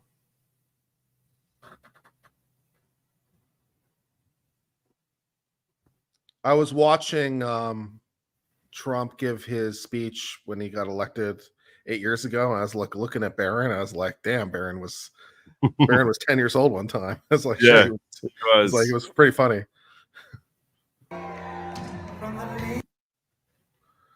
Yeah.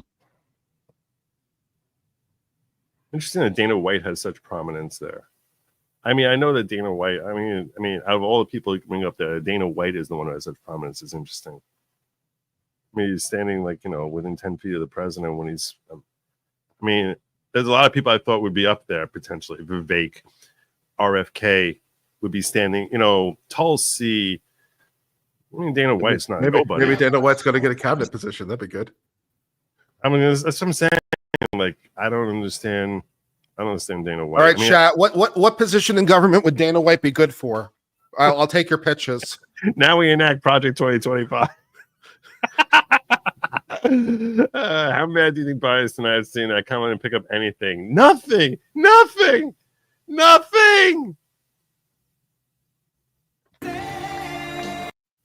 He's coming. They're back, baby. They're back. Oh my God. They're back. Mike Johnson, the empty show. That's what I'm saying. Dana White is standing like 10 feet from Mike Johnson's 200 feet away. God bless the U.S. JD Vance is further away than Dana White. That's funny. I don't understand this.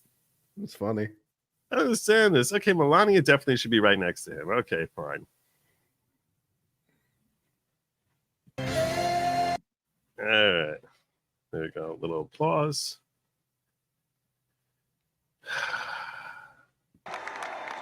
Thank you very much. Wow. USA!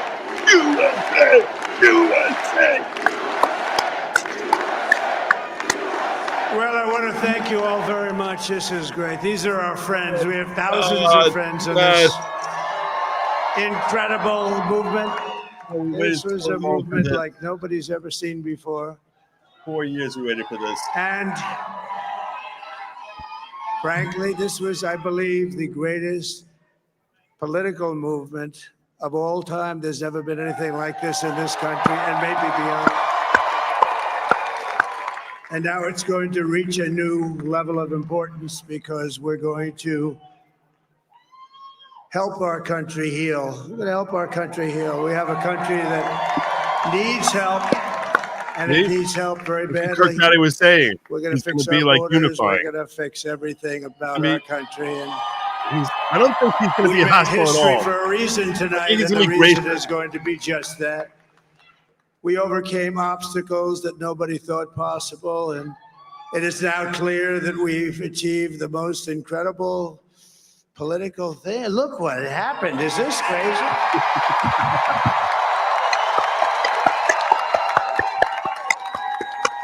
But it's a political victory that our country has never seen before, nothing like this. I want to thank the American people for the extraordinary honor of being elected your 47th president and your 45th president. And every citizen, I will fight for you, for your family, and your future. Every single day, I will be fighting for you, and with every breath in my body, I will not rest until we have delivered the strong, safe, and prosperous America that our children deserve and that you deserve. This will truly be the golden age of America. That's what we have to have. This is a magnificent victory for the American people that will allow us to make America great again. And in addition to having won the battleground states of North Carolina, I love these places, Georgia, Pennsylvania, and Wisconsin, we are now winning in Michigan, Arizona, Nevada, and Alaska, which would result in us carrying at least 315 electoral votes, but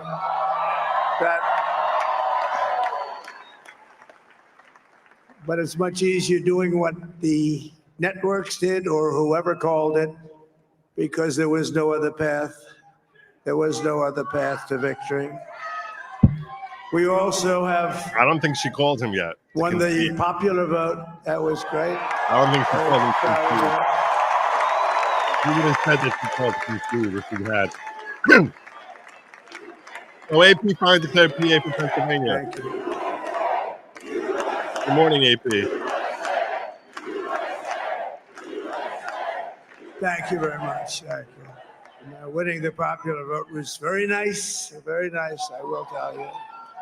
It's a great feeling of love. We have a great feeling of love in this very large room with unbelievable people standing by my side. These people have been incredible. They've made the journey with me, and we're going to make you very happy. We're going to make you very proud of your vote. I hope that you're going to be looking back someday and say that was one of the truly important moments of my life when I voted for this group of people beyond the president, this group of great people. America has given us an unprecedented and powerful mandate. We have Judge taken Mersham back must be shaking in his control boots. of the Senate. Wow, that's good. Judge Tuckin. Goodbye. And the Senate Goodbye, Judge races Tuckin. in Montana, Pardon himself. Nevada, Texas, Ohio, Michigan, Wisconsin, the great Commonwealth of Pennsylvania. We're all won by the MAGA movement. They helped so much. And in those cases, every one of them, we worked with the senators. They were tough races. And I mean, the number of victories in the Senate was absolutely incredible. And we did tele-rallies. We did tele-rallies with each one of them. And sometimes we did 2 or 3 and it was amazing to look at all of those victories. Nobody expected that. How many Nobody. freaking rallies did he do? So I just wanted to thank you very much for How many that. And rallies? you have 3, some 4 a great day. senators and some great new senators. And it also looks like we'll be keeping control of the House of Representatives.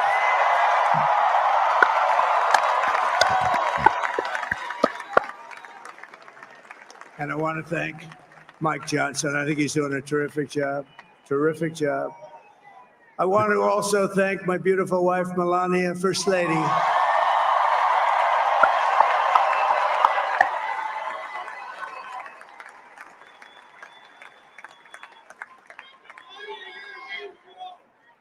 Who has the #1 best-selling book in the country. Can you believe that?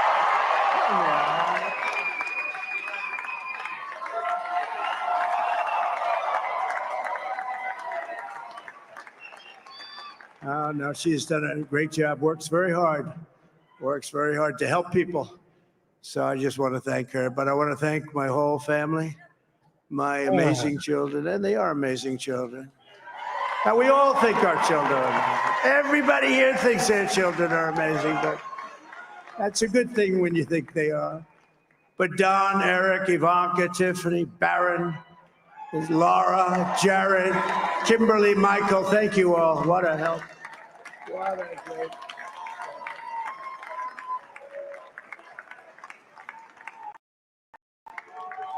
My father-in-law, Victor, is tremendous, and we miss very much Melania's mother, Amalia. We miss Amalia, don't we, huh? She would be very happy right now, standing on this stage. She'd be so proud.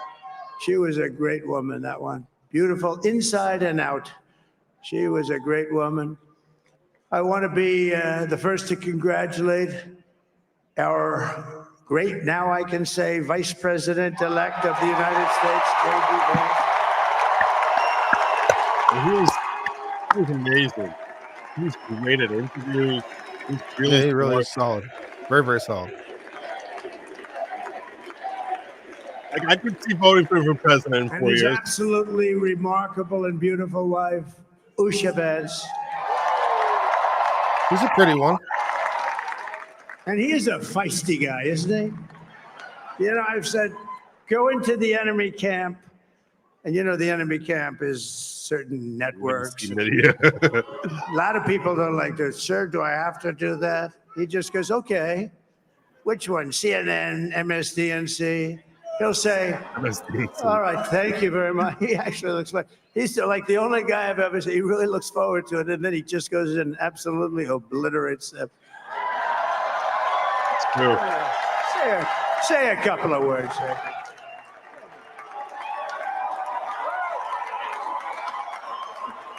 He was a great pick.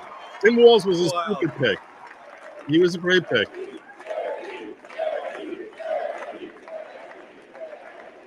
His interview on Joe Rogan was really, Well, really Mr. good. President, I appreciate He's really you an interesting allowing guy. me to join you on this incredible journey. I thank you for the trust that you placed in me. Viva had him on before he was. And I think that we just witnessed the greatest political comeback in the history of the United States of America.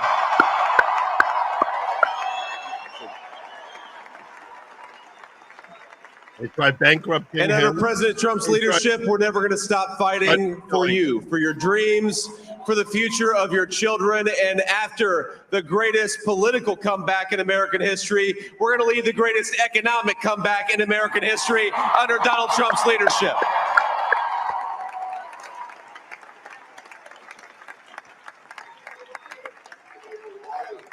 Thank you very much. He's turned out to be a good choice. I took a little heat at the beginning, but he was. I knew the brain was a good one, about as good as it gets. And we love the family, and we're going to have a great 4 years, and we're going to turn our country around, make it something very special. It lost that little thing called special. We have to make it so. We're going to make this so great. It's the greatest country and potentially the greatest country in the world by far. And right now we're going to just work very hard to get all of that back. We're going to make it the best it's ever been. We can do that. If we had to wait longer, I don't know. It was going bad, and it was going bad fast. We're going to have to seal up those borders, and we're going to have to let people come into our country. We want people to come back in, legally, but we have to let them come back in, but they have to come in legally. They have to come in legally. Let me also express my tremendous Totally fine with that. appreciation for Susie and Chris, the job you did. Susie, come here. Come here, Susie. Chris, come here, Chris. Susie likes to stay sort of in the back, let me tell you. The Ice Maiden, we call her the Ice Maiden. Come here, Chris. Come here, Chris. Susie likes to stay in the background. She's not in the background. Come here, Susie. This was unexpected, but I just want to thank, obviously, President Trump for this journey. It was a great one, and he's a hell of a candidate. He's going to be a hell of a great 47th president. And this team that we had, the best team, and of course, even my boss, Susie Wiles, the best. Thank you. Thank you, and thank you, Susie. Look at this. She's shot. I've never seen her be shot before. Susie. They're great. Everybody up here is great. Everybody up here is very special. But the Trump, who did you say? Oh, let me tell you, we have a new star. A star is born, Elon. Now he is. Now he's an amazing guy. We were sitting together tonight. You know, he spent 2 weeks in Philadelphia and different parts of Pennsylvania campaigning. You know, he sent the rocket up 2 weeks ago, and I saw that rocket, and I saw it coming down. I saw it. When it left, it was beautiful, shiny white. When it came down, it didn't look so pretty. It was going 10,000 miles an hour, and it was burning like hell. I said, what happened to your paint job? He said, we've never made a paint that could withstand that kind of heat. And but I saw it come down and turn around. And it was, you know, it's like 22 stories tall, by the way. It looks a little smaller than that, but it's big. And it came down, and you saw that fire burning. And I'm saying, only Elon can do this. It must be an Elon. And I tell the story. I told it last night. I had a man on the phone. I had the screen muted, no sound. I was talking to a very important man, happens to be here. And that very important guy, one of the most important people in, I would say, the country, actually. But, you know, I was president, and now it looks like I was going to be maybe president again. So I figured I could ask him to hold. So I asked him to hold. And especially because you're going to be president for an again, hour and they a half. hold. So I took the phone down, and I'm looking at the screen. I'm seeing this crazy thing that's going around and coming down. It looks like it's going to crash into the gantry. And I said, oh, no. And I said, do me a favor, do you mind holding for a couple of minutes? I want to see this. I thought it was a space age movie or something. I put the phone down. Bad part, I didn't pick it up for 45 minutes and he was holding. But this spaceship came down and I saw those engines firing and it looked like it was over, it was going to smash. And then I saw the fire pour out from the left side and it put it straight. And it came down so gently and then it wrapped those arms around it and it held it. And just like you hold your baby at night, your little baby. And it was a beautiful thing to see. And I called Elon. I said, Elon, was that you? He said, yes, it was. How many times is I said, who else can do that? Can Russia do it? No. Can China do it? No. Can the United States do it other than you? No. Nobody can do that. I said, that's why I love you, Elon. That's great. And you know, when we had the tragic Hurricane Helene, and it hit North Carolina, they were really devastated, the water. This was a big water, as big as we've ever seen, water hurricane. It built lakes out of nothing. Fields became lakes, and the danger was unbelievable. And the people from North Carolina came to me and they said, would it be possible, at all possible, for you to speak to Elon Musk? We need Starlink. AP News said, called "What's Starlink?" Pennsylvania. It's a form of communication. So I called Elon. And I'll tell you what, he had, and it was very dangerous. People would die. They had no communication. All the wires were down. I called Elon Musk. I said, Elon, you have something called Starlink. Is that right? Yes, I do. What the hell is it? He said, it's a communication system that's very good. I said, Elon, they need it really, really badly in North Carolina. Can you get it? He had that there so fast. It was incredible. So, and it was great. It saved a lot of lives. He saved a lot of lives. But he's a character. He's a special guy. He's a super genius. We have to protect our geniuses. We don't have that many of them. We have to protect our super geniuses. I want to thank some of the guys. You know, we have up here today the U.S. Open champion. He's fantastic golfer. Slightly longer than me. It's a ball a little bit longer than me. Just a little bit. Bryson DeChambeau is up here someplace. What happened to Bryson? New York Times also called Pennsylvania. Bryson. Oh, he was shot. And CNN did, and MSNBC. Oh, he's on the way. He's hitting balls. Bryson. Oh, look at him.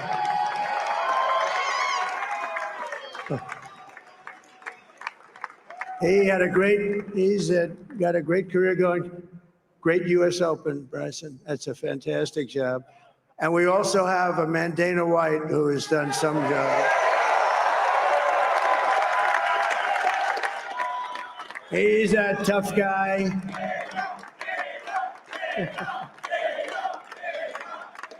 So Dana started UFC and came to me, do you mind if I use your, nobody wanted to give him a rinse because they said it's a rough sport, a little rough. And I helped him out a little bit, and I went, and they said, this is the roughest sport I've ever seen, but I began to like it, and he loved it, and nobody's done a better job in sports. And you know, he's a very motivational kind of a guy, what he does. He gets these fighters, and they really go at it, and it's become one of the most successful sports enterprises anywhere at any time. It's doing so well. I'd like to ask Dana just to say a couple of words because people love to hear from him. Dana,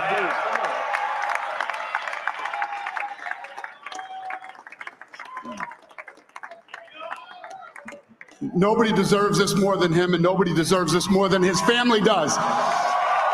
This is what happens when the machine comes after you. What you've seen over the last several years, this is what it looks like. Couldn't stop him. He keeps going forward. He doesn't quit. He's the most resilient, hardworking man I've ever met in my life. His family are incredible people. This is karma, ladies and gentlemen. He deserves this. They deserve it as a family. I want to thank some people real quick. I want to thank the Nelk boys, Aiden Ross, Theo Vaughn, busting with the boys, and last but not least, the mighty and powerful Joe Rogan. And thank you, America. Thank you. Have a good night.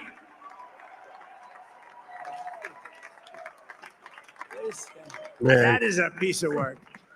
And if he No, lost, he's an amazing, they were going he's to really an amazing guy. But most of all, I want to It would've thank the been millions so of bad. hardworking Americans across the nation who have always been Just the heart and miraculous. soul of this really great movement. We've been through He so would've much been together, and after today so you showed hard. up in He record numbers to deliver a victory. He lost. Like really, I probably like no other. This was something special, and we're gonna pay you back. We're gonna do the best job. We're gonna turn it around. It's got to be turned around. It's got to be turned around fast, and we're gonna turn it around. We're gonna do it in every way, with so many ways, but we're gonna do it in every way. This will forever be remembered as the day the American people They would've thrown him regained in jail. control of their country.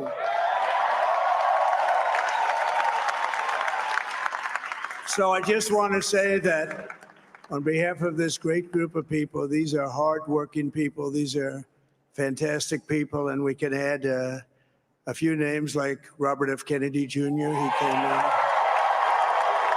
and he's going to help make America healthy again. Yep. Yeah. I'm in favor of that. Get some of the stuff out of our food supply. Maybe Secretary of Agriculture. He's not being sentenced anymore. And now he's a great guy. He's not he being really means sentenced it. He wants anymore. to do some things, and we're going to let him go to it. I just said, but Bobby, leave the oil to me. We have more liquid gold, oil and gas. We have more liquid gold than any country in the world, more than Saudi Arabia. We have more than Russia. Bobby, stay away from the liquid gold. Other than that, go have a good time, Bobby. We're going to be paying down debt. We're going to be reducing taxes. We can do things that nobody else can do. Nobody else is going to be able to do it. China doesn't have what we have. Nobody has what we have. But we have the greatest people also. Maybe that's the most important thing. This campaign has been so historic in so many ways. We've built the biggest, the broadest, the most unified coalition. They've never seen anything like it in all of American history. They've never seen it. Young and old, men and women, rural and urban.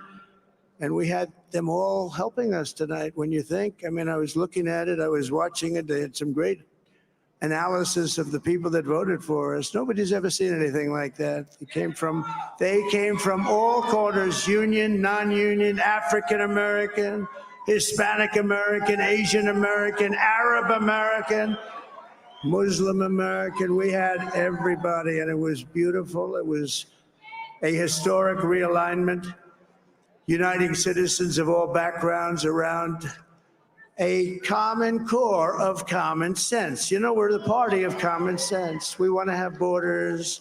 We want to have security. We want to have things be good, safe. We want great education. We want a strong and powerful military, and ideally, we don't have to use it. You know, we had no wars. 4 years, we had no wars, except we defeated ISIS. We defeated ISIS in record time, but we had no wars. They said, he will start a war. I'm not going to start a war. I'm going to stop wars.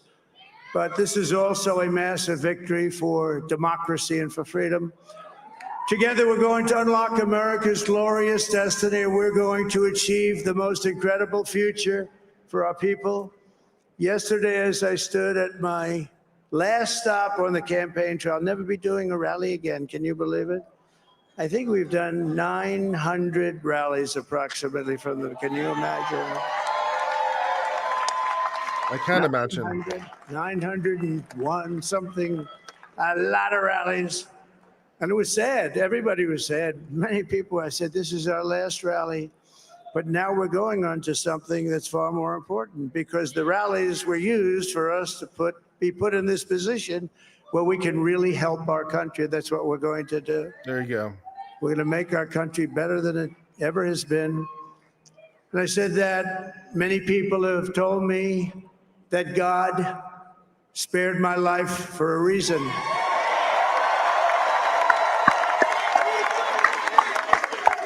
And that reason was to save our country and to restore America to greatness.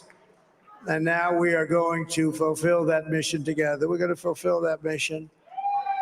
The task before us will not be easy, but I will bring every ounce of energy, spirit, and fight Yeah, they that go I based on have what in my soul to the job that you've entrusted to me. This is a great job. There's no job like this. This is the most important job in the world. Just as I did in my first term, we had a great first term, a great first term. I will govern by a simple motto: promises made, promises kept. We're going to keep our promises. Nothing will stop me from keeping my word to you, the people. We will make America safe, strong, prosperous, powerful, and free again. And I'm asking every citizen all across our land to join me in this noble and righteous endeavor. That's what it is. It's time to put the divisions of the past 4 years behind us. It's time to unite. And we're going to try. We're going to try. We have to try. And it's going to happen. Success will bring us together. I've seen that. I've seen that. I saw that in the first term when we became more and more successful. People started coming together. Success is going to bring us together, and we are going to start by all putting America first. We have to put our country first for at least a period of time. We have to fix it, because together we can truly make America great again for all Americans. So I want to just tell you what a great honor this is. I want to thank you. I will not let you down. America's future will be bigger, better, bolder, richer, safer, and stronger than it has ever been before. God bless you, and God bless America. Thank you very much. All right, that wasn't too bad. Thank you very much. That wasn't too bad. That wasn't too bad. Oh, hell. Well, Joe, my friend, that was amazing. That was good. Amazing. It was.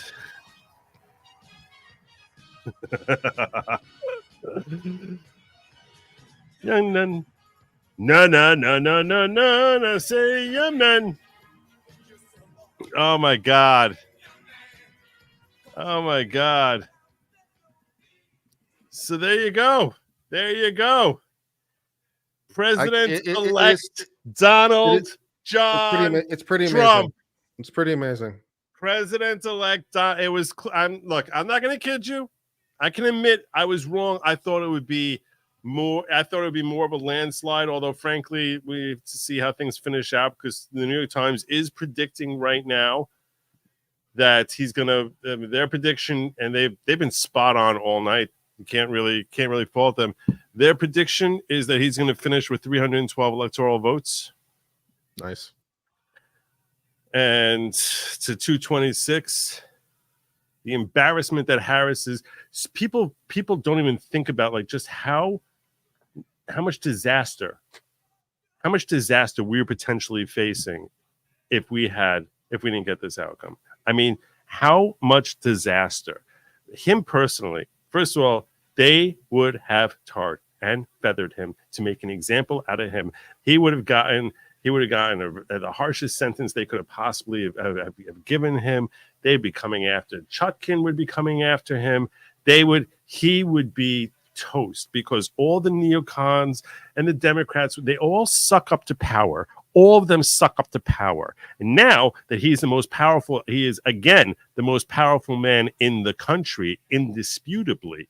Now they're all forced to suck up to him.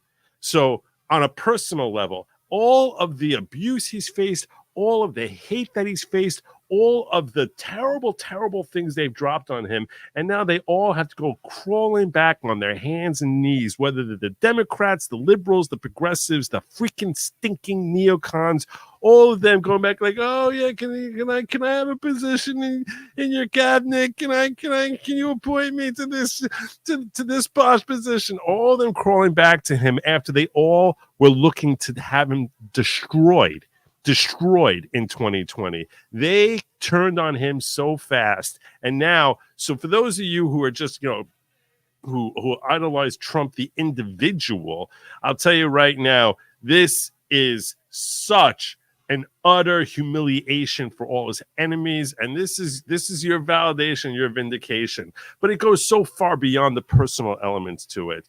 I mean, the efforts to bankrupt him. This is such egg on their face. I mean, think if you're Judge Engoron tonight and you issued a $480 million judgment that's going to be overturned by the appellate division because you tried embarrassing and humiliating him. Think if you're freaking Jack Smith tonight. What must it be like to be freaking Jack Smith tonight, or Judge Chutkin and those stupid losers with all of these stupid freaking stinking, retarded, ridiculous efforts to throw him in jail. Think what it must be like to be Fannie Willis tonight. What losers that they went after him and made him the most powerful person on earth, because frankly, a lot of people had given up hope that he could be resurrected. They resurrected him. They brought him back to life and made him more powerful than ever before. They're the ones who did it. His enemies, more as much as his friends. They're the ones who made me start thinking, how do I not stand with this man? And I'm not alone in that. Everyone was looking at it that way. Like, oh my God, how much are you going to go after this guy just because he stood up to you and said, hey, we're not taking it. So I'm going to tell you something. Everything he is as an individual, everything he represents, they cannot stand him, and they are forced to suck up to him. They are forced to step back, and we have, and then the blessing is that this led to this coalition because they were so heinous and so evil and so twisted that they ended up revolting genuinely good people, like great people like Elon Musk, like Tulsi, like Joe Rogan or Tucker Carlson or RFK Jr. or I mean, just countless people, or JD Vance, countless amazing people who came out and said, I'm joining up with this man.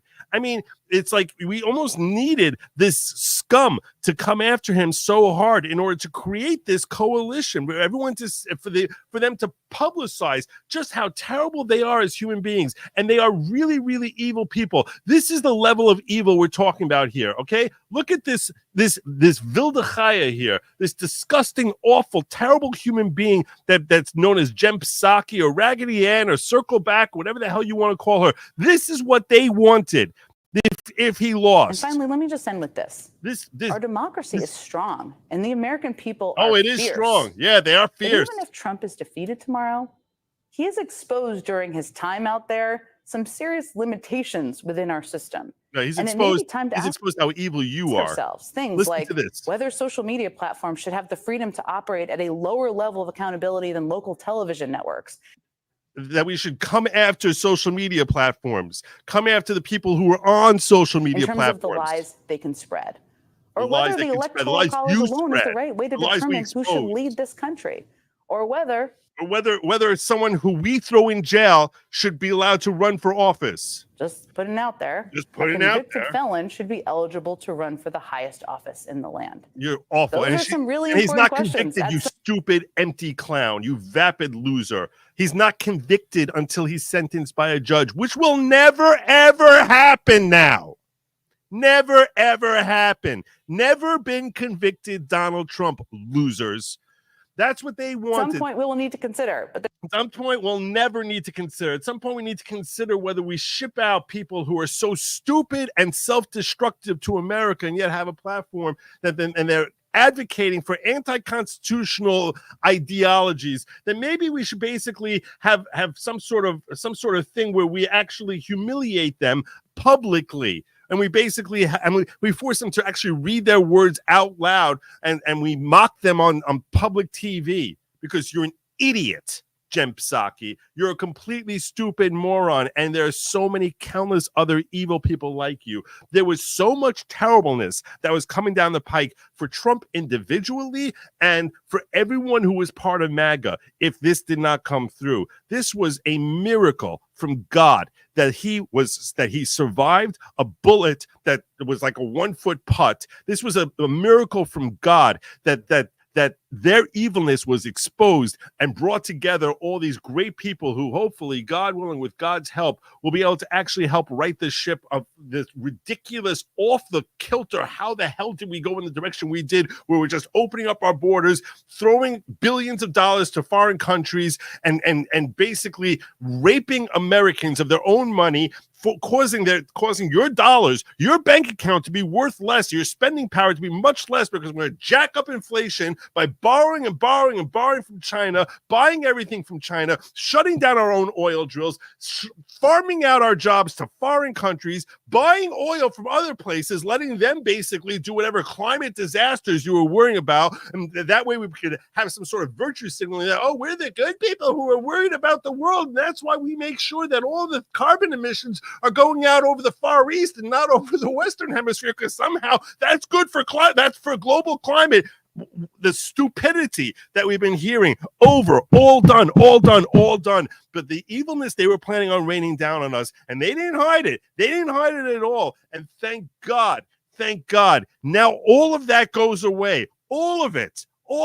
There's so many. I can't even begin to contemplate how amazing tonight's success win and how disastrous. And I'll tell you this much: our children and our grandchildren will never appreciate the peril that we were in on November 5th, 2024, because if they will never be able to understand what it was like to live in this culture and where we were headed, where we were destined to go, if not for the fact that this election came out the way it did. I mean, just the terribleness and how America was on the precipice of just complete brother turning against brother in ways of utter hatred and just complete awfulness. And hopefully, look, do I think the left is going to react violently? Very possibly. There's going to be a whole bunch of rallies, people screaming, not my president, not my president. And then December will come and it'll be too cold for them to march and they'll forget about it. And they'll just be whining online like a bunch of losers. That's what's going to end up happening. I'm urging you this, don't get violent with anyone. Anyone's trying to start something up with you, don't get violent with you. Don't be classy in victory. Be classy and win. Be welcoming to others. Don't forget, and it doesn't mean forget how all the terrible things they said. Don't forget the neocons and how they said Trump can never win. He'll never possibly. No, don't forget that. Never forget that. But show grace. Show grace. Be above it. Be above being petty. Just be like, okay, I know who you are. You identified who you are, and that doesn't mean you're not potentially beneficial. And I need to understand that as far as level of trust I can invest in you. But I'm not. But I'm not going to be so petty as to like be punching you over this. So America and you who watched and supported this show, I want to thank each and every one of you who supported. This is a phenomenal victory. I'm so glad I have someone, a good friend like Kurt here to join me in celebrating this. And frankly, to have thousands of you here with me celebrating just an amazing moment for America, for Donald Trump, for his family, which also we shouldn't ignore all the hassle and terrible pain that they've been put through by the legacy media and by countless people who are continually assaulting them, and the court system and the DOJ and all of them coming after not just Donald Trump but his family as well. And just to I want to express my appreciation for the amazing support all of you have continually showed, and tell you that this is such a phenomenal, miraculous day for Donald Trump, for all of us, and God willing, for all of America. Do you have any thoughts? Well said, and I'm very grateful. But with that, my friend, I need to sign off and go to bed. Good night, my friend. Thank you so much. It was great being with you. Goodbye. Great seeing you, brother.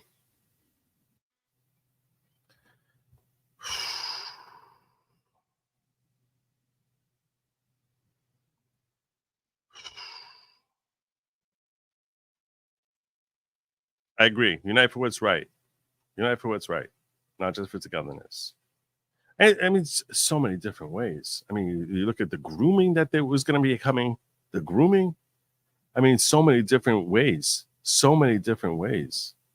Now Trump won, I can be unburdened where it has been like a massive essay, like the Democrat Party. They're terrible. They're really in disarray. They're in utter disarray now. I mean, this party is shattered. They have nothing.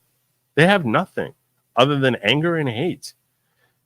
And I'll tell you right now, the next person who's going to be feeling their wrath, the next two people who will be feeling the wrath are likely J.D. Vance and Vivek, because they're going to be deemed the heir apparent, because both of them have shown great promise to be a potential next leader to take over for Trump. And now that he's going to be a lame duck president, I think he's going to do a great job. I think he's going to do a great job in this role. And I mean, listen to the speech that he gave. It was completely unifying, uplifting. That life is going to be better in America now. That's what I want them to be saying on the. I was hoping he would say it more and more. Look, but you know what? He knows best. He knew how to win. At the end of the day, results are what matter, and he delivered the results. He got the 270. He got the 270, and he did it. And no one thought he would get it tonight. I want to pull up my poll. I'm very curious. What percentage of people thought he was going to be declared a victor before sunrise? When I put up my poll on YouTube, and I asked everyone when I announced the show, so I put up a poll, what did you think was going to happen? Did you think he was going to win tonight, sometime in the future? She's going to win. What did you think was going to happen?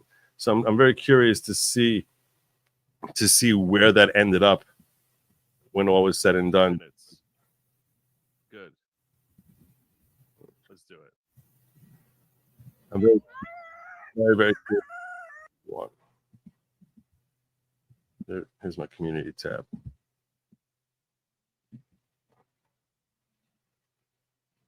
Oh, look at that.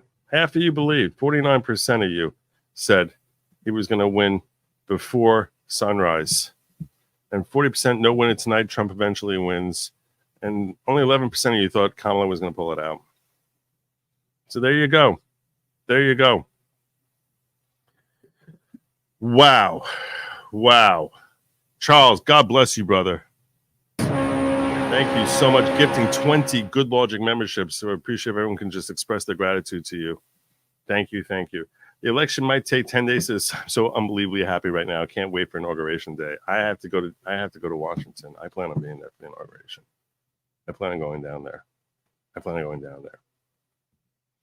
This is the day MSM was destroyed forever. Hopefully, this is a terrible day for them. This is a terrible, terrible day for them.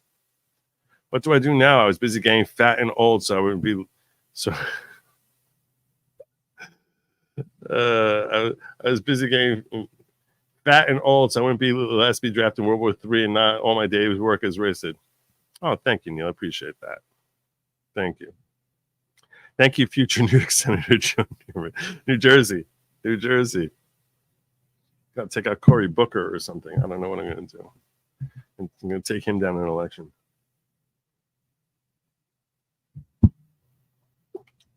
We did it, Joe. We did it. Cenk is having a mental breakdown during the Trump speech. Was he? Nathan, thank you, brother, for gifting 5 Good Lawgic memberships.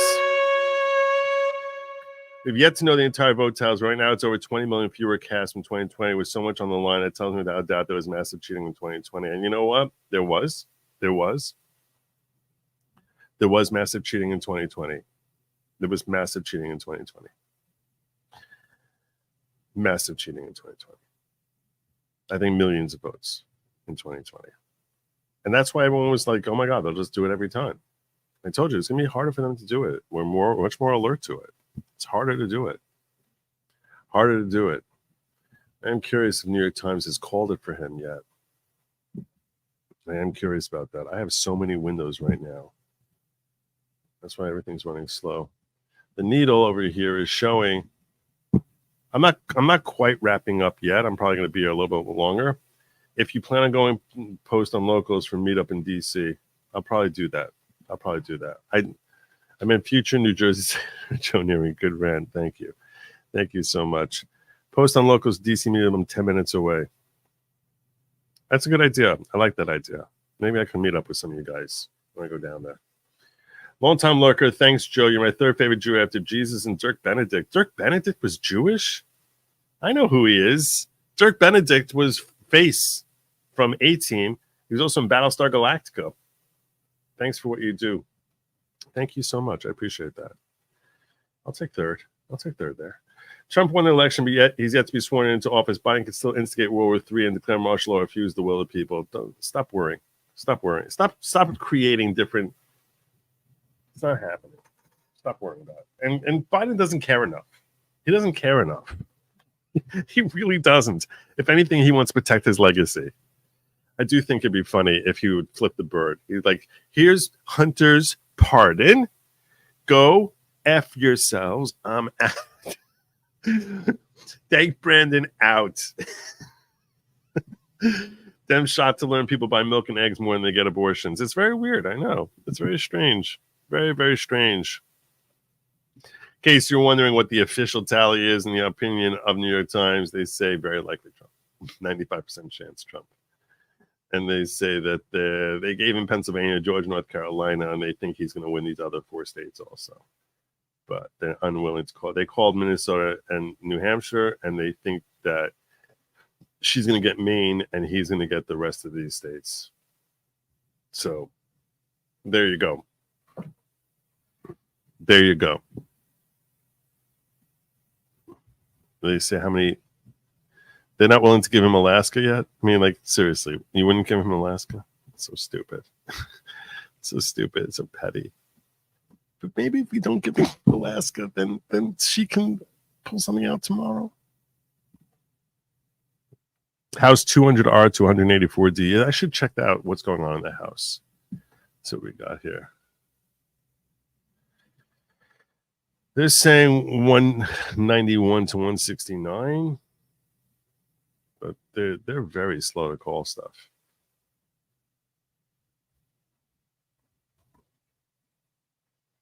They haven't shown anyone flipping yet. Nothing. Not one thing. Apparently, Mayra Flores is very close in Texas 34. LA District 6. Louisiana District 6. I don't know why there's 2 Democrats there, and Elbert Hillary can't win it in Louisiana. All right. Kevin Coughlin trying to take over in Ohio's 13. Derek Merrin trying to take over in Ohio 9. In Pennsylvania, Scott Perry's in jeopardy. 6,000 vote lead with 95% in. How many are left here? It's not a lot left. Only 1,000 behind. 1,200 behind. How's Billy doing? Billy's not gonna. I don't think he's gonna take it. I don't think he's making up 9,000 votes. 93% in. 93% in. This is my potential. The reason I keep coming back to this one is because this is the guy I voted for. This is my next congressman, or I guess congresswoman. And Billy Prempa, who I voted for, has 46% with 93% in. 9,000 behind is 235,000. I meant to have him on here. I never got a chance to have him on. If he doesn't win, I'm going to have to consider whether I need to primary him, because he's going to try running again in 2 years, and I think he's 0 for 3 so far. And this was the time to win. Can't win with Trump at the top of the ticket. When are you going to win, Billy? I like you. You seem cool. Yeah, we need wins. We need wins. Montana District 1, Monica. So this Zinke is looking like he's in jeopardy, but he's only 45% in. So Zinke will take that. All right. I almost don't want to go. I'm not going to kid you. Ding dong, the witch is gone. Witch, oh witch, the wicked witch. Ding dong, the wicked witch is there. Tonight. How does goddamn 47 clean DC? If they're against others having liberty of due process, they shouldn't have it. Let's give the catastrophizing the rest of the night. Trump County top, let's enjoy the day and night. I wasn't catastrophized. I'm saying that's what would have happened. I'm saying it's not happening. Next Mark Cuban media appearance, he'll have a new eyeglasses. Yes, he will. He totally will. Ah. My God, I feel so good tonight. I feel so good. Is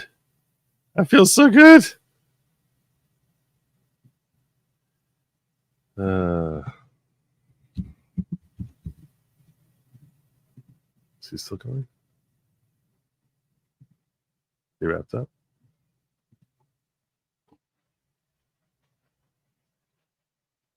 He wrapped up.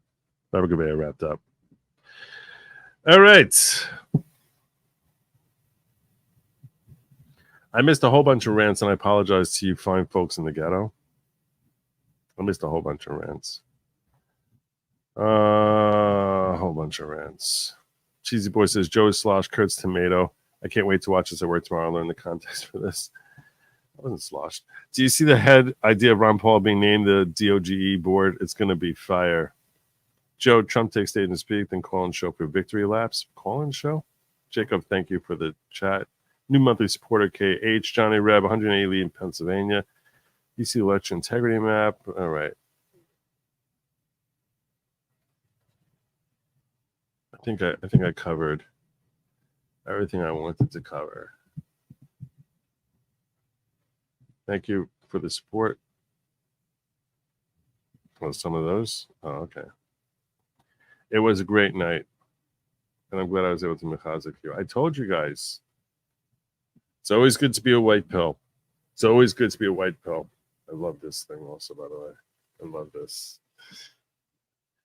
This is now my new lucky sweatshirt. My new lucky hat. Oh my God. Oh my God, I feel so good. Oh, so good. Thank you, God. Oh, thank you, God. All the prayers, everything. I'm still feeling amped. I can't go to bed now. I can't go to bed. I can't go to bed. I can't do it. I should really just shut it. I should shut it. Just be like, Joe, just shut it already. Just end it.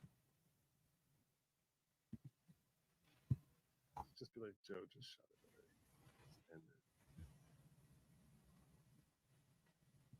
Just end it. I should go find some leftist tears.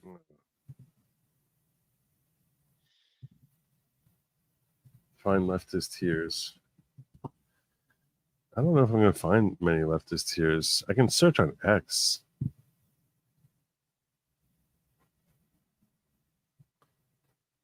I think they all went to bed. If any of you have leftist tears for me to check out,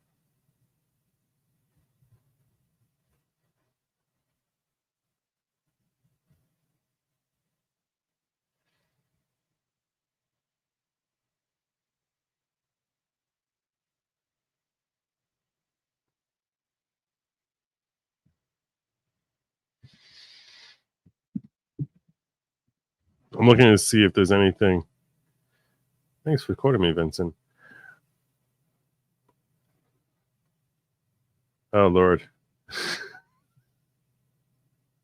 I never want to see that again. I never want to see that again, but it did happen.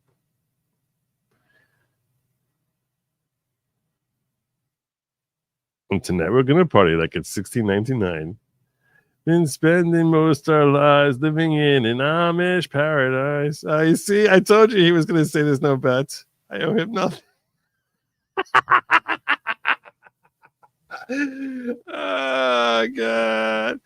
Oh, God. Show me the money. I'm totally trolling him. There was no bet. But what happened was he was telling me how he really believes the Seltzer poll and that you know it's going to be close in Iowa. I'm totally trolling him because he doesn't owe me anything.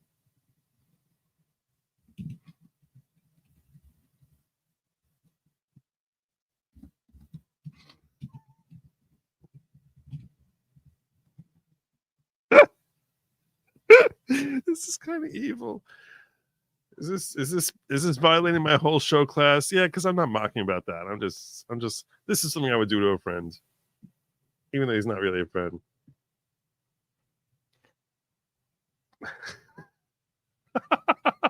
I amused the hell out of myself. Brian Friedeberg.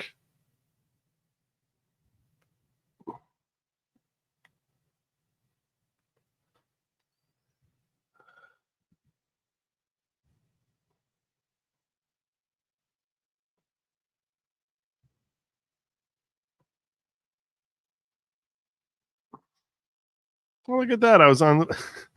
Nice. Yeah, I think But a lot of them, hoping turnout doesn't exceed your expectations. So you see down here. Yeah, I can take a picture. This is where it breaks. You want to do this side of the bus? Yeah. Back tomorrow. Good stuff happening tomorrow. All right, maybe a little gloating. But a lot of them, hoping turnout. I wouldn't say it to their face. I don't want to make them feel bad to their face.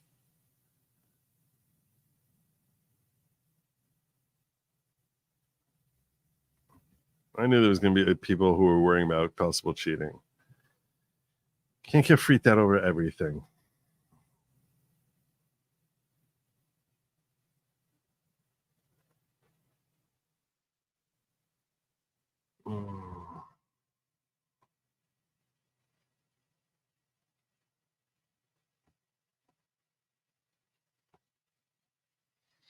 I didn't really want to go with Fox.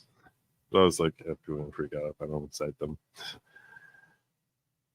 I wish they came through for me also.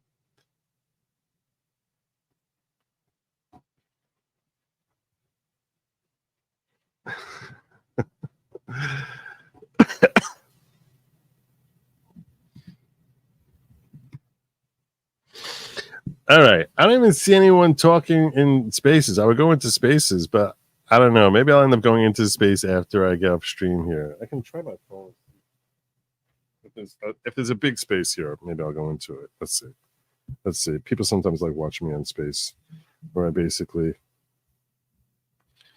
let's see. I'm so amped. I'm not gonna be able to sleep now. How the hell am I supposed to sleep? How am I supposed to sleep?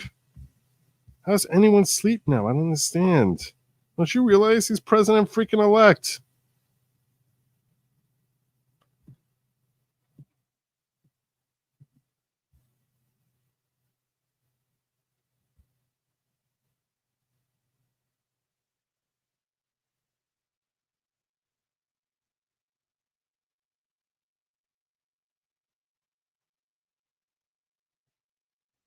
This is a place that'll bring me up in a second.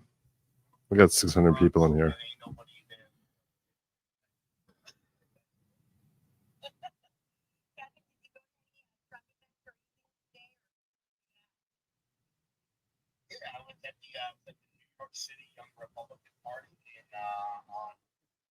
Yeah, I don't see the point to being on air when I'm doing this. I think it's time for me to call it, right? It's time to call it.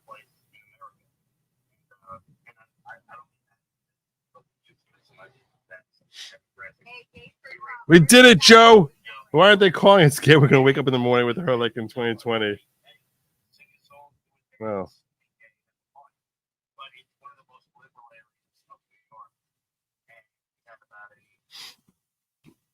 I've been up since 7 a.m. worked on show. I'm so happy and amped I can't fall asleep either. Thank you for the super sticker, Julie. God. Should I get up on stage there?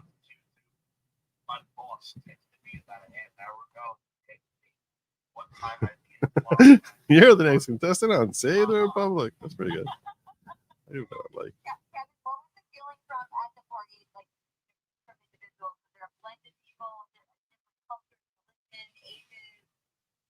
Whoa.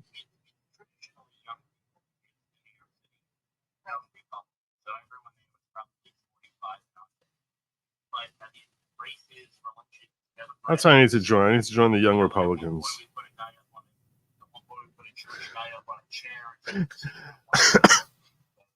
I identify as a 24-year-old.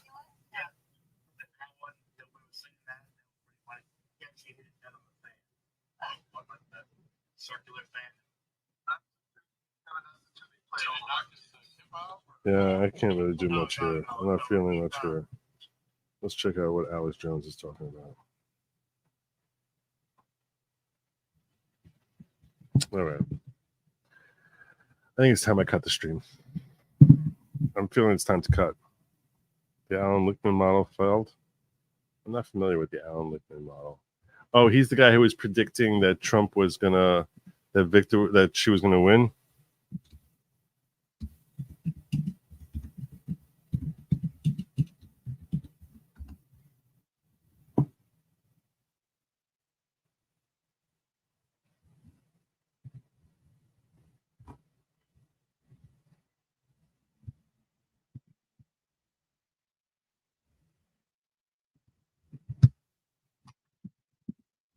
Well, this is what it was. This is what he's referencing. Alan Lakeman, American University professor who correctly predicted 9 out of 10 last presidential election, has forecast a win for Vice President Kamala Harris.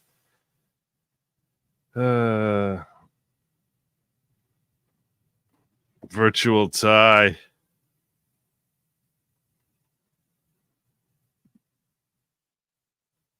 We had two wizards. They're not wizards. They're not wizards. They're terrible. They're terrible. Useless. My brothers and sisters in uniform now have a leader worth following. This is true. This is true. I think it's time. I think it's time. All right. Thank God. Thank God. The Republic has been saved. The Republic has been saved. God bless the Republic. The Republic has been saved. God bless the Republic. I'm going to need to have a new... I think we need to have a new...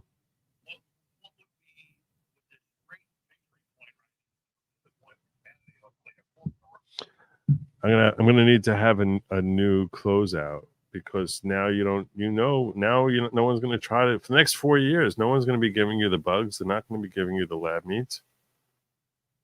Well, I was warning you because I was afraid. I was like, hey, I need to give you a warning because it's coming. It's coming. But now it really might not be. I don't know. All right. Well, I'm gonna land my plane with this. I guess I should land my plane with. Really wish. I'll land my plane with this. Do your part to make yourself, your community, and America great. God bless the Republic. Good night. And as always, my friends, Godspeed.